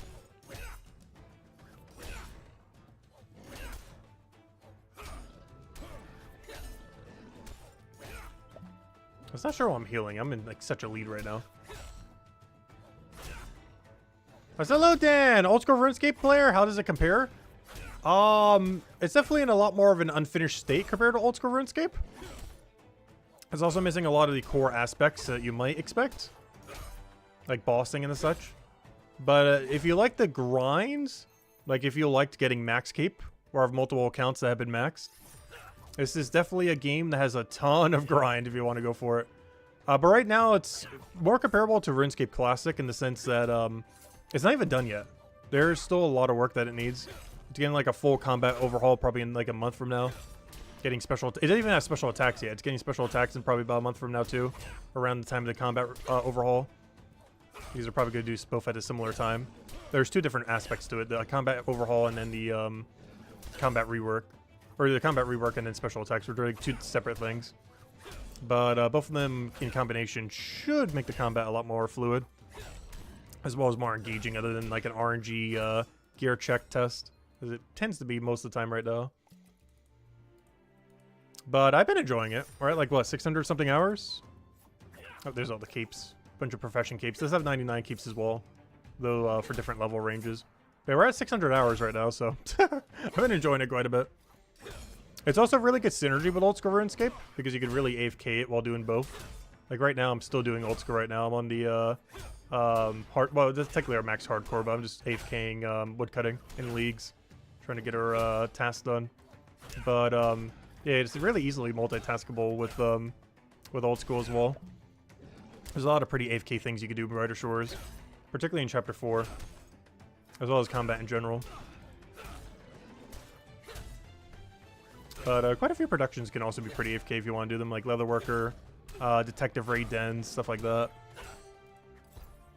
Also, Chapter 4 is definitely the most fun chapter, I would say, overall. Things like Merchant and Detective are really, really fun. And rather unique for an MMO. Detective is basically thieving in reverse, and Merchant is just a rather complex, but really, really in-depth, like, wait, what did you just say?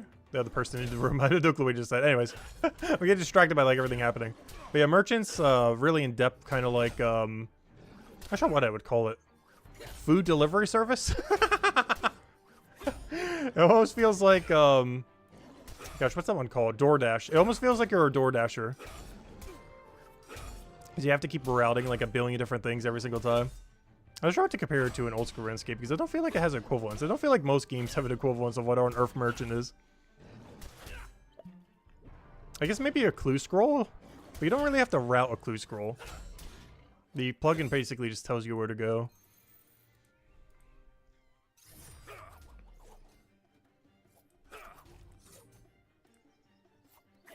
Episode 4 is the GOAT. I know, right? Yeah, he's been living here. Which is almost 500 thing.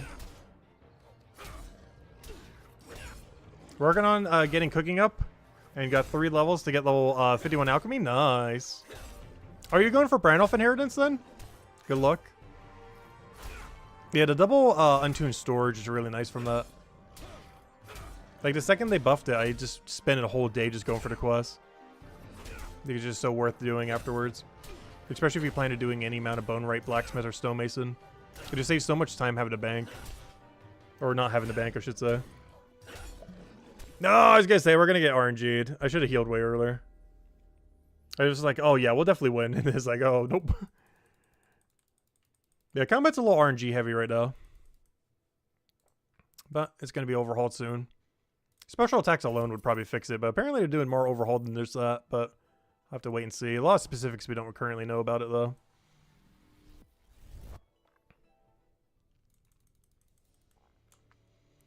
Alright, let's go back over there.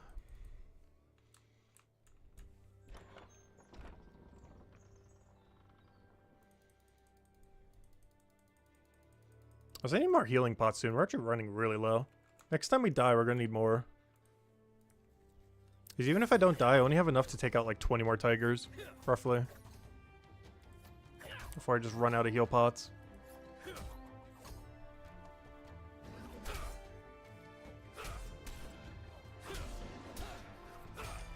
Oh, about to gain 1 more level of tankiness, though.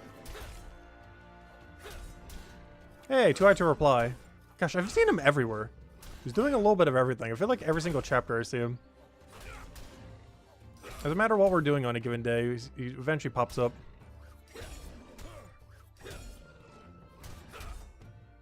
Oh, why is he using that weapon, though? He had to have gotten a 4-star in it. You would not be using that weapon on that class for any reason other than he got it in 4-star.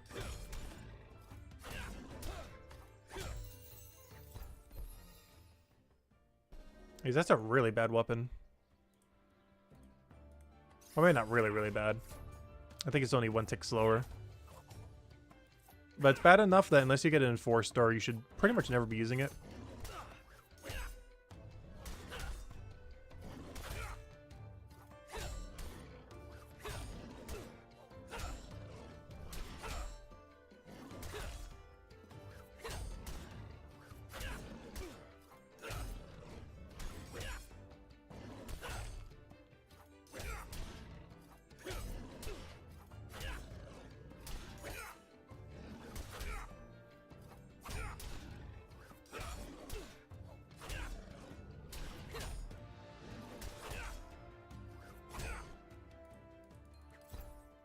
Ooh, that's an upgrade. Oh, it's untuned. Ooh, how much of an upgrade is it, though? 246,227. 246,227. Ah, it's worth it enough to go tune it, I think. Okay, I'll do it after 1 more kill. I wish I was just tuned already. A little annoying that's not. But yeah, it's enough of an upgrade to go walk all the way over there for it. We just got level 215, so we can immediately go wield it, too. Oh, so where did everyone go? There's 3 people here seconds ago. Did everyone just die or something? Oh, I'm so confused. There's like 2 people here. Oh god, I guess I got so distracted by this that within that 10-second period, everyone died and or left. We're all alone. I have no clue what happened. I got distracted by the armor, and then by the time I looked back, everyone was gone. They either all dropped dead in that time or teleported away to go bank.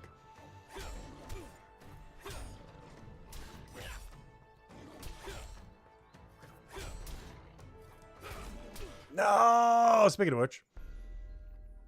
Oh, we're gonna need to tune this anyway, so it kind of works out.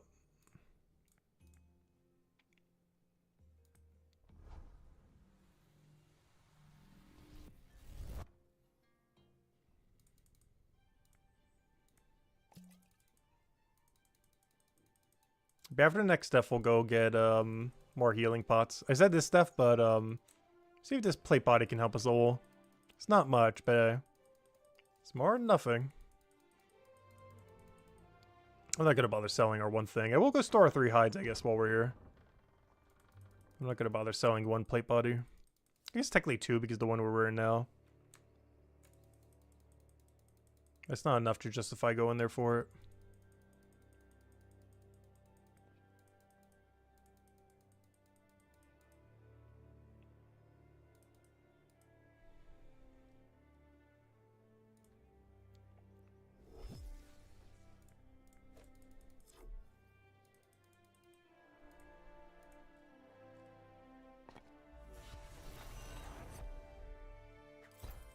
Alright, there we go. How big of an upgrade is this? Oh, down the line, everything. 13 more physical and 13 more frost. Oh, double 13. How convenient. Alright, it's definitely time for a hat change. Not gonna go recolor right now, but what I do want to go do is change back to Santa hat. There we go. Alright, back we go.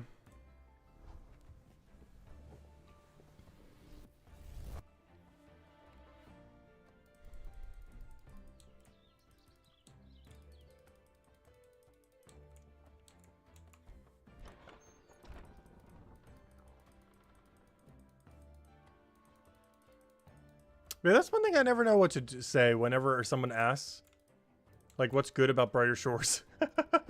Because I don't know, it's something about it. There's just, it's a feeling that's like, I don't know, I just really like it. It's the same thing if anyone ever asked me, like, why do I like old school RuneScape with its, like, 20-year-old dated graphics and everything? And it's like, I don't know, it's fun. That's how I feel about Brighter Shores whenever anyone asks. Like, there's not, like, anything I can really point to. I just find it really enjoyable. And that's enough.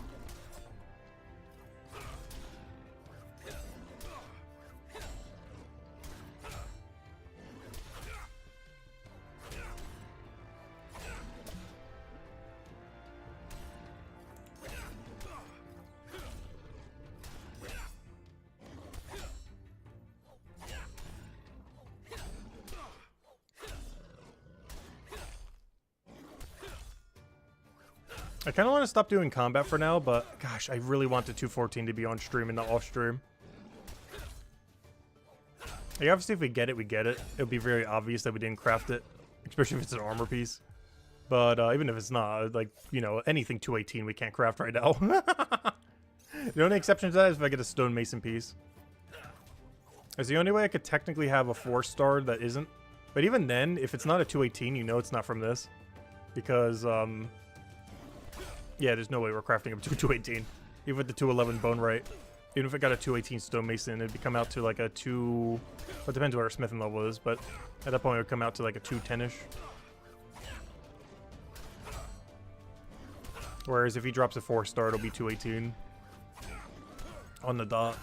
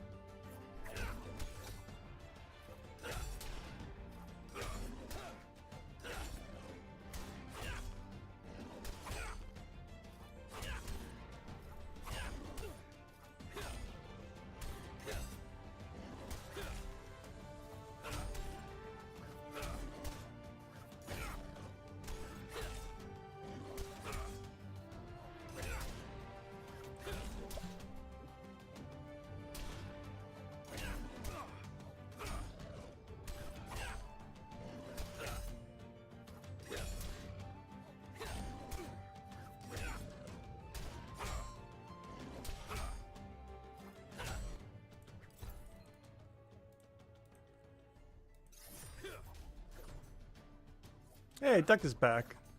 He's been here for a while as well. I feel like people stay here for an extra long time just so they don't have to go to Hags. Because no one wants to go to Hags. They're so bad. Lies? What are the lies? What did I say? I'm not sure what it's to. There's just some small delay between the stream and the what was said.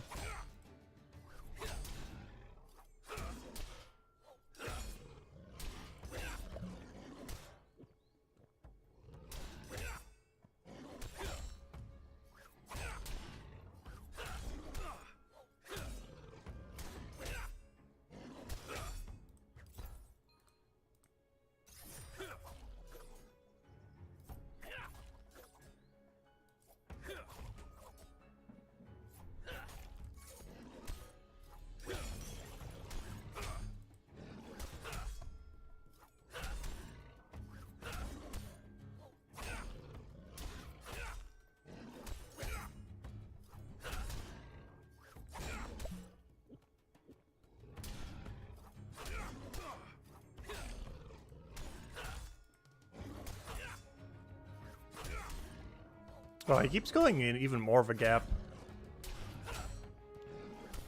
Even after doing all his combats, his number's still going up really quick. In all fairness, I've been doing a lot of post 200, so mine's been moving up very slow. Which is probably the factor. Because I don't think he's doing any post 200. Most people on top list aren't. There are a few. I don't think he's doing any post 200 at the moment. Yeah, other than a little bit of raid den. I guess watch person, technically? It's actually a surprisingly high watch person relative to detective level if you're doing both.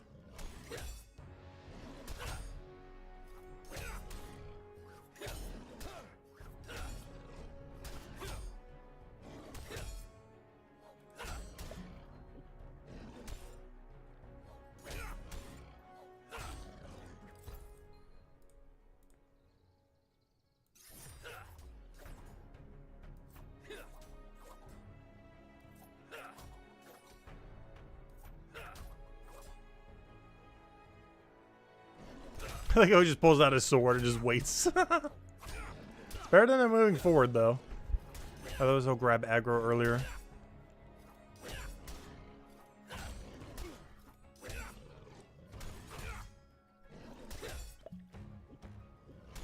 Because whenever you move to a tile, there's like a weird delay before you can hit. That's the main reason why you could do like the step under de-aggro thing when you're doing, or you know, when you're walking through areas that are aggressive. But in combat, if you do it, it basically delays your attack.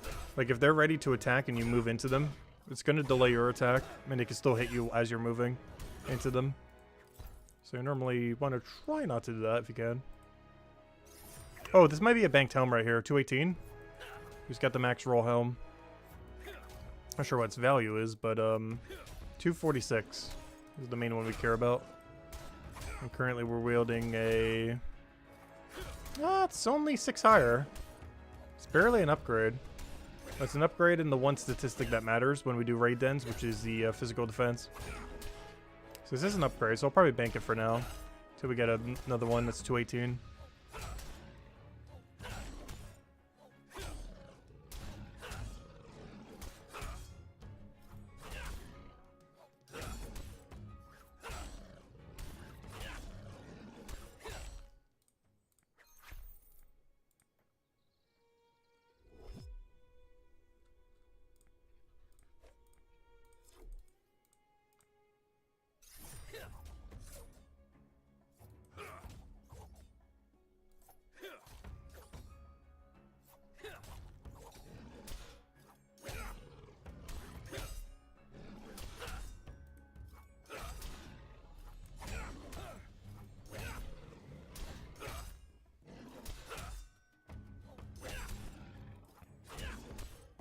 You know what? That's something we haven't seen in a while.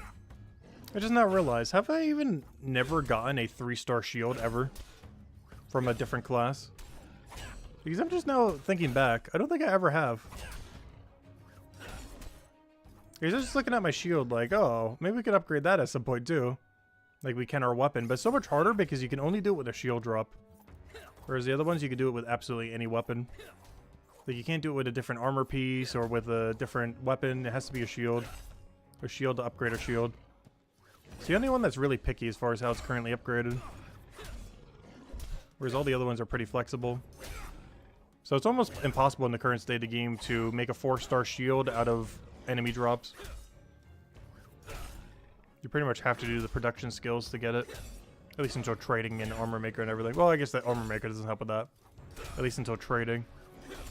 Because the chance that you get a shield is really low. Due to how few shields there are relative to how many weapons there are.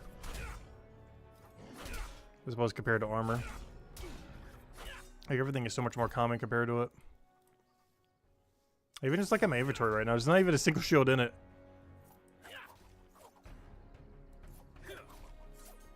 This must be because there's just so many other drops out there. And the only thing to upgrade shield is shield. Whereas if you want to upgrade this plate body, like let's say this was a 4-star, I mean a 3-star, you could just do it with a 3-star glove. Like, it doesn't have to be a plate body to go upgrade a plate body.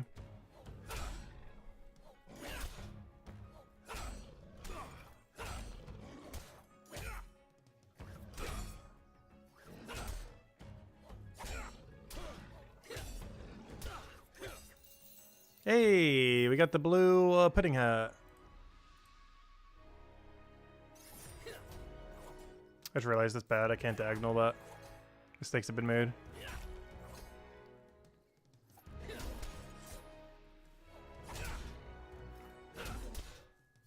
I was trying to avoid getting caught on the rock, but instead got caught on the other rock. I didn't want my range hit to lose aggro, but then got caught on the rock down here. I'm trying to avoid the rock up there. Go figure.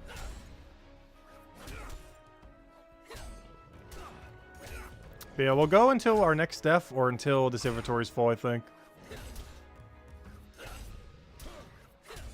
Or until we run out of potions, because that is also a viable option that can happen. Either inventory full, we die, or... yeah, those two. These running out of potions would result in death. There's just no way we're going to go on a killing spree. With no potions left. Even at 220, I'm pretty sure we can still die to them.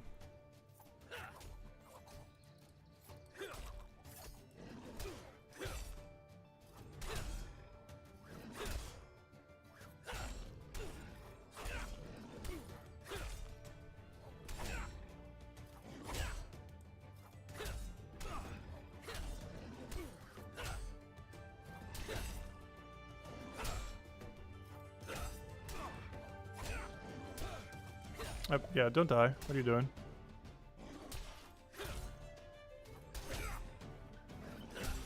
Oh no. Oh no, is he gonna die on us? He is! No! Yeah, we'll be calling it there then for him. Not for the stream, just the combat. Alright, let me go get everything recolored, I guess, real quick. Sell out any junk. Get them recolored. Put away these hides. Alright. Oh, plan. We can't do stonemason. Gathering's gonna be too slow. Is it the mining pivots? No.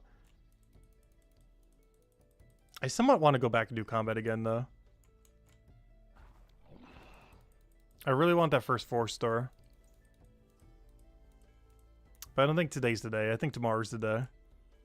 I'll also be way tankier by tomorrow because I'll be able to do a whole night worth of, or not a whole night's worth. But, you know, when I'm idling for a few hours tonight, we'll be doing the raid dens. Which will get us at least a combat level or two. Which will put us almost at their level because they're level 218. We're level 215 currently. So even out the playing field quite a bit more. Alright, what am I doing? I'm doing, what am I doing?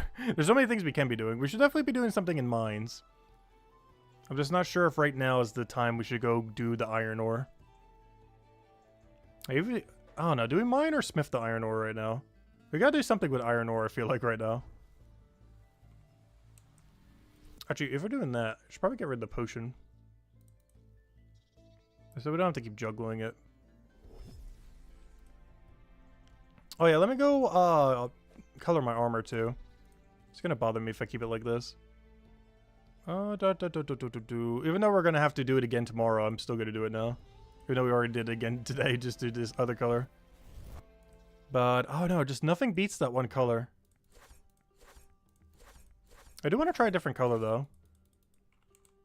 I don't know, what color is festive for, Christmas? That isn't red or green. I guess white? Let's try white. I feel like white has potential, but it would need to be a different cape, though.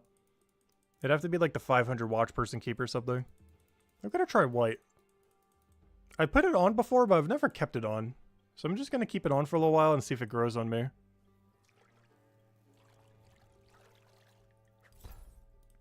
Yeah, that's a pretty Christmassy color. I don't get any snow where I live currently, but I do know it exists. Because I've been to Canada and have lived in New Jersey enough to know that snow does exist. I wouldn't know if I kept living only in this area, though. Because it hasn't snowed here in like a decade. And ironically, the last time it snowed here, I was actually snowed in New Jersey. So I didn't even get to see it. So I haven't seen snow in this state for like almost 20 years. Maybe not 20 years, like 18 years. So like the last time I seen snow in this state. Wait, we're going to try white for a little while and just see if it grows on us. Like white does look pretty clean, but you need like a cape to go with it. I think it's the cape that throws it off for me. We need like 500 watch person cape if we're going to go white. The 100 smithing cape just doesn't cut it with white. Like white looks good, but the cape's making it off. But we can't change it at the moment, so we're just going to have to live with it. Anyways, I'll go over there. I want to see if snow white kind of grows on me. The very snowy white color.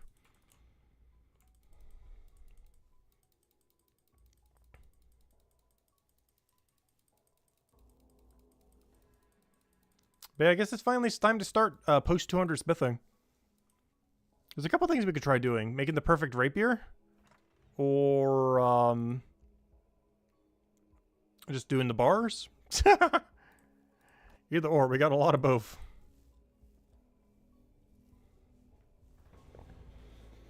But it's one of those grinds that we do need to do at some point. And now we have even more of an incentive to get our smithing up, as we just got a 211 bone rate. And I can't currently train stonemason without training, you know, anything that isn't stonemason. So we'd have to be doing something that isn't stonemason to go get it anyways. Actually, what is the smithing high score right now? Last I checked, you only need like 208 to even get leaderboard. Not that it matters too much. I mostly need it for, you know, the actual utility purpose of it. I'm just curious what it's at right now.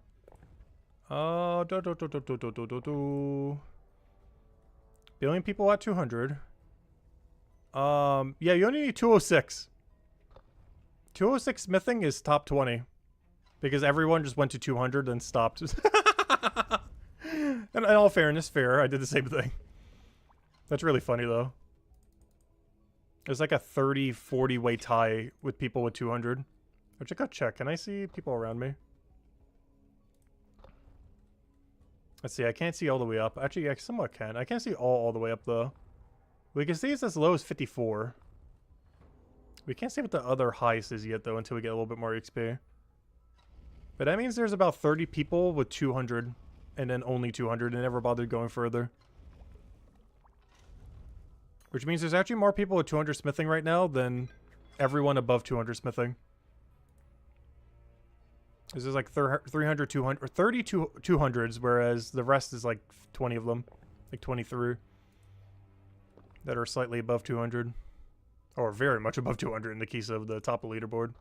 They're not so much, unless they're hidden. There has to be a higher smither than that. They have to be hidden. There's no way that's the highest. 298? I know it's slow, but it's not that slow. I wonder if that actually is the case. But it's kind of insane if so. I guess it might be. Just because you basically have to do 500 mining first, and not too many people have done that, and even if they have, they probably didn't bank everything. If they were rushing 500. Because I know Rita Ore for a while was dropping everything. Not sure if he still is on mining. I believe he's hidden on leaderboard right now. Unless he got banned in the band wave. I'm pretty sure he's just hidden, not banned. But otherwise, Jester's at 425. I know for sure Rita Ore, if he didn't get banned, is higher though. He's trying to be like the first one to get 500. But in doing so, he dropped so much on the ground. You know what? The snowy white actually is growing me out a little bit. It's just the cape. The cape's the problem. If we had a 500 watch person cape, this would look so clean. It's the smithing cape that's throwing it off, though.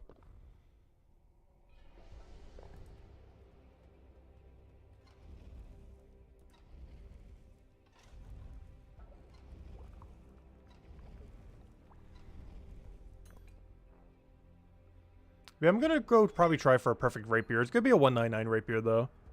I might even go do it right now with everything we have. See if we can get another perfect rapier. That way we can also cash out a little bit to start making some cash. Because I believe I'm going to go invest into, what do I want to invest into? There's a couple routes. We can get a 25 sickle for the little bit of in-betweens between the rake. Because post-200 we're going to need it anyway, so might as well get it pre-200. Because any post-200 we're ever going to do, we're going to need it for. Because there'll be some straights where we just can't do bone only. Because the XP rate's just going to be too low, and we're going to have to use the rake. Wood cutting I kind of want to ignore for now for the same reason why we're ignoring carpentry. If carpentry didn't exist, I would do wood cutting, but carpentry is bringing wood cutting down so much in viability. Because if I do wood cutting, that means I have to do carpentry, and I'm not doing carpentry. Anything I got to do to avoid it. Going back. Anything at all. Yeah, let's go try making a perfect rapier. See if we can get one. I'm going to do the 199, though. Ooh. You get more XP from twin blades, though. Ooh. The twin blade pivot? How much more XP, though? How much are we talking? Enough that it's probably worth doing. That's almost 1,000? Really? Well, rip rapier. Ah, the perfect rapier, though, would be so cool. I don't know. What do you guys think? Perfect rapier? Which is a 1 in... If we get a 3-star, it's a 1 in... oh, no. I think we're at the level range where we have to go perfect rapier. I think I answered it myself. We're getting less XP, but I gotta get the perfect 199 rapier, I think. Or at least a 98. Or 89, I mean. We either gotta get 89 or an 89. An 89 or an 88. We got a 10% chance per 3-star we see. And then after that, I'll be satisfied going to Twin Blade just for the pure XP that we'd get from it. But we gotta try for at least one perfect rapier. It's 1 in 10 that's really good, and it's 1 in 20 that's perfect for every 3-star we get. Which is about a 1 in 10, 1 in 15 that we even get a 3-star. Which means about every... What is that then? Let's just say it's a 1 in 10 to get a 3-star. I'm not sure what the exact rate is. Let's say hypothetically it's about 1 in 10. And then the perfect is 1 in 20. Watch that be it on first try. Could you imagine? No, that's all trash. That is the trashiest trash that ever trashed.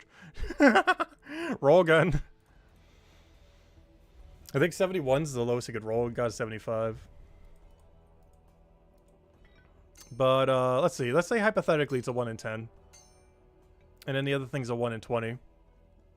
Which means it's taken anywhere from 200 to 300, depending on if it's 1 in 10 or 1 in 15 to get a 3-star or somewhere around there. 1 in 10 would be 1 in 200, and 1 in 15 would be 1 in 300. That we would get the perfect rapier. Well, let's see what happens.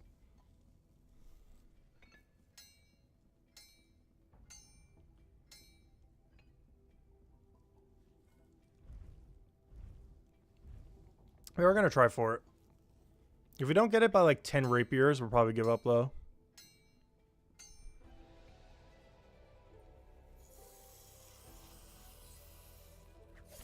Oh, so there isn't anything I would need the perfect rapier for at the moment. Which almost makes me not want to keep going for it. Like, even if I get the perfect rapier, there's not a single thing I would use it for. It's the only real big downside with it. So maybe I stop trying for it after this inventory. And just do the one for pure XP. I'm not sure if I should make it at 200 or 199 though. I guess it depends if it like value spikes at 200 plus. Which I think it does.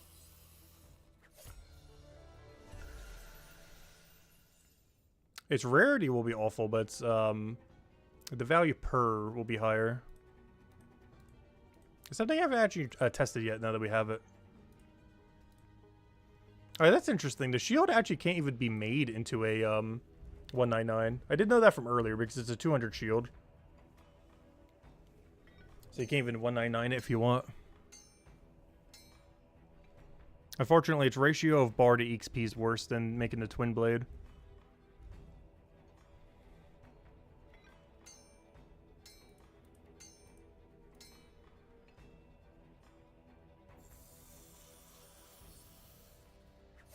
Oh, time to see. 85. That's pretty solid. If we need a rapier at any point, that's our rapier. 85. Pretty nice. 80 or 89 is what we're really looking for, though. It's probably going to be the last one we do for now, though. I think I'm going to the twin blade just for the better XP. I also want to test the difference in the value of a 199 compared to a 200. It might just be better to default 200 to twin blade. To just invest them into smithing XP rather than the perfect rapier. Because even if I get it, there's nothing I can do with it. Trading's not out yet or anything. That other one's still pretty nice, though. Put it in the pile with the other rapiers. Whatever on earth this massive junk is. Alright, deposit all. We'll go sell those other things later. Alright, so, game plan. I'm gonna go try the twin blade real quick. I want to see something. I want to see what the difference in value is from a 199 1-star to a 200 1-star. Because it might just be making them all at 200. Not only is it less clicks, but it's also just better, potentially. So I'm going to try a 199, then I'm going to try 200. I need to get a 199 as 1-star, though. So I can see the value difference. Because they get four times rarer after 200, but it might be enough of a value difference where it's still better just to do it at 200.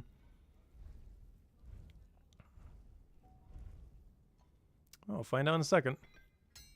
Otherwise, this could be a bunch of 199 blades.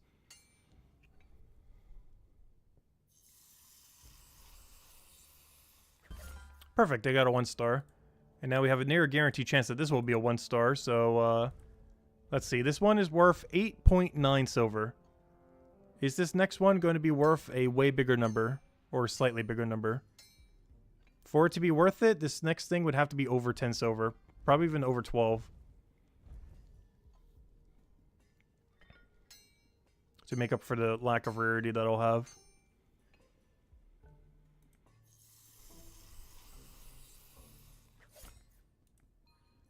$9. What? Anyways, we're making them all into 199s. What? What? Scammed. I thought there would be a way bigger difference than that. 80 bronze? You've got to be kidding me. That doesn't even exist then.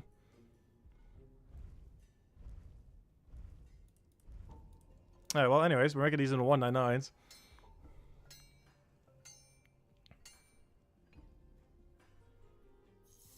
And most of them I'm probably just going to sell. I might just keep one in case I ever want to use it or something, but these aren't the greatest. Their special attack might be good, but right now they're pretty neutral.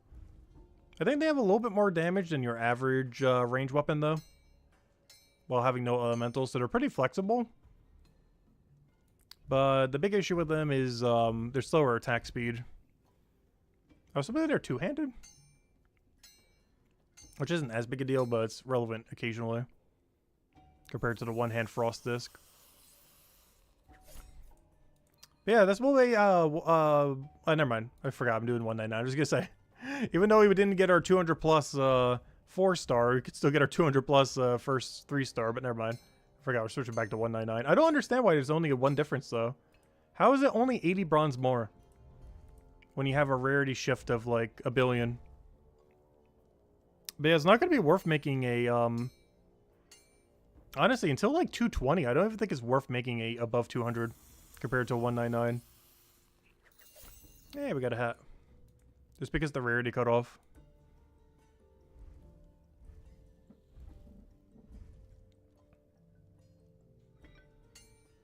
We are at the perfect level range to be doing this, so I don't want to do the bars right now. For this level and the next level, I'm probably going to just process every iron ore we have, or iron bar, and just make them into twin blade. It's the best XP we could do at this level, and we want to do it while we don't have to change a billion numbers.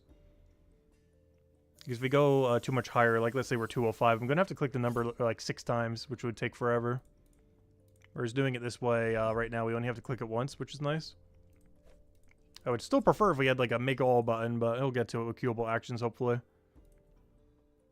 Because that's one of the big things we'd use it for, production skills.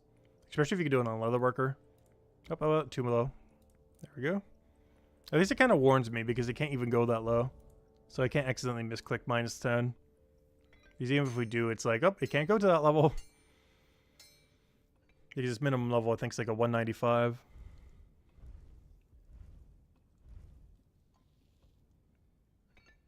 Oh yeah, that's one level range where it would be convenient again. At 209, we could do a -10 on it.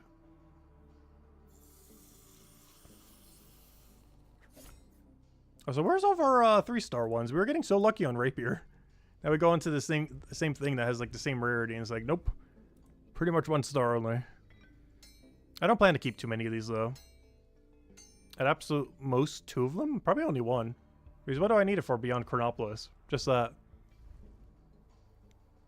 And even that I probably won't need it. I could probably just sell them all. There's just no RNG roll like you need on Rapier. So there's no variance between them. Any 3-star we get is the same as any other. Because all these should have the same physical value. I don't think you can RNG roll it at all. Every single 1-star should say 219. There's only those percents on like elemental and such that can be different value.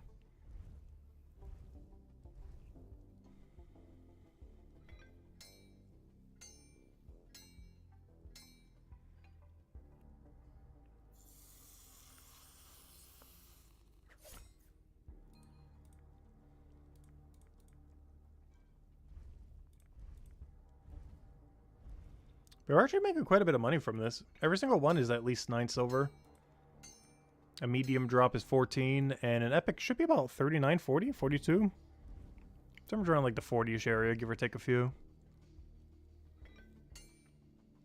Not sure how much money this comes out to. Let's see. We can do the math on that. Let's say on average, counting the epics and everything, we're getting about 12 silver each. Probably slightly higher than that, but let's just say 12. Each one takes 30 seconds. But let's say we can only do for 50 minutes because of the banking. So we can only do for 50 minutes every hour between the banking of that, banking to go sell them, all that. So what is 100 times... oh, wow. We're making 1.2 gold an hour.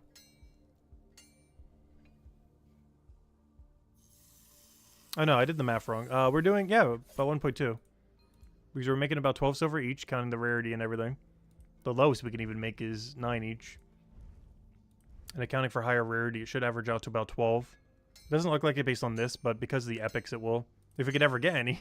We did so good on the rapiers, not so much on these. But, yeah, it should be about 12 silver each.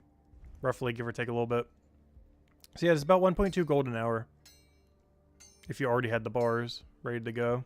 Not counting any of the value of the bar. But given that we already have the bars banked, for the duration that we process them, we're making 1.2 gold an hour. It's not actually that because you got to go mine the ore, you got to go smelt the ore, all that. But the actual process of making the bars into final product, like using these and then selling them, would be 1.2 gold an hour, give or take a little. It's not too bad.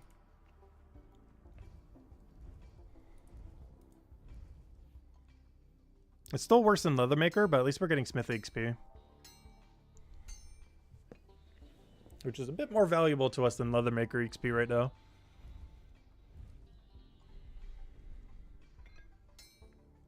And hey, our cash stacking can finally not be poor. We're at like 2.8 gold right now. Doing this for 3 hours would make more than our whole stack right now. We're not going to do this for 3 hours, but I do want to do some of them right now. Probably until our stack dips below 1,000 or something. Still not sure what I'm targeting my gold on next, though. There's a couple things that we definitely couldn't do. For whatever reason, I feel like I should do sickle. Not sure why. The alternatives is we get the 2 woodcutting ones up so we can actually do woodcutting. But that implies that we're going to do carpentry. Which makes me not want to do that. So the next best bet would be rake.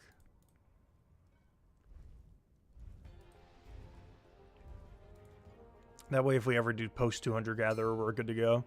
We shouldn't need it that much pre 200, but there will be some instances where we might do it a little bit.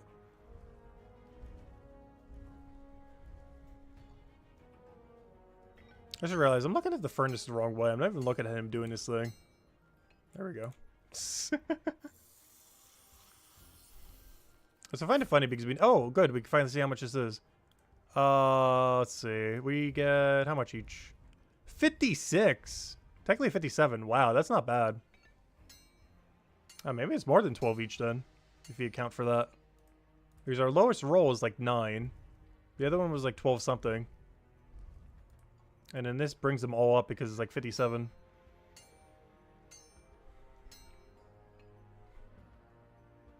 So yeah, this makes about as much as Leatherworker right now if you already have the bars done. The full process doesn't, but the if you count just the bars, it is about on par with something like 30 levels below it. Gosh, Leatherworker is so broken. Post 200 smithing with bars already done don't even make more money than that.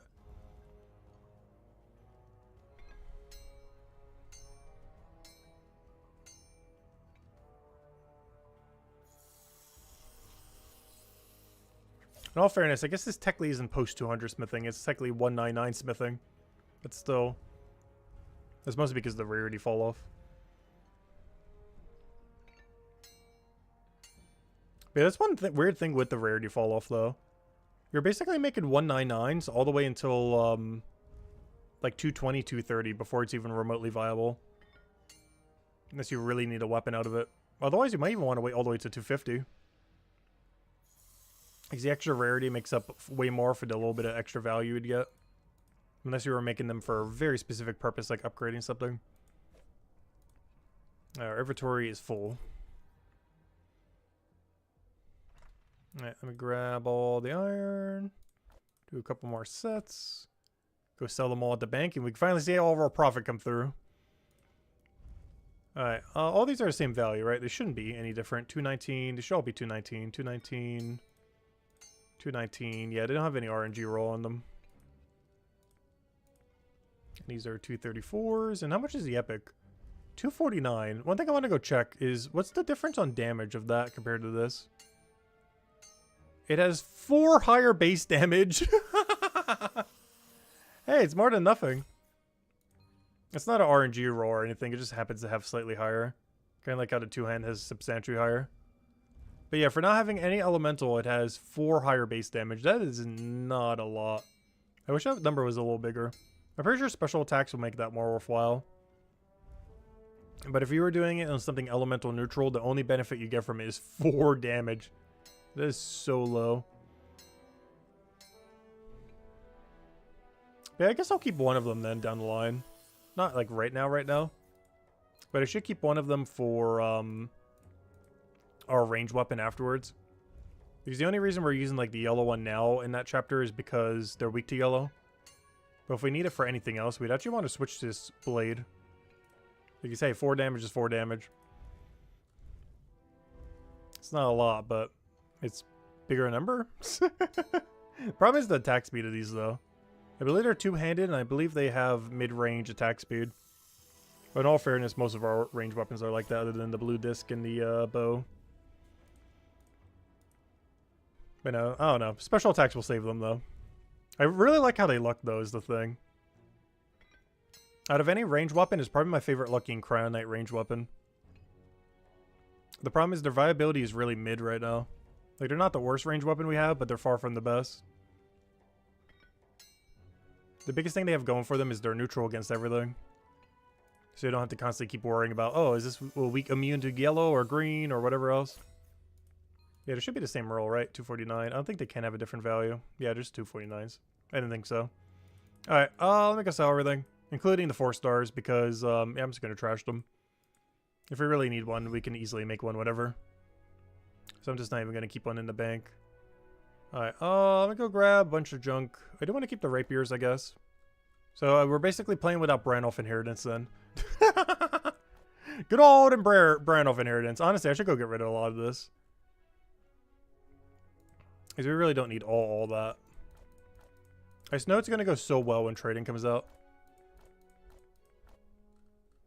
Like, kind of, I don't know. I really should start trashing them. Like, that 71 is just dead. The 85 we can keep. The 75 we get rid of. Okay, if we're going to keep one, let's keep the 85 rapier, I guess. Even though that's probably also not worth it compared to get rolling better. These I'll probably also get rid of. These were our rejects when we were trying to get our thing, but we got 231%. I think we eventually got like a 43 by the end. This is almost like the lowest roll we could have gotten. Alright, yeah, let me go clean up some of this junk. Some of these weapons I'll keep in case we want upgrades for other chapters, but honestly, I'm about to just sell all of this. If we want more later, we'll get more later. Because there's not enough combat that we're doing in the other chapters to really justify it. We already upgraded our weapon and mines of Matubin. Yeah, I think we're just going to trash it all. We're going to be doing enough stonemason, except the hood. The hood does stay. But aside from the hood, I'm going to trash everything but the 85% rapier and a good hood. Everything else I'm just going to trash, though. Because trading's too far away, and the money now is a little bit more worthwhile. You want to thank you for all the years of Gems of War? Oh, no problem. You're ending a run and going to miss it very much. Oh, no! Well, good luck with everything. But yeah, see you later, Kree Corian. But hey, we're doing Brighter Shores a bunch now, so if you want to join us on Brighter Shores. Not sure what kind of gaming you're doing these days. I feel like a lot of people from Gems of War have kind of been quitting recently. Just the state of the game in the last few years and everything. I've still been enjoying it. Still been doing dailies and everything for it. But yeah, like the super drive we've had in the past is definitely kind of diminished for the game. Still enjoy it though. We still cover it on Mondays. Let's see. Alright, withdrawal. Is this a bad one? Yeah. Withdrawal. And honestly, I'm just gonna trash all of this but the hood. The hood we'll keep. Just because armor is so annoying to get rid of. The fact that it's untuned is the main reason. Because that means I can actually use it on chapter 1 or 2. Which honestly, I see a good target for it right there. That 52 in chapter 2. The only problem with that is I need a Guardian Helm. And while I do have a Guardian Helm, it's locked in chapter 4. Which honestly, I might as well just go sell as well. The Guardian weapon we 100% keep though. But the Guardian Helm, I just can't use it. It's too low of a level for chapter 4. If this was untuned, we're in a perfect position to go make an absurdly good helm. But the fact that it's tuned to chapter 4 makes it kind of pointless to us. Because we've gotten like a billion helm drops that have been better than it. So, yeah, this definitely looks like a sell angle. Alright, this should be a really big sell. Ooh, almost a whole gold piece. Goodbye. Great crafting material. Alright, anyways, let me go get my potion real quick. I just realized, why did I sell here instead of the other place? Well, so hopefully I didn't sell anything important in all that mess. I didn't even double check. But, it's fine. Just the buyback thing if we really did. Alright, let's see. Grab our thing over there. Grab, where are we heading? Over there. Let's go back to making blades.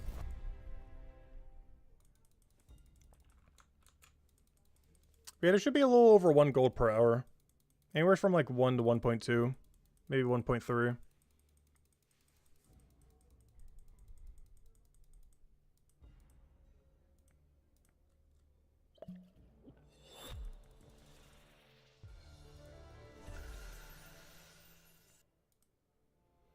I probably should have saved that potion for a little bit.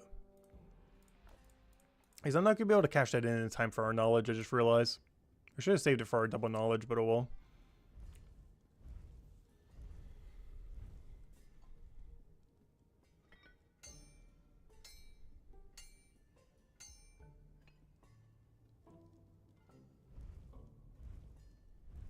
Also, we have only gained 1/4 of smithing level, I just now realized. Ah, good old post 200 skills.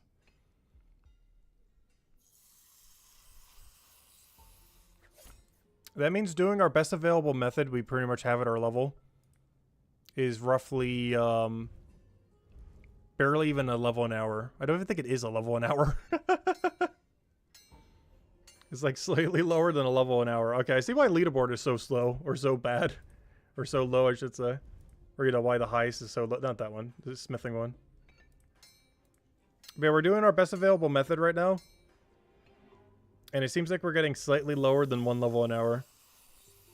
With the best available method at 200. which is just mass making this blade because it's better than a shield, which doesn't unlock at 200, but it's better XP. Well, relative to how many bars you're using.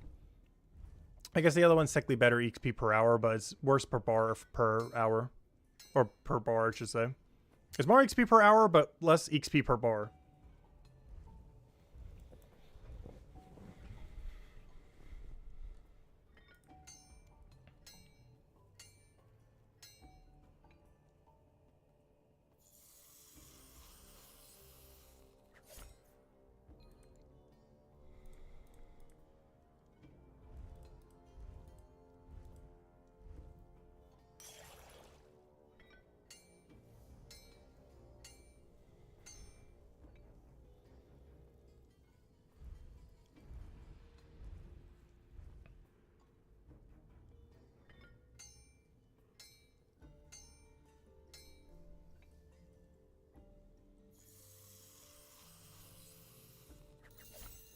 Ooh, we got the Pink Santa, or whatever they're calling it these days.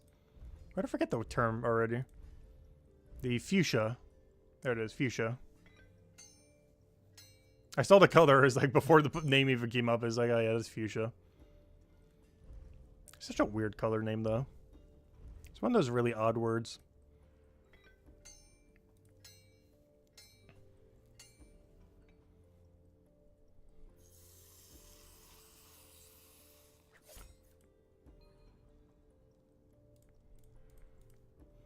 Yeah, it's the only thing that's really bad about post 200 smithing. It's not even that this is like slowish, because that's fine, everything post 200 is.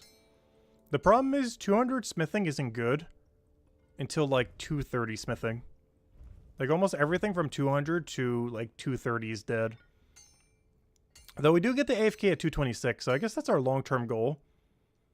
Because at level 215 mining, I can mine the material to do that AFK, which is absolutely huge. You know what? I think it's the pivot time.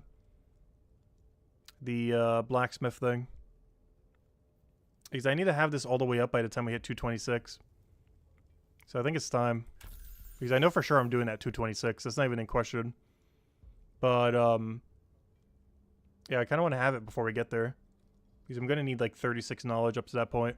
And then, of course, we do the final 4 when we actually get there. Alright, anyways, let me go and bank these. But yeah, I might as well start working on it now. Even though I need stonemason XP, I just don't have the pots on me. And they don't really work good in this kind of inventory setup. I'll just do it off stream where we're doing the raid dens. I'll get all the stonemason we need so we can hopefully do stonemason tomorrow. Start working that up as well. Luckily, all the smithing supplies we already have. I don't even need to do any mining. We have enough smithing supplies that if we really want to, we could do it for the rest of the stream. I don't think we're going to, but we could. I probably only want to do it for like next hour or so. I don't want to go too crazy with it. But I think we do legitimately have enough that we could. Because after we got that 211 bone rate today, it kind of inspired me to go get smithing up. And of course I can't do stonemason right now because it's currently knowledged out. I need knowledge to train it before I could train it manually. So we're kind of locked out of the skill for a little bit. But smithing we're not locked out of. We have enough supplies to go for like 5, 6, 7 hours. Longer than the stream could even go on for. So we have like infinite supply right now.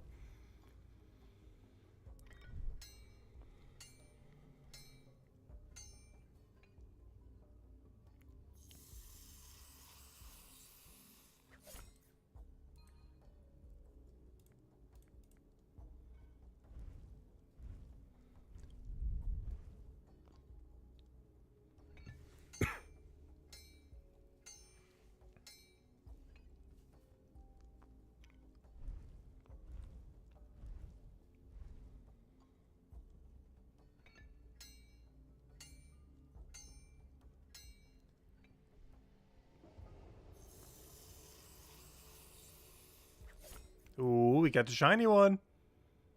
We got it. I don't feel like we've been getting that many. But every single one of these is basically plus 50 silver. Technically 47 compared to what it would have been. Using minus 9 from this, we got what? We're getting 48 silver every time we get a 3-star basically. Compared to if it would have been a 1-star instead. It's not bad. And unlike combat, you get a pretty good chance of getting this thing. Like every 2 inventories, we should be seeing 1, roughly.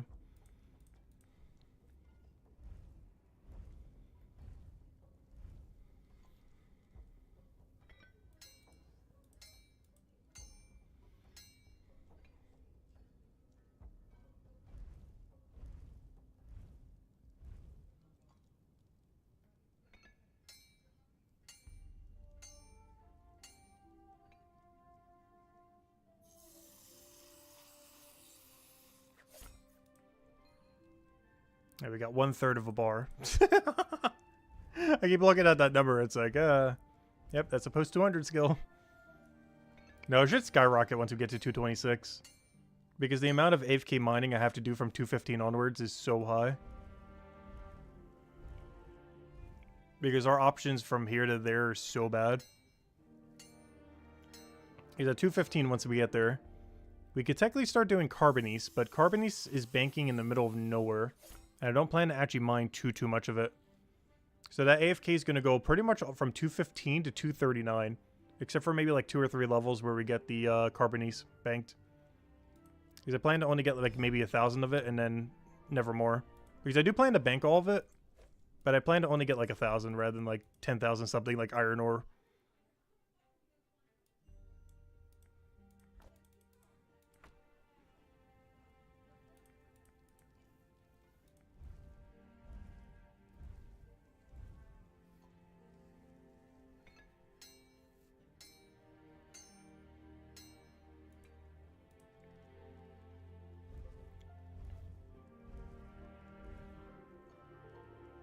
Oh, the poll has shifted, I just realized. As we're at 68 votes, and it's currently, for the Ironman thing, 40% would stay Ironman, like, you know, how it is right now, we're self-sufficient. And 60% would enable trading. Interesting. I guess another question should be, should they even do that? Because I don't think he will. I don't think Andrew Gower would add an official Ironman mode, quote-unquote. Even though literally that's the entire game right now. I'm not sure if he would. I kind of hope he does do some variant of it. Obviously probably call it something different or whatever he does for it. But I would love if there was a self-sufficient mode. I probably would go down that route. Only for the main though. The other 2 alts would still trade and do other things like that. But I would consider making the main you know, self-sufficient only. Where it couldn't trade or anything. Yeah, that fixes every issue with trading. I don't even care what they do with trading then. They can do whatever. The only reason I care so much about trading is because if I'm forced to have to trade, it affects everything we ever do. But if we could just opt out of it, it's like, oh, okay. It doesn't matter what they do. I don't care. It's kind of like PvP in that regard. Like PvP, it honestly doesn't really matter what they do with it. If it's good or bad or average. Because it doesn't really affect me too much. I would still engage with it some. Try it out, all that kind of stuff. But, you know, if it's good or bad, it doesn't really affect how I would go about doing the game. It's not a particularly high priority. It's something I'd still find fun and engage with, but, you know, I wouldn't, like, do PvP, like, 10 hours a day or something. If we'll try it for, like, an hour here or there. Or it depends what kind of system is around it. There's a lot about it we don't currently know.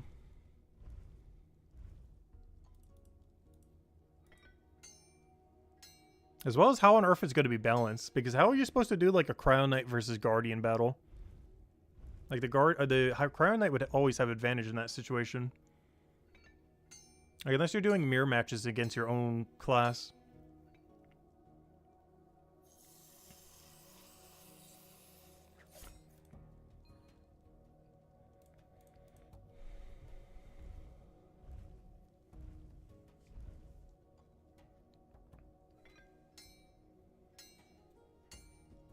And at that point, it's basically just RNG. If you're just having a mirror match. I guess special attacks will diversify it a little bit. But that can only go so far.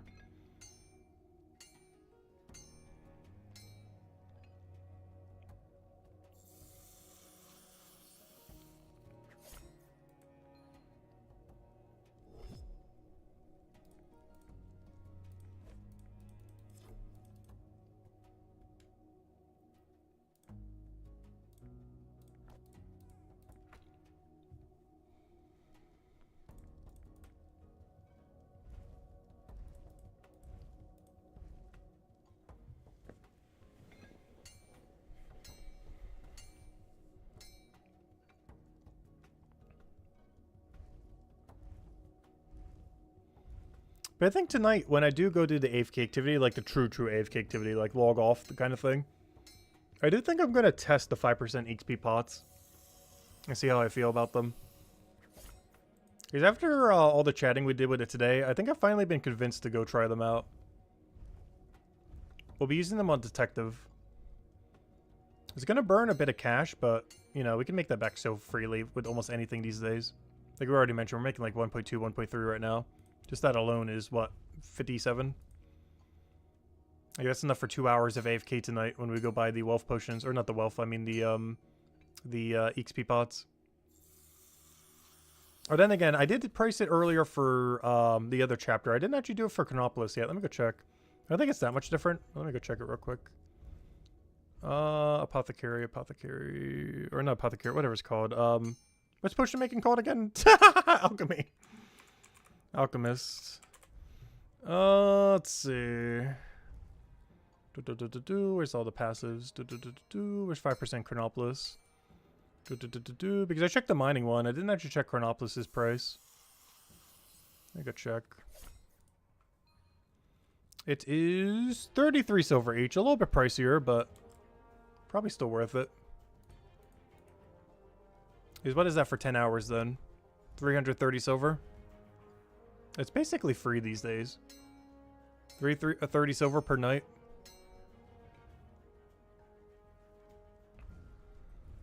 And we'd have to do it for 20 hours to get 1 free hour.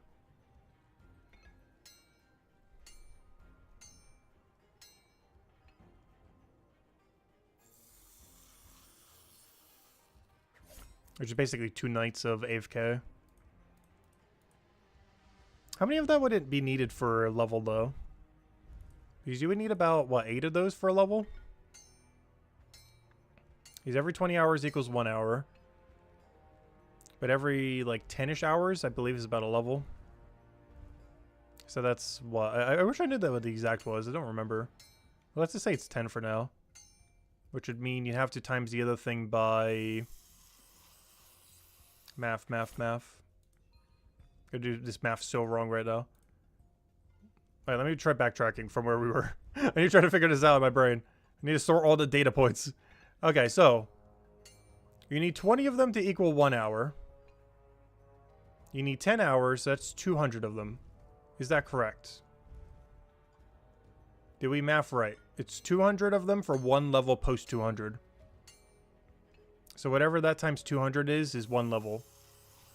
Unless I did math wrong somewheres. Let's see. Yeah, every 20. That's assuming it's every 10 hours. It could be slightly shorter than that. But if about every 10 hours is 1 level, and every 20 hours gives you 1 hour, yeah, that'd be 200 then. So it'd be 200 times whatever the number is. And the number was, what was it again? 33.2. So you take 33.2 and times it by 200. Which is 6.6 gold? Alright, that sounds not as worth it. Wait. Now that we remathed. Yeah, this was the math I thought I was doing in my head earlier. This is why I was thinking why it wasn't as worth it. But then I mathed wrong. But now I mathed right again, I think. Yeah, it's like 6.6 gold per level. But it's a post 200 level, though. Which means you're saving, like, an hour? But the problem is an hour is not worth 6.6 gold. So yeah, they're not worth it then? I don't know. I need to go redo math when I'm thinking properly. I probably won't run them tonight.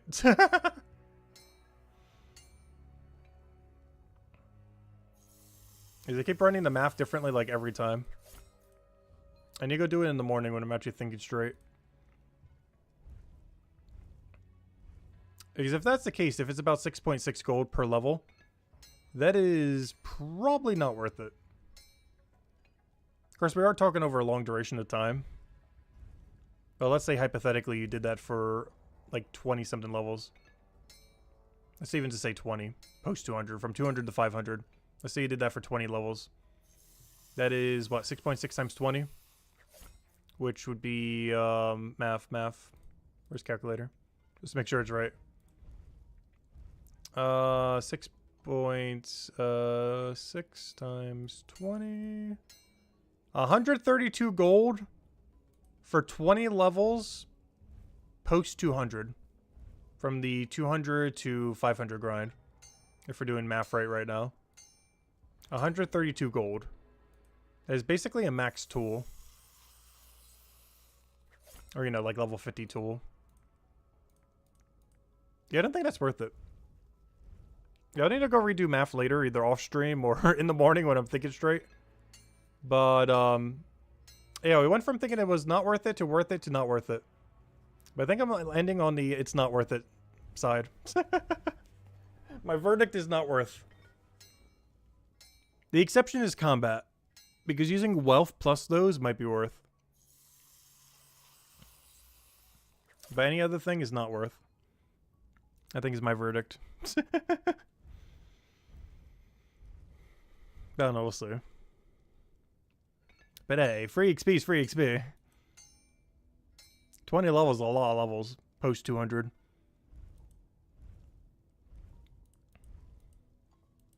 And that's about how many you would get, give or take a few, using it AFKs from 200 to 500. Not all the way through, but, you know, in between everything. You'd get anywhere from like 10, 20-ish levels, depending on how much you use it. Just from the extra 5% that you'd be getting.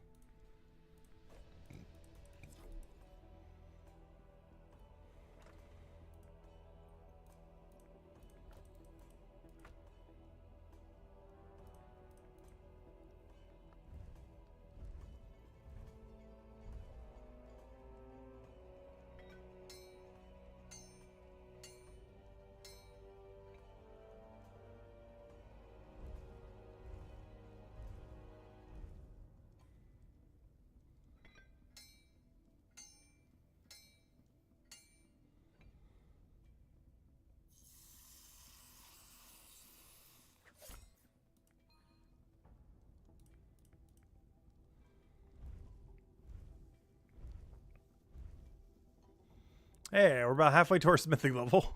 It's actually insane. Yeah, this is less than 1 level an hour. I see why leaderboard is so low. I was wondering, like, how on earth is, like, 20th place 205? I see now. The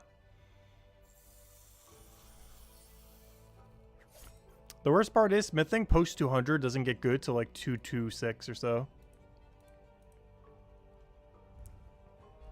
Which means only 10 people have it, assuming there's no one hidden up there. Because that's when you can start AFKing post 200 smithing.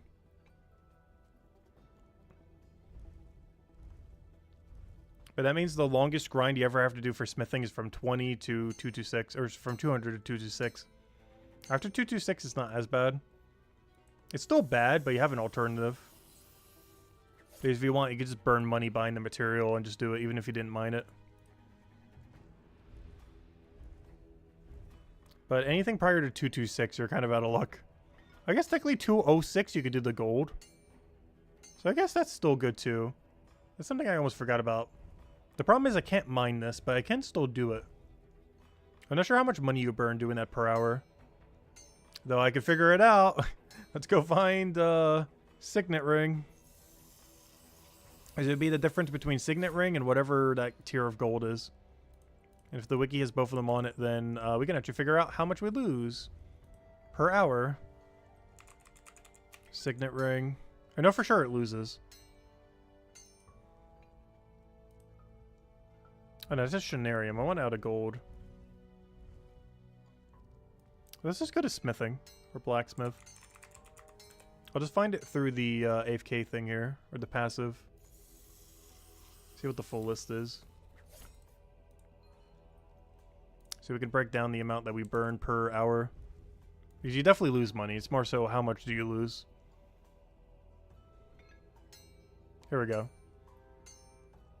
206.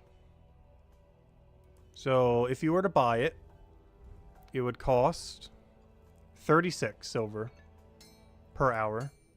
That's not all lost though. The actual value is 36 minus whatever the other one is. And that's how much you're losing per hour.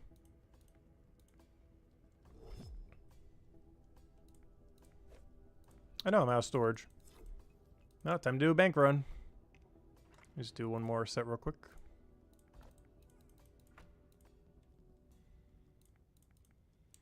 Alright, anyways, what was I doing? 36 minus whatever this number says.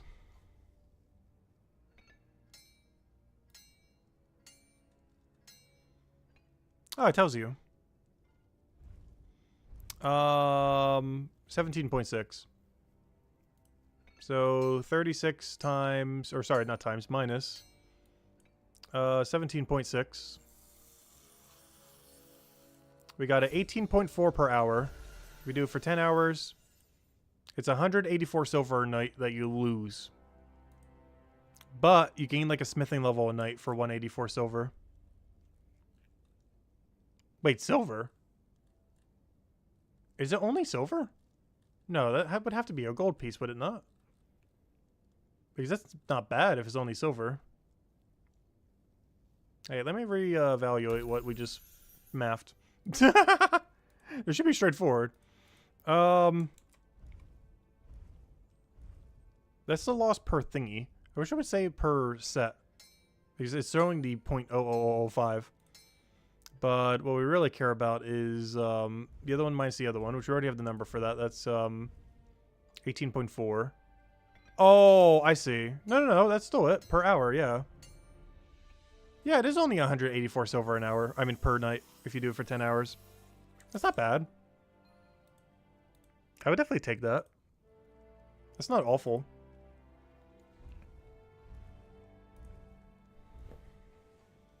But yeah, every level, at least at that level range, it would eventually get more expensive. But at least at the level that you unlock it, it'd be about 184 silver loss per level. That would start to get higher and higher as your level gets higher, though. Which is harder to figure out. But at least at the level that you unlock it, it's roughly 184 silver per level. Which isn't horrific. And I'd have to do that for, let's say I did it the whole way. I'd have to do it for 20 levels. Which means for about 4 gold, give or take a little bit. For about 4-ish gold, we would get from 206 to 226. Doing nothing but AFKing it with gold jewelry. It's not awful. It's not ideal, but it's not awful. But yeah, it would cost 4 gold to skip 20 smithing levels. Though there's another alternative. Just run all the iron we have.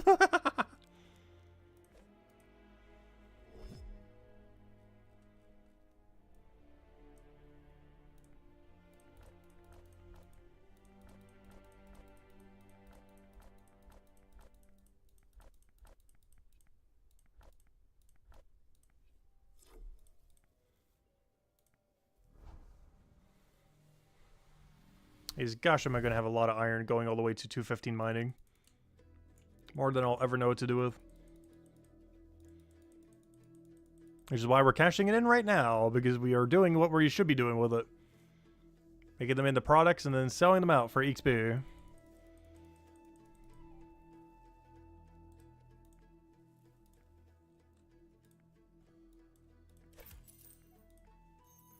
Ooh, 4 gold. It feels weird doing smithing and actually making money. Like, I know we always make money from it, but it feels weird making an actual, like, good amount of money.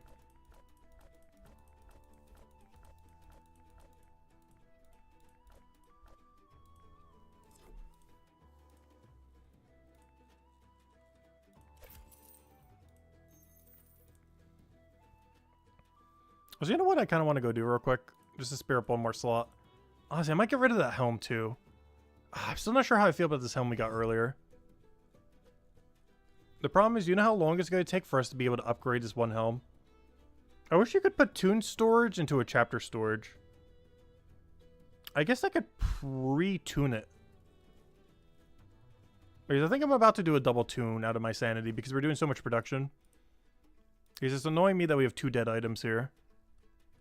And what I think I might do is I tune the hood to chapter 2 so I can put it in my chapter 2 storage. And I tune the rapier to chapter 4 because I'm currently using a 200 that's useless anyways there. It's not perfect, but it's better than what we have, I guess. If we want to use it for something, though, we don't need it for anything. Yeah, that might be the play. Also, I should probably just sell these out. I was going to wait for trading, but honestly, all of these should probably go. Like, all 3 of these. Even that one. And just keep, like, the super high stuff. I don't know. We can make more later down the line. I think this is where we do spring cleaning. Trading is so far away that I kind of just want to scrap a lot of this. Oh, not the special attack weapons, though. Be careful with that. Those I do need to keep. But, so we made this for such a low percent earlier, 72%. I didn't bother checking the percents at the time. But I think it's finally time to pull the trigger on a lot of the junk we have laying around. Just so we can organize a bit. I will keep the special attack weapons, though, but it's like, this one we don't need. That I guess we can keep. Special attack weapons, special attack, current gear, current gear. Alright, all that's fine then. I could probably get rid of the pummel that we got from the quest. I don't need that anymore. I don't need his bow anymore. The next thing we're fighting... actually he's weak to Arbor. Yeah, I'll keep it, I guess. That's why I kept it. I was going to go upgrade it to be better. That's the perfect rapier. Oh yeah, don't actually sell the perfect rapier. Both these chapters have a perfect rapier. Those are very important to keep. This longsword's my current weapon. Wait, why do we have a non-perfect rapier? I guess I was using that some. I don't really need that anymore, though. I guess we're going to upgrade it in case the next blue enemy. Just to not ruin the perfect rapier. So you know what? I will keep it. This we don't need. Actually, that's my current range weapon. Which means we don't need this then. Oh, wait. I actually do need the bow, though. Because the next thing we have to fight there is, weak to green, but immune to, Necrome. That was the reason I kept it. We're keeping this out of Nostalgia, plus it's a unique, special attack weapon. Alright, everything else can keep. Alright, chapter 3. What stays, what goes? Our current rapier, our current two-hand, our current range weapon. I think I was keeping this for the spec, for when it comes out. This might also be spec. If we don't have one in a different chapter, that's probably for the spec too, but could probably be gotten rid of. Same for you. We got a fire sword, but we already have a fire sword in the other chapter, so I'm going to get rid of the weaker one. And we'll keep the axe since I don't think we have one at the moment for a different chapter. Plate body can go.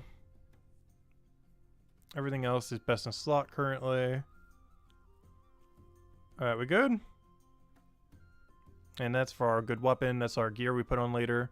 Those two are rejects, but we'll keep them for now, I guess. So we just want to completely just get rid of everything. I'm so tempted.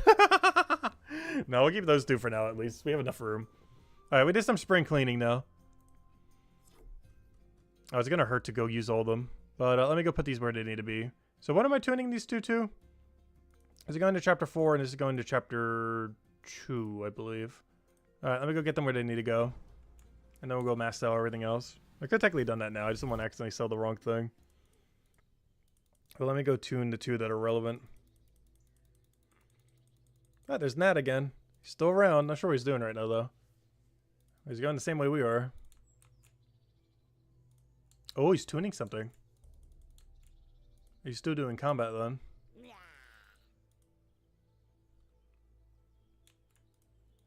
Oh, he is tuning. Hello. I've also come to tune. I forget what I came here to tune, though. Wait, you can't tune... Oh. Well, that's a problem. Huh. You can't tune a different chapter item.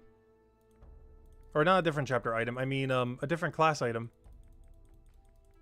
I can only infuse it. I can't actually tune it. Well, I guess I just gotta sell it then. I just want to keep one dead slot forever just for a small helm upgrade. Which I don't think is worth it. We just gotta wait till Armor Maker then. Alright, the other one I will go tune to the chapter then. But yeah, that's something I didn't know. You cannot tune a different class's item to a chapter.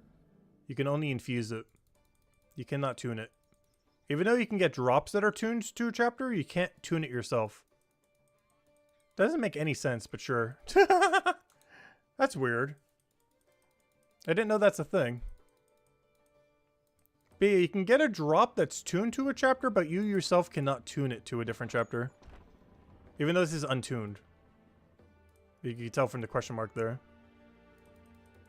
That is so weird. Yeah, I guess I'll sell it then. Alright, the only thing I need to keep is this rapier, so let me just sell everything that isn't this. It's not a perfect rapier, but it's better than what we have. Alright, and now we sell everything. Oh, there's all of our purchases. We're only going to get 400 silver, even though later down the line we could probably get like 10 gold for almost all this. I'm just doing some cleaning. There's a lot of junk we should have probably gotten rid of ages ago. It's painful to click it, but we must. Just double checking that there isn't anything that we really would want to keep here. But nothing comes to mind. Let's see. The helm is cool, but we can wait till Armor Maker. And the upgrades for Chapter 2, somewhere we're not even doing combat in anytime soon. What was this rapier percent? Yeah, that rapier had like the worst percent ever. The shield we had with it. Bunch of armor we don't really need.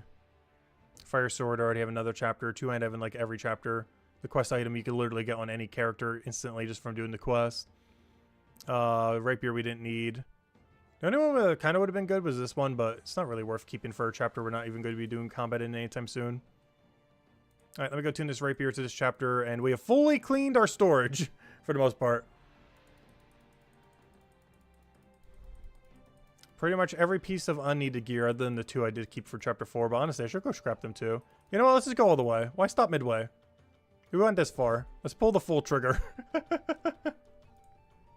Withdraw. I will keep that two-hand, though. That is my best two-hand. At that point, I might as well just keep the other one. I'm not going back there just to sell one item. Never mind, we'll keep the helm too, I guess. That was the last helm we got on our helm streak. I sold all the other helms at this point. But we got 3 4-star helms in a row at different level ranges. And that's the last one of the 3.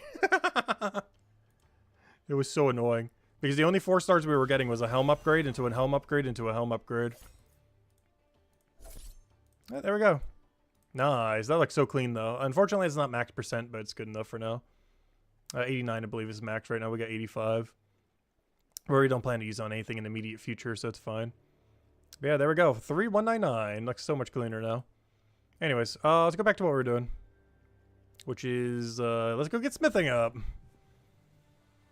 As well as printing money. Because it's big about as much as Leathermaker. Which is not bad at all. It's like 1.3-ish gold an hour.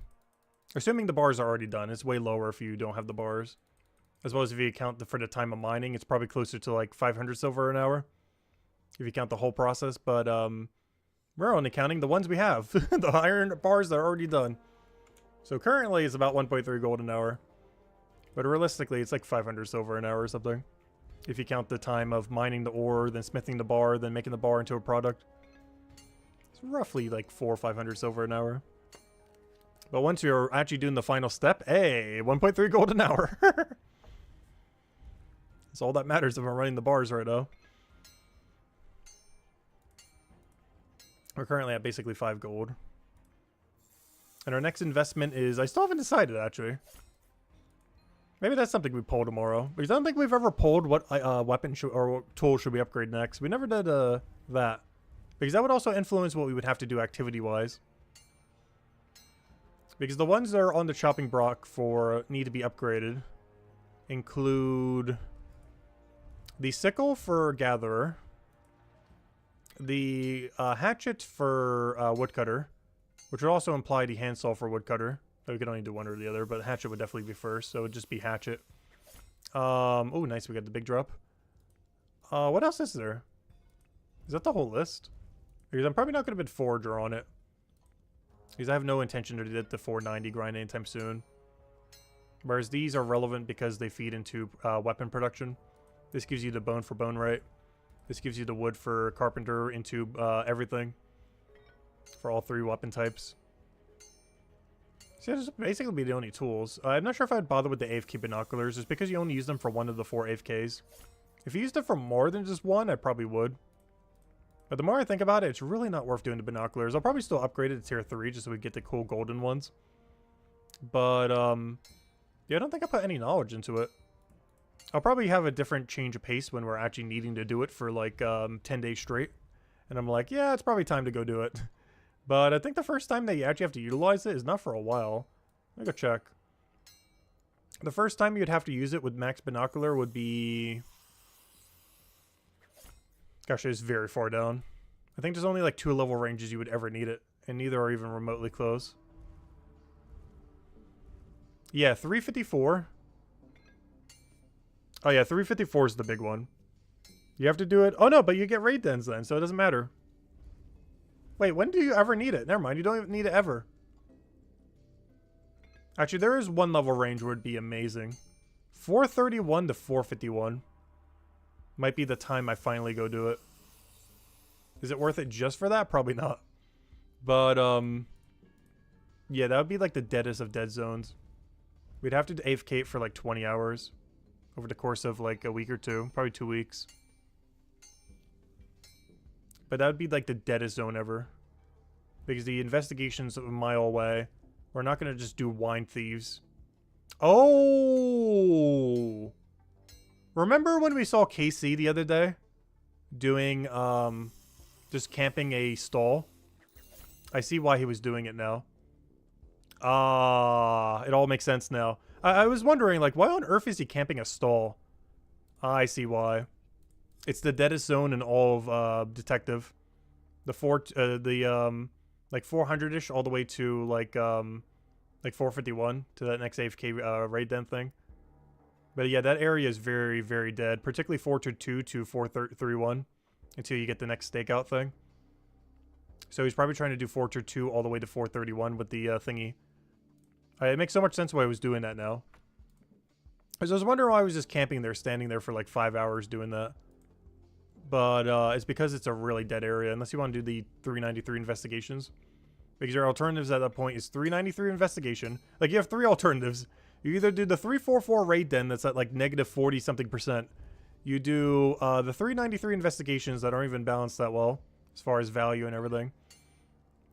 These just give you passive daily, so you can't really do that as a training method. Or you have to do the 402 AFK. So when he has a 422, it's actually worthwhile to do the 422 to 431.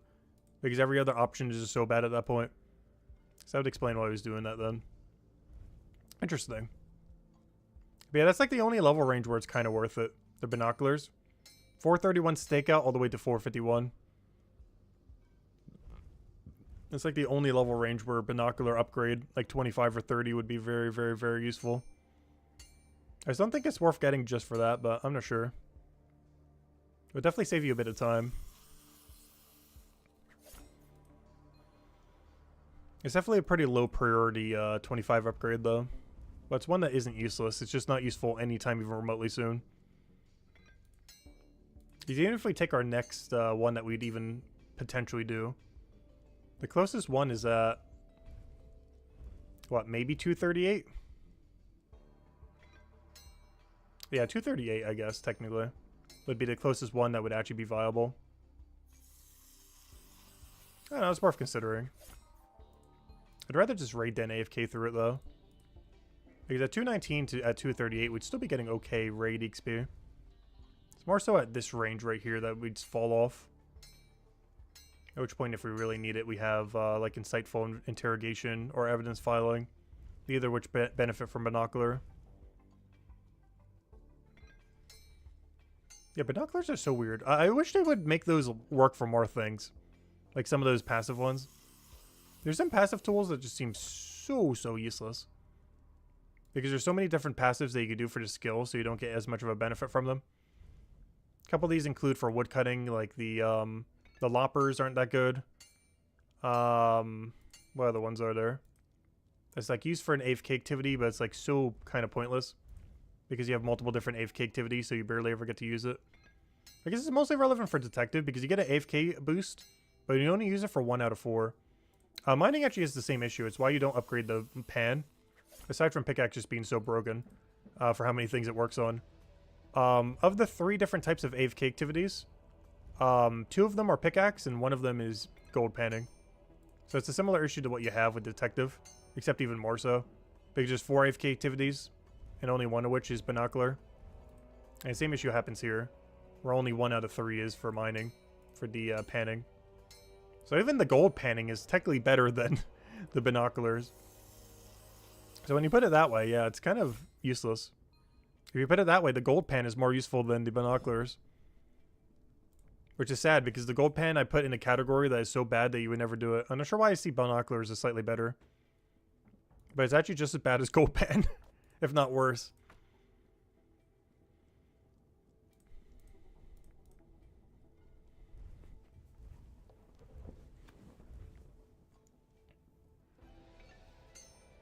I think the main reason why binoculars look a little bit better is the default for all AFKs for detective is 0% extra, but binoculars give you more. So you're gaining a benefit by default with binocular, whereas it's the other way around for mining. When it comes to mining, pickaxe already buffs nearly every activity.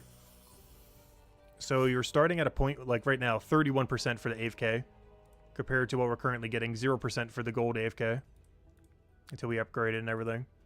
The reason why binoculars seem a little bit better is every single AFK except for the binocular one has 0% extra XP. It's not like the pickaxe we're starting from 31, it's starting at 0. So comparatively, binoculars are helping. But if you're looking at it that way, you might just keep upgrading the binoculars to tier 3 and just not enchant it at all. Or if you enchant it, I guess minimally. Oh no, it's in a really weird in-between is the problem.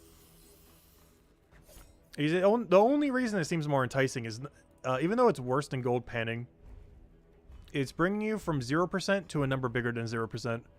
Whereas when it comes to gold panning, you're going from, you know, like 31% in this case, down to whatever your gold pan is. In this case, 0% extra.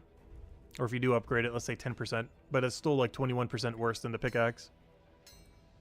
But everything that you put into binoculars is just pure value. Since you were starting at 0% for everything else. And binoculars is just extra on top. That's, I think, the main reason why binoculars feel a little bit more worth it. But the amount of percent that you're getting is still the same. Is the thing, though. Like, if you had 10% on binoculars and 10% on gold panning, you're still effectively 10% on both. It's not like the number is any different. So, long story short, they're not worth it. To conclude, probably not worth. They're just not used for enough AFK activities to be relevant. Like, getting more XP on an AFK activity is good. But the amount more that it would give is just not a lot. Oh no, it still feels worth it though. Because 18 gold is so cheap. I don't know, we'll figure it out later. You know, the second we hit 233 to 8 detective and we're like, oh, we need to go AFK this now. I know the second we need to go AFK that I'm going to go get it upgraded. Regardless what I say right now. Because when I'm at 238 and try doing that activity, it's like, I could be getting 10% more XP right now. Why am I doing this without 10% XP? So yeah, we'll see. It's so not worth it because you use it like 3 times all the way to 500. But hey, every single time you use it, if you put 18 gold into it, I think it saves you, we need to do the math on it. It saves you a lot of time because that's 10%. We were doing the math like earlier on the 5% potion if you were perpetually consuming them. But that's a 10% every time you ever do that AFK activity. And even though you only need it 3 times, you're doing it for quite a while. Like, one of the ranges is like 20 levels. I don't know, we'll see.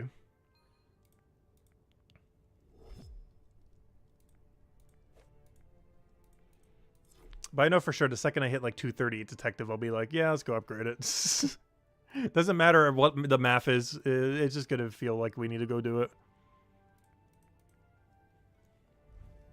Regardless what the math comes out to.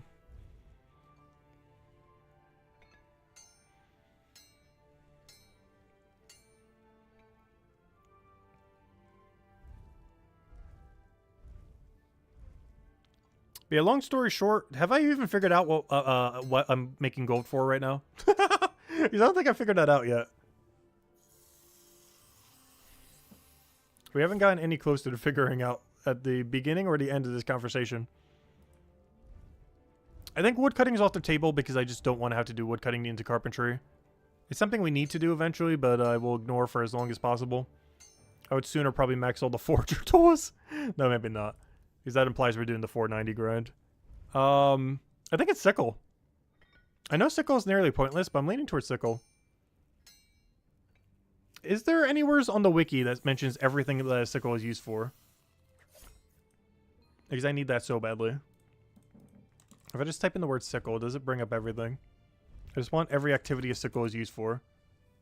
To determine what on earth I'm doing. This is not helpful at all. This is still not helpful. Um.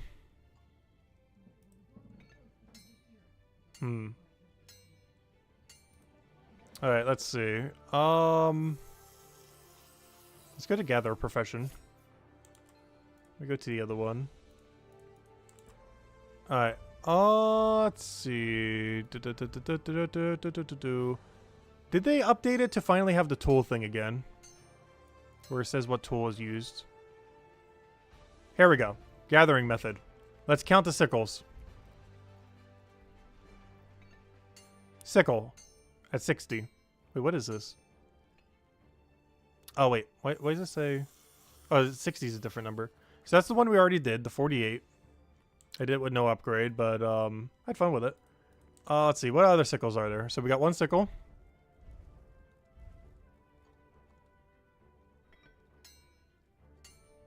Two sickle. It's the hairy dock leaf. Three sickle. It's probably the upgrade to the other one. Yeah, the glade sage, and then the upgrades of all three. Alright, so there's three things to use it on in their upgraded variant then. So you need it for dock leaf, sage, and oh, it's for the 7% pot though. That's enticing. I know, 7% pot is not horrible. What level do you alchemize them at? What does it say? 116. That's not a particularly high level. Like it's higher, like almost double what we have, but it's not that hard to get to. If we really wanted to power grind it. I think I go sickle. Yeah, there's three things you use it for. What's the other thing used for? I think it was for the I think that was the other big thing too. Didn't we establish it was for the cryopot? Because you know how much of that we're gonna have to farm in endgame? I think we have to do sickle as the next one. Just for future proofing. Because if that is actually for cryopot, there are so many of those we're going to need to get in the future. To such a degree, we'd maybe even collect them post 500 if we ever did that high on Gatherer. Like way billion years from now. Whenever we get around to it. But, let me go double check. It was for cryo, right? Let me do this. There we go. Where's 58 or 48, whatever it was. Yes, the thistle. Let me go check something. Yeah, it's for the plus 60. Which means the upgraded one is for the plus 80. Yeah, we're gonna have to. And I believe the other two are for the 10% as well. Almost guarantee the other two are for the 10%. So it doesn't mention sickle here, but we know it is. The red clover. Oh no, not the red clover, the other one. This one is sickle, even though it doesn't say it right here, the plus 80. The beacon thistle. Yeah, and then the other two are for the 10%. A 10%, oh, what's it called? Not the AFK one, the active one. Yeah, this one right here should say Sage or the other one. Yep, Dock Leaf and Sage. Where's Sage at? Yeah, we have to. Oh, yeah, we have to. Yeah, we gotta do Sickle.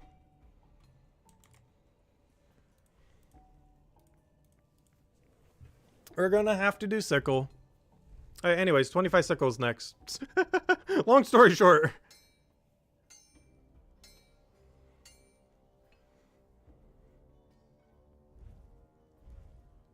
Oh, so hello, more zombies. Welcome, welcome.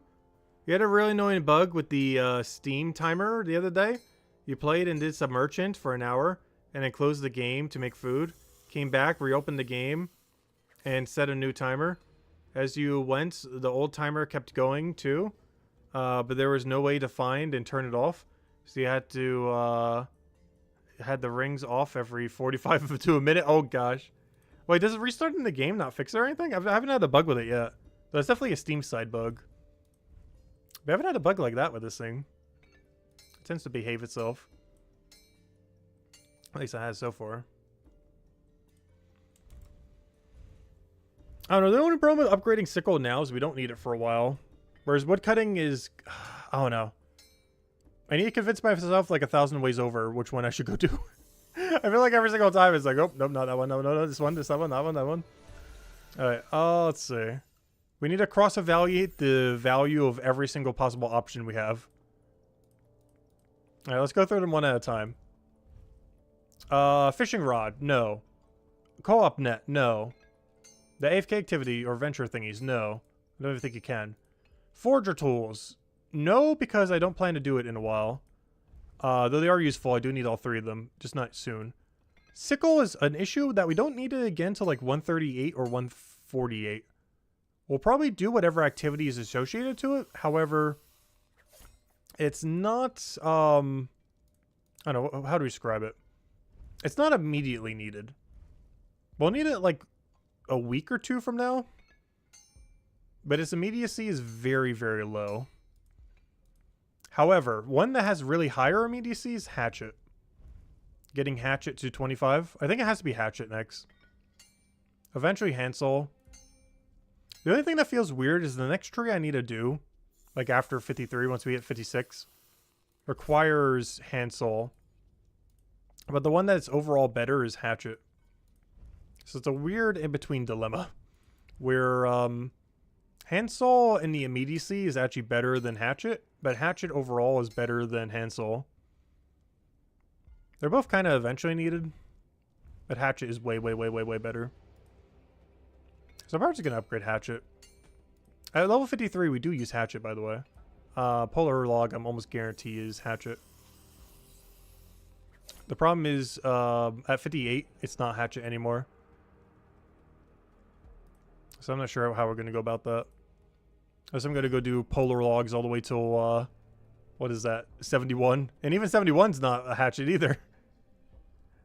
Oh gosh. Yeah, it's like a whole Hansel arc.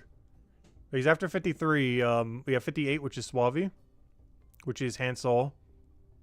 And then ignore use, they're useless. And then Ashlog again is also Hansel. And then we even get even more upgrade to Hansel. Why? Woodcutting, stop being like this. But yeah, in the immediate future, Hansel is better than Hatchet. Even though Hatchet is better. Hansel and the immediacy of what we're going to be doing is better. I don't know, we'll figure it out. Solution, upgrade them all. Problem, we need more money making. Honestly, that would solve every problem. What if we only did money making skills for the next like week or 2? Like the rest of the year. Is that the pivot? That might be the pivot. AFK raid dens. Actively still try to get our first 4-star whenever we can. Well, we still can. While we're in a level range where we actually can. So that might be the pivot. Like the 5-pronged pivot. We're working on the following things. One thing we're working on. They off stream doing the raid dens. So we can keep getting progress there. On stream trying to get our first 4-star 200 plus. So that's all the combat related things. Then on the gathering or whatever on Earth you call chapter 3 side. Keep working on stonemason up, keep working on smithing up like we are right now. Oh nice, another 3-star. You know, keep getting these to 200 that they need to be. Then the other pivot. Still keep poking gatherer like we did today, get our bones, get our everything. Maybe do the woodcutting carpentry. I'm not sure. Where's this pivot going? I'm basically just naming every skill in the game. Let's just do everything. But no, I think it's a little bit of a gold pivot we need. Because if we had like 100 gold right now, it solves like every problem of dilemmaing what we need to upgrade or not. Because the answer would just be we have the gold to upgrade everything. So it might have to be things like this. So it might be a mining smithing pivot then. It's not as much as if we just spam leatherworker. But I'm not doing leatherworker beyond like 200. The second way it gets to 200, we're basically never touching it again until like armor maker coming out. Unless I want to pre-get some hides or something. But same as merchant. Merchant I don't plan to do above like 205 or 222. Because that's when the hide thresholds are. The next two. But after 222 and 200 leatherworker or whatever the next threshold is after that. Actually, what would it be? Let's say hypothetically I had that hide. The one at 196. How far does 196 go to? Goes to 210. So I could technically get 210 leatherworker with 222 merchant.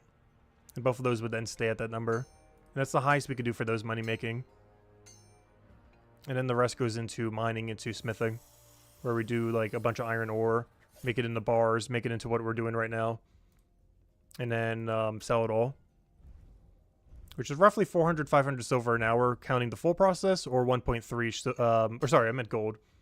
Or yeah, 400, 500 silver. But it's about 1.3-ish gold if we're just doing the final part of it. AKA turning the bars into item into sell. Is 1.3 gold an hour or so, give or take a little. It's very sporadic, unlike Leatherworker, because it's inconsistent how many of these we get. As well as 2 stars in general. But of course the big money 3 stars are the main one. But, yeah, that might be a little bit of the pivot. Because we don't need to worry about at all what tool to upgrade if we just have the money to upgrade everything. And then we just go around doing everything. All the gathering, all the whatevers. Well, technically they're all gathering. But yeah, that might did play. Just delete every money issue we would ever have by solving our money issue forever. By simply just grinding money. Or, you know, skills that make money. Which means basically, of course, we'll still be doing the watch person detective thing and getting our first 4-star kind of thing. But beyond doing that, just for the, so we have a good passive activity off stream, or, you know, like a active AFK activity.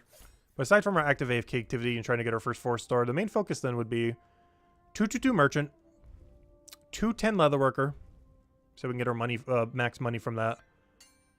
Mining into blacksmith. Obviously still getting these other 2 up, but they don't make as much money getting them up. We just need it for the XP. But these 2 would be the money. And then feed that into every last 25 tool that is relevant to any degree. And I mean any degree. Like, I'm going to get the fishing AFK eventually. I'm going to go get the binocular AFK. Like, I mean, like, every single one that could ever be even remotely useful. Like, if we're even going to use it for, like, 10 level range, we're going to go get it. Which would include the following. Though not necessarily in this order. Fishing rod to 25. All forager tools to 25. Sickle to 25. Hatchet and handsaw to 25. The reason I might not do tree loppers, maybe tree loppers too. Definitely skipping on the 2-person saw. But hatchet, I believe, has an AFK activity similar to mining. I think a third of the AFK activity. Basically, when I believe, I'm not 100% certain on this, but I believe any AFK activity you see with an axe here is an axe-related AFK activity, which I think is like 1 in 3, 1 in 4. So like this light split wood is an AFK for axe, and I'm pretty sure axe boosts it. I'm not 100% certain on that, I haven't tested it yet. But if it's anything like mining, it should be boosted by the axe. How upgraded you have your axe. And it seems like you get one in every 3, 4. Let me see the difference between these 2. So you get it here. Let me count the AFK activities. 1, 2, 3, 4, 5. 1, 2, 3, 4, 5. That's not it. 5, yeah. It's 1 in 5. That's not great, but the tool's already upgraded. That's probably like the worst ratio of any of them. It's basically the exact opposite of mining. Like mining versus gold banding.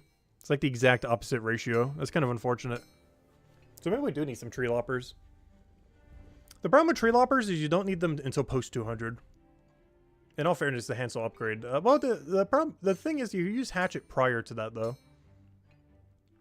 But yeah, the tree loppers would only be good post 200. Same as how fishing rod is only useful post 200. I don't know, we'll see. So we would technically need 3 things upgraded for woodcutting. Same as forager. Oh gosh. But I do think it's worth it. What am I doing? I'm going to somewhere. Oh yeah, Hopeport to go sell everything. I want to go see something real quick. Let's go do a tally.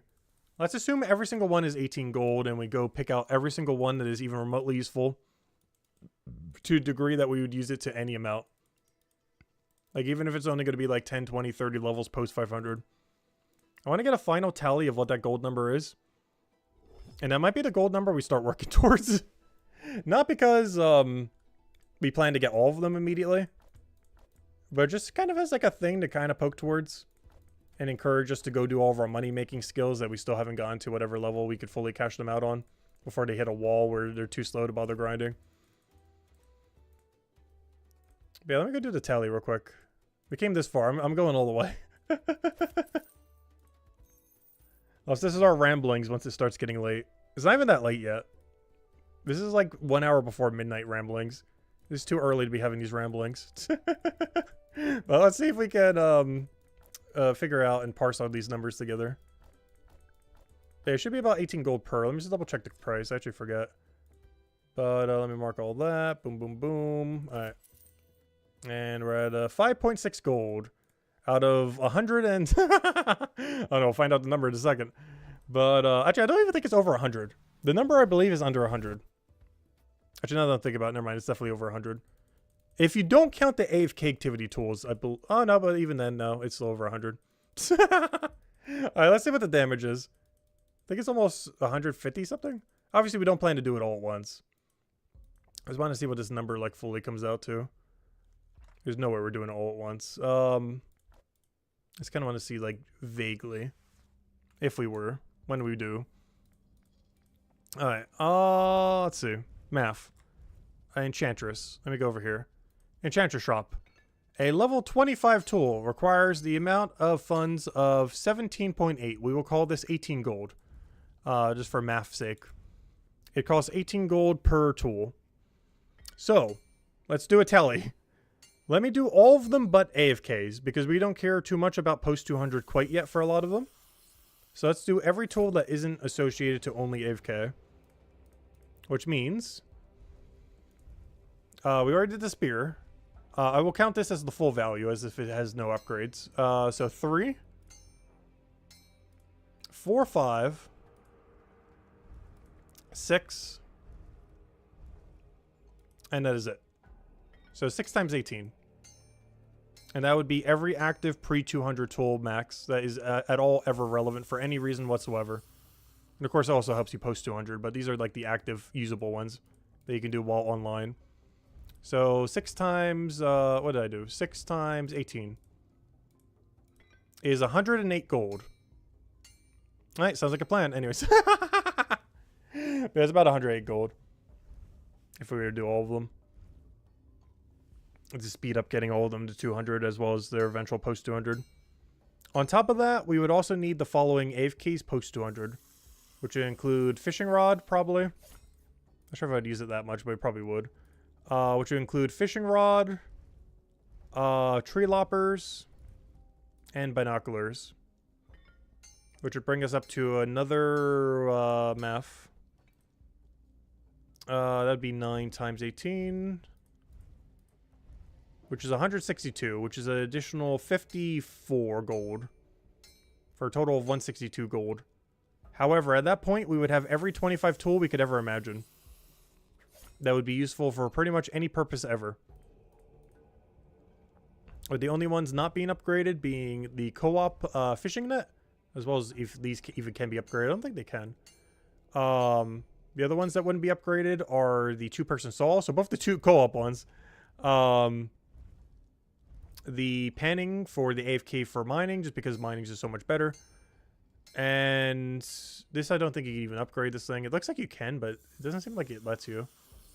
And I guess technically the magnifying glass. I'm not sure how I feel about not doing magnifying glass. Maybe I do need magnifying glass. I just figured I'd brute force through AFK raid dens. And just ignore the magnifying glass. But, I'm not sure. I've ignored it so far. I'm not sure if I want to keep ignoring it, though. I just feel like if I do investigations, I'll do some, but not enough to justify upgrading it. I think is my thing behind not upgrading it. And if they ever were to buff it, you know, it's not going to be that hard to scrap together like 18 gold. I just feel like in their current balance, it's not as worth doing. Like, they're a lot of fun. But their payout at their level range and everything that you get them is generally not the greatest. However, maybe post 200 is a bit different. I don't know because I don't have a post 200 one yet. So maybe at that point it's a little bit better. But I won't know that for a while. So maybe once we get to that range, we can kind of make that determination. But I can't make that determination until 267? Is it really that deep? Wow. Yeah, we need 267 detective before I can figure out if it's worth it or not. At that point, I'll probably have binoculars upgraded. To be honest. Because we would have needed it for the AFK prior. I should probably have 25 binocular before I have 25 magnifying glass. Hey, Santa hat. Nice.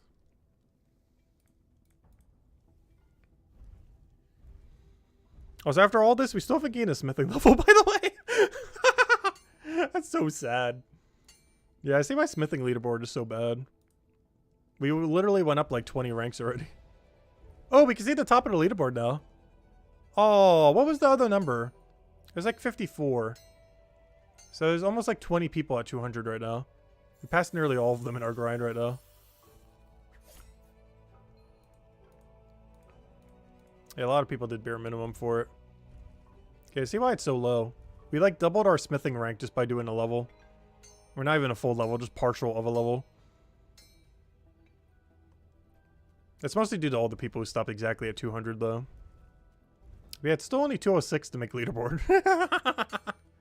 I see why now though. We're doing smithing for a little over an hour and we still haven't even gained a level. Making a lot of money though. We still haven't even gained a level from it.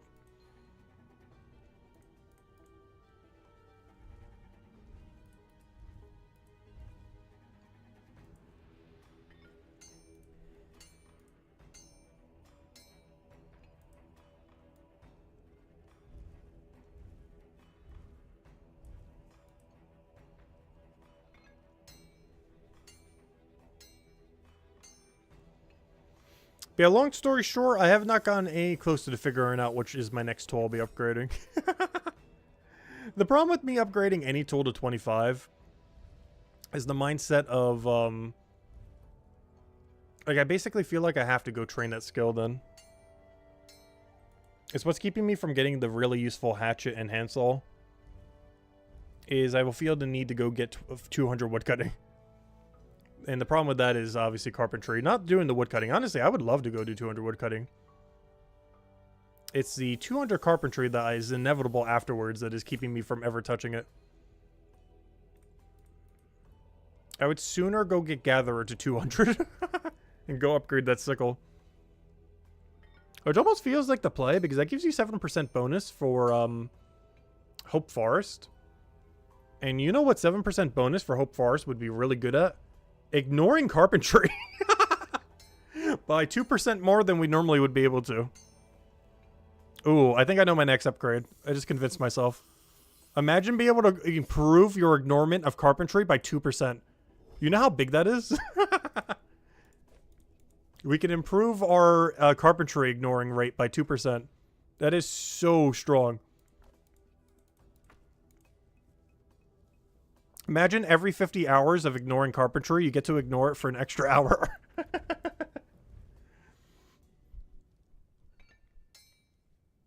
That actually sounds really enticing. We can increase our ignoring carpentry efficiency. Yeah, it's definitely sickle. I've convinced myself. That's all I need to hear. We're 100% doing sickle as our next money upgrade. As it improves, eventually, once we get Gather higher. And Alchemy higher. Those are later issues, but ignore those. But once both of those are higher, we can improve our carpentry ignore rate. By having a 7% Hope Forest instead of a 5%. And use it exclusively only on carpentry. I won't use it on Scout. I won't use it on Gather. I won't use it on woodcutting. It is exclusively a carpentry only potion. Every single last one I make will go straight into carpentry.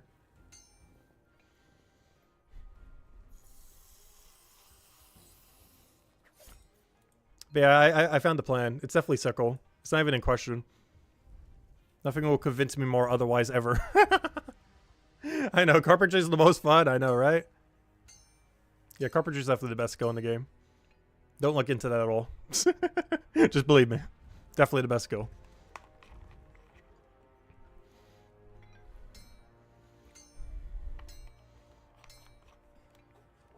But yeah, that's the plan then. It's definitely sickle. I wish I would have upgraded it before I did the 48 to whatever grind. 48 to 53, but it's fine. We didn't miss out on that much XP. When it'll really start to matter is when we go make the 7% pots. So the first time we'll really need it is, I think it was Sage? Sage and a Dock Leaf. Which is around 135 and 143. Where we basically do the Dock Leaf from 135 all the way to 143. And then do the Sage from 143 all the way till 148. And hopefully that will bank a relatively even amount of both. And then we go make them into 7% pots for eventual carpentry grind. How many that actually makes, I don't know. I want to say about 1,000 of them. Maybe a little less. Definitely at least a couple hundred. Whatever it is, we could always just use it only for the knowledge points on carpentry. Because we don't get to 10% until a number too big to bother doing anytime soon. So I'm probably going to use them only for knowledge points on carpentry, and that's it. And use them exclusively only for that.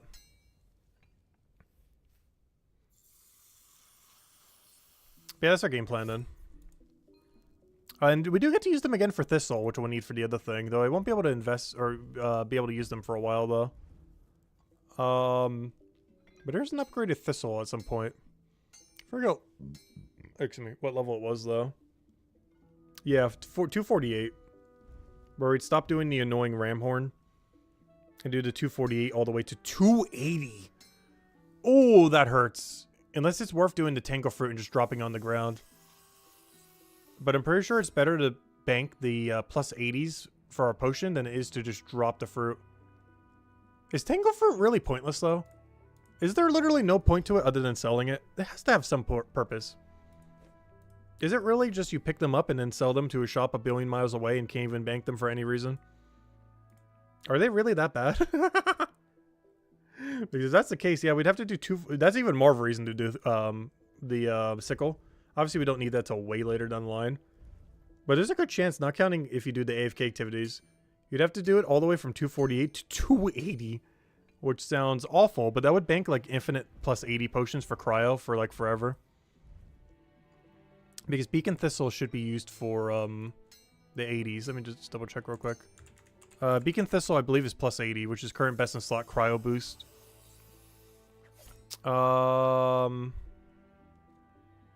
Yeah, plus 80, which is the highest in the game currently.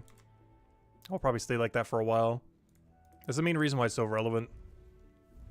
At least for cryo nights anyways. But also the level range that you use that. But mostly the, that. Alright, but yeah, mostly that. You do need a while before you can use it, 277 alchemy, but, that's a later issue. That's a later issue to be solved at a different time. Alright, what was the other thing I wanted to go check? There's like one other thing. Oh yeah, Tango Fruit. Red Tango Fruit. Why is is there anything you use Red Tango Fruit for? Red Tango Fruit. Tango Fruit. What is your purpose, Tango Fruit? Do you just exist to be pointless? It's so bad people don't even have it on the wiki thing.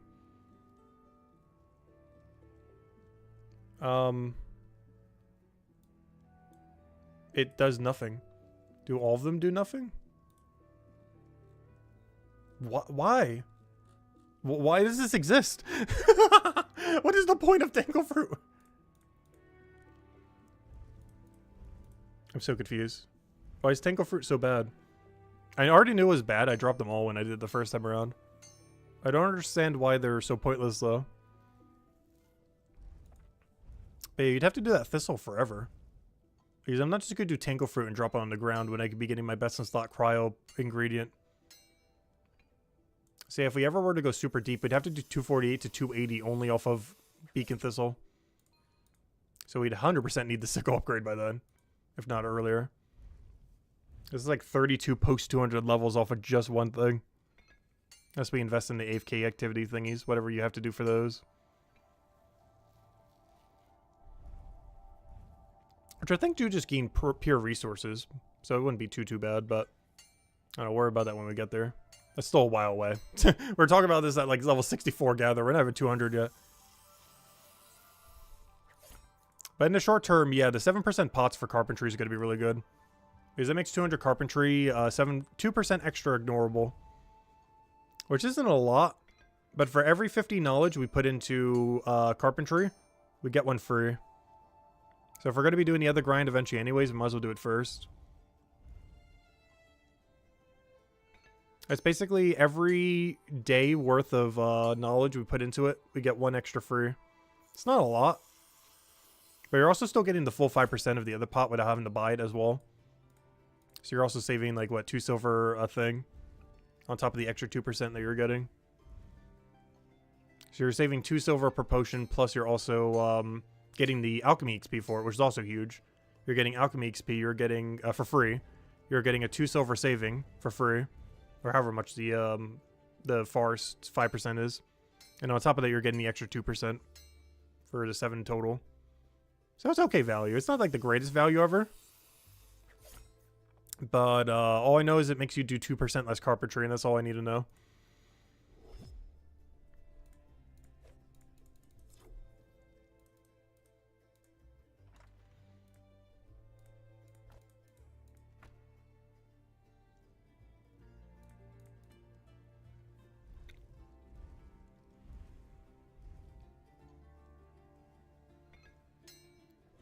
But yeah, long story short, I think we've concluded we're doing sickle next. Even though hatchet and handsaw would be more immediately useful. Because at this point, I think we need to go a little bit more macro efficient again. We've been doing pretty bad at that recently. But I think we're going to go in the macro efficient route. Do everything prior that would benefit everything first. Which does mean I do need this 25 forager tool soon. But basically what this means is we got to go get alchemy up. I think is the bottom line. Aside from our 200 grind and our other grind and our other grind and our other grind and our other grind. Gosh, why does this specific game have so many grinds? But other than like the 7 other grinds we're currently working towards, we need to get alchemy up and start feeding from like base value things that give you benefit to everything. Because we need to start doing the skills that give you a benefit on everything. So what are these? This includes alchemy. What do you need for alchemy? This includes most directly Forager and Gatherer. However, it can also include a few other things, most notably Mindfighter. But most of the ingredients are pretty cheap from it. Same as Merchant, but again, ingredients are cheap. So it's mostly Forager and Gatherer, I would say. So like these tools and the Sickle and stuff like that. I think that's our next priority. Sickle and all 3 of the Gatherer tools, or Forager tools, I mean. Beyond that, yes, get all the gathering skills for foraging. Good to go. So Mindfighter, potentially some. Gatherer, Forager, all feed to alchemy. And then just do alchemy. Get it to like 200 whatever. Other things that are worth feeding into another skill to go do. We need to go get 200 all in Mind to Matubin. Not just for Mindfighter into alchemy. But also just in general because we need to be able to make our better combat gear. Being able to make better combat gear helps combat in literally every single region. And it can also feed you supplies to other things, like Mindfighter, for example. So working on all these, very, very important to increase the speed at which you can do all the combats. With the Mindfighter being the only other one that we really have to do in order to maybe feed alchemy, but it's not required. You can just buy the supplies. It's not that expensive. So where are we going with this? So yeah, that's the other segment. So there's like 3 segments we need then. There's the alchemy segment, the make stuff for combat segment, and then the money segment. So the money segment's pretty much already done. It's basically get 222 merchant and get 210 leather maker. And that covers the money segment, because we need the money segment for the gatherer segment, which means I should work on the money segment so I could do the gatherer segment, so I could do the alchemy segment, and then just keep poking at the Mind of Matubin because I like this place. And that's also a segment we need to do. And also there's no tool that makes this any quicker or slower. What I'm doing right now is like the quickest it's ever going to get. It's also technically the money segment.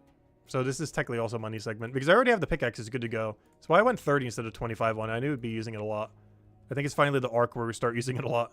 Anyways, quartermaster. Yeah, that's the plan. That's the master plan. That master plan takes multiple months though. But yeah, we need to start going wider and going for the macro efficiency instead of the short-term stuff. Which means you have to go to like the basic first thing you need and then keep going and arcing to each other one. So the main first thing we need is money. What gives us money? Right now, mining and smithing, plus I need smithing anyways. Technically mining, but mostly smithing. But mining feeds smithing. But mining, smithing for money. Merchant, leatherworker for money. Once they get to their given goals, like 222 merchant, 210 leatherworker, so forth, we should have enough money for feeding our tools. And then the tools we need to go do to go get the skills that basically feed into everything. So alchemy feeds into absolutely everything. Technically all 3 of these do, but they're in like their own category. They feed into combat. Alchemy feeds into like everything. And then we just kind of ignore chef and fisherman because, yeah, Poor them. They're kind of useless right now. But, yeah, I guess that's a plan. I'm not sure what I just described, but it's definitely a plan. First issue, money. Second issue, just the gathering component. And the third, processing into the ones that actually help everything. aka smithing, stonemason, bonewright, alchemy. And then from there, we can kind of just do whatever. Side grinds that are not as needed are woodcutter, carpenter, because you can kind of live without them for the other third for the most part. Fisherman, cooking, because they're useless. And most combat, because they're also useless. If we're doing any combat, we're basically AFKing in Chronopolis, or trying to get our first 4-star in Chronopolis, or gearing up for a new raid in Chronopolis, or doing Mindfighter because it gives us free alchemy stuff. Basically, combat in Chapter 1 and 2 we will ignore for pretty much until rework. We did base 50 because we wanted to get base 50. But everything beyond that I will ignore to the furthest possibility we can. Until any amount of combat gets reworked. Special attacks, the full rework, whatever they do. And Mindfighter I won't do beyond 200. If we do it to any degree, it'll pretty much just flat wall after we hit 200. I don't plan to do post 200 until obviously combat rework. One reason we even did 3 levels today is it was on route for what we were doing. So it made sense too. Because there was enough downtime that, you know, it was just basically free XP. And now we're set up to go do tentacles. Which do give alchemy supplies, but they're so cheap that I'm just going to leave them on the floor. Same as that toad. I think we need to get to the tier above this tier before they start giving the really good stuff. Because right now they're just giving a higher quantity. But that's bad because we don't have the inventory to bank the higher quantity. But after the next tier of combat, they start giving tier 2 supply. Which makes some really interesting things. I believe it makes max fear potions. The goblin and tongue guy makes, on the next tier, end up making max healing potions. Like 35% or whatever they are. Like absurdly good. Whatever the best healing is. Level 170 alchemy. But at the moment, they're giving just trash stuff that we don't really need anymore. Is the only problem with that our current level range. I think this is going to over encumber us. Yep. Okay, I did keep track in my head correctly.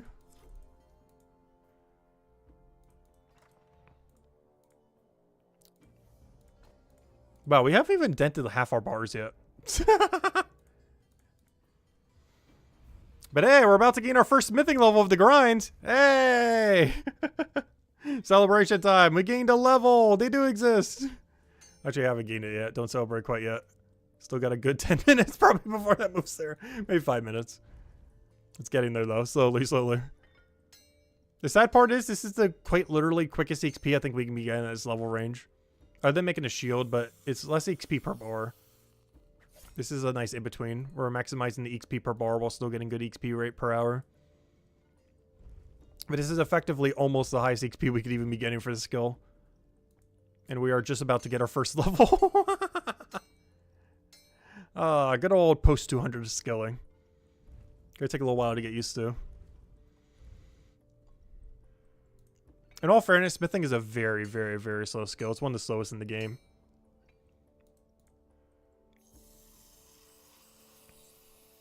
So it's unfair to compare it to this one. Same issue with bonewright and stonemason. They all have this similar issue. All 3 of them are basically the slowest skill in the game. It's mostly because of how much stuff you need before you can even get any XP drops. Particularly for bonewright. But this also still applies to blacksmith and stonemason. To a lesser degree than bonewright, but still to them. Yeah, I would love a notification when adventures finish. I always forget them. Even today, I forgot them for like an hour, hour and a half. And I won't even be able to take them tonight. Because I'm almost guaranteed I won't be up in 7 hours from now. Because 7 hours from now is 5 a.m. And I can assure you I'm not going to be up at 5 a.m. Or early enough to go take it at like 6 or 7 a.m.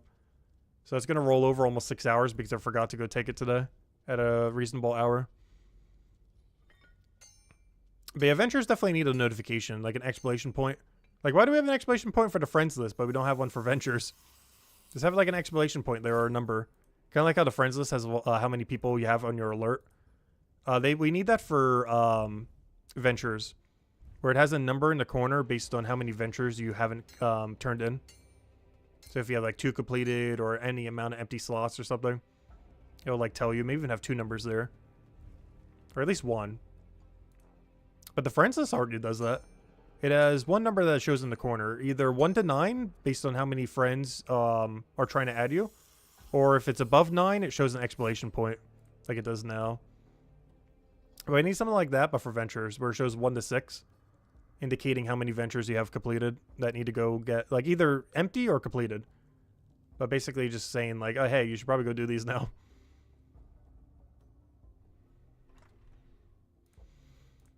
But hopefully it'll do something like that, because that's happened to me multiple times. Forgetting to go do a venture. And the game gives, like, no indication of it unless you go into the menu.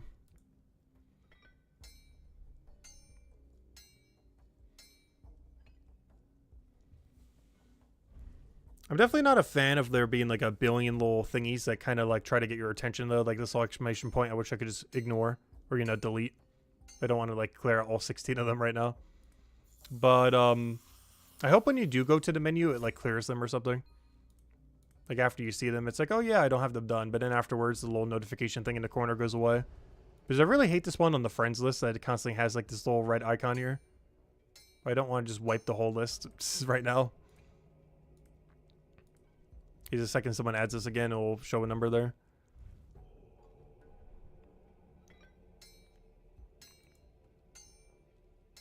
Which is even more noticeable than the exclamation point. But yeah, I hate like one of these things being on screen constantly. But I do wish it had it at least until you click on it for the ventures. Like have a big red number that says the number of ventures you have doing nothing because they're idling. As in completed ventures and or empty slots. Like, let's say it's 2 right now, or even 4, because they're locked. Let's just say they weren't locked. Let's say all 4 of these were completely empty, but usable. It would have, like, a 4 in the corner and big red text, but then when you click on it once, the text would go away. It would just show like it does right now. But initially, until you go and check it, it would be like, hey, you need to go do this. And then when you do check it, it will stop alerting you. Like something like that, like an in-between. Like, it still has it there, but if you click on it once to check it, it goes away.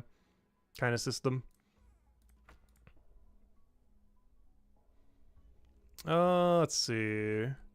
Though there's no reason why you would ever want to keep empty ventures, at least in the current state of the game. Unless you're trying to like align them or something timing wise.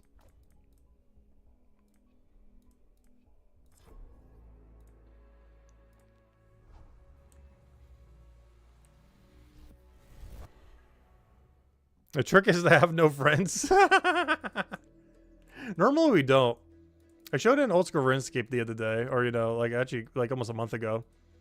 But I think on my hardcore Ironman that we've been playing for a year and a half, because I'm so antisocial, I have less than like 10 people added after a year and a half. Yet after less than like 2 weeks in Brighter Shores, we had a max list. Or just because we've been streaming this every single day. Whereas in that year and a half period, I think I only did like 30, 40 RuneScape streams. They also weren't nearly as popular. Because RuneScape is so concentrated with people doing content for it. Whereas Brighter Shores community is definitely a lot more close-knit. Like pretty much everyone knows everyone.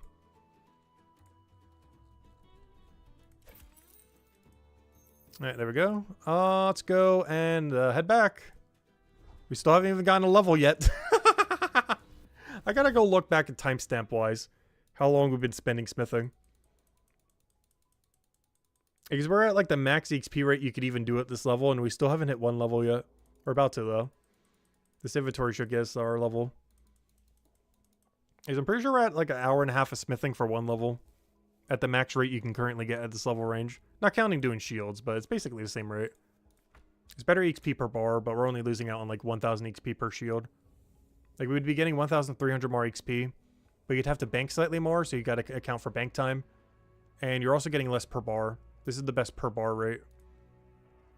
And since our bars are limited and it takes time to go get iron and everything and make them in the bar and everything else, this does come out to be overall slightly better. Even though its rate is 1,000 less occasionally. But when you account for everything else, it's basically the same XP rate. So at pretty much max XP rate. It's about an hour and a half for 1 level from 200 to 201. But hey, we made like 2 gold during that time. Because we're making about 1.3 per hour of doing this. Because look at our gold stack right now. We're at 6 gold, 6.3. And 2 point something of that is just from the smithing we've done over the trying to get 1 level of smithing.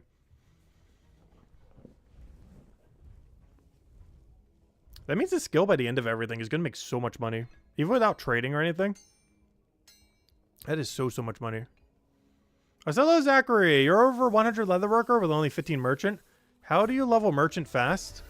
Let's see, what's the rest of their comment? I'll go see it in a second. Because there's more comment beyond that. I just need to... Oh no, I gained a smithing level! I gotta click twice now. Oh no, that's gonna cut into our XP per hour. Let's see. How do you level merchant fast? You really don't like running around. Any tips? Try stacking multiple of them. Try to get like a 4 times turn in or something similar. Because I believe you have like duplicate tasks that early on. Or even if you don't, try to get like a triple. Because in the super early range, you can kind of just keep doing it while doing leatherworker. So you could train leatherworker, check the tower. It's normally not a method I use, but if you don't like doing normal merchant as much, if you just check the tower more often and just take only the good ones, like ones that are kind of on route as well, like let's say carrots, for example, where you go and teleport to the west, buy like 4 carrots because you have 4 tasks, go and turn all of them into southeast, and then go buy a whole inventory of leather and then go do leather. Stuff like that ends up working out pretty well. As well as anything that kind of has like a downward synergy that you get later down the line. But beyond that, just taking like a really big task and just trying to get like a triple. Like doing like a triple soap into a triple like carrot is pretty good. If you just keep checking it and get just 2 really good sets together that you can do at your level range. Because you can do that a lot at the lower level range. Beyond that, it's just a lot of routing. As far as figuring out where things need to go and just trying to get synergy with the tasks that you have. Basically, basically every time you go sell leather, check the board and try to get a triple that's really good. Or if you really don't want to run around, just try getting a quad. It's easy to get a triple. Like every single time you go sell for leatherworker, go check the merchant board and grab whatever has best synergy. And then after you have a full set, just go and do them. But yeah, it will require you to waste like an extra 15 seconds every time you sell your leather. But it'll allow you to get merchant done simultaneously. I've never really personally enjoyed that method. But I know it's pretty popular by people who spam leatherworker. I probably should incorporate it a little bit more though. I just always like doing one or the other. I've never been a big fan of mixing them. But if you really don't want to do merchant, mixing them is a really good strategy. It allows you to do less merchant while still doing merchant. Oh, so worst comes to worst, you technically don't need merchant to do leatherworker. There's people who's just grinding leatherworker without even doing it and still making pretty good money. It makes a lot less money. But like all the people going for leaderboard, like he and Ryan, they're not doing like any merchant at all. Like Ryan's like what merchant level? They are merchant level 96 with 479 leatherworker. And they're still making like a gold an hour at that level range.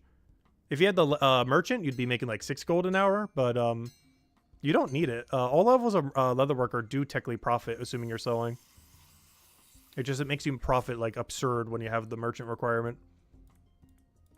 So normally, macro efficiently, you would definitely want to do merchant first, but it's not required. You could do all the way to 500 leatherworker with like level 0 merchant if you really want to. Maybe not 0 because you need the quest done. But, you know, with like 10, 20, 30 merchant, you could technically have 500 leatherworker. It's normally advised to do the merchant grind first, though. It's definitely not required. But yeah, just try incorporating the 2 together. It's probably your best bet then. And just every time you go sell your hides, go do check the merchant board, get whatever's good, and then when you have like a triple or a good double, you go turn them in.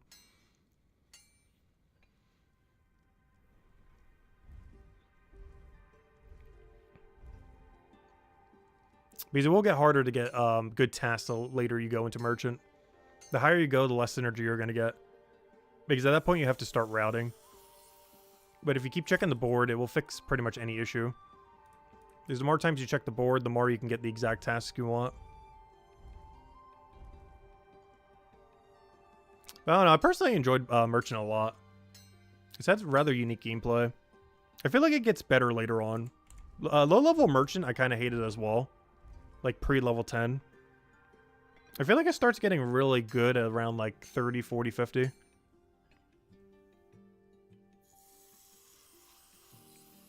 As far as seeing like the full gameplay loop of it and everything. It still keeps going from there.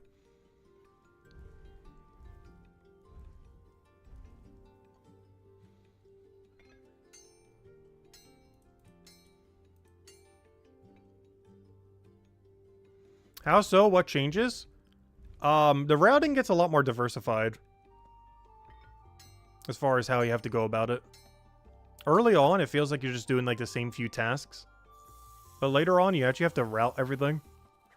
Which sounds... Well, it is harder. It's definitely harder. A lot harder. It's the hardest skill in the game. But it's probably the only one that requires thinking to any degree. But, I don't know. It's just a lot of fun just doing the pathing and everything. I just enjoy it a lot. Because every other skill in this game is basically just click and something happens. It's the only skill that kind of requires skill to some degree. Because you have to like think out the routes and try to plan and try to do it as quickly as possible. And it's definitely pretty taxing compared to a normal skill. Like I can only do it for like 2 or 3 hours before I burn out on it. Not because I'm not having fun, but because my brain hurts. But I don't know, I just really enjoyed it. It's rather unique. It's so much different than like every other activity in the game, comparatively. But there's a lot of ways to completely cheese it. Or if you don't want to do it properly. Like when I was doing leagues for old school RuneScape, I was literally just AFKing the board for like 6 minutes straight. Not doing anything, literally just standing at the board. And you can do this whenever you're doing something around the house or something too. Like, or just multitasking stuff. Literally just stand at the merchant board doing nothing. And every like minute and a half, just go check the merchant board real quick. Grab whatever tasks are good. And after like 6 minutes to 8 minutes, you'll have like a perfect stack of tasks, then go run them. Like, if you really want to do merchant that way, you can do it that way. I have done it some, and it's really relaxing because you barely have to pay attention to it. And then after like 6 minutes, you get a perfect route. It's really inefficient, but it does get the job done. And I've definitely done it that way. It's so much more chill. You don't have to think at all. You just get like the perfect tasks and then just go turn them in.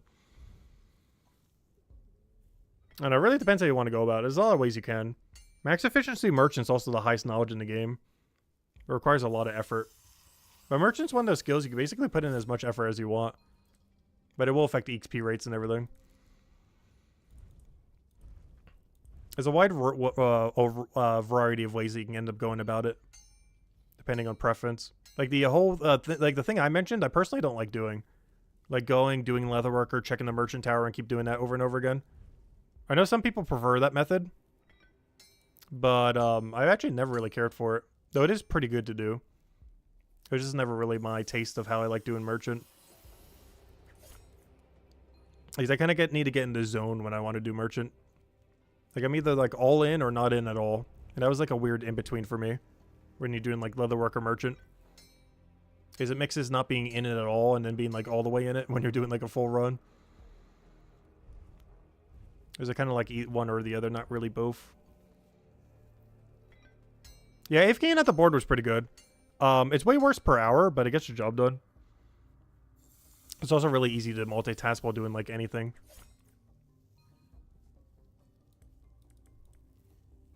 Like you can pretty much AFK for like a minute 40, minute 50 seconds. And just grab your task real quick.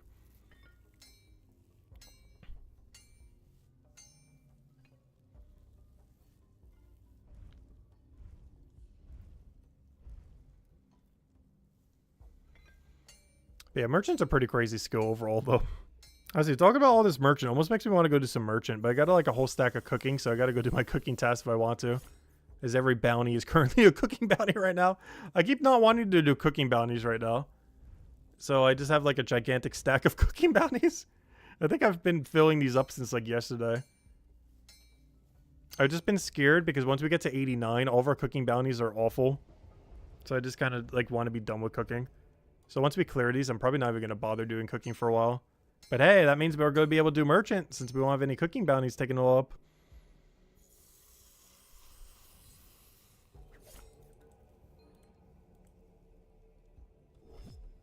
Yeah, detective and merchant are by far the two most unique skills Brighter Shores has. Merchant's more useful. But Detective, I really like the gameplay of higher level Detective. It starts to add more and more mechanics as you go deeper. And even at 214, I think I'm still missing like a third of the mechanics that they're going to add. So it's pretty cool. I'm really curious of like what a 470 Detective thing looks like once it has every possible mechanic.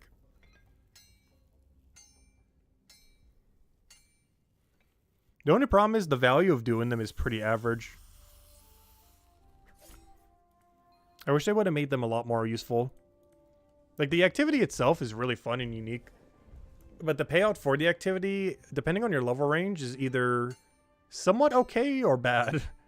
Like, there's never an instance where it's, like, the only thing you would ever do. Maybe post 200 later down the line it will be. But at least pre-200, it is... There's never, like, a point where I feel like I have to be doing them. There's always, like, so much diversity in Detective that there's always some alternative we could be doing that's probably better than bothering with them. Even though they're a lot of fun. Yeah, there's quite a few skills that go pretty deep as far as what they could do. But yeah, Detective keep adding a new mechanic every single time you get to a new threshold. It goes all the way up to 470 before it has every mechanic possible. Like, for example, one big one you get is you literally get a spell at 46. Which can detect... you need to do it for some to detect investigation. But then you can also use that spell to see what element enemies around you are. You'd already see this on the card, but it's kind of cool just doing it out in the wild. And just immediately seeing what element is. Actually, we could kind of do it right over here. It's not really that big of a mechanic, but it's just kind of like small thing. And there's like a lot of small things with Detective that are kind of like that as you go through the investigations. Like I see this and I can see, oh, they're yellow damage. They're Tempest Stay. Of course, there are already ways that you can kind of do that. But I like how it has like a little visual indication and stuff like that. And has like multiple use cases beyond just in Detective, even though it's not that useful at the moment. But yeah, there's a lot of other mechanics they had too. Like you gotta do that to go find what aura is like around the people. And eventually you gotta find witnesses nearby and like talk to them. It doesn't add like that much, but you know, it adds just enough that it kind of keeps you intrigued. And I'm still kind of curious what later Detective will add. It's not a lot each time, but you know, it's like the small little things. And it ends up being like a really diverse skill by the end. As far as all the small little things that they end up adding to it. It's nothing like too revolutionary, but you know, it's a cool skill to have. It's definitely probably the most unique skill in the entire game, Detective. It's just a lot of small things that keeps adding up to it.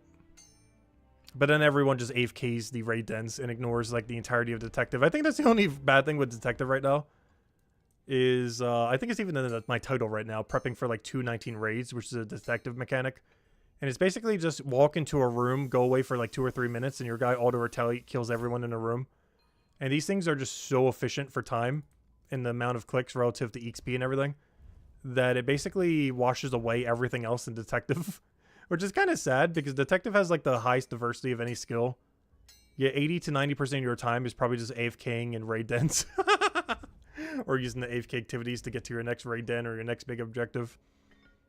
Though I do look forward to this 267 interrogation to see what mechanic it might add. Because I think we got like 3 or 4 more mechanics before the end of the interrogations. Because we get one at baffling again. Yeah, I think we get 3 or 4 more mechanics until we have all of them. And then we get another one at 470. So we're like 3 or 4 mechanics away from having all of them for Detective. We're almost there.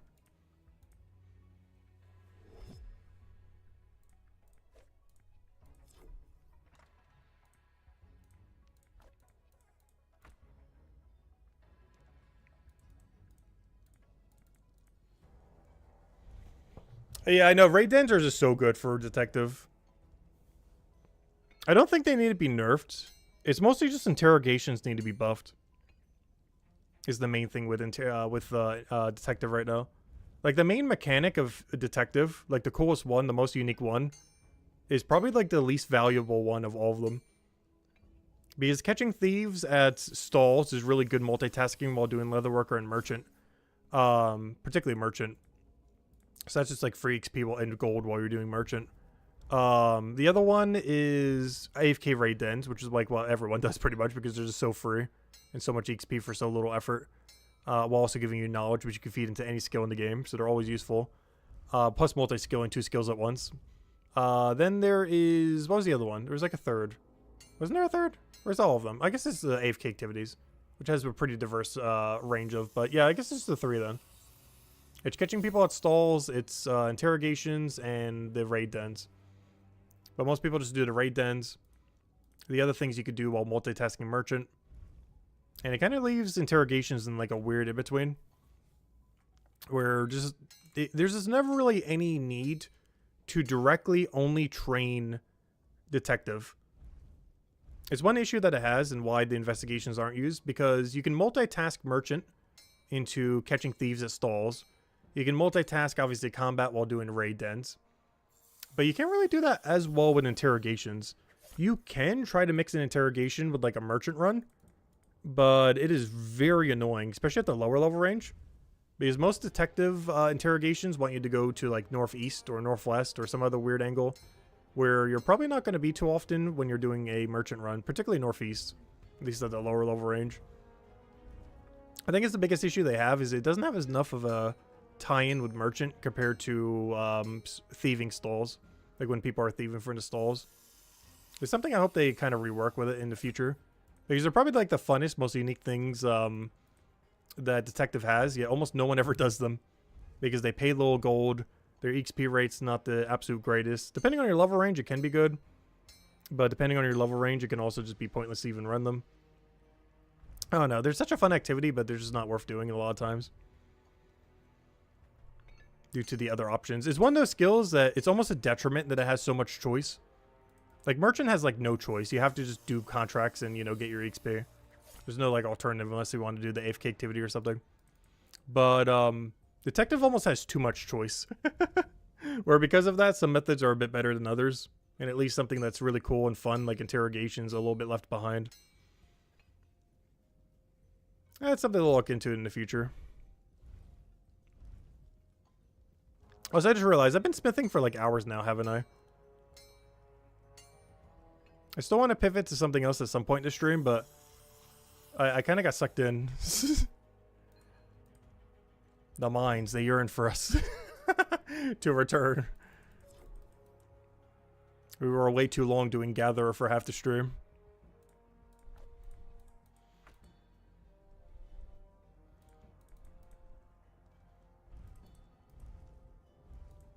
Though in all fairness, we were gathering bones, which is technically for bone rate. Because I thank you, Zachary. Yeah, at this point, we tend to go on like a billion rants this late at night. It's like an hour and a half till midnight. Probably go for about another hour, hour and a half. Definitely by midnight, I'd stop. We did start a little bit later today, so we might go all the way to midnight. I'm not sure. So I get a little hungry, though, I do have to say. Ever since we've been eating around this time, like by like 11 o'clock, which is like a half an hour from now, is normally when I start getting hungry. Even though I had like a big lunch today, whenever I eat, I almost get even hungrier. Because now the body expects food at this time, and so it's like, gotta kind of feed at some point. Even though I had like a super big lunch. But having a big lunch is like, oh, now it expects food. If I eat nothing for lunch, it's like, oh, it doesn't expect it. And now that I did it, it's like, oh, I kind of need more food to subsidize the food. Now that it knows that it can get food, it's like, oh, need more. What's for dinner? I have no clue what I'm going to make out today. I already had salmon and potato earlier. I just want to have a little bit of a bigger meal for lunch today, but I have no clue what I'm going to have later. Probably just scrap something quick together.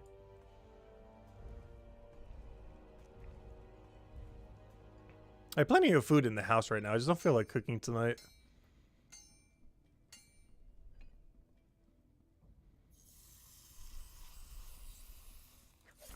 I do need to do a little bit more food shopping before Christmas, though. There were some things I didn't want to perish before then, or get like really fresh, like the crab meat for the crab cakes for Christmas.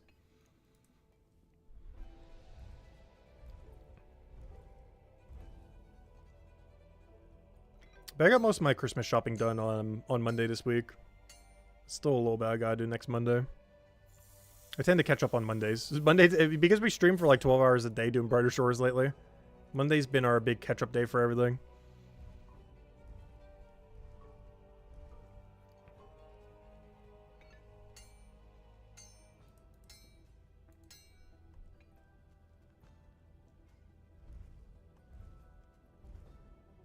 And of course, on Christmas Day, we will be busy most of the day. I'll probably still do 1 hour stream at some point there and then. Not sure if it's going to be in the morning or way late at night. If we do it way late at night, I could go a little bit longer. If I do it in the morning, it's only going to be like an hour or two. Maybe we'll poll that during one of the streams. Maybe on the 24th or something. Because if I do it in the morning, it'll be for like an hour or two. If I do it at night, it might be a little bit longer. Like maybe 3 or 4 hours. But it'd be at like the dead of night. Like the stream would pretty much start at like what time it is right now.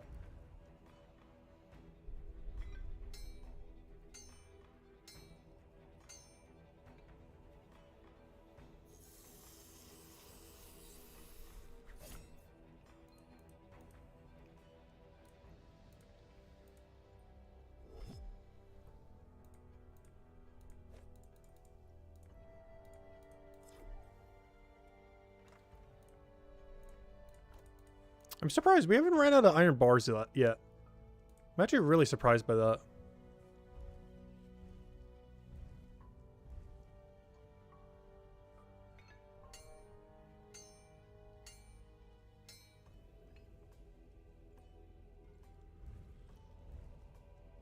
I should be careful not to use all these bars.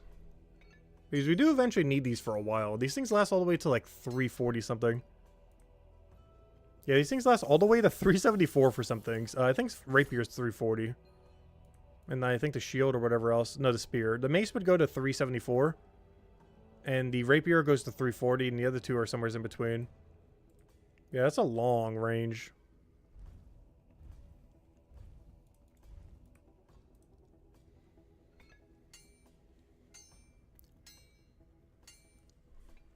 So you should make sure not to absolutely use all of them, but we're going to be doing so much more iron that it doesn't really matter.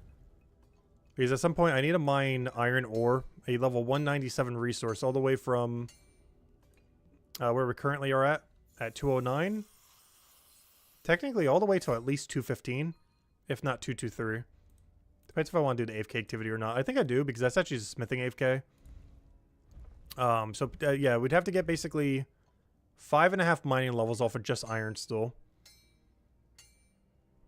Which is at least a few thousand more iron, if not more. At some point. Not right now. Oh, maybe right now. We'll see. No, I don't think I'm going to do it right now. I kind of want to. I really should at some point. I don't think we're going to do it now, though. Honestly, I kind of just want to finish the rest of the stack that we're doing. We came this far. Might as well go all the way. Do like every last iron bar we have in the bank. It's not our total because we still have like 2,000 something iron ore. Plus the 5,000 we probably still need to go mine.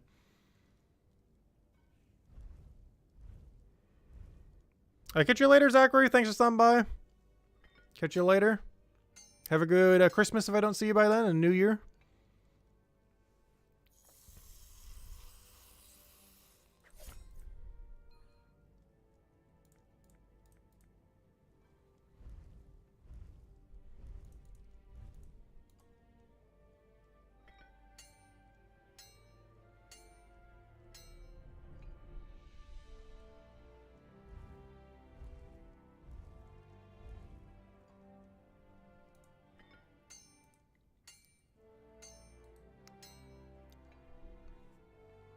Oh, so the poll has gotten several more votes in, but still around the same as before.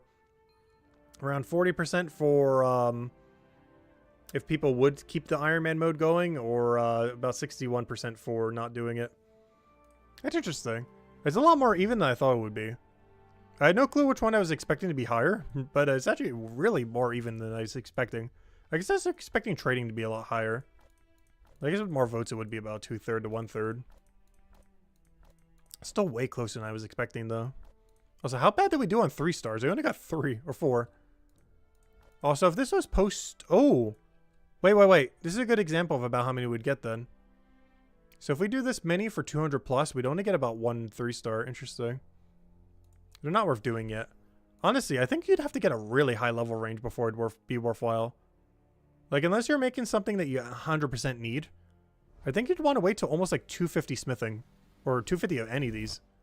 Before you'd really start making making them at 250 rather than at... Hey, it's the bay. Until you'd start making them at 250 rather than at, you know, 199. if you're just planning on selling them out rather than, you know, using them.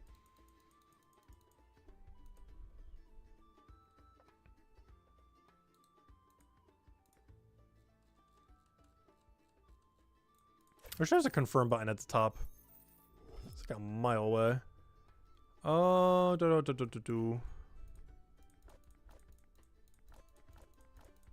There's a check all button at the top, but for some reason not a sell all button. He made one quality of life, but not the other. It'll be eventually, though. Like, there's the tick to go do all of them, but where's the sell all button here? You have to go all the way to the bottom. Let's see. What am I doing? We're going back to the mines. The mines beckon once more.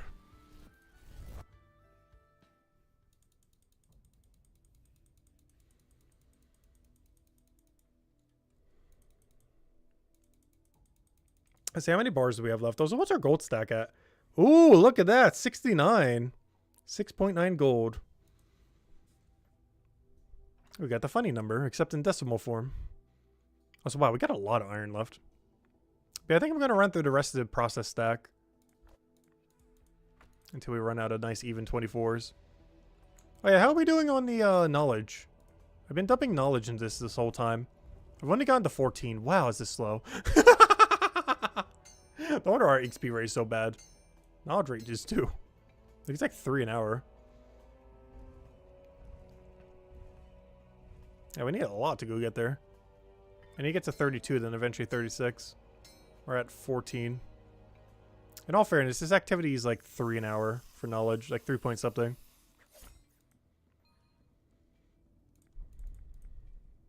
To imagine, it was actually 6 times worse at one point. When we did the Lost and Found quests, what we're doing right now was 6 times less knowledge per hour. There was less than 1 knowledge an hour. It was so bad. It was due to a glitch that they later fixed. But we did basically the entire Lost, or actually literally the entire Lost and Found grind with 6 times nerf knowledge rate.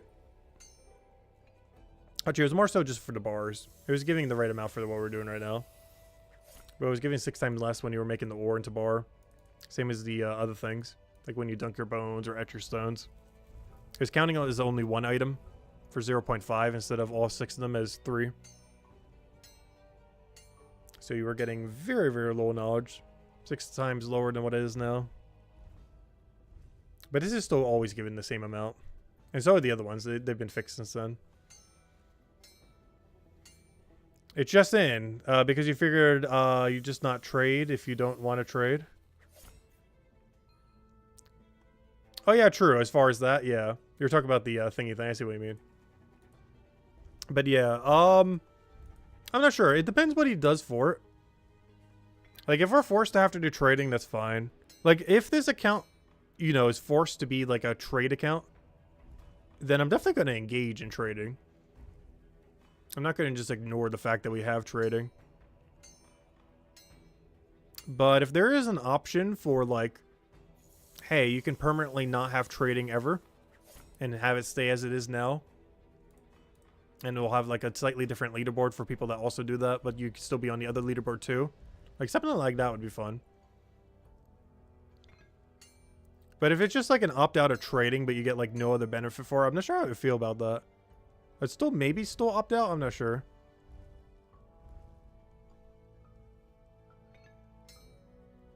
I just kind of hope that it has a split leaderboard as well. Like all the people with trading, all the people without. I know that would split things even more than it already is. But, I don't know, just kind of feel weird. Because you'd be at such a disadvantage compared to anyone who can trade. Because obviously being forced to never trade compared to accounts that can trade is 2 completely different games at that point. Like what it is now compared to what this game would be with trading. But if we're forced to have trading, I'm definitely engaging a lot with trading. Maybe not like a lot, but you know, anything that is worth doing, we will do.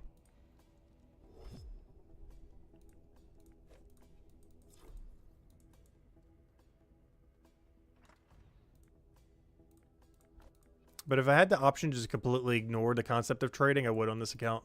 I'd still do it on the other 2, though. 100%. Like the Hammer Mage and Guardian, we would be doing trading with regardless of what the option is. Like if you give an option or anything else, we would 100% be doing trading on them. But this is the one that if there was an opt-out of trading permanently forever without ever touching it, I probably would. Just to keep the true integrity of self-sufficiency. But only for this account. The other two would play normally.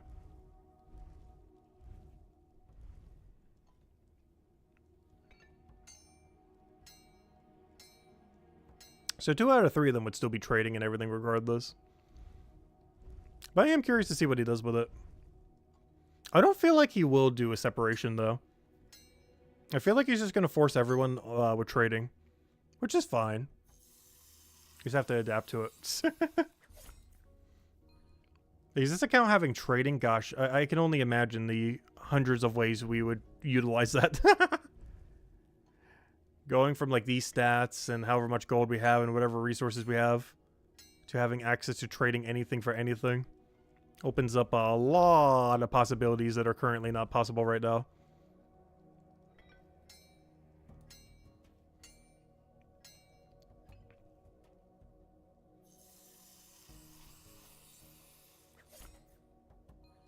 But the game is definitely a completely different game once trading hits.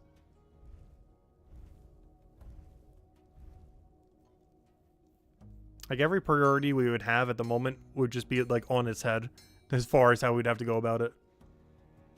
You're hoping to buy some gear for me? Oh yeah, that's a factor too. I was hoping we could still do like a drop party mechanic or something like that. Or I could like drop it to someone and give it to them for free. Or do like a middleman thing. Where I could still lose the item, but they just couldn't give me the resource directly. Like if I could hand it over to my other account. Where I would still lose the item on this account, but I could still trade it on the other. I was hoping they would have a mechanic like that. I'm not sure if they're going to. Because that was my plan for that. Is my other 2 accounts would just middleman it. Where this account could, you know, give an item or multiple items to the other account. And then the other account can trade it over. Where I lose the item, but the other person still gets the item.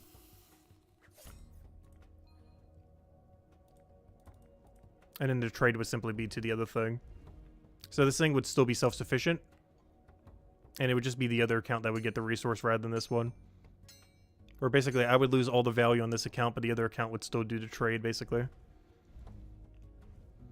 But I'm not sure if it's going to work like that. We don't really know a lot of the exact details of trading. There's still so much unknown with it. Like, can you even trade from account to account on your profile? Is that even going to be a thing? If so, can an account that can't trade, you know, give it one direction to the other account? It just not get it the other direction?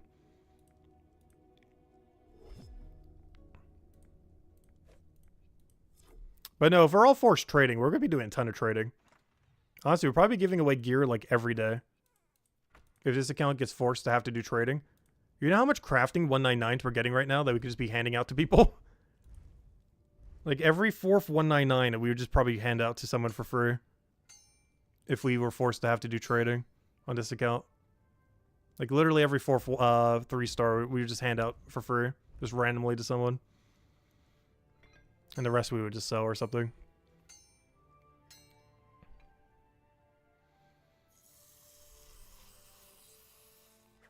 Oh, there we go. Time to hand one out.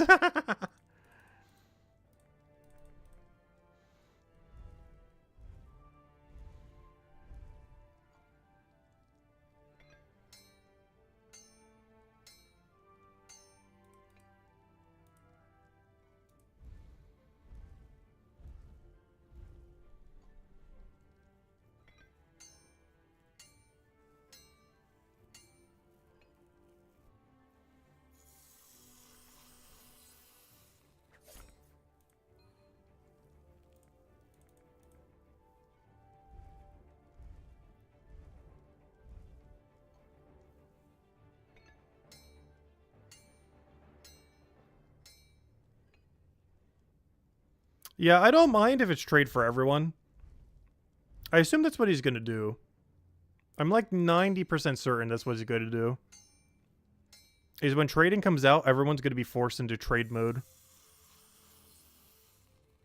And down the line, he might do alternative modes in the future. That's how I thought he would do it from the beginning. But I know there's some people in the community who would really want an Ironman mode. Or, you know, sustain the current state of the game with self-sufficiency. I think the biggest issue is that the game didn't launch with it.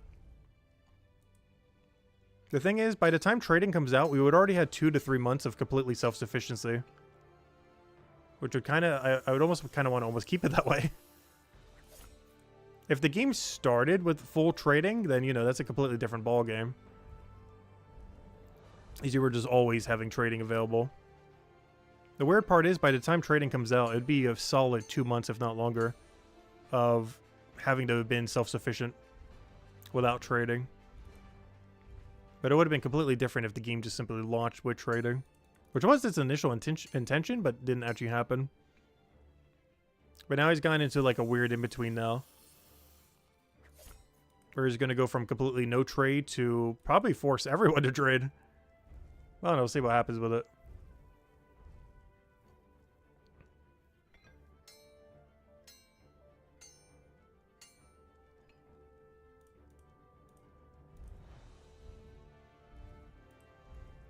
Though, let's say hypothetically everyone does get trading at once. How much of a market is there for most items with the current amount of player base? That was one of my main concerns with trading initially. Is the initial market is going to be almost like a complete item for item economy. Because aside from people going for like 500s, everyone relative to the cost of what everything is like dirt poor. Even my gold right now is like dirt poor. I have like 7 gold. It's basically 0 gold. In a trading economy, you can burn through that in like 10 minutes.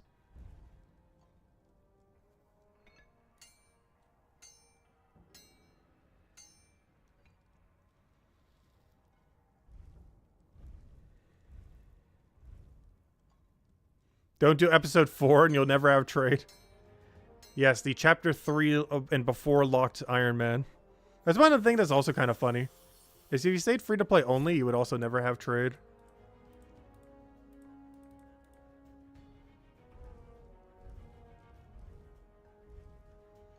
How much is a level 0 epic crossbow? Definitely at least 10 silver. I'm not sure if you can get as much as 100 for it. Probably not. I feel like 0s, 19s, 0 and 19s for particularly Guardian. They'll probably even any. Probably go for like 10 silver a piece. Maybe more depending on demand in the market.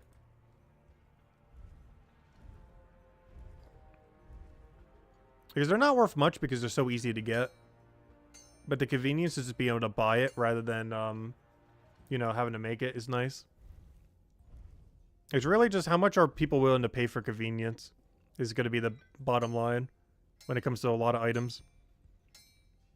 Like, based on what he said earlier in the AMA, it seems like you'll be able to potentially trade person to person. Like in the world. You won't be able to trade bank to bank that way. You'd have to be in the town square, it seems like. But as far as, like, out in the world, you'll be able to trade person to person. So you could be just standing at the, for example, at the, what's it called? At the, I'll eventually remember the name. The stone etching place. This room. That one. The sculpting room. The one with the tea machine. That place. You could be just stand there selling a whole inventory of gas eels for like 500 silver to 1 gold. You just stand in that room and then someone will just trade you. And then boom, money. There's going to be a lot of weird things like that they can end up doing. Or is it literally just going to be full gas eel salesmen? Or whatever they're called. You'll just be able to go buy gas from people. It'll be a funny market. But we don't know how much people would pay for convenience. Like, would people pay 500 silver for it? 1 gold? 2 gold? Like, how much is a full inventory of gas eel? Because they're worth, technically, like, if you were to sell them to a shop, they're like 100 bronze each. But obviously, they're worth way more than that in the market. And it really comes down to how much are people willing to pay for convenience of saving like 5 to 10 minutes. Of having to get them themselves and go put them in and everything. It saves about 5 minutes. I timed it last time we were doing it. Not counting putting them in and getting to the location. But if you're just counting like the time to get the eels and everything, it's about 5 minutes. So how much are people willing to pay to save 5 minutes, basically? is how much a full inventory of gas eels is worth. Though if you count the travel time of getting the eels and then going to your location, it's close to like 7 or 8 minutes. So how much is someone willing to pay for 5 to 8 minutes of time save?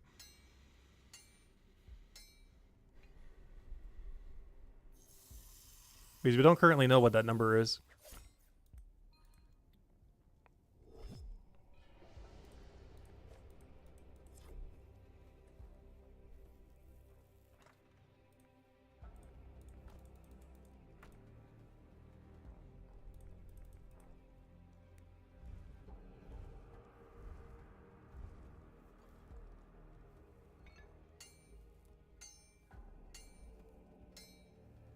Yeah, you don't get any XP for it. But what if you got like 2 golds per inventory or something? Like at 1 gold per inventory, you would make about 10 gold an hour. 10 gold an hour is not small. The only requirement is to get to mine to Matubin. Like literally the only requirement is get to mine to Matubin. Which means you can get a free-to-play account and then buy membership and immediately be good to go.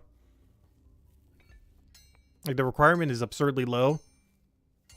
And it makes roughly 10 gold an hour, give or take a little bit depending on market. For absolutely no requirement, basically. In an early game, that's pretty good. Later in the game, that's not like the greatest. But 10 gold an hour and like the second you get to mine to Matubin is like infinite money. Relative to what you could be making at the time without trading. Oh, I guess you would still have to get to chapter 4 though. So you'd have to get all the way to chapter 4, but still, because I forgot, you still need to unlock the trading. Because I believe that unlocks all trading, like the person-to-person as well. Not just the market trading. So yeah, you'd actually get to still chapter 4, but still, it doesn't take that much longer. My 2 alts are basically AFK'd there after like 15 hours. That was after doing some other grinds as well. Hasn't taken them that long.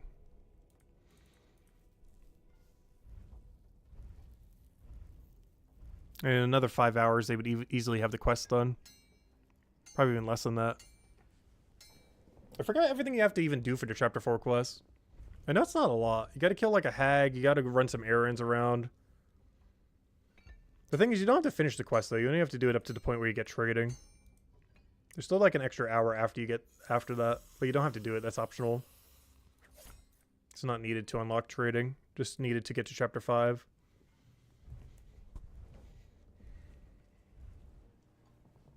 Technically, you don't even need Spider Nest completed. I did do that on my 2 alts. But Spider Nest is not required to get trading unlocked. It is required to get to Chapter 5, though.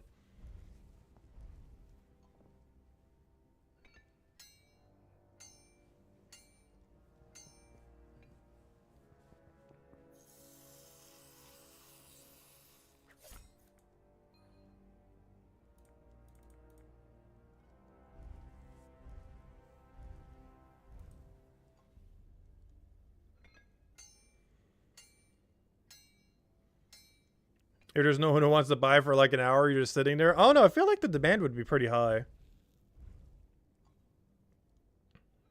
You have to keep in mind, one person would need to buy multiple times, potentially.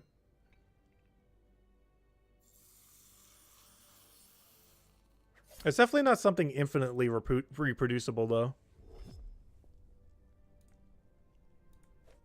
There's definitely a limit to how much you can do, but that's like any money-making method. The more the market is saturated, you know, the less you can do of it. If there's more sellers than buyers.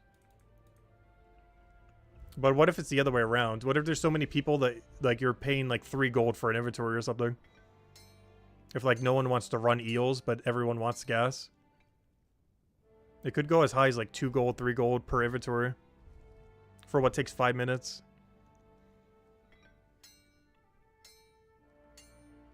I do feel like slightly over 1 gold is the highest you could ever go for. But you never know if someone's desperate enough.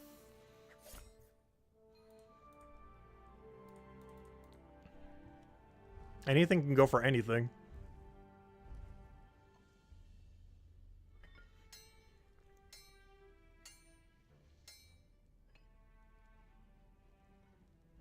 No, the gas cost is consistent. So if you get 4 full inventories, that will last you for a very absurdly long amount of time.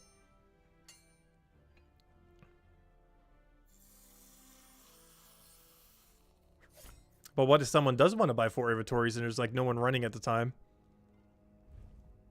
Like for 20 minutes of work, that's like at least 4 gold.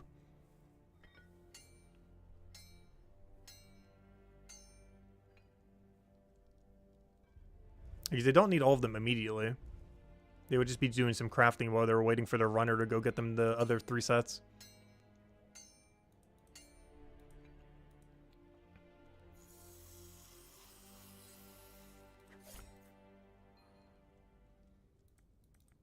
But no, there's a lot we don't know about it. But we'll see what happens with the economy. It's going to be kind of crazy, though, whatever it does. Like, if everyone's insta-forced to have to start trading, it'll be really hilarious to see what happens to the game. Because there's just so much tech you can start doing with it. As well as just the convenience of all the trading that, you know, would be available. As well as a lot of skills you can just ignore. Like alchemy, for example. Alchemy right now is so absurdly important. But then becomes so absurdly useless. The second trading comes out. Like, not useless, but, you know. As long as there's enough alchemists selling their stuff. And not as many people buying. You can get it for slightly cheaper. But it could easily be the other way around. It really depends what you're looking for. There's a lot of things we just don't know how much they'll sell for. Like, how much is a 35% heal pot? How much is a, like, plus 60 or plus 80 boost potion? Stuff like that. Because they're definitely higher than whatever you can sell them to the shop to, but we don't really know how high, how much higher.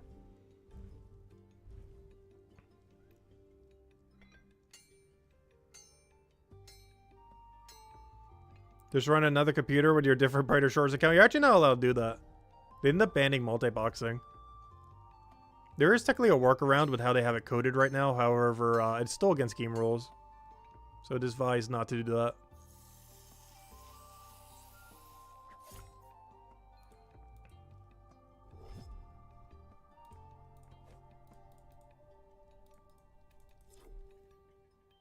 It's just your brother? True.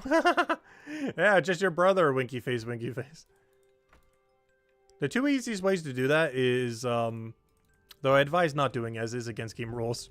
But the 2 easiest ways to do it right now would be to use, obviously, a VPN. Or if you have a phone connection and, you know, a home internet connection. If you had one computer running on the phone, or even a mobile version whenever it comes out, and then having the other one, you know, use your home internet, that would also do 2 IP addresses. Both are against game rules, though. Yeah, they ended up changing the role. The game didn't launch with that role, but he did add it like a week or 2 into the game, banning all multi-boxing. And I think right now it's mostly just checking based on IP address. It's just the easiest way to check for it. It doesn't really have anything more advanced than that at the moment.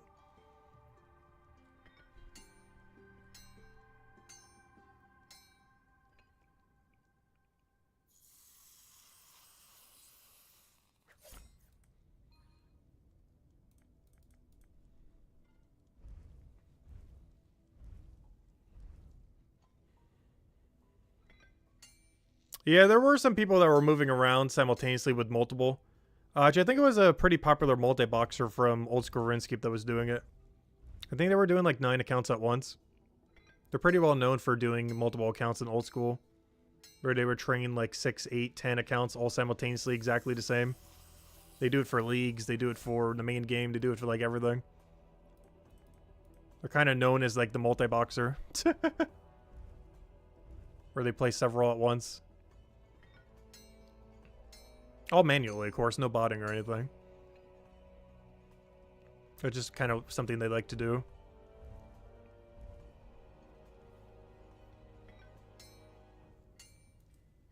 But something like that is banned in Brighter Shores currently.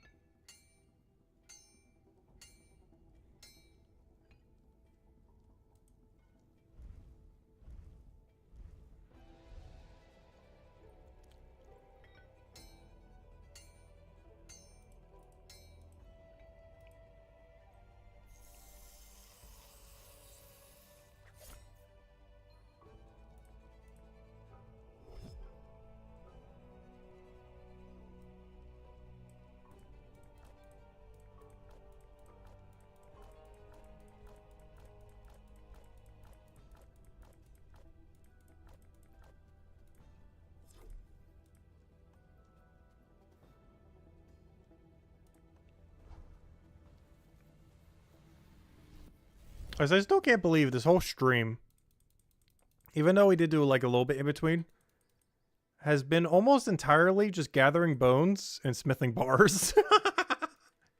Yeah, we did some combat in between, and the gathering was kind of combining like 4 skills at once. Because we were doing some combat while doing and other things because it just worked out because of how it worked. But this whole stream has basically just been those 2 things. Then do a little bit of combat in Chronopolis. It's kind of crazy. And it still feels like only like 3 or 4 hours have gone by. It's been like 10.5 hours almost. It is crazy how much time has gone by. Doing almost nothing.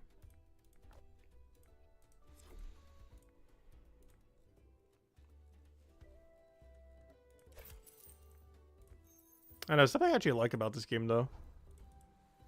If you ever need time to go by very quickly, just load up Brighter Shores and play. The whole day will just vanish instantly.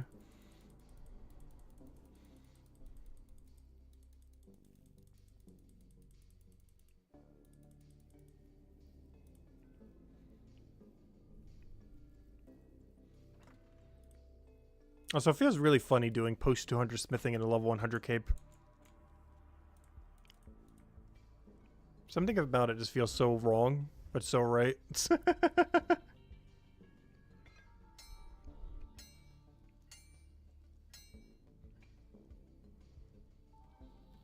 Especially if we do it at like a super high level. Like imagine doing smithing in a level 100 smithing cape, but you're like level 400 smithing or something. That'd be really funny.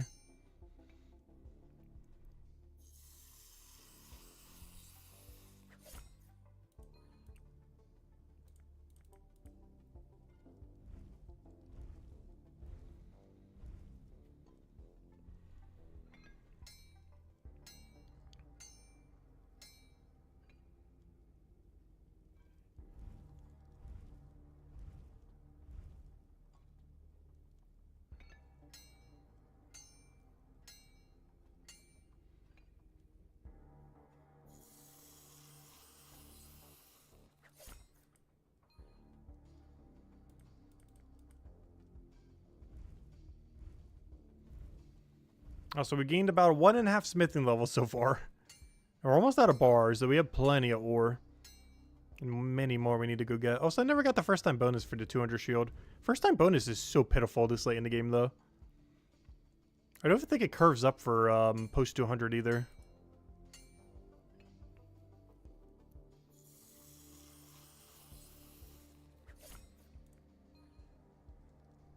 Like, we'll do that first time bonus, and we'll give almost the same XP as the shield itself. For just a one-time thing. Which is, like, basically nothing. But yeah, 206 is a pretty big milestone. We did the math earlier. If I could find the number. It should be about 162 silver per level. At least initially. It could be up to 200 later on. But every single night we can gain a level from it, roughly. At the cost of anywhere from about 162 to a little over 200 silver per night, per level. And we need 20 levels. So at most that'd be like 4 gold. Which sounds like a lot. But imagine skipping over 20 hours of what we're doing right now. Plus getting all the ore, plus melting all the bars. It would skip about 30 plus hours of what we're doing right now. Which sounds kind of enticing. At the total cost of roughly 4 gold. Which is more than how much we make from like 3 hours of this. Or, you know, in like 3 hours we can make about that much. Like if we do this for 3 hours like we have right now. That basically pays for 206 to 226. Off of just AFK. Which is probably the game plan, to be honest. Is one of the reasons I'm even going so heavy on smithing right now. Is once I get the detective AFK and everything, so we get the raid dens going. And get our mining a little bit more. My next AFK target is probably 206 smithing to 226. So that what we're doing right now, we don't have to do again for 30 more hours. We'll still have to do more of it for 30 plus more hours and even more than that, but it'd be at a higher level range that would matter a bit more, as well as have the AFK activity that's even better. So we can ignore smithing even longer while still getting it up. Because right now we're basically just burning resources for EXP. that we should ideally be saving, but need it for XP. But once we get to 206, we're probably just going to be doing the AFKs the rest of the way. Unless we need to make actual gear. Or we're just making the bars of stuff. Because 206 to 226 is going to be AFK. 226 to 247 is going to be AFK. 247 to 260 is going to be AFK. What isn't going to be? I guess whenever we finally get the next iron. I think the next iron is all the way at... actually, I can tell you exactly when. 341. We got an AFK from 206 to 341. Oh, I didn't fully put that into consideration until literally just now. That's really funny. Not counting stuff we actually need and not counting making bars out of the iron that we will be mining for whatever level or whatever else other things we need for bars. We basically have to do, not counting the bars that we'll smith. We basically have to AFK from 206 to 241. Which gives us tier 6 iron ore. And even then we still got to keep going obviously to 500, but that's kind of crazy. I wonder why the high smither is like, okay, I think it's starting to phase now why the high smither is so low. Because, yeah, you have to almost entirely AFK it. Not entirely, but gosh, at that rate, you're pretty much like 90% AFK XP. That's really funny. Yeah, no wonder why the top player is 298 right now. Because from 206 basically to 500, you have to AFK it. There's some gaps in between. Particularly at 241 where you can start processing tier 6 ore. Which you can really start bringing in big XP and everything. But you at bare minimum, with a few exceptions in between, but you basically have to AFK from 206 to 341 until you get access to tier 6 ore, where you can really start raking in the big XP. That's really funny. Like, obviously, yeah, there's other ore between everything else like that, and you can produce those like we're doing right now. But 80-90% of your XP is going to come, if not more, is going to come from just AFKing like we are right now. I mean, not right now, but, you know, once we get at 206, I mean. There's very little of your actual training is going to be what we're doing right now. It's going to be almost entirely the AFK thing. Yeah, it's kind of crazy. But yeah, I would explain why the highest person in the whole game is like not even 300 yet, assuming there's no one hiding on leaderboard. I guess post 200 for these is so slow. What's that for bone rate? Let me go check bone rate and stonemason. They should be similarly low. If anything, bone rate should be even lower. Alright, bone rate's higher, but the second highest is way lower. That one person's just really going all in. Yeah, the second highest is way, way, way lower than the second highest smither. But the highest really wanted bone rate, apparently.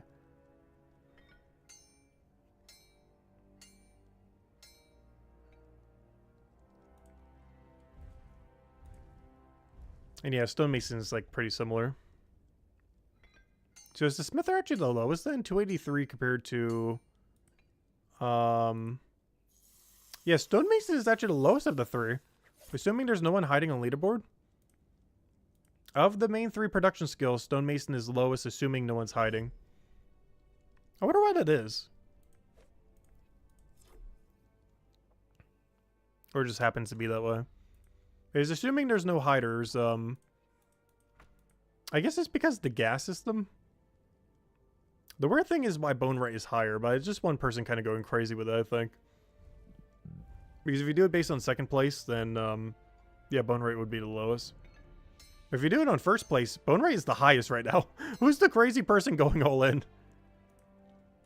Who's that one guy going all in? They're unranked in stonemason. That's funny. That means they have less than level... Wait, but they have level 7 there. Wait, how low of a skill do you have to be unranked? Is that like less than 5 or something? That's kind of crazy. Yeah, they went all into gatherer and then bone rate. What? This is like the most confused... Why? No wonder why they're so high bone rate. What am I looking at right now? They got like bare minimum to get through quests, bare minimum to get through quests. 329 gatherer, which of course feeds into bone rate. Then bone rate of 325. Doesn't even have the other quests done to go make 4-star stuff. Unranked in stonemason, which means it's like less than 5 or something? Or maybe even level 0? I don't even know. Because they're ranked with fishing at level 7. What is this level distribution? They had one goal and it was bone right. Yeah, that's kind of crazy. They literally have only done the skill that feeds the bone right and bone right itself. I'm very confused. But also intrigued. It's like one of the weirdest level distributions I think I've seen yet. That's one person who really, really wanted to be the highest bone rate in the game and had no other goal but that. They had one goal and one goal only. And they were committed to that goal.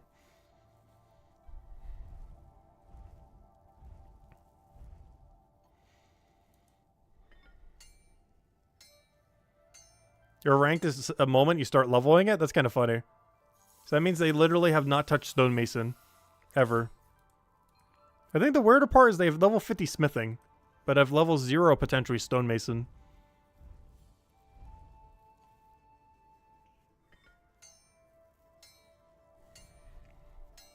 Which I think is even more confusing. Like, why 50 smithing? While having 0 stonemason or potentially near 0. Like, the 0 stonemason kind of makes sense, or like, you know, a few levels into or whatever. I just don't understand the 50 smithing aspect relative to 0 stonemason. That's the part that confuses me. But even if you did the requirement for that one quest, it's 35, it brings you to 36. So you shouldn't have more than like 36 if you wanted to do that. Not sure why you would want to do that in circumstance, but if you did, you'd be around 36 smithing, not 50. I don't know, it's just a really weird distribution. There's so many questions I have about everything I see there. There's not a single part of this that I don't have at least 5 questions about. The biggest ones being 50 smithing? Question mark, question mark, question mark. Potentially level 0 stonemason? And, yeah, obviously the rest kind of makes sense. I think this is the biggest thing. I think that's the main thing throwing me off. 50 smithing relative to 0 stonemason is the big throw off there. That I can't quite fathom. I think what would be the funnier thing is, imagine if they're not a guardian. That'd be the best part about that. Imagine if they're not a guardian. And they're a non-guardian going all in on gatherer into bone rate. That'd be the most perfect thing. This level distribution, but you find out they're not actually a guardian. They're like a cryo knight or a hammer mage. It'd be even funnier if they're a hammer mage, given the 0 stonemason. Please tell me they're a hammer mage. That'd be so funny. They're definitely a guardian, obviously, but if they were a hammer mage, this would be perfect. Though there's like a 99% a guardian. Otherwise, they may have chosen the wrong class for their current goal.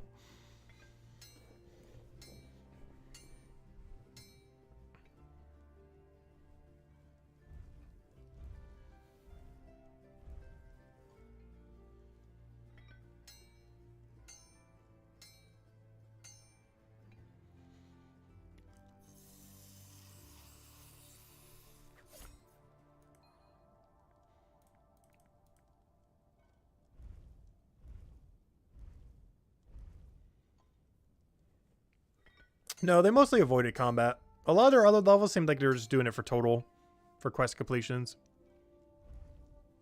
And the main reason they probably didn't touch stonemason is because it requires gas. Initially, leveling smithing and bone rate does not require gas.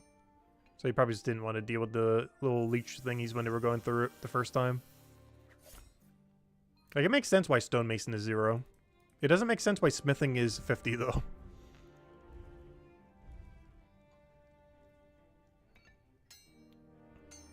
But stonemason being 0 makes a lot of sense. It's the same reason why a lot of people have like 0 bone rate, just didn't have any bones from chapter 2. And the reason you'd have 0 stonemason is you didn't bother doing the gas leeches. Because you can't get stonemason XP without doing the gas leeches at least once. As all initial XP for the skill requires it. The only way you can have it without doing it is if trading existed and you got to chapter 4 and then bought the etched stones from someone. That's the only way that you can have any amount of stonemason XP without doing gas at least once. So you're basically forced to do gas. least in the current state of the game. And some people might just not figure out the mechanic when they first go through the storyline or something else. Or just ignore it.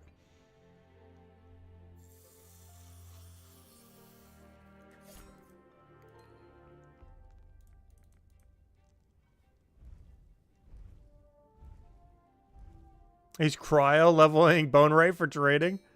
Honestly, the first person to get 500 in any skill is almost a guarantee going to be a real world trader.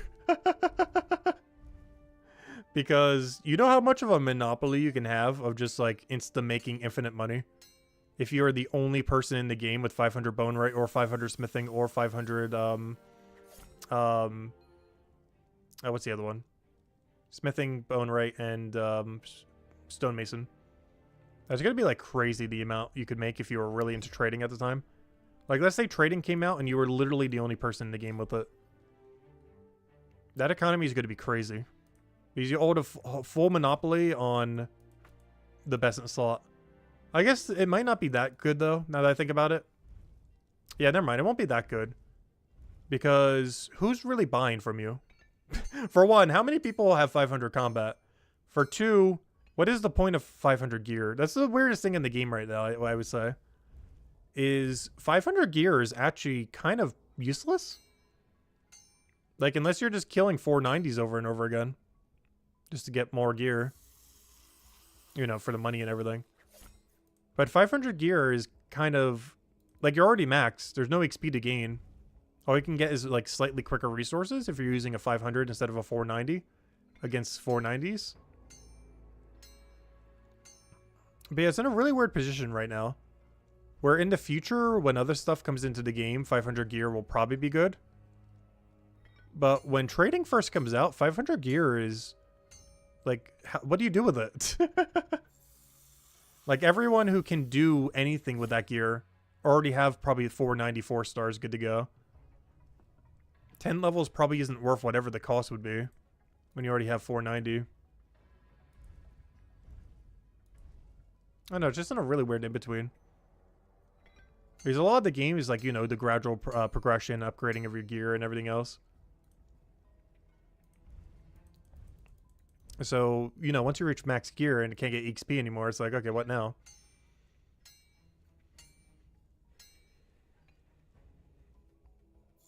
It'd still be kind of crazy, though. Because, you know how long it'll take, potentially? Or maybe not. They'll probably all collide together. For the first 4-star 500 to exist. Because to do it self-efficiently takes, like, probably almost a year. If you were to get 500 bone rate, 500 smithing, and 500 stonemason, you're talking like half a year to a year if you were to do it without trading. But of course, with trading, you would have to go get, you know, like a 500 smither or a 500 bone rater. Though that's only if they don't go to 500. Some people were mentioning that 500s might go all the way to 500. I mean, the 490s might drop to 500. If you have someone that can trade you 500 gear for the classes you aren't. Wait, what? You could just ask for 500 purple of any item and fuse them down. Oh, yeah, true. There is that. There is the fusion down angle. However, you don't need smithing and everything else for that. You can get 490s from combat. Possibly even 500s. I'm not clear on that if it goes to 490 or 500. But let's say hypothetically combat only goes to 490 as far as your drops. Let's say it doesn't go to 500. I'm not sure if it does or doesn't. But let's say hypothetically it only goes to 490.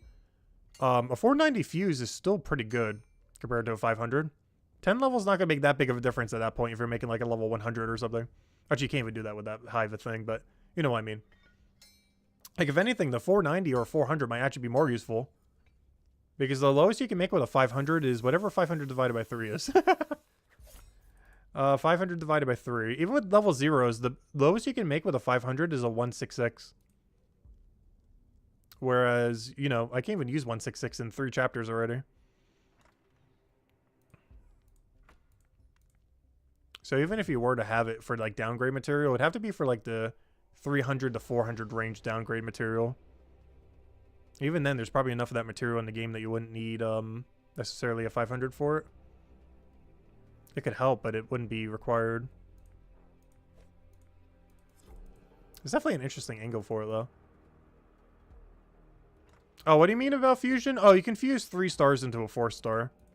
You can do 1 3-star from every class to fuse it into a 4-star. We did it today for 2-hand. I think we made a level 72 2-hand. Because I was doing Mind Fighter. Or not Mind Fighter. I got 72 to 75 Mind Fighter today while I was doing Gathering. I know that makes no sense, but the Gathering path does keep doing 1 kill. I'm not sure how to explain it without showing it. But it's right next to where the borderline is, so we kept killing 1 enemy every single cycle, Bone. So we were actually getting Gathering XP while getting Mind Fighter XP, while also pathing to get Woodcutting XP because it was through the path. It was very strange, while putting all the XP into Gatherer, which we could have been doing into a 4th skill. But anyways, long story short, yeah, you could fuse 1 of each class item into 1 to get a 4-star out of it. And you can use this to basically tune an item. Let's say you use a 3-star at level 50 and you use it for like 10 levels all the way to 60. And then you can tune it up using, you know, crafting. And then make like a level 62 item that's a 4-star. It's something that's really useful in the current state of the game. Because you can go and use an item for like 10 levels, then use the same item and just upgrade it to your next level range. But yeah, if you want to go get it, you have to do the Lost and Found quest. It's the highest requirement side quest in the game. It allows you to start fusing at the towers instead of just imbuing them. Or, you know, tuning, whatever it's called, unattuned to tune. Instead of just tuning stuff, you can also infuse them into 1 item. Yeah, it's really useful. I haven't been using it too much, though. But the more I do combat, the more I've been utilizing it. It's only applicable to combat, of course. But yeah, like this 199, you can go and fuse with, you know, 2 others from the other classes, and then boom, you got yourself a bigger weapon. And it just averages the levels of all of them. So if I do a 199 with like, I don't know, a 1 and a 10, we would end up getting a 70.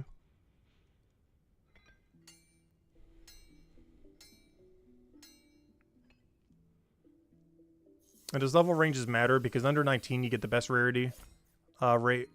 20 to 199 is the next rarity rate. And then everything above 200 falls off a cliff, which is why we keep doing 199. For anyone wondering why we keep doing 199 instead of a 201. Is rarity beyond 200 is very absurdly rare. I don't think I'm making a single 200 plus until it's like 230, 240, or 250 or something. Unless I absolutely need it for combat. But if I'm just doing it for XP, we're not doing anything above a 199 until at least 240 or 250. Whenever it starts to become more profitable. Which I do not quite know where that range is. But I assume it would have to be at least 250.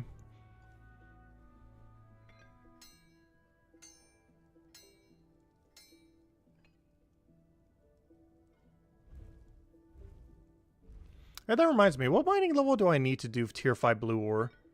Because tier 5 blue ore goes to like 300 something.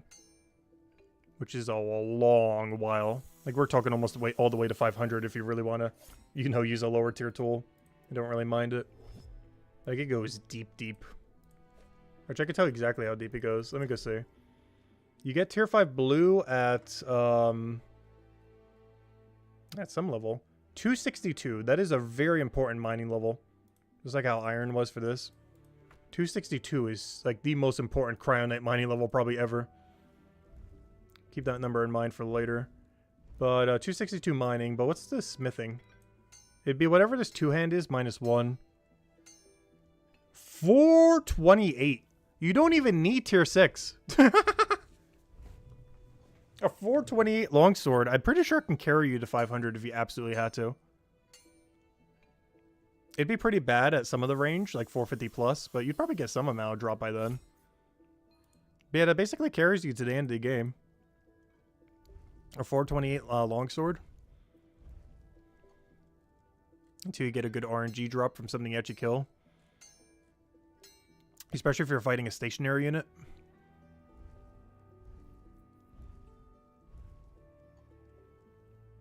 Oh yeah, we're making a ton of weapons. Oh yeah, we were joking about earlier, if trading existed, we'd probably be handing out like every 4th one of these that we get. Is that something fun that we could do when trading comes out? If they don't add an Ironman mode or something. I still hope if they do add an Ironman mode and this one does decide to become an Ironman and, you know, not do trading and everything. I hope it's like RuneScape where you can still trade items from an Ironman to a non-Ironman. I'm not sure how it would work in this game, but I hope the feature does exist because if that is the case, that's definitely what we're going to be doing. Because that way we can still give away stuff. I would just lose the total value of this account. But we're going to lose the value from this account regardless, so it doesn't really matter. I'm not sure how that would work in this game, though, but hopefully it'll make some kind of feature for it. The way it worked in Old School, or probably even in RuneScape 3, is you would just drop the item and your other account would just pick it up. So an Ironman can't trade, but they can still drop stuff on the ground. And obviously, dropping works differently in this game, so it would have to use some other system. Because doing that in this game would not work.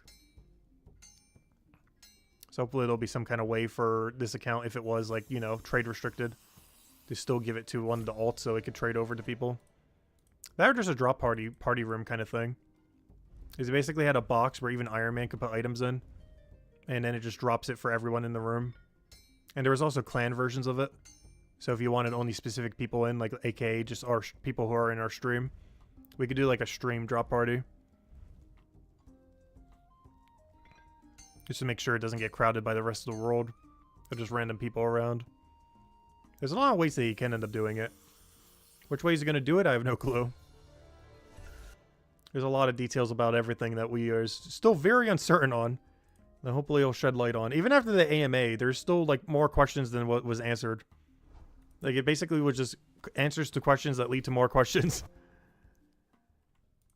There's so much still unanswered. Okay, what is Dub A doing? Are we both like smithing, crafting right now or something?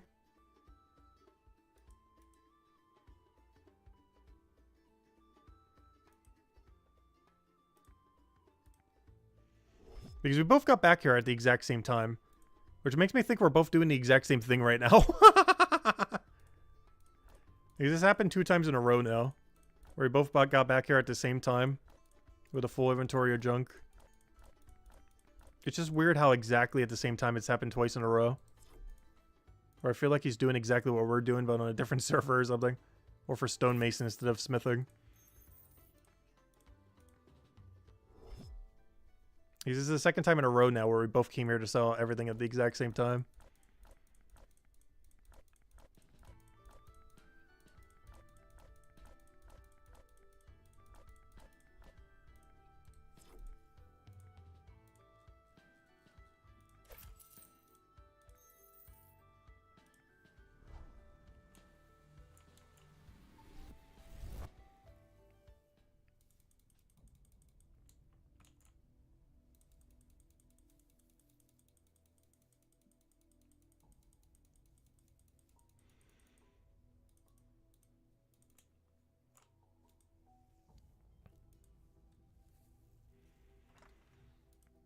Alright, we're almost there. 4 more bars to go.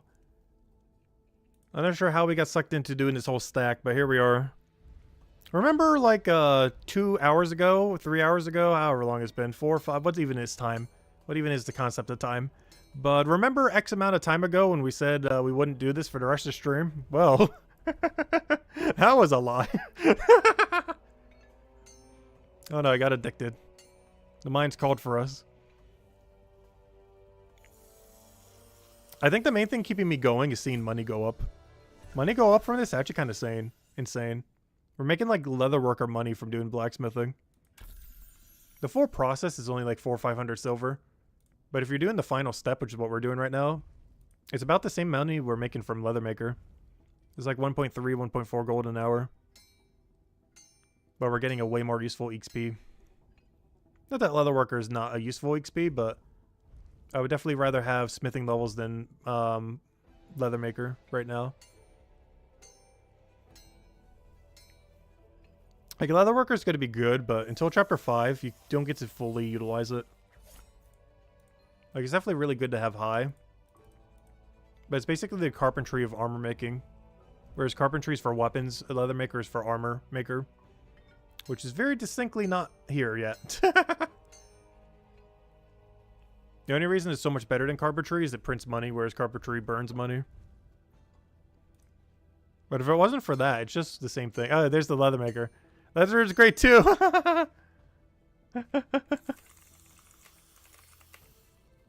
Of course it is.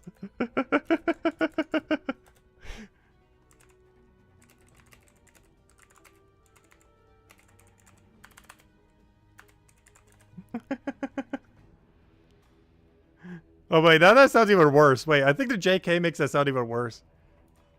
Because the smiles indicated sarcasm. But then I JK'd, so if you don't take the sarcasm, I just JK'd the inverse of the other thing.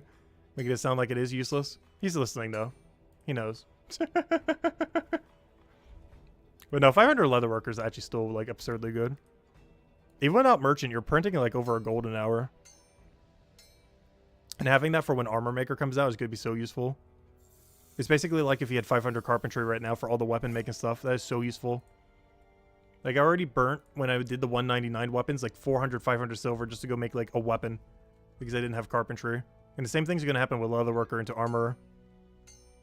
Or if you don't have the level to go with it, you're just going to burn money trying to do it at all. And the main difference is armor maker is going to be more like bone right in the sense that you're going to need leather for everything. I don't think there's going to be a single armor you can make that doesn't use any leather. We don't know that for sure, but there's a good chance all of them will require some amount of leather. Maybe different ratios, but almost all of them, even like this plate armor, will probably still require like some amount of leather. Definitely probably less leather, but probably still at least like one.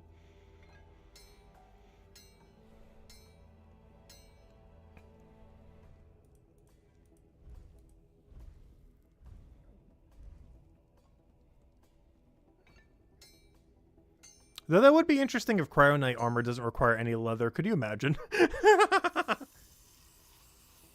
That would lead to a weird, interesting scenario. I assume it will require at least some amount of leather.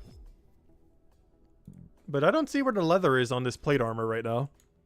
That is very metallic. I see it on like some of the armor for Cryo Knight.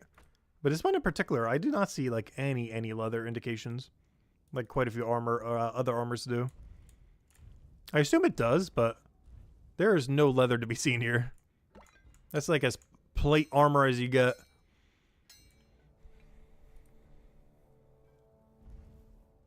It's on the side, is it? Oh, maybe like under the arm thingy. It's hard to tell with the lighting in here. I can't highlight myself. With the sense spell. I just used the sense spell to try to highlight my own body. That's funny.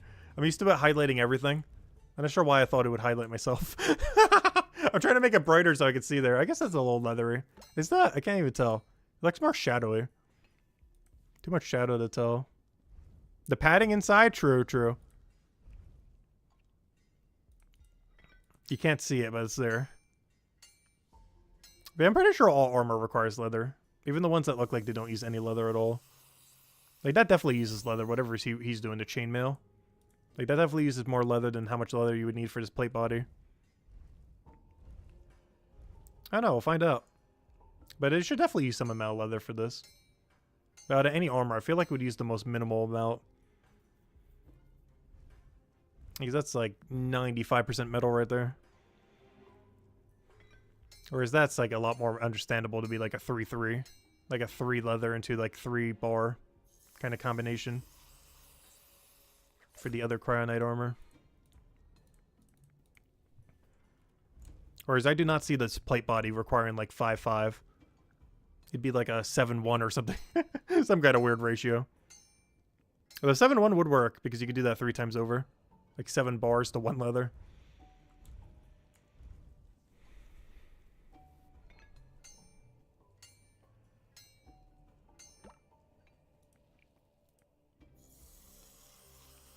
You see leather on the joints? True.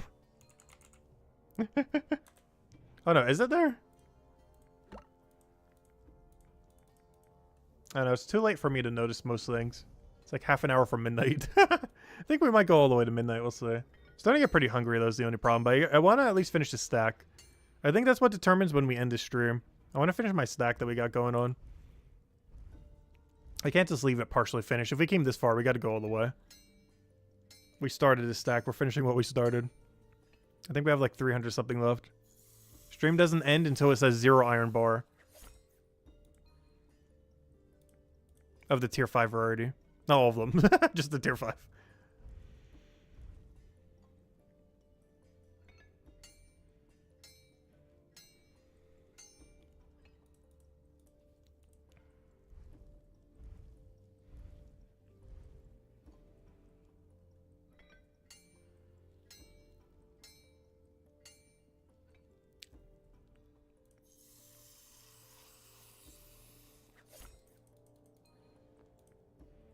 Also, all this smithing, we're only going to gain, like, not even 2 levels. That's kind of funny. Yeah, we're almost a top 20 smither at this point. From doing it for, like, several moments. Because 202, I think, is already tied leaderboard. Which is kind of funny. We moved up, like, 40 ranks for smithing by doing 2 levels. Already ranked 31. It is actually our highest level skill now that isn't, total. It's kind of funny. Just because everyone did almost just 200. Yeah, 207 is top 20. Because barely anyone's training it beyond 200. For obvious reasons. Because this is the process. We've been at this for like 4 hours. 3 to 4. And this is with all the bars done already.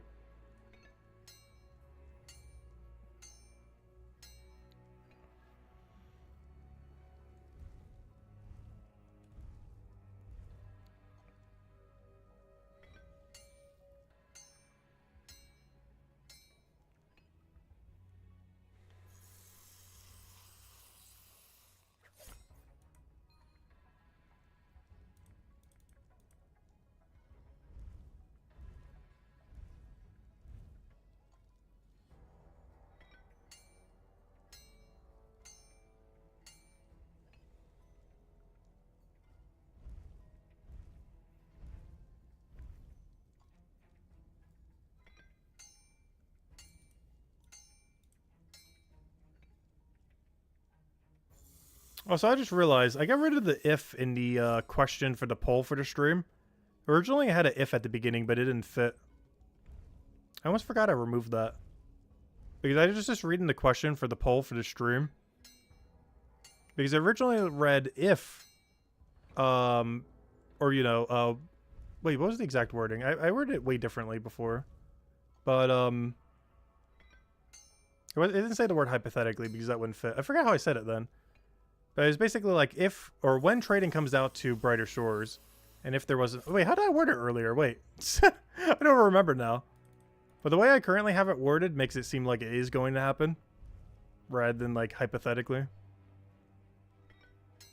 Because we don't really know what's going to happen when trading comes out.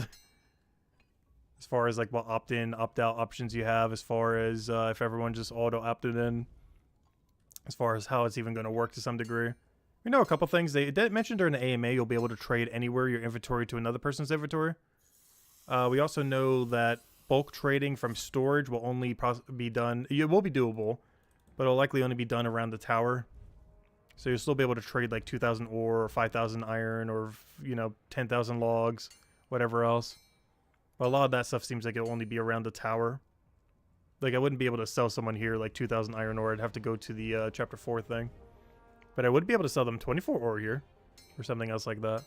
If this was just like one inventory. Or trading out one of the things I just made. Like if I got a 3-star right here, I could go trade that immediately. To someone else who's just standing here.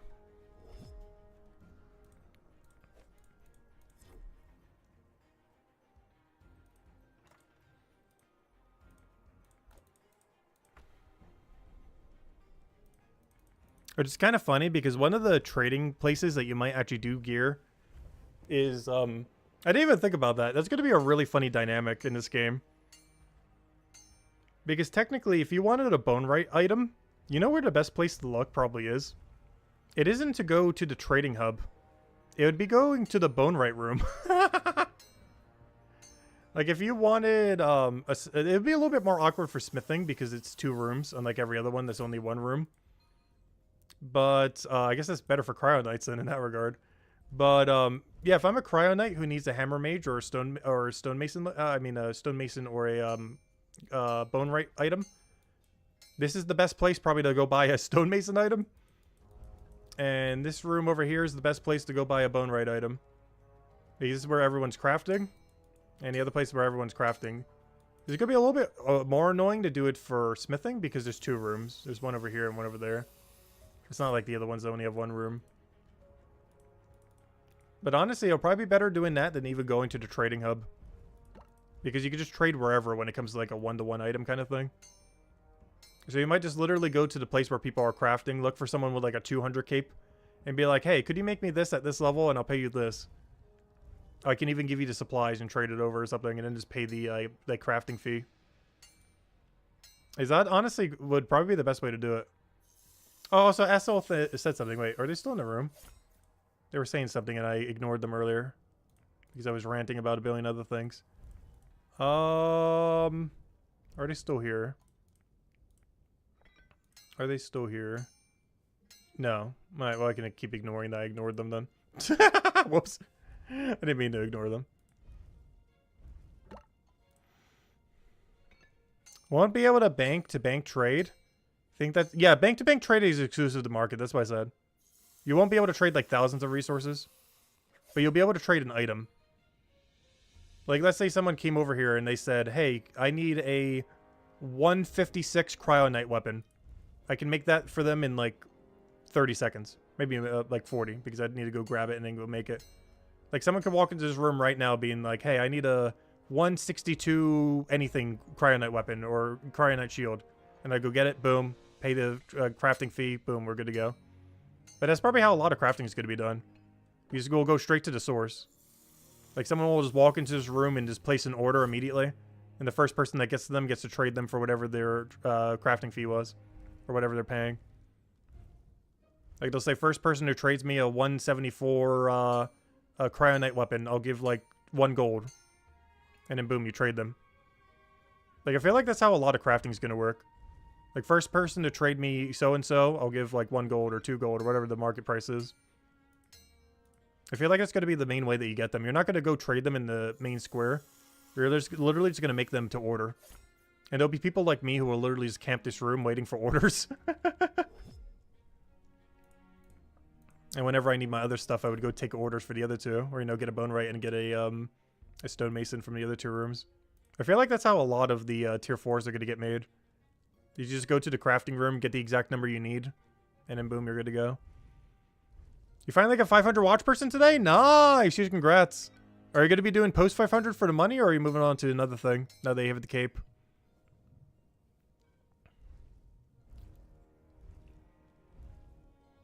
Yeah, I want the 500 watch person cape so badly.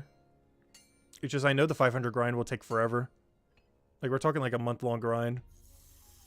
I'll be poking at it here and there. I don't plan to power grind it quite yet. Once I get close, I probably will. Like, if we're around like 400-ish, or even like high 300 something, maybe I'll power grind it.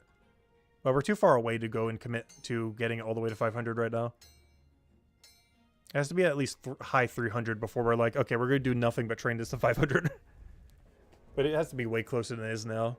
It's way too far to commit just every day to just doing that right now. Otherwise, every stream for the next 3 weeks would be just watch person.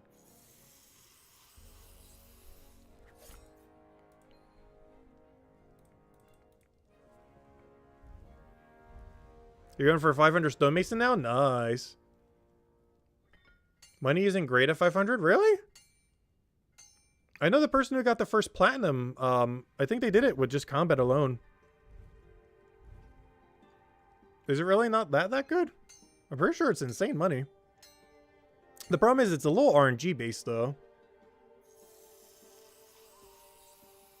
Oh, it should be pretty insane money. The problem is you don't get any XP though.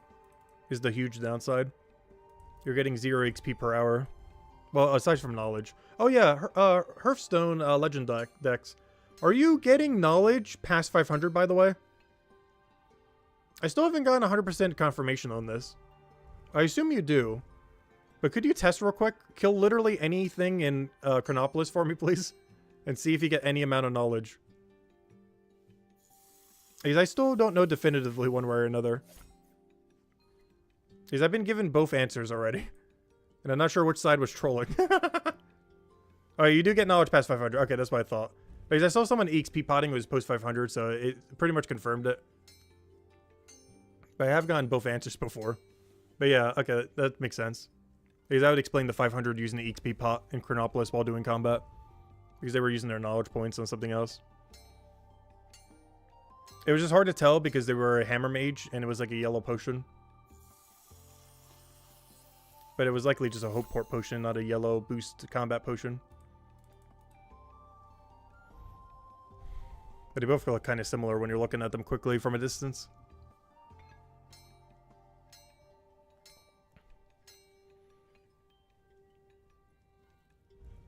So yeah, post 500's not useless then. It just feels weird getting no XP, but you're still getting knowledge at least. Drops are only 20 silver. Only? 20 silver is not small. But yeah, I see what you mean by only though. Because that's a lot of work to get to 500. So I want to be making double what we're making at like 200. Like relative to that, it's only. Because I'm making like 9 silver a drop right now at 215.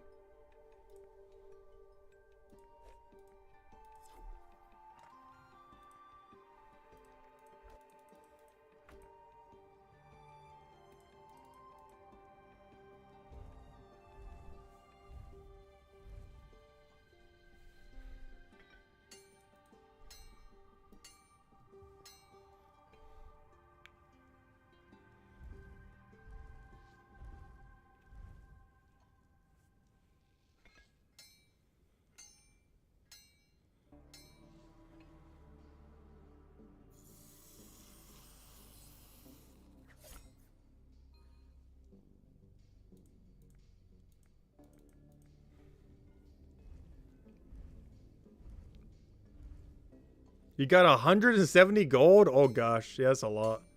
I was just doing the math earlier on every tool that we would need to upgrade in the near future. And it came out to, I don't know which number and all this mess is the right number. Oh no. One of these numbers is the correct number. Wait. It came out to 108 or 162. 162 would be every tool to 25 that I could ever possibly do that we don't already have. And 108 was every active tool, not counting AFK tools. So yeah, 108 would get us, 108 gold would get us every single tool of relevance that is active. And 162 would get us every single tool of relevance that we don't have upgraded and all the passive ones as well for them. So we're kind of on our pivot to go get 162 gold from 8. Obviously not all at once. More of a long-term goal. But I would need about 162 more gold. Well, total.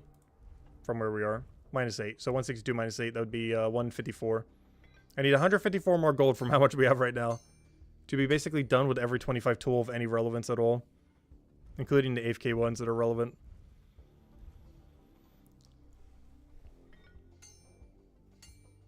Obviously, we don't plan to do all that anytime soon. But that's the total amount of gold we would need. Doesn't matter how we get it. But it would be the number needed.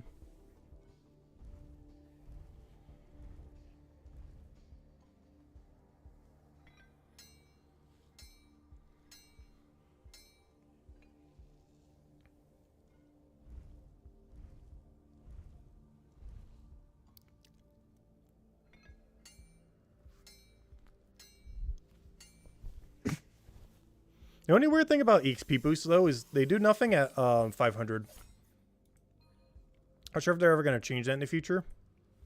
Well, it's because they probably didn't really expect anyone to even reach 500, given that they didn't expect anyone to do Monument within like a month. But the amount of enchantment on a tool does absolutely nothing post 500. Currently. It doesn't give you like an extra resource roll at that percent or anything else like that. It just does nothing.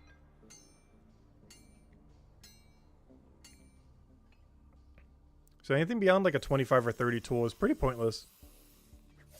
Because the amount of gold required relative to once you get to 500, it just being completely pointless. Basically means 25 or 30 is the furthest you should ever pretty much go on anything. As beyond that, it's kind of just wasting money. They could be going to other things.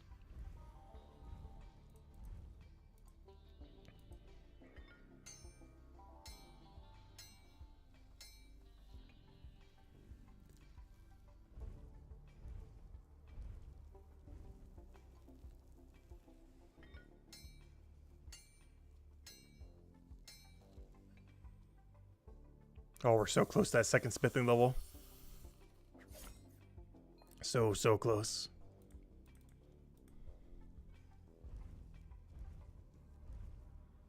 I really wish Rapier was more XP than this, though. Because every time we craft one of these, we get no RNG roll. for the like, you know, it being a perfect one. Like, there's no like 89% like option that we could be hunting for, like the 1 in 20 drop that we get a perfect one. There's all equally useless. Unlike the rapiers. But they're more XP, so I kind of have to. Do you think there will be an update today? Don't think we've gotten it one in a week. Someone said earlier, though I haven't seen any confirmation of it, that they are on vacation for the holiday already. I haven't seen any confirmation, so maybe they're not. Plus, they posted on X today about botting or macroing. It's one of the reasons we even have the poll that we have the poll, because it made me think of Ironman mode. Because basically what they're doing to anyone who macroed is they're making it so they are still technically able to play, I think. But they're banned from all leaderboards and banned from trading when it comes out. I think they're still allowed to like run. So people who are doing it for fun can still do it. But they basically got forced Ironman moded. Except with no leaderboard.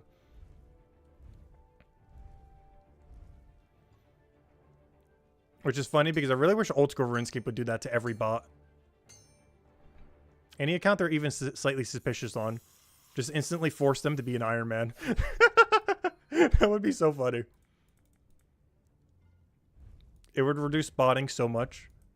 If they just had an ultra high detection system that, like, even anything slightly suspicious that would flag as a bot, it would just auto turn you into an Ironman until it could prove otherwise. That you're not a bot.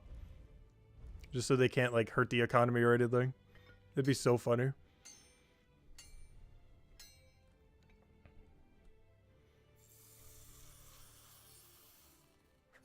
Alright, let's see. Let me go bank these. Wait, why do I have so many in my inventory right now? I'm so confused. Wait, is my inventory over encumbered? Oh yeah, it is. Okay, never mind. I'm less confused. I'm like, wait, what's with my inventory right now? I forgot. We over encumbered at some point. Why is the equip even an option there? I'm trying to deposit it so I can grab the other ones. So I can grab all non-purple one.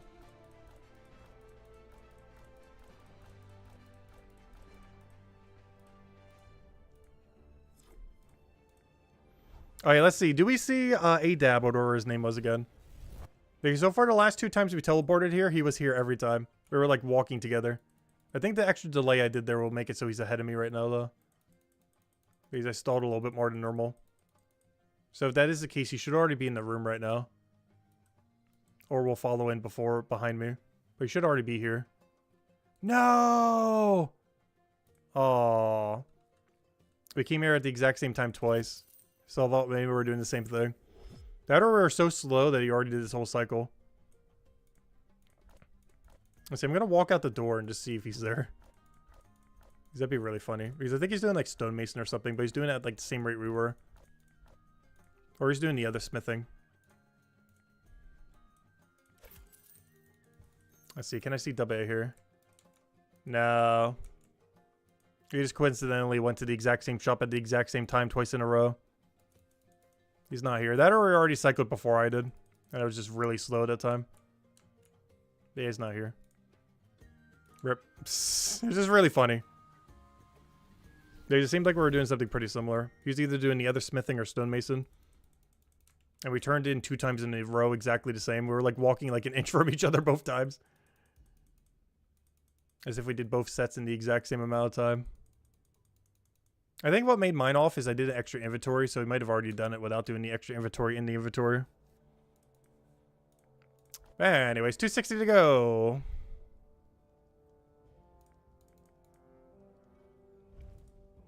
How much knowledge point per kill at 500? Just the usual 4 to 6%. Let's see. Oh yeah, the cape is really good. I really want to get 500 watch person. 95% the reason I want it is for the cape. 4% is for the AFK activity. 1% is for oh no. I guess the drops. I really don't care about the drops. Like almost the whole reason is for the cape. And also because 480 AFK activity with greed potion or wealth potion is very, very decent. At least from 480 to 490. Or we'll go fight the other thing.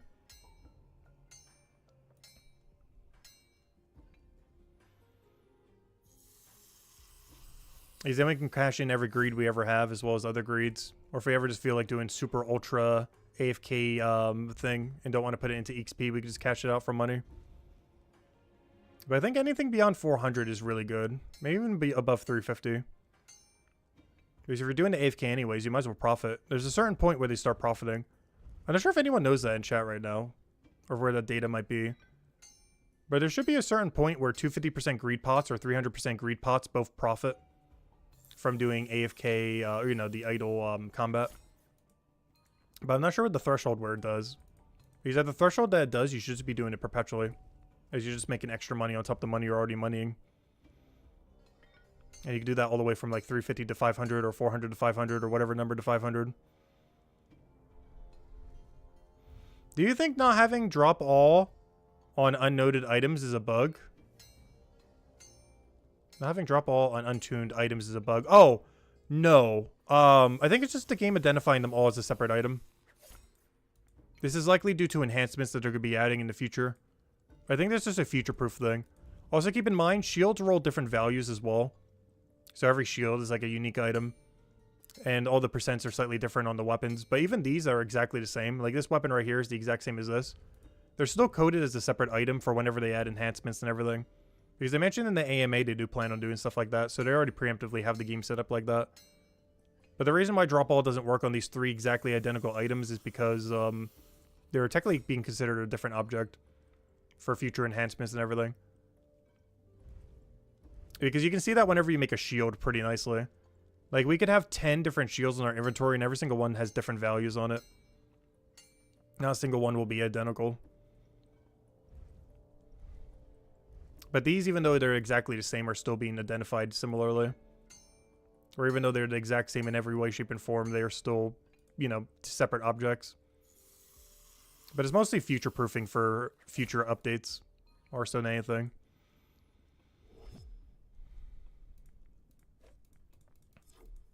As it seems like we'll be able to do a lot more to every single item as far as what kind of effects it might have, what extra little boosts it might have, what other little modifiers, maybe even fixing some of the stats that are on it. Like if you get low roll on like a cryo, for example. Like let's say you get like an 80% instead of an 89, you might be able to enhance it to the 89, stuff like that. You might be able to max out armors to have all max values, because right now they're really random what they get. And that's the one thing that's really annoying with shields right now. You roll 6 different values that are all randomized, and there's no way to min-max them currently. Likely will be down the line. Who knows, maybe even in Chapter 5, since that's the armor-making chapter. I would love if it came in Chapter 5, but if it doesn't come in Chapter 5, we really need it so badly. Because I feel like Armor Maker will make it really evident how bad of a problem that's going to be. Because shields and armor are so luck-based. It's basically impossible to get a perfect one. You have to roll, let's say there's 20 values like there is for cryo. Or, you know, whenever you do elemental percent. I mean, I always say cryo because that's the one that's relevant to our class. But right now, there's a 1 in 20 chance that you get a perfect rapier or perfect anything that has a element damage. Let's assume that's the same for armor and it rolls 20 different values. To get a perfect piece of armor, you have to roll 1 in 26 times on the same item. So whatever the odds of that is. 6 120s in a row. I forget the math on that, but I assure you, that is impossible odds. That's like the lottery ticket number. But you'd have to simultaneously roll 6 1 in 20s, assuming it's using the same system. So they definitely need a way to, you know, make that not so random. Or be able to fix it when you do get one like that. To be able to fix it to its max stat or, you know, the max value. Because right now, to get a perfect shield or a perfect armor piece once Armor Maker comes out, it's a 1 in 20 chance 6 times in a row.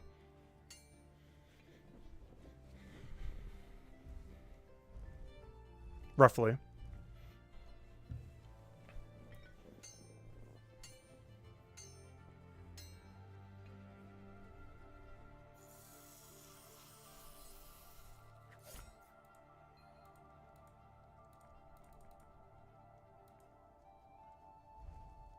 Oh, we just gained a smithing level earlier. I didn't notice because I had to click an extra time to make it a 199.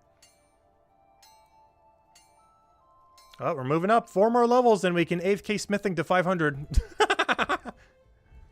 Not completely, but honestly, that's more serious than it is joke. Because that's honestly how it's probably going to go.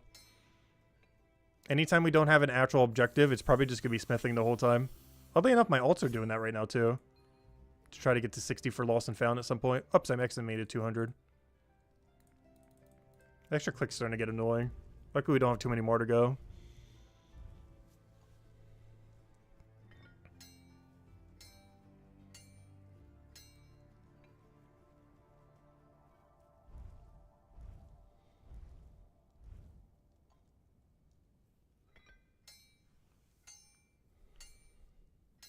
Wait, fun smithing. Are you going to buy all the ore? I just realized what you meant by fun smithing. You don't mean do the AFK activity, do you? You mean buy all the ore and go all the way up. I guess that's one strategy to do it.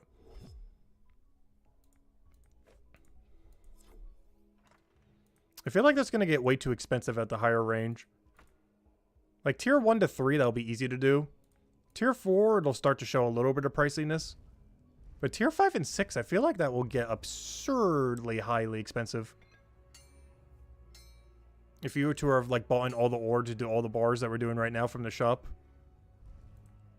Because each one of these, I believe, is like double that price. So almost like 4.6 per iron ore.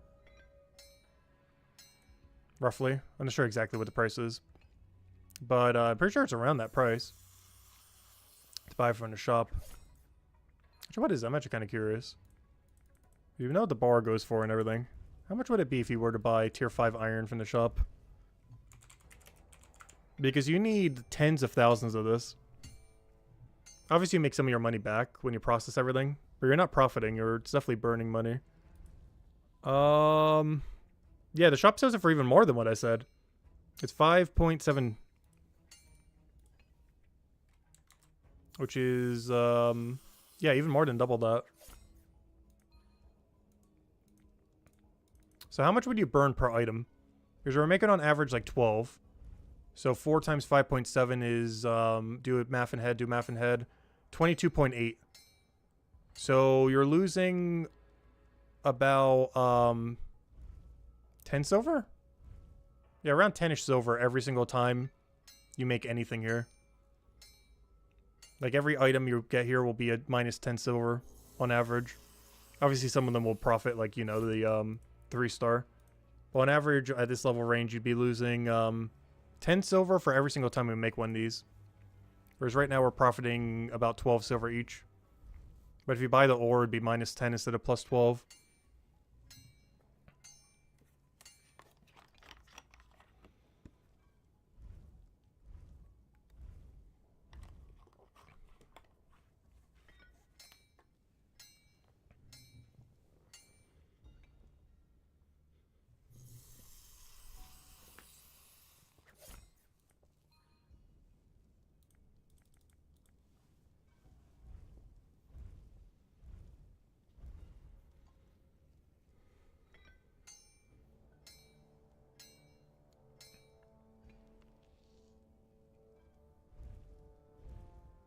Oh, we're almost there. We're so close yet so far.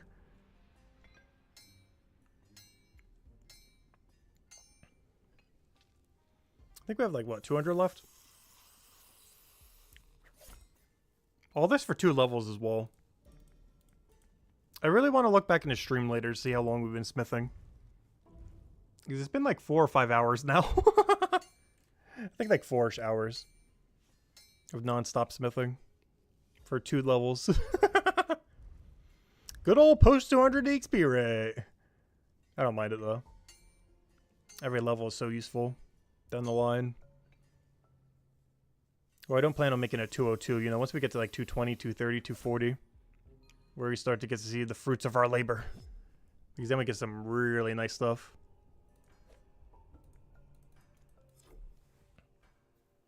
When we can upgrade like a 199 to like a 230 or something.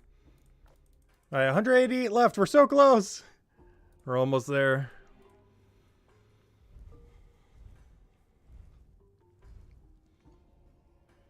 Just for the sake of it, I should one-time the shield.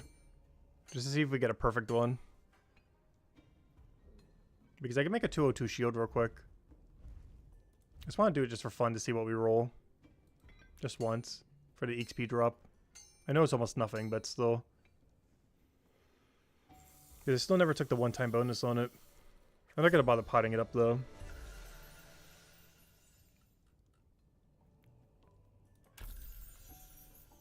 But yeah, let's see. What do we get for the post-200 shield? It's going to be a 202. Haven't made one of these yet. Just for the sake of it. Just for as a one-off. They should almost guarantee be a 1-star. Very unlikely it's a 2, and absurdly unlikely it's a 3. Should be 4 times rare for all higher rarity stuff. But it's still possible. Not sure what I would do with a 202 shield, but hey. It's likely an upgrade for chapter 4. And of course, it's a 1-star! Who could have guessed? The thing it was gonna do, it did. Anyways, back to the 199s. But yeah, 202 shield.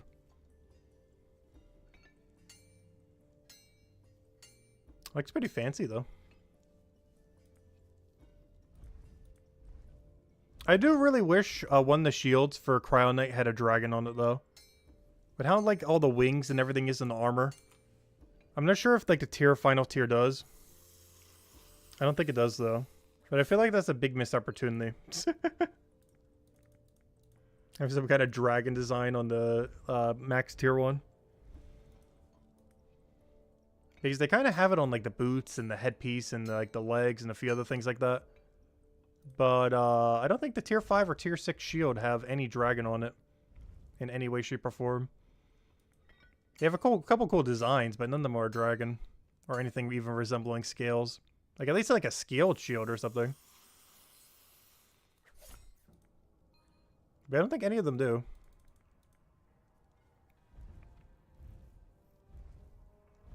Not that the shields look bad, but it don't fit like the full rest of the aesthetic of what the other armor does. Luckily, you don't use them too often. Plus, there'll be other shields in the future that could have other designs on them. Because everything that we have now is just basic equipment. Obviously, there's no boss drops or uniques like that or anything like that currently. Which is a lot of design and reward space in the future. So they probably didn't want something that cool for basic equipment. Even though they made Cryo Knight armor so cool, they stopped at the shield. They only went for the armor, not the shield. Save it for future reward space. It's the cool looking shields for a Cryo Knight. They only got cool looking armor, but not cool looking shields. Not that the shields look bad, but relative to the armor, I feel like they look really generic-y. Whereas the armor has more of like a design flair to it.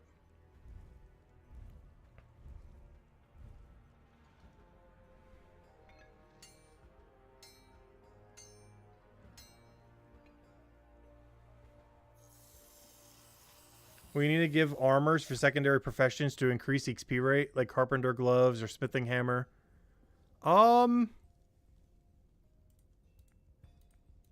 There are quite a few that don't really have an extra way of getting XP. How he'd go about it, I'm not sure, because he didn't do tools, which is, you know, how he does it for Gatherer. Because so far, everything has it but production skills, so I see what you mean. Obviously, combat has better gear. Most gathering has, you know, tools you can upgrade. But yeah, there's not an equivalence for it for production skills right now, other than drinking a potion. The main ones being alchemy, carpentry, bone smithing, of course, what we're doing now. Stonemason, merchant, though merchant really does not need a buff. Leatherworker, detective does, and armor maker from next chapter. Also probably builder from next chapter, though not confirmed.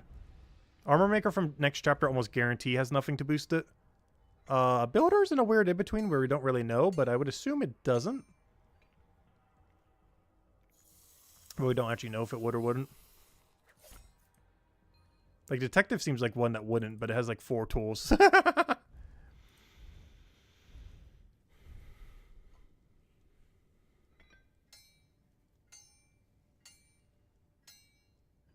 When you smith a perfect item, does it say perfect on it? No.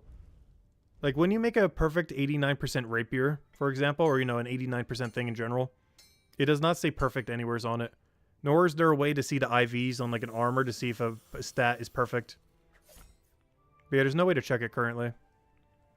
Like, if you roll a piece of armor, like a shield, and it has, like, 3 perfect stats, you have no way of knowing. At least via the game itself, unless there's, like, some third-party resource that has, like, a whole spreadsheet on it. Of, like, every value, every level range. But, yeah, currently the game doesn't tell you at all. It's a bit easier to tell with weapons because you know the range that it can be. But it's a lot harder to tell with armor because it constantly keeps changing what the range is every level you go up.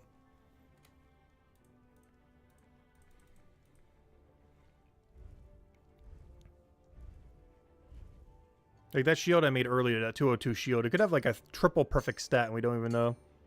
Or it could have rolled like 0 and like 4 different stats. We have no way of knowing. That would be something that hopefully will be addressed by the time Armor Maker comes out. Because I feel like that would be a big issue if Armor Maker comes out and that isn't addressed by then. Because you're adding a whole skill that's going to be adding 6 random values every time. And if you don't know what those 6 random values are, you're going to have a problem. I assume that will be addressed before Chapter 5. Otherwise, Armor Maker at launch is going to have a lot of Reddit threads and or Steam threads and or Discord discourse. Because the problem currently exists with shields, but it's not really that profound. So it's kind of under the radar. But the second Armor Maker comes out, it'll be so obvious how bad the system is right now. Not that it's bad, but it doesn't give enough info back to the player to know if it's good, basically. Like, it's not a bad system, per se. It's just the feedback to the player is non-existent currently. Which it definitely needs by the time Armor Maker comes out. Otherwise, Armor Maker is going to be a very confusing skill as far as how good your items are. Because a 3-star isn't perfect when you make armor. You could have 20 different 3-stars and maybe only have 1 perfect value on one of them. But yeah, it's something they need to look into in the future. Both making it perfect on any of them as well as relaying to the player what the stats even are. Because basically every piece of shield and armor has like an invisible plus value. What that range is, I don't know. I just keep assuming it's 20, but it could be any number. But let's say hypothetically it's 20. So you might roll a shield that has like plus 16 on green, plus 14 on blue, plus 10 on yellow, plus 0 on Necrome, plus 20 for max stat on like Pyrome, so on and so forth. A different roll for physical, like a 15 or something. But currently you can't see what those values are.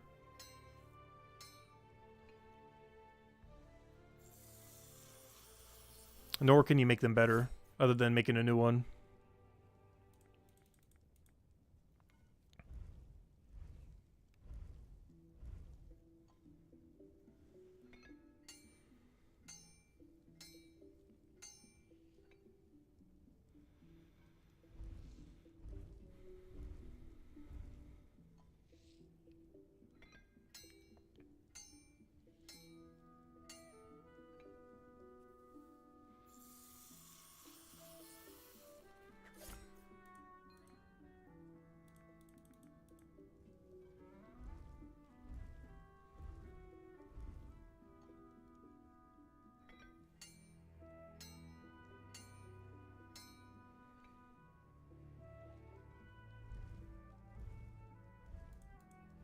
I think we're almost down to our last 100. It's going to be sad when we run out, but we still have 2,400 ore banks, so it's not too big a deal. And I still got to mine like 5,000 more. I wish that was a joke. We still got to mine almost as much as we mined already. Not quite as much. We have 5.5 levels left. But that's still a good like 3,000-4,000 ore or something. Roughly, give or take 1,000.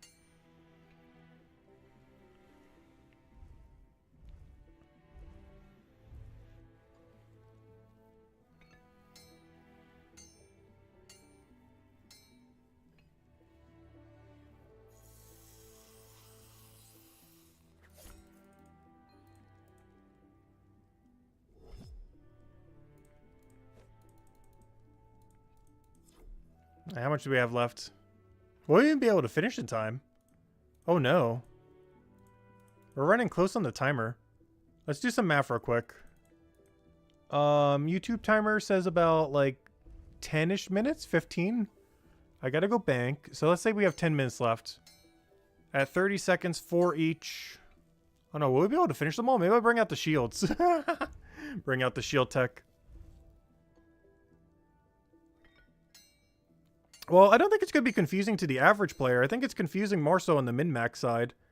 Because to the average player, they don't really care if they have like 20 extra value in a skill or -0. Or, you know, a 0 or a 20. But when you're min-maxing for endgame, like let's say for a boss or for PvP, it's mostly the really dedicated players who are like in the ultra endgame that would care about the extra stats. But the fact that the game doesn't relay it pretty well to the player is pretty bad for making a perfect one. Because the average player is pretty much not going to care right now if their shield is like 10 higher or 5 higher or something like that. Like, it helps, but, you know, it's not that big a deal.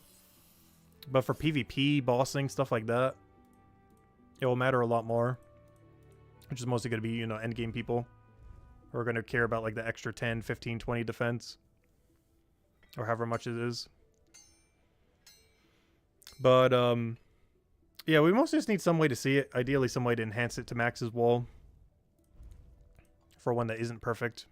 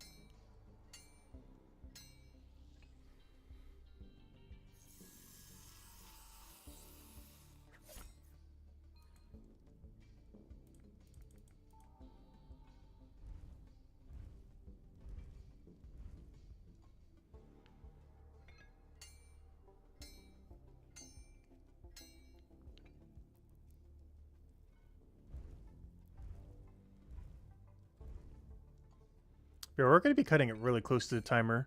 The YouTube timer. For any of you who don't know, I mentioned it a couple times, but YouTube has a weird thing where you don't end the stream like about 6 minutes before the 12-hour mark. It'll start deleting like this front of your video, or you know, like if you watch it after the fact. So always try to make them slightly above or, you know, below the 12-hour mark by at least like 6-7 minutes, just to make sure it doesn't hit that threshold. Otherwise, it cuts off part of the end of the stream or part of the beginning. With part of the beginning being the most annoying because, hey, it's Meta. I've seen him a couple times today. But he's rank 2, I believe. Or rank 3, I'm not sure if he went down. But anyways. So why is the place so empty? Other than Meadow. Other than Max Player, we haven't seen anyone here. There is everyone. Everyone's sleeping. I guess he is past midnight at this point. Let's see. Anyways, what was I saying? Something about something. Anyways, withdrawal. We're on a time limit. Oh yeah, I was talking about the time thing on YouTube. Yeah, I'm not sure why it's like that. You're allowed to stream longer than 12 hours, but the playback gets all buggy. Up to like the 12-hour mark if you don't end beforehand. I'm not sure why it's still like that.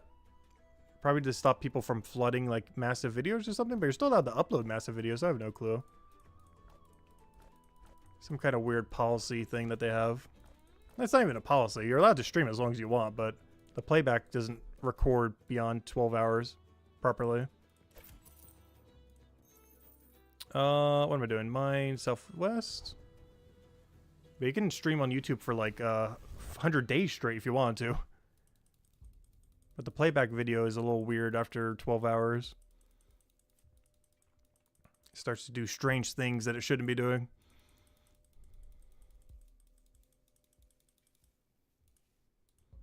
So that basically means we got 10 minutes to do everything we have left in there. We can do the math. We got about 100 bars left. What is 100 divided by 4? Let's see. 100 divided by 4 times 30 divided by 60. It would take 12.5 minutes to finish what we're doing. Barely. We could barely make it in time. Might have to pull out the shields. Desperate times call for desperate measures. Pull out the shields. No, it's not that big a deal if we don't finish all of them. I might just call it even right here. After we finish this inventory. Because obviously we're going to finish all of them. Doesn't really matter if we do the last few on stream or not. They're obviously all going to be done. I know, we came this far, though. I kind of want to go switch to shield pivot. This might be the shield pivot time. No, we're just going to stick with these. Shield pivot would get them all done, though.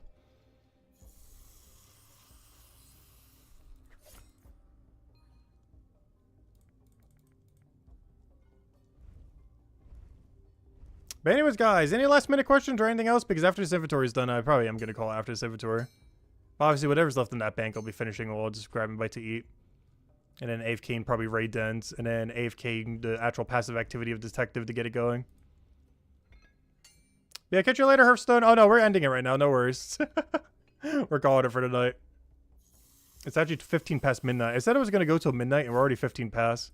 And I'm still smithing. And honestly, even when I end stream button, I'm probably still going to keep going. I'm going to finish the rest of the bars and be like, I want more bars. So I'm then going to go do the ore that I have in there. It's going to be an endless cycle of just doing more and more. Because I still got 2,400 iron in there. I can go make all of them into bars. And still keep going. I have enough bars to smith for like another 10 hours. We're not going to, but we could. There's nothing stopping us. Thank you, more zombies. But anyways, guys, yeah, we'll be back at noon tomorrow, Eastern Standard Time.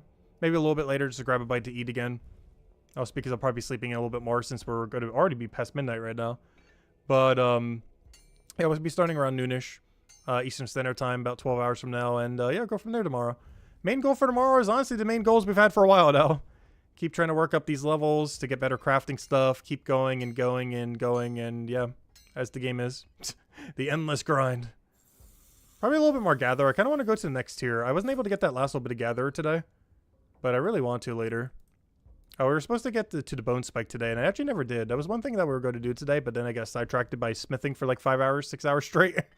But we never did get 66 gatherer. I think the main thing that made it was the 211 bone right drop kind of pivoted me so hard when we got that during combat earlier. Because now we can get a pretty nice upgrade for next chapter without needing it. Or, you know, without needing the bone right level immediately. But anyways, guys, we're going to be calling it here for now. Hope you all have a wonderful week, wonderful holiday if you're celebrating anything. And, yeah, I'll catch you guys later. Goodbye, everyone. And thanks for watching.